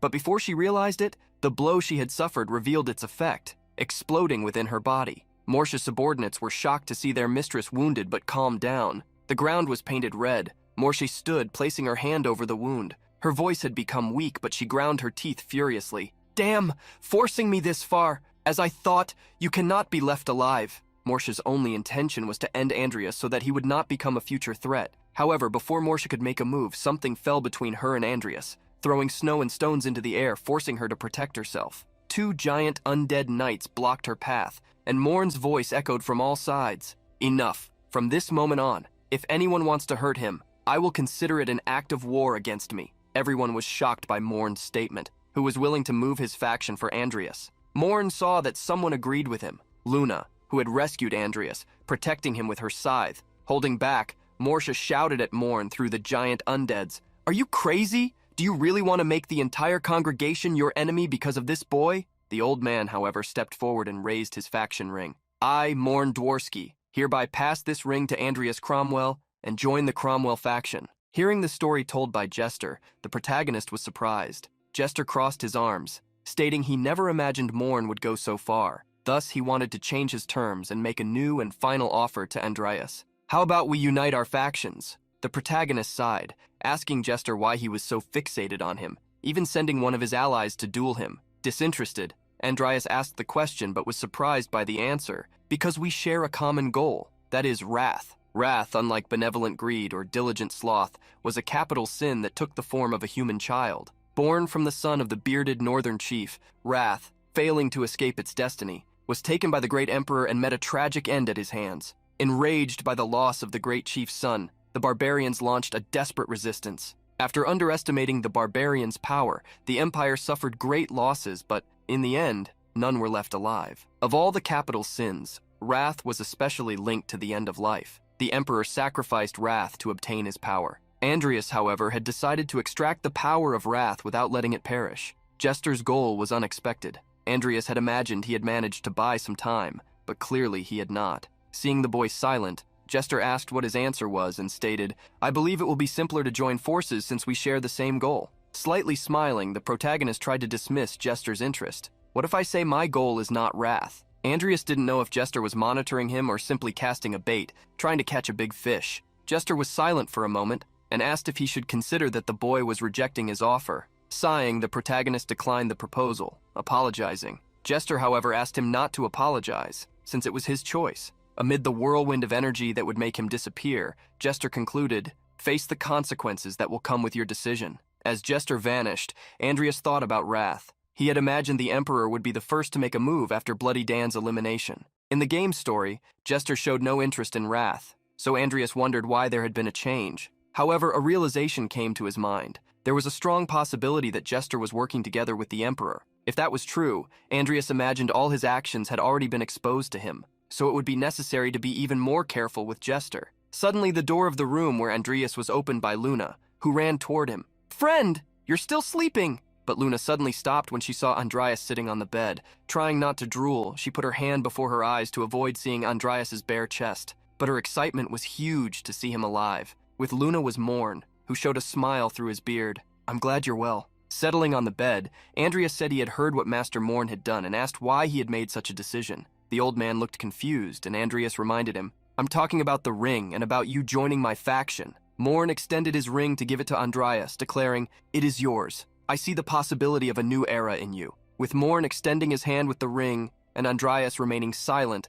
Luna intervened. "Take it already, friend." Thanking her, Andreas reached out to take the ring. For him, that ring was like a springboard, a leap to take control of the congregation. Later that night, in a comfortable office, Ike Imp sat in his armchair, smoking his pipe, warmed by the soft rays of the sunset, waiting for Dragon's report. The man was there to say that Morn had handed his ring to Andreas. After puffing his pipe, Ike smiled. "Well, I guess he finally went senile. So how did the congregation react?" Dragon reported that animosity against Andreas remained. However, perhaps because he had shown his strength in the duel against Morshe, no one openly expressed their feelings. Exhaling a light smoke, Ike listened to Dragon's words and his interest grew. Dragon continued his report. "Besides, Luna Pendragon is by his side." Ike was surprised to hear about Luna. "That boy even charmed the silly girl?" Ike laughed out loud, imagining what the scene must have been like that he missed. "Too bad I missed such a spectacle. I should have joined the event this time." After coughing from the smoke, Ike recovered,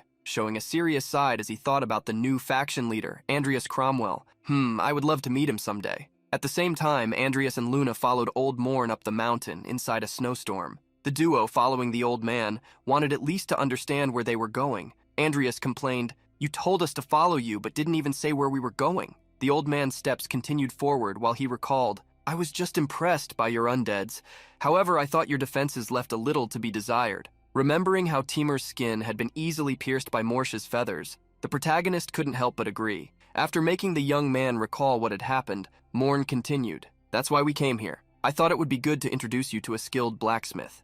Surprise appeared on Andreas's face. A blacksmith. The old man, Morn, then spoke more about this person. The blacksmith was the one who had made the equipment for his undeads. Andreas remembered the powerful armor worn by the Dark Knights very well. With his jaw dropped, he commented, "Someone skilled enough to forge weapons for a Dark Knight. Are you talking about the arcane blacksmith Taraula?" Morn chuckled upon hearing that the young man already knew his friend and reassured him. He may be an eccentric who chose to live in a hard-to-reach place like this, but his skills are flawless, as you must already know. While trekking through the snowy mountains, the group ended up encountering fierce wolves. With dark expressions and auras, they snarled at the invading humans. Upon raising his staff, Morn created a cloud of lightning from which huge, sharp-toothed leeches emerged. The undeads descended from the sky, attacking the bloodthirsty wolves before they could flee. Each of the leeches bit one of the wolves, lifting it up as it devoured it. Watching the wolves being defeated without any effort, Andreas was shocked. Mid-level dark mages would barely be able to handle one of them, let alone an entire pack. Hearing the old necromancer sigh, Andreas stared at his back, impressed. Morn was terrifying. Although he was a gentle man, it was obvious why he was, without a doubt, the strongest necromancer. Standing next to Morn, the protagonist tried to find out how long he had known the arcane blacksmith Taraula. Remembering the past, Morn revealed that they had met for the first time 50 years ago. At that time, he was not yet known as someone who made magical swords. While Luna was sneezing because of the cold, Morn began a story. The first time he came to meet me, he was just a common and distressed dwarf. Hearing the revelation as they moved through the snow, Andreas expressed his surprise. He was the one who approached you first? There was a profound meaning in these actions, which shocked Andreas even more. Melancholically, he verbalized what the reason must have been. He lost someone precious. The old necromancer nodded at the young man's guess. Yes, only those who have fallen into great misfortune, or those who have lost someone dear, would seek the help of a necromancer in this cruel world. Andreas knew someone who had done the same, Baron Boleric. As the trio climbed the mountains, a warm light could soon be seen through a wooden cabin. Luna, the first to see the light, pointed to it. "Is that Taraula's house?" Thus, the trio arrived at the house and the legendary strength. At the same time, at the academy, sounds of swords clanged every moment. In a duel, the instructor Ivy swung her sword, announcing her attack coming from above. The young man below her had great difficulty defending the aerial blow. Against the instructor's force, he was pushed back. Luis gasped heavily after the brief confrontation, as facing the instructor was like facing a wall of iron. After the duel, the instructor ended the training for the rest of the day, sitting heavily. On the ground, Luis asked if they couldn't at least have one more duel after a short break. Frowning, Ivy wondered what was wrong with the boy. Initially, she had imagined him as a student with good grades, but she never expected him to become so strong in just a few days. She blamed the damn Andreas for begging her to take his place. It was vexing, but the boy's words, that she shouldn't waste her time, were proving to be true. After all, he seemed to be a better judge of people. After a minute's rest, Luis got up and addressed a different topic. "Oh, Assistant Professor Ivy, I heard you are now an aura master. Congratulations." Hiding her shyness from being weak against compliments, the instructor cleared her throat. "It's nothing special, really." Ivy's humble words made the young man disagree. "That can't be true. I heard that only a few managed to pass the screening." Looking away, she tried to diminish her own achievements, stating that a screening like that was ridiculous, but ended up showing an air of arrogance that scared Luis. Remembering that she had been the youngest to achieve this feat, Luis continued to praise her with great respect. Cutting the knight's small talk, she raised her own sword and told him to do the same. Holding the sword firmly, he nodded. "I will be in your care." Before they fought, Ivy asked something she had been curious about for a while. "What's your deal with that seaweed-haired guy? You don't seem like someone who has anything to do with him." Confused upon hearing the instructor talk about a deal, he revealed his thoughts. "I thought you were helping me train because you and Senior Andreas were close friends." Annoyed, she almost punished him for the mistake of saying that. However, the young man was still confused and asked why she was helping him. Without even being sure, the instructor claimed she had just become curious about Andreas's recommendation. Remembering how Andreas had said they would fight another time, Luis realized that the senior had sent the instructor to train him as compensation for the delay of the promise. Suddenly, Ivy put away the training sword, abandoning the confrontation. "Remembering that seaweed head made me lose the mood to train. Let's continue tomorrow." Surprised by the teacher leaving so suddenly, Luis called out to her in a hurry. With an investigative look, she turned around, asking what he wanted. Unexpectedly, she saw the young man bow politely and thank her. "Despite your reasons, I would like to thank you deeply for spending your time with me." Keeping a cold expression, a slight sigh that should have been a smile came out of the instructor's mouth. She turned her back on the young man, saying goodbye. "Do your best or I will stop coming as soon as you bore me. With another training session scheduled, the tired Luis watched the instructor leave. At the same time, the trio that had left the congregation had already entered the blacksmith's house and made the request. However, the answer of the burly dwarf, Blacksmith Taraula, was direct. I refuse. In front of the bonfire that separated them, the three visitors were silent, surprised. Andreas had imagined that Taraula would accept the request immediately, since it would be made by Morn, but that was not the case. The old necromancer smiled, asking his friend to change his mind. Come on, don't make me look bad. Taraula's decision was unyielding. Lord Morn, I only accepted the request because it was you. To be frank, lowering myself to creating equipment hurts my pride, not to mention that they would be for a kid's undeads whom I barely know. Being attacked directly with words, Andreas remained silent, as they were not lies. Taraula continued, certainly any blacksmith would agree with me. No one wants their creations held by a nobody. This time, Andreas was shocked and irritation arose in him. However, he kept his patience since he was in front of the best blacksmith in the empire. Frowning, Andreas wondered if there was any way to convince the dwarf. It was then that Taraula stated something that Andreas thought of using. The blacksmith demanded that the young man have an undead at least on the same level as Morn's dark knights. But, not believing it was possible, he recommended that the young man try to convince another blacksmith. It was at that moment that a skeleton holding a sword appeared behind Taraula. The protagonist smiled, asking, if you don't want a nobody like me to hold your weapons, then what about him? Maybe an undead with an ego can interest you. The blacksmith looked back as the young man commented and came across the skeleton that stared at him deeply. Taraula got up in a hurry, looking at the skeleton that released a sinister aura, and questioned, confused, is he a ghost? I'm surprised he has an ego. Despite being impressed, the blacksmith did not think the undead was as strong as Morn's. Andreas was surprised by the statement, not knowing how to respond. However, Morn knew. To Taraula's surprise, he praised the undead summoned by Andreas, calling it fascinating. The old necromancer made a proposal. How about this? If he can prove his prowess against my undead, you will consider creating a weapon for him. The proposal shocked both Taraula and Andreas for different reasons. The protagonist was about to question the old Morn when Luna shouted, "We're gonna have a fight!" The blacksmith also interrupted, accepting the proposal to Andreas's surprise. Very well. Against such conditions, I have nothing to complain about. Upon reaching a more open area, still under the heavy snowfall, Morn instructed the young man not to hold back and to show everything he had. Andreas was ready to reveal his best, something Morn could already tell from the skeleton he had summoned. The old man even laughed. Ho ho ho ho, I can already tell your undead is excited. The skeleton swung its sword with downward cuts, warming up for the battle. Immediately, Morn summoned one of his undeads. Several times larger than Andreas's, it wore full-body armor, a wine-colored cloak, and wielded an immense sword. Morn introduced his undead named Ruderon. He was an aura master that the old man had personally eliminated. The difference between the ghost rank, where Nickel was, and the dark knight rank of Ruderon was like night and day. However, Morn was still eager to be surprised by the undead that Andreas trained. As soon as the battle began, Ruderon tried to cut Nickel from top to bottom. However, the skeleton became evasive, avoiding the attack. Passing under the Dark Knight's legs, Nickel turned and launched a sword cut against his back. But Ruderon turned in time, taking the attack head-on and launching an equally powerful counterattack. The blows landed on the battlefield, raising a wall of snow that swallowed them, blocking everyone's view. Nickel was soon seen being thrown out of the white curtain. As everyone watched the battle, Andreas became more and more worried. Nickel managed to get up, once again raising his sword to face the Dark Knight. Becoming ethereal again, he advanced, surprising the enemy. Observing the skills of the ghost skeleton, Morn became more and more interested and asked Taraula what he thought. For them, seeing a ghost capable of withstanding a fight against a Dark Knight was a rare sight. Just surviving such attacks would be unbelievable. Therefore, Morn questioned the frowning dwarf. This certainly makes you admit he's strong, doesn't it? However, Taraula did not answer, watching the fight in silence. Watching the old Morn try to convince the dwarf, Andreas was faced with the stubbornness for which dwarves were famous, and this one was even beyond the usual. Despite being satisfied with Nickel's performance, Andreas knew that if the fight continued, sooner or later he would lose. As if reading his thoughts, Morn suggested, "How about we end it here? Your ghost. I'm worried that he'll end up severely damaged." Andreas watched Nickel being pressured more and more and knew that Morn's words were true. The old man reassured him, another chance will come soon. But unexpectedly, Andreas refused.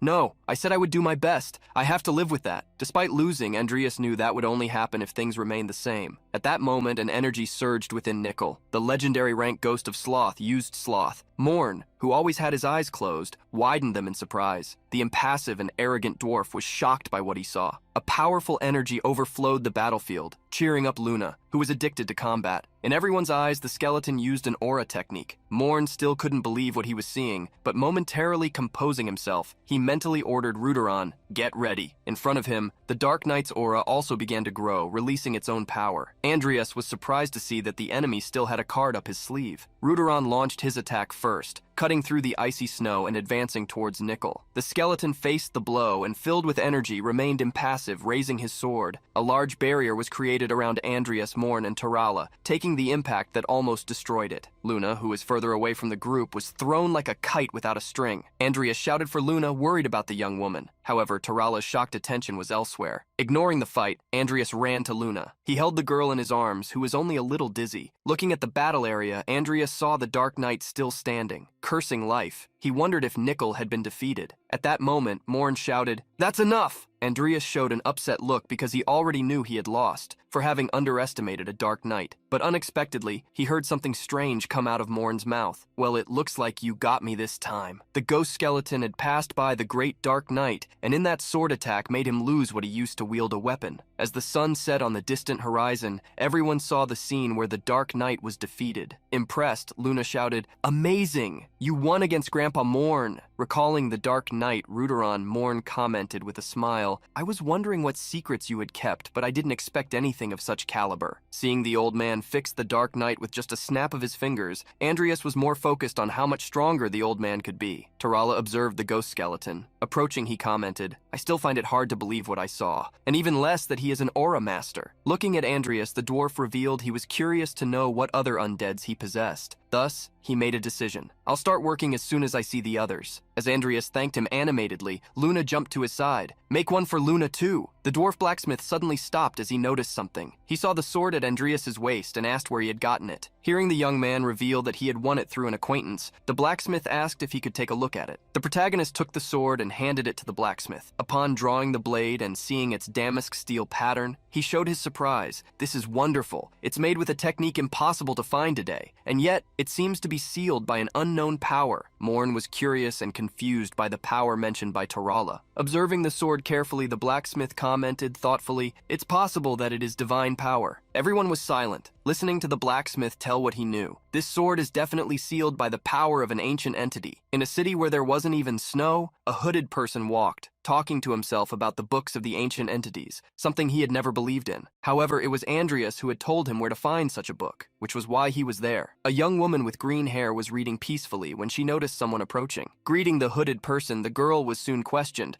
"Are you the Cromwell's maid?" The young woman, laughing irritably, corrected him, "I'm Amy, sister of the head of the house, Count Andreas Cromwell, and who are you?" Sarcastically, Salem, in his feminine appearance, answered surprised, "Oh, is that it? I'm here to pay a debt I owe your brother." However, before Salem could say anything else, he felt a strong attack hit him. After being struck by a hand, he was thrown several meters back. Annoyed, he gnashed his teeth as he hadn't even been able to detect the enemy's presence. As Isabel protected Andreas' sister, she asked her husband not to scare the guest. However, Maximin had a strong opinion. No way is someone who hides their identity a guest. Coldly, he addressed the disguised person in front of him. "Who are you?" Feeling enraged, Salem blurted out, "If you want to know, I'm ready to tell you." Isabel observed the woman in front of them, commenting to her husband that she seemed strong. Agreeing with his wife, Maximin placed his hand on his sword. "She's strong enough to make me draw my sword." Seeing the blade the man pointed at him, Salem was surprised as he recognized the sword of the traitorous executioner. Having an idea of who the man was in front of him, Salem didn't attack. Instead, he asked the person who was protecting the house, "Are you Maximin?" Surprised to be recognized, Maximin stared at the figure in front of him. In an area far from there, Luis was training exhaustively. The young man's attacks fell on Vivian, who blocked each of them with attention. As the two fought fiercely, making each clash seem devastating, someone was watching them. For the instructor Ivy, that was unbelievable. Although Luis had improved after some special classes, Vivian had become even stronger. Ivy had noticed the young woman's talent in her first year, which had not come to fruition because of her lack of emotional control. However, apparently after the Boloric incident, Vivian quickly began to control such emotions. Frowning, Ivy wondered what the mischievous seaweed-haired kid had done. In another sword clash, flash, Luis and Vivian stared at each other fiercely. The young woman felt that Luis had improved tremendously, while he noticed that Vivian's attacks were much stronger. When they moved away, Luis even felt that he would be split in half if he lost focus. With a fast and dominant movement in the training area, the two faced each other once again. Vivian took the initiative, advancing against Luis. The young man gnashed his teeth, not even having a chance to think before the attack approached. With the brandishing of Vivian's sword, Luis raised his own blade in front of his body, blocking the blow that created a powerful gust of wind. Partially blinded by the debris raised by the wind, Luis knew that Vivian would advance again. With a look full of energy, the young woman did not hold back her attacks, but a commanding shout stopped her. "Stop!" Vivian's sword stopped in the air before colliding with Luis's defense. The young man gnashed his teeth, realizing that his still incomplete guard was about to be hit. Annoyed, Ivy approached Luis, correcting him. "You'll end up losing your head if you block so sloppily." Having instructed the boy, Ivy looked at Vivian, and thinking about the attack the girl had just demonstrated, felt that she had unlocked an aura. Despite her record as the youngest aura master being about to be broken, Ivy still smiled, satisfied. Suddenly, a voice caught the attention of the three. "So you're all here." Vivian blushed when she saw who had arrived at the training ground. It was Andreas, who immediately complimented her on her improvement when he saw her. Upon seeing Andreas, Ivy couldn't hold back and argued with him. "Did you dump these kids on me and go buy cigarettes? What am I, a babysitter?" While Vivian didn't know how to react to being praised, Luis took a step forward, thanking Andreas for asking the teacher to teach him. Just as he praised Vivian's growth, Andreas did the same with Luis. Changing the subject, Andreas held a sword and turned to the green-haired girl. "Here's a gift for you, Vivian. Coincidentally, I found a skilled blacksmith during the trip." Vivian hastily tried to refuse the gift, as she had already received the necklace he had given her the other day. However, Andreas put the sword in her hands, which trembled in refusal, and revealed, "I ordered the sword to be made thinking about your swordsmanship and your physique. For me, it will just be a piece of iron if you don't accept it." Blushing like a tomato, the young woman heard Andreas state that the sword was made of a special material, capable of keeping its edge without the need for maintenance. Stuttering, Vivian thanked him, while Ivy watched her, understanding certain feelings. Luis, happy for his friend's gift, suggested that she name the sword. Drawing the sharp blade from the green sheath, Vivian thought for a moment. Andreas was also eager to know what name she would give the sword. With flushed cheeks and many things on her mind, Vivian pronounced the name of the sword, Eternal Vow. Firmly nodding at the choice, Andreas stated that he wanted her to use the sword frequently. Ivy crossed her arms, annoyed with Andreas. "After all the work I went through, you don't have anything for me?" Andreas was confused by the instructor's question and asked if he hadn't introduced Luis to her. This time, Ivy blushed, noticing a double meaning in Andreas's words. Annoyed, the instructor placed her hand on her sword, showing a threatening look. "Just because I did you a favor doesn't mean you can go too far with your jokes." Andreas frowned, as if ridiculing the teacher's thought. "For Luis, he got the high-level training he needed from you, Professor Ivy. And for you, who prides yourself on your reputation as an educator, it's a chance to teach a talented student with the potential to become an aura master. I thought that would be the perfect gift for both of you." Ivy fell into an indescribable void when she realized she had misunderstood the boy's intentions. Staring at the teacher with an impatient look, Andreas asked if he was wrong. Annoyed, the teacher told him to shut up and left immediately. However, before she went too far, Luis shouted, "For me, you are the best gift I could receive, Professor Ivy." Seeing how Luis didn't even flinch when saying something so embarrassing, Ivy blushed intensely. While Andreas wondered what had happened to Ivy, Luis approached, asking if he had any free time. The boy eagerly asked to have a duel. Andreas did not refuse since he was there. However, remembering something, he asked Luis to wait a moment while looking at something on his device. Soon, a shocked expression appeared on his face. Apologizing hastily to Luis, Andreas canceled the duel, as something extremely urgent had come up. Sometime later, Andreas could be seen sneaking between bushes and trees. He had received a message. "We have your sister. We are waiting at the Apple Mansion." He couldn't understand what was happening, as both Isabel and Maximin should be at the mansion. Upon reaching the vicinity of the mansion, Andreas wondered if they had been attacked by the congregation or the Emperor. Opening the door stealthily, Andreas was soon surprised. In the living room were Isabel, Maximin,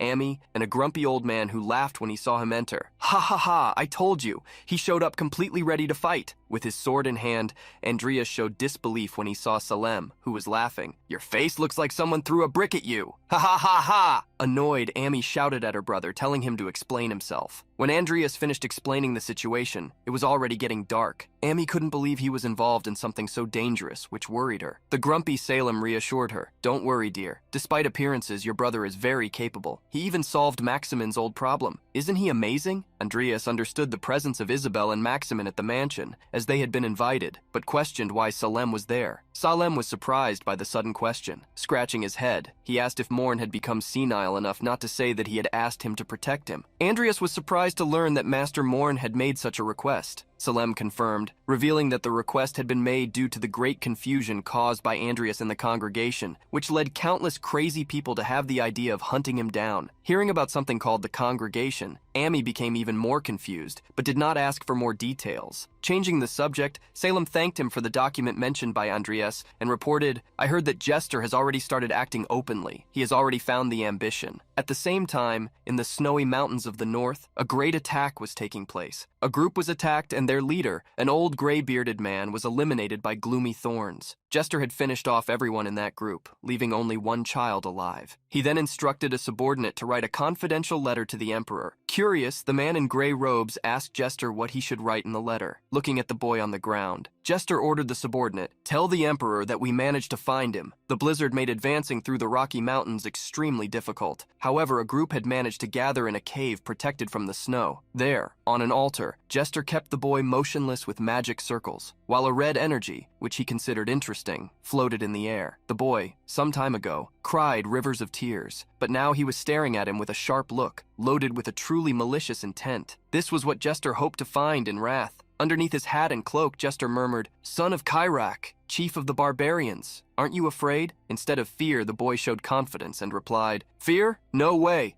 My father will appear soon and will finish you off." Jester extended his hand, releasing a ray that pointed to the boy's chest, which had a tattoo, and declared, "For your bravery, here's a reward." A scream reverberated throughout the cave, while Jester made him suffer, taking full advantage of the young man's power. Meanwhile, in the capital, some people were talking about Vivienne, finally understanding why she always showed a lonely look. Diane, accompanied by Luis, teased Vivienne. "She's sad because a certain someone had to leave again, and it's been a few days since she last saw him." As the trio walked, they ended up finding some soldiers. Unexpectedly, they were part of the Imperial Night Corps. Confused, Diane didn't understand what they were doing at the academy. Luis didn't expect good news, and Diane soon agreed with him. Vivienne observed the guards for a moment and, after some thoughts, picked up her communicator. At the Apple Mansion, the news that Jester had also obtained wrath had arrived. Remembering the meeting in the congregation's infirmary, Andreas was now certain that Jester was analyzing him. Probably because he had connections with the Emperor, Jester could operate freely, even within the Empire. Initially, Andreas thought that by eliminating Bloody Dan, he would delay the start of the Northern War, but instead he only worsened the situation, with the Emperor and Jester joining forces. This became a concern for Andreas, as it could put his state, territory, and even Amy in danger. Having assimilated a lot of information, Andreas went to Salem to make a formal request. Sighing, the protagonist asked if Salem would stay in the territory for a while. With the granted pleasure of hindering the boy, Salem confirmed, "That's my plan. Otherwise, you wouldn't be able to move in peace, would you?" However, contrary to what Salem expected, Andreas thanked him. At that moment, Andreas received a message and, upon picking up his communicator, realized it was from Vivienne. The protagonist was surprised to see a photo of Imperial Knights at the academy. For Andreas, this was a sign that things were already happening. The Empire had finally begun to mobilize the academy students for the Northern War. Not knowing what Andreas had read, Salem asked why he had a sour expression. To everyone in the room illuminated by the sunset,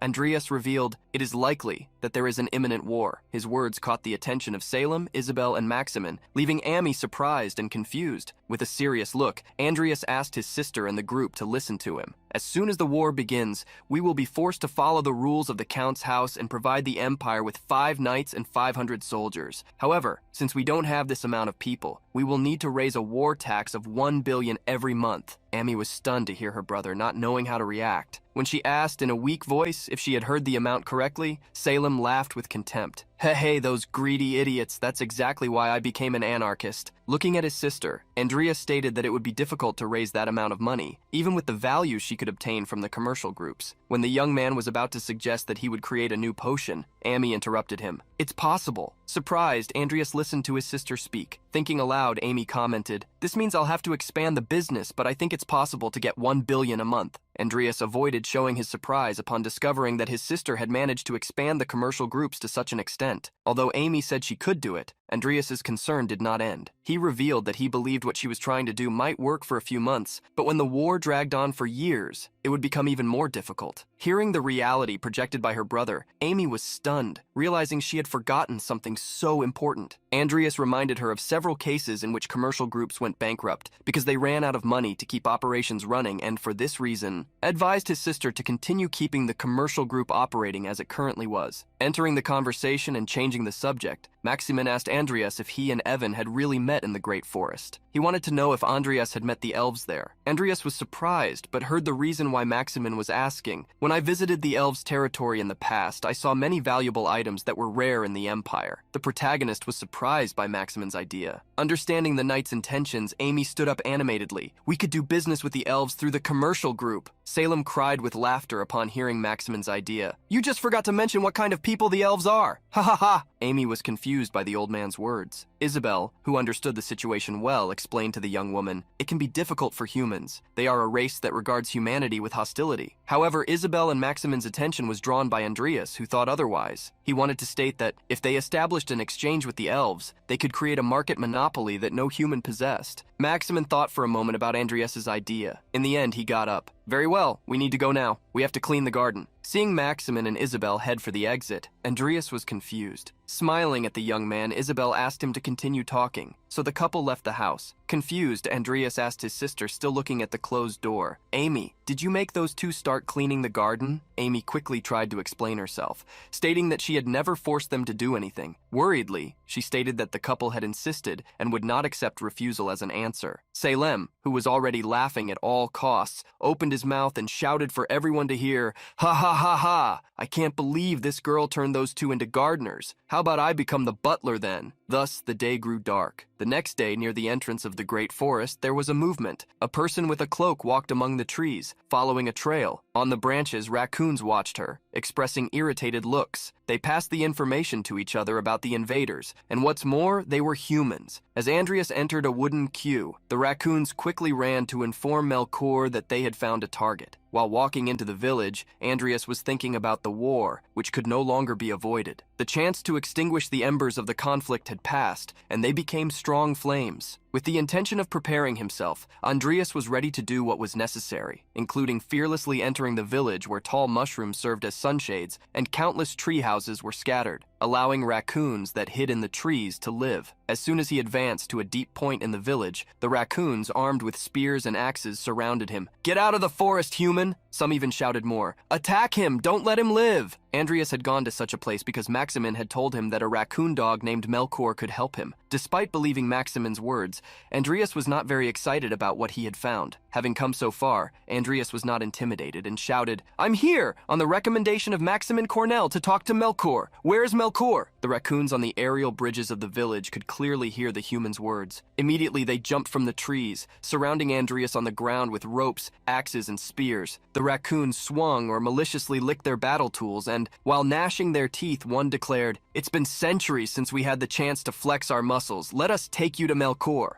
Andreas's expression didn't seem that happy. Completely bound, he tried to justify himself. I don't intend to hurt anyone here. Is there really a need for this? A raccoon shouted at him, Shut up! It's a rule to tie up all the outsiders we meet for the first time. The raccoon tugged as he spoke. Andreas tried to make them understand the reason for his visit, but the raccoons wouldn't listen until Melkor gave permission. Biting his lips, Andreas tried to exercise patience to avoid causing problems, all for the sake of money. Frowning, his worry was evident, as Jester must have already stirred anger. While Andreas contemplated entering the elven territory at any cost, he didn't notice that he was already being watched by them from behind a tree. An elven woman was observing him being taken away by the raccoons. Upon arriving at a residence, Andreas was introduced as an acquaintance of Maximum. As a honey tea was served, he was asked to sit down. You said you are a dark wizard, right? Taking the tea, Andreas nodded. Yes, my name is Andreas Cromwell. Observing how he, despite being a wizard, carried an impressive sword, the old raccoon assessed him as quite different. The elder Melkor, the oldest elder of the village, introduced himself, wearing a robe in earthy tones and carrying a staff that could double as a crutch. The hairy raccoon introduced himself as well. Melkor apologized for the rudeness of the raccoons, asking asking what brought Andreas to seek him out. With a serious expression, Andreas requested, "Please tell me how to get to the World Tree." The raccoons at the window who were spying on the conversation yelled, "This human is crazy! Let's expel him from the village." Surprised, the protagonist asked Melkor why the other's reaction was so exaggerated. Melkor revealed that the elves had been acting strangely lately. The World Tree, at the heart of the Great Bayatra Forest, is in their territory. Lately, however, those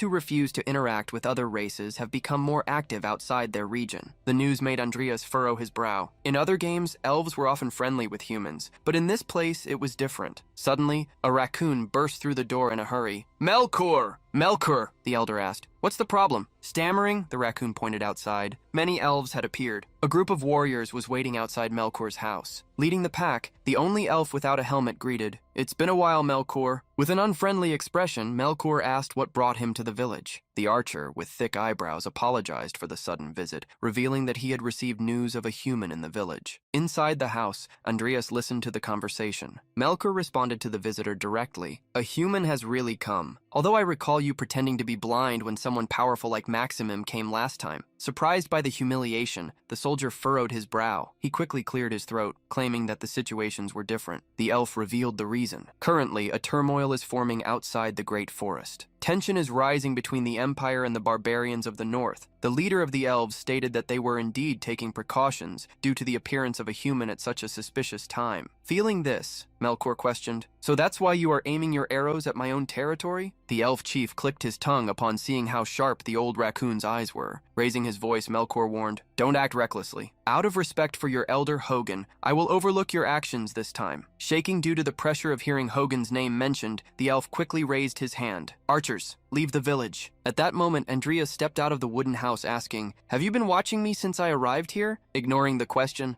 the visitor stated he had a question, as Andreas was aware of the identity of the man before him, a member of the Wind Knights. The second star of the wind, Sile, hails from Priscilia. With a displeased frown, Sile inquired what his purpose was for coming here. The protagonist was straightforward. "I want to know how to reach the World Tree. Since you are here, could you show me the way?" He did not mention that he had come for a negotiation or to cause trouble. Sighing, Sile wondered if he had misheard and remarked, "I heard that humans are preparing for war right this moment. That means you possess the greatest threat to the Great Forest. Still, you expect us to guide you to our sanctuary?" In a menacing tone, Sila concluded, "That means you don't mind being eliminated here and now." Andreas stayed silent, listening to Sile arrogantly assert how this was not elven territory and that, in respect for the raccoons, they would only let him off with this warning. Turning his back to Andreas, Sile suggested that the traveler leave so as not to cause trouble. To Andreas, the elf's actions were ridiculous. He acted as if he were doing Andreas a favor, something the protagonist would not let go unpunished. Before the elf moved away, Andreas opened his mouth, catching attention. "How strange." The archer frowned, looking back with a slight smile. He stated, "I don't think we're done talking yet." In an instant, Sile brandished his sword, placing it a few inches from Andreas. Melkor shouted hastily upon seeing the elf's actions. "Sela, what do you think you're doing?" With an irritated look, the captain asked. "I think I told you that was my last warning, didn't I?" Thus the smile on Andreas's face widened. "I think I didn't hear that part." Before the elf could react, a sword attack struck his own, sending him back. With a serious expression, the protagonist stated he had his own reasons for not leaving. He just didn't mention that he also needed equipment and the seed of the Tree of the World. Upon seeing Andreas's fencing, Melkor was shocked to find that he was possibly a disciple of Dijksrum. The elf gritted his teeth hard enough for the veins to stand out. His insolent human, even after I showed him mercy. Andreas interrupted Sela's fury by questioning something strange. Was his reaction not being exaggerated because of the war of humans? All I did was mention the Tree of the World, which makes me think something is happening to it. Silent and the warriors behind him were surprised by Andreas's deduction. Even Melkor was stunned that such a thing could possibly be true. Sally was willing to attack even while in the territory of the ghost raccoons, but at that moment, an elf interrupted him. "Wait a moment, Captain." Her voice attracted the attention of Sally and Andreas. He was confused, taking off his helmet. An elf asked Cilio to allow her to speak with the human, the captain of the guard, who shouted at her, "Stop being foolish, Aemir! Are you going to allow a human, possibly a threat to Lasteria, to enter?" Young Aemir was firm in arguing against the captain. He managed to understand the signs of the anomaly that even we do not feel. "He may be able to help us! Do you still want to eliminate him because of an outdated rule?" Sale bit his lips, thinking deeply for a moment until he reached a conclusion. "No. It's a no! We're leaving now." Before Sally could leave, Aemir made an an unexpected proposal, betting everything she had on her capabilities as a candidate for the next princess. I hereby formally extend an invitation to the individual Andreas Cromwell to enter our elven territory, Lasteria. Minutes later, the winged beasts were already flying towards a green castle amidst the dense forest atop one of those griffins.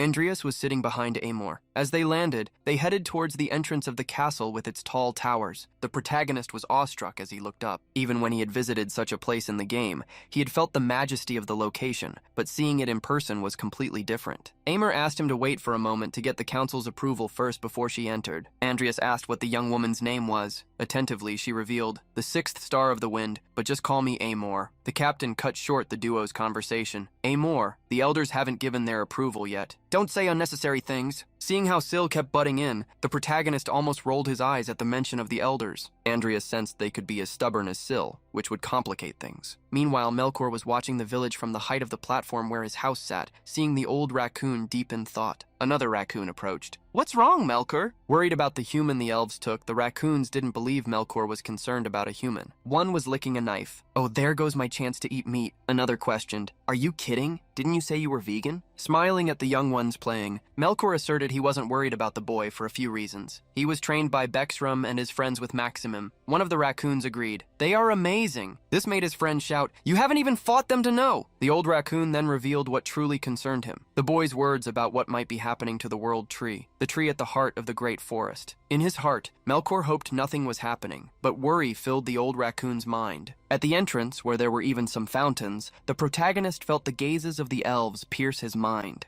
Even though he had done nothing, he soon saw something in the distance. Amir was waving at him. After a few stares, with an excited look, she announced, "We got the approval." The protagonist felt relieved but surprised by how quickly it had happened. Amir ran to meet him, apologizing for making him wait. To reassure her, Andreas revealed that he hadn't expected her to get the approval so quickly. Amir herself admitted she didn't expect it either. They had been apprehensive at first because he was an outsider, but they approved him after learning that he understood the situation of the world tree. However, Amir warned that they had agreed for him to stay under the condition of being under the supervision and guidance of her clan. Understanding the entire situation, Andreas bowed to Amir, thanking her. "I will be in your care and will be careful not to cause any inconvenience." Immediately, Andreas asked if they could go to the roots of the world tree, but a bald old elf from the top approached. "So you are the human who spoke of the world tree. I will join you." Beside him, an irritable-looking elf accompanied Amir. Amir was surprised to see Elder Fugan. The protagonist frowned upon seeing the elder. Having someone of that stature around him would make movement difficult, so he tried to speak. "I could not possibly take up the time of a respected elf like you." The elder, however, did not question my presence. "It is an annoyance, even knowing that your approval to visit the world tree was thanks to me." Before Andreas could respond, Fugan took the lead. Amir then entrusted Andreas to follow her. The group, made up of 5 people, walked along the dirt path between a slope and a plantation. Andreas couldn't help but be surprised as the plantation was releasing some bubbles, and he commented, "What a curious plant. I've never seen it before." Amir looked at the planting beside the road and remarked, "That is our award-winning tea plantation." Surprised,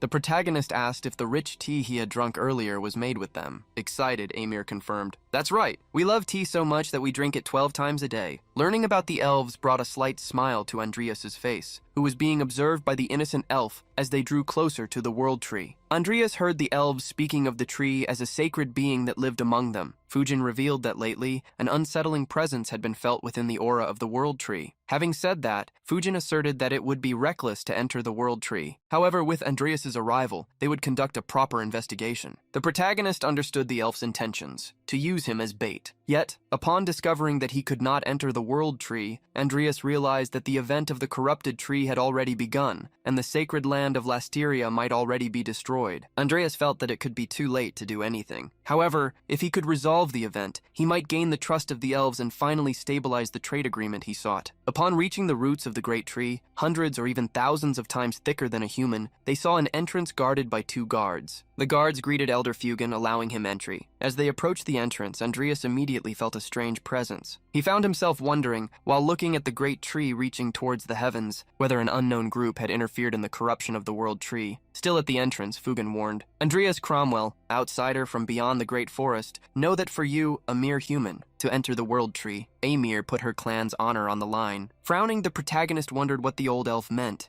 I wanted to say that Amir's attention was drawn to Elder Fugam. With the authority he held, he unexpectedly wanted to add one more condition. knowing that this would happen. Andreas cursed old Fugum, who made a sword of light materialize and ordered, "Before you enter the world tree, prove to me that you are worthy." The protagonist was well acquainted with Fugum, advisor to Klaxia. He was the strongest elven warrior and also a master of aura. Smiling, the protagonist stated he did not expect such a situation. Is this a test or something like that? Old Fugum did not deny that it was something necessary. At the same time, Emir hastily tried to remind the elder that they had not discussed this at the meeting, but the old man would not allow her to interfere. "This is something I decided for our survival, please understand." Emir, with a worried look, was reassured by Andreas. Confidently attacking with the sword, Andreas warned, "I just hope some people don't complain later." With the long katana in hand, Andreas prepared to fight the old man with the sword of light. Seeing that neither of them attacked first, Emir asked what they were doing. Next to her, an elf commented that they were waiting for an opening and added, "That human must be quite skilled." Sensing that Andreas was reading the flow of energy, Fugim realized he had learned the fundamentals, since he expected him to advance from the start, intending to set a trap. Fugim tightened his foot, pretending to advance. Instantly, Andreas moved to his side, launching an aerial attack. The old man, confident, thought Andreas had fallen into the trap. Fugim swung the sword of light at Andreas, but only struck an illusion. When he discovered it was just a post image, Andreas was already behind him. The protagonist swung the katana, but quickly Fugim placed the sword behind his back to defend himself. Unexpectedly smiling, the old man commented, "Impertinent!" In the next instant, a golem rose from the ground, throwing everything away. Emir was shocked to see the golem, while the other elves rejoiced at the sight of the flaming stone golem wielding spiritual magic. The protagonist gritted his teeth in front of the stone golem, with a crystal sphere in its belly. The elf asked, "So you are Dekrum's disciple? In that case, I will take you seriously." Andreas was surprised, as Fugin had figured it out with just a few exchanges of attacks. The protagonist imagined that Fugin would be able to handle his fencing due to his knowledge of Shrun. However, conjuring the Andes to face the golem would only antagonize the elves. As a last resort, Andreas decided to use the feeling he had experienced in the fight against Morse, the Aura Master state. Fugin saw Andreas disappear once more, imagining that he would obviously try to attack him from a blind spot. However, when he turned around, Fugin was confronted by a dozen Andreas. No one could understand what was happening or which one was the real one, facing the technique that Andreas was using to prove himself. Fugin tried to find him. However, to the elf's surprise, all the copies of Andreas were real, just like his sword attacks. A multitude of cuts fell upon the old man, who defended himself. However, the stone golem did not have the same luck. The golem vanished, shaking the ground around, nearly toppling the elves watching the fight. Soon it was revealed that only the lower part of the golem had been buried, which made Fugin sneer. "It seems all you did was stir up dust. If this is all you have, I can't allow you to enter the Tree of Life." The old elf charged forward, sword brandished toward the cloud of dust. However, all he struck was a cape in the wind. Andreas had disappeared and reappeared amidst the clothing that created blind spots. However, before he could strike the old elder from behind, the stone golem extended its hand, blocking the attack. Fugin's expression darkened, and he stared at Andreas, feeling that he had underestimated the young man. In the next moment, the pearl in the golem's belly began to release an intense red energy. The energy completely enveloped the golem and spread throughout the surrounding area. The protagonist was shocked, as the golem created by the elf was, in fact, an infernal golem. Flames erupted from the golem's mouth like a furnace. With its mouth open, it sucked in everything around it, returning a massive fire attack that obliterated everything in front of it. Shocked, Amor placed her hand in front of her mouth, filled with concern, unlike the warrior elf beside her. As the flames burned the surroundings, Fugin wondered how Andreas had fared against the attack. It was while he was waiting that Fugin heard the ground shifting, accompanied by a conjuration of a stone shield. The earth rose around the elf and the golem, and a stone dome enveloped them under Andreas's command. Worriedly, the elves shouted for the elder. The elf's voice, however, was heard. "What a surprise! You tricked me!" In the next moment, the stone shield shattered, revealing the elder unharmed. He questioned, "So you weren't a swordsman? Were you, little one?" From the frown, Andreas reprimanded the elder. "I can't believe you used fire right in front of the world tree." The old elder apologized, as the desire to live had clouded his own judgment. With a stern look, Andreas asked if he still wouldn't accept him. The old man fell silent for a moment before ordering, "Make way for Andreas Cromwell." Surprised, the guards quickly nodded. Amor rushed to Andreas, asking if he was hurt and urging him to rest, but the protagonist reassured her. Andreas then announced that he would be going inside, but Amor stopped to warn him. "The path inside the tree is complicated." "Then we are going too." However, Fugin would not allow it. "Amor, you are a candidate for the next princess. We cannot risk letting you in danger."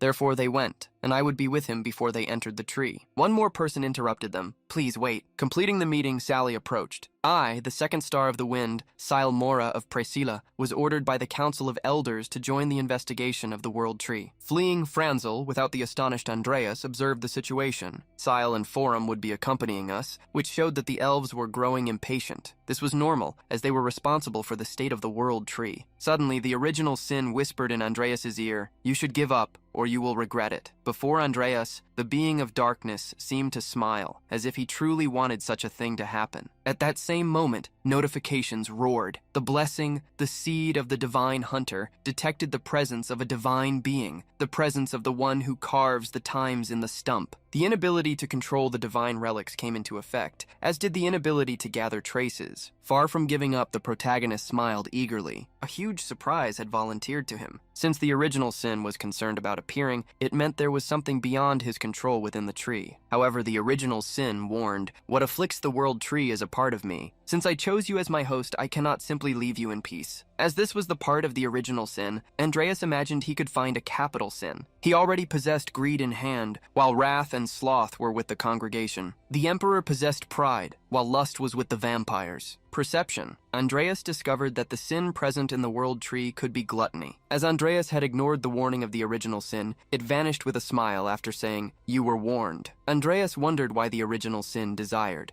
Strongly testing him with the elves in the lead, the protagonist arrived at the center of the World Tree. Upon reaching a hollow area, Fugen revealed, "This is the heart of the World Tree." Andreas looked down at the vast valley inside the tree, surprised. As they descended, Fugen asked if Andreas had noticed or felt anything. The protagonist shook his head. "Nothing in particular. We still need to go deeper to discover how to go further." That meant getting closer to the vital core of the World Tree. Fugen was not pleased with the idea, even with the Council of Elders' permission. Sale immediately turned upon hearing the Elder. "Exactly us, our kind, don't even understand what's happening here. Yet investigating based on the intuition of a mere human is absurd. We need to get this human out of here before the World Tree gets angry." The protagonist gritted his teeth, knowing what Sylvia was plotting. Knowing what to say, Andreas confronted the fate of the World Tree. "The ruler of the Great Forest is at risk. Nothing good will happen to humans either if the problem reaches the Great Forest." Sela tried to use Andreas's words against him. "So, you're helping us for the sake of human peace? It seems that so-called human goodwill is nothing more than pure self-interest, isn't it?" The protagonist frowned, scoffing, "What a creative reasoning you have." From Sile's words, Andreas realized that there was indeed something more beyond the point they were at. In light of this, he declared, "I will pay the price if my intuition is wrong." With a mocking look, Sale asked if he would bet his own life. Faced with Sale's insistence, the protagonist thought a little and surprised everyone. "All right, why not?" Shocked, Sale shouted, "You bastard! Joking around at a time like this!" The protagonist ignored him and continued, "I accept the bet. However, if there is indeed a problem with the World Tree,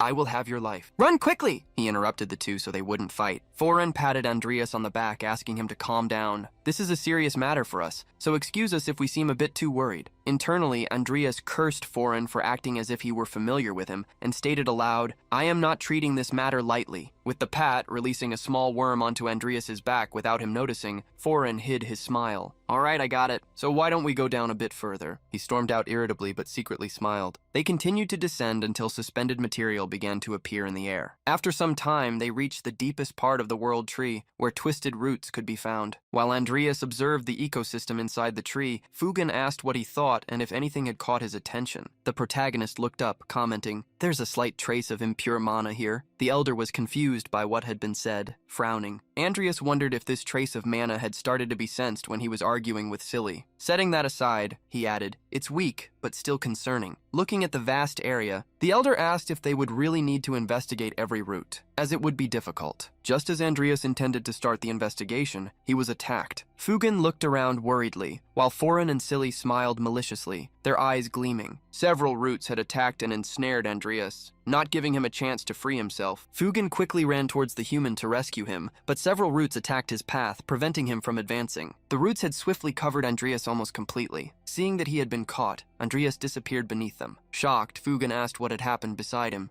Sally created an excuse. Did he provoke the World Tree's wrath? It is not known for always eliminating foreign elements with a fierce voice. Fugen recalled that such a thing only happened every 200 years, and nothing that offended the World Tree had been done. Foren tried to concoct another story to convince the elder. Did the World Tree sense the malicious intentions in the human? The point raised by Foren made sense to the old elder. This could certainly be an immune reaction exercised by the World Tree. Sylvia knew exactly what had happened. Thanks to Foren planting the larva of the glutton on the human's back, the World Tree reacted at the perfect moment. He believed that with Fugen witnessing the World Tree's attack with his own eyes, he wouldn't suspect anything. If he could already imagine the World Tree's immune reaction going haywire, as soon as that happened, it would be the perfect time to put their plan into action. Suddenly, the ground began to tremble once more. Sally shouted to the elder, "The roots are starting to move again." Warning that he would search for the human, Fugen quickly ordered the two to return and report the situation. "Call the best knights of the order here." Foren reminded the elder that a council meeting was necessary to mobilize the order's knights. "You should return with Captain Seiler, elder. I will search for the human." Fugen gritted his teeth as Foren's words made sense. Sylvia supported Foren's words, putting more pressure on the old man. The elder saw no other option, however. Before leaving, he warned, "If you find the human, avoid attacking him." Secretly smiling with malice, Foren falsely agreed. "As you command." Andreas woke up sometime later, still dizzy, looking at the ceiling above. He wondered where he was. He got up, cursing that damned original sin that never appears at crucial moments. Andreas received a notification. "You entered the interior of the World Tree." The immune system blocked a distortion of time that was detected. With one last notification, Andreas was informed that time was moving 1,440 times faster within the immune system. Surprised, the protagonist wondered how many years would pass here if he spent just a single day outside. Looking around, he questioned whether he was still within the World Tree. Knocking on the wooden walls, he realized they were as hard as stone, which meant he was completely trapped. Suddenly, a new notification startled Andreas. The germs of gluttony detected his presence. Their numbers were countless. In the holes of the World Tree's veins, various red eyes appeared. Feeling the stares, hearing the grunts, and having read the notification, Andreas was astonished. Brandishing his sword, he unleashed a powerful attack, slicing through the surrounding monsters as he swiftly moved through the cave of the World Tree, eliminating the seemingly endless monsters with the help of necromantic summons. Malene radiated dark energy, attacking the worms that tried to cling to Andreas. The protagonist had been fighting in this catastrophic situation for days, with no time to rest. Thanks to Malene, he was able to catch his breath by pausing the battle momentarily. However, the worms, which resembled giant ants, continued to appear, even devouring their own fallen comrades to increase their numbers further. Drinking one of the many potions he had prepared, Andreas wondered how long they could hold out. Finding an exit quickly was necessary. While resting, a notification appeared. Probability of evolving fencing by 31%. Would you like to evolve it? Andreas was surprised to discover that he could already make such an advancement. Outside the World Tree, some guards had been gathered due to an escape.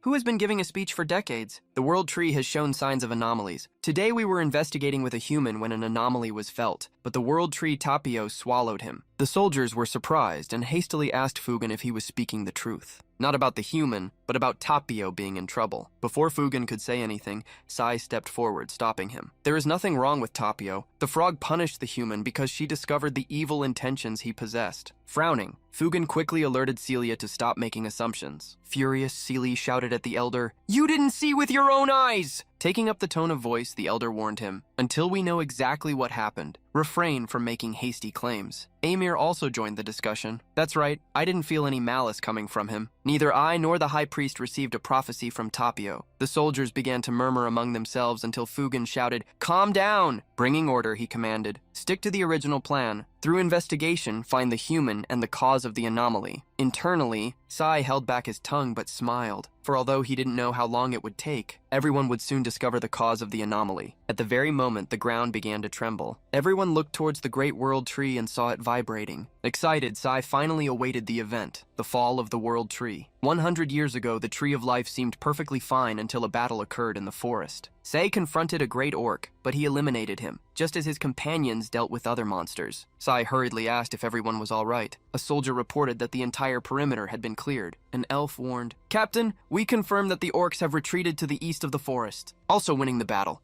Sile ordered that the wounded be taken back to Lasteria, and that all those who were well should pursue the orcs. However, someone interrupted him. Sile, cease the pursuit. Everyone was surprised to see the great decree of the priestess. The elf, clad in a long robe and accompanied by her guards, commanded that further losses be avoided. Sale quickly knelt before the priestess, pleading, "Please allow me to pursue them. If we let them go free, they will return to be a threat." However, the priestess's decree revealed that she had received a prophecy. Surprised, Sale wondered if it was about the great tree of the world. Again, the high priestess reminded him, Tapio guards the balance of life throughout Baiatra. On a night when the 3 full moons appeared, Sile and Foreign were observing the great tree. Sale scoffed internally at the priestess's words. Balance? To call it balance when we are shaken by a prophecy? Despite our strength, no. The true balance is maintaining order through hierarchy, in proportion to our strength, believing that we would be swept away as species if we continued to be restrained by prophecies. They began to act. His goal was simple, yet bloody. I will bring a new order to Baiatra. Outside the great forest, a woman with a pipe was playing with a raccoon. Oh, how cute. A man with a monocle was watching her until he warned, Miss Aisha, the clients will be here soon. Did you bring what you promised? Aisha, the faction leader of the congregation, stood up upon hearing Dragon's warning. She soon also noticed that 2 people were approaching, Silent and Foreign. Upon seeing the 2, the dark mage laid the small raccoon to sleep. Observing them, she commented, surprised, "Who would have thought that those trying to overthrow the tree of the world would be precisely beautiful elves?" Frowning, Sale cut off the conversation, asking for what had been promised to them. Laughing, Aisha joked, "You are so impatient even though you have such a long life." She then asked Dragon to give them what they wanted. Dragon approached, handing a box to the duo, something Aisha had asked them to handle with care. Tyler opened the luxurious box, checking its interior. Inside was a golden skull brooch and a larva, which left him curious. Can this really destroy the world tree? Upset, the beautiful mage urged them not to underestimate the larva. It would be amazing once it grew. Sale frowned, asking what the price would be, drooling with lust. Aisha revealed, "I've never had the pleasure of tasting an elf. The handsome young man with you will do." Tyler gritted his teeth, cursing Aisha, until she started laughing, revealing it had all just been a joke. "I wouldn't date a guy whose age I can't even comprehend." Setting the joke aside, she revealed, "Just raise the nibbleworm right. That will be enough of a price." The elf was surprised he didn't have to give her anything, and he questioned if she was sure. Cheerfully, she asked if he wasn't going to feed the insect with the world tree, which would benefit her. He asked when he would need to return the items to her. Speaking of the golden skull brooch, she revealed, "When the time comes, I will come to retrieve it. Until then, use the pendant and even train the little insect well with it." As soon as the deal was made, the duo of elves returned to the forest, watching them distance themselves. Icha resumed smoking the pipe, complaining, "What a boring man!" She returned to talking to Dragon, trying to decide whether she should take the cute raccoon with her. Foreign asked Sile if they could trust the human's word. Sile shook his head, leaving Foreign confused. With the box in hand, he looked at it and revealed, "Because the overflowing sinister mana that is the mana of this box deserves much more trust." Foreign then decided to follow the second star of the wind. Foreign, after searching for the human for 7 hours, still had not found him. He walked outside the tree's immune system, imagining that given the time, he must be in his last breaths. He walked among countless bones, searching for the body of the human. He was no less than at the exit of the world's tree's immune system. As he looked around, he was surprised to find a gluttonous worm. Shocked, he picked up the worm, larger than his own head. Why's the carcass here, if they always devour their own kind without leaving any trace? As Foreign wondered what was happening, he saw a light cutting through the wall of the great tree's immune system. Shocked, he thought, "Don't tell me that human is alive." The light swallowed Foreign before he could escape. The explosion threw him far away, just like all the carcasses of animals devoured by the great tree of the world. A curtain of smoke and dust settled throughout the digestive system of the world's tree. Foran managed to emerge with minor injuries, coughing amidst the smoke. Furrowing his brow, he wondered what was happening. A person with long black hair passed by him, hitting him on the back before he could realize it. After eliminating Foran, the disheveled-haired person looked around and wondered how much time had passed. "I need to hurry." Andreas was very happy to be a necromancer. Thanks to the undead, he was able to catch his breath. The probability of swordsmanship evolution continued to rise, and when it reached 73%, the option to try to evolve it appeared once more. Andreas thought it was a good percentage to attempt, but he wasn't sure if upon reaching genius rank, he would be able to exit the tree's digestive system. As soon as he clicked on the evolution option, Andreas felt a shock of change within his body. He screamed miserably from the pain concentrated in his head. Crying, he asked if Angela had also gone through the same thing in the past.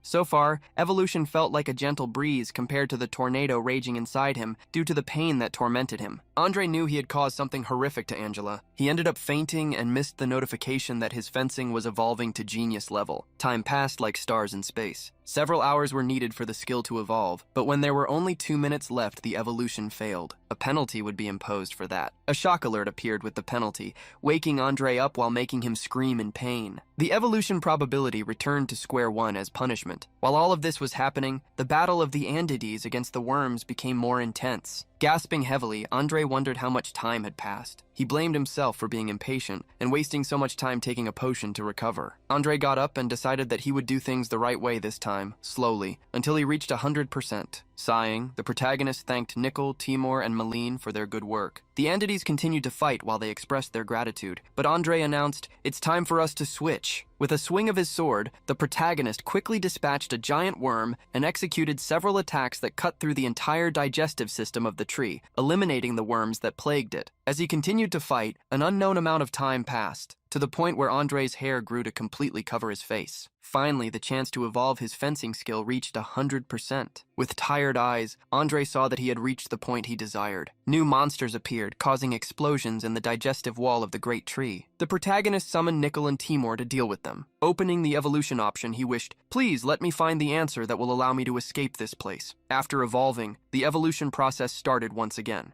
This time, 370 hours would be needed. Time passed slowly. Dozens of hours went by until the deadline was reached. Timur continued to fight, protecting Andreas with the help of Nickel. The duo hunted the gluttony worms until Andreas awoke. After the evolution this time, fencing reached the genius rank, fulfilling its objective. Power seemed to overflow from Andreas's body, along with wisdom. Slowly, he brought his hand to the sword's hilt. As he drew it from the scabbard, multiple cuts were unleashed, traveling in dozens of directions. All the worms hit by the energy slashes were eliminated without a chance of survival. Looking around, Andreas understood why brute force couldn't break the walls of the tree. With a grimly sharp gaze, he decided to use a new approach. In his trajectory, he concentrated all the aura into a single point, cutting through the inner wall of the tree. Andreas felt as if more than 4 years had passed. He could not imagine that of all the people he would encounter, it would be foreign. The protagonist had planned to give him a hard life before eliminating him, but since he didn't know what Sally might be doing, he needed to hurry. Outside the great tree, the elves felt the tremor coming from within. Amir quickly shouted, "Elder Fugan, we need to find him before it's too late." However, another person wanted to intervene. Amir, Feralim's house must take responsibility for this. "Watch your words." It was Sally who reprimanded him with a stern look. Before Amir could contest, Sally shouted, "As captain of the Knights of Lasteria, I command you. Soldiers, return to Lasteria with Elder Fugan." The elder retorted, silenced by his decision. "What are you saying? I need to investigate the world tree."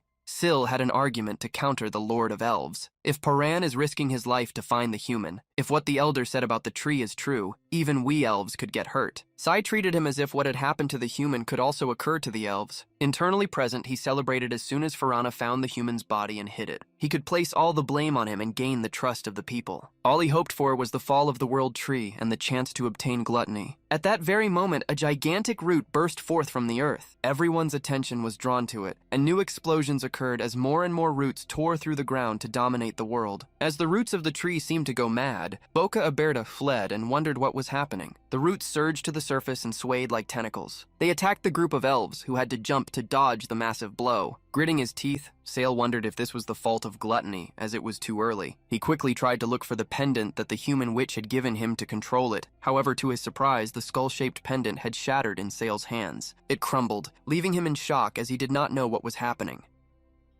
If you enjoyed today's recap and want more Manhwa content, subscribe to the channel. We're starting this journey now, and I hope that together we can strengthen this new community. So go ahead and like the video, comment for future parts, and share it with your friends. Thank you so much for joining us, and until next time.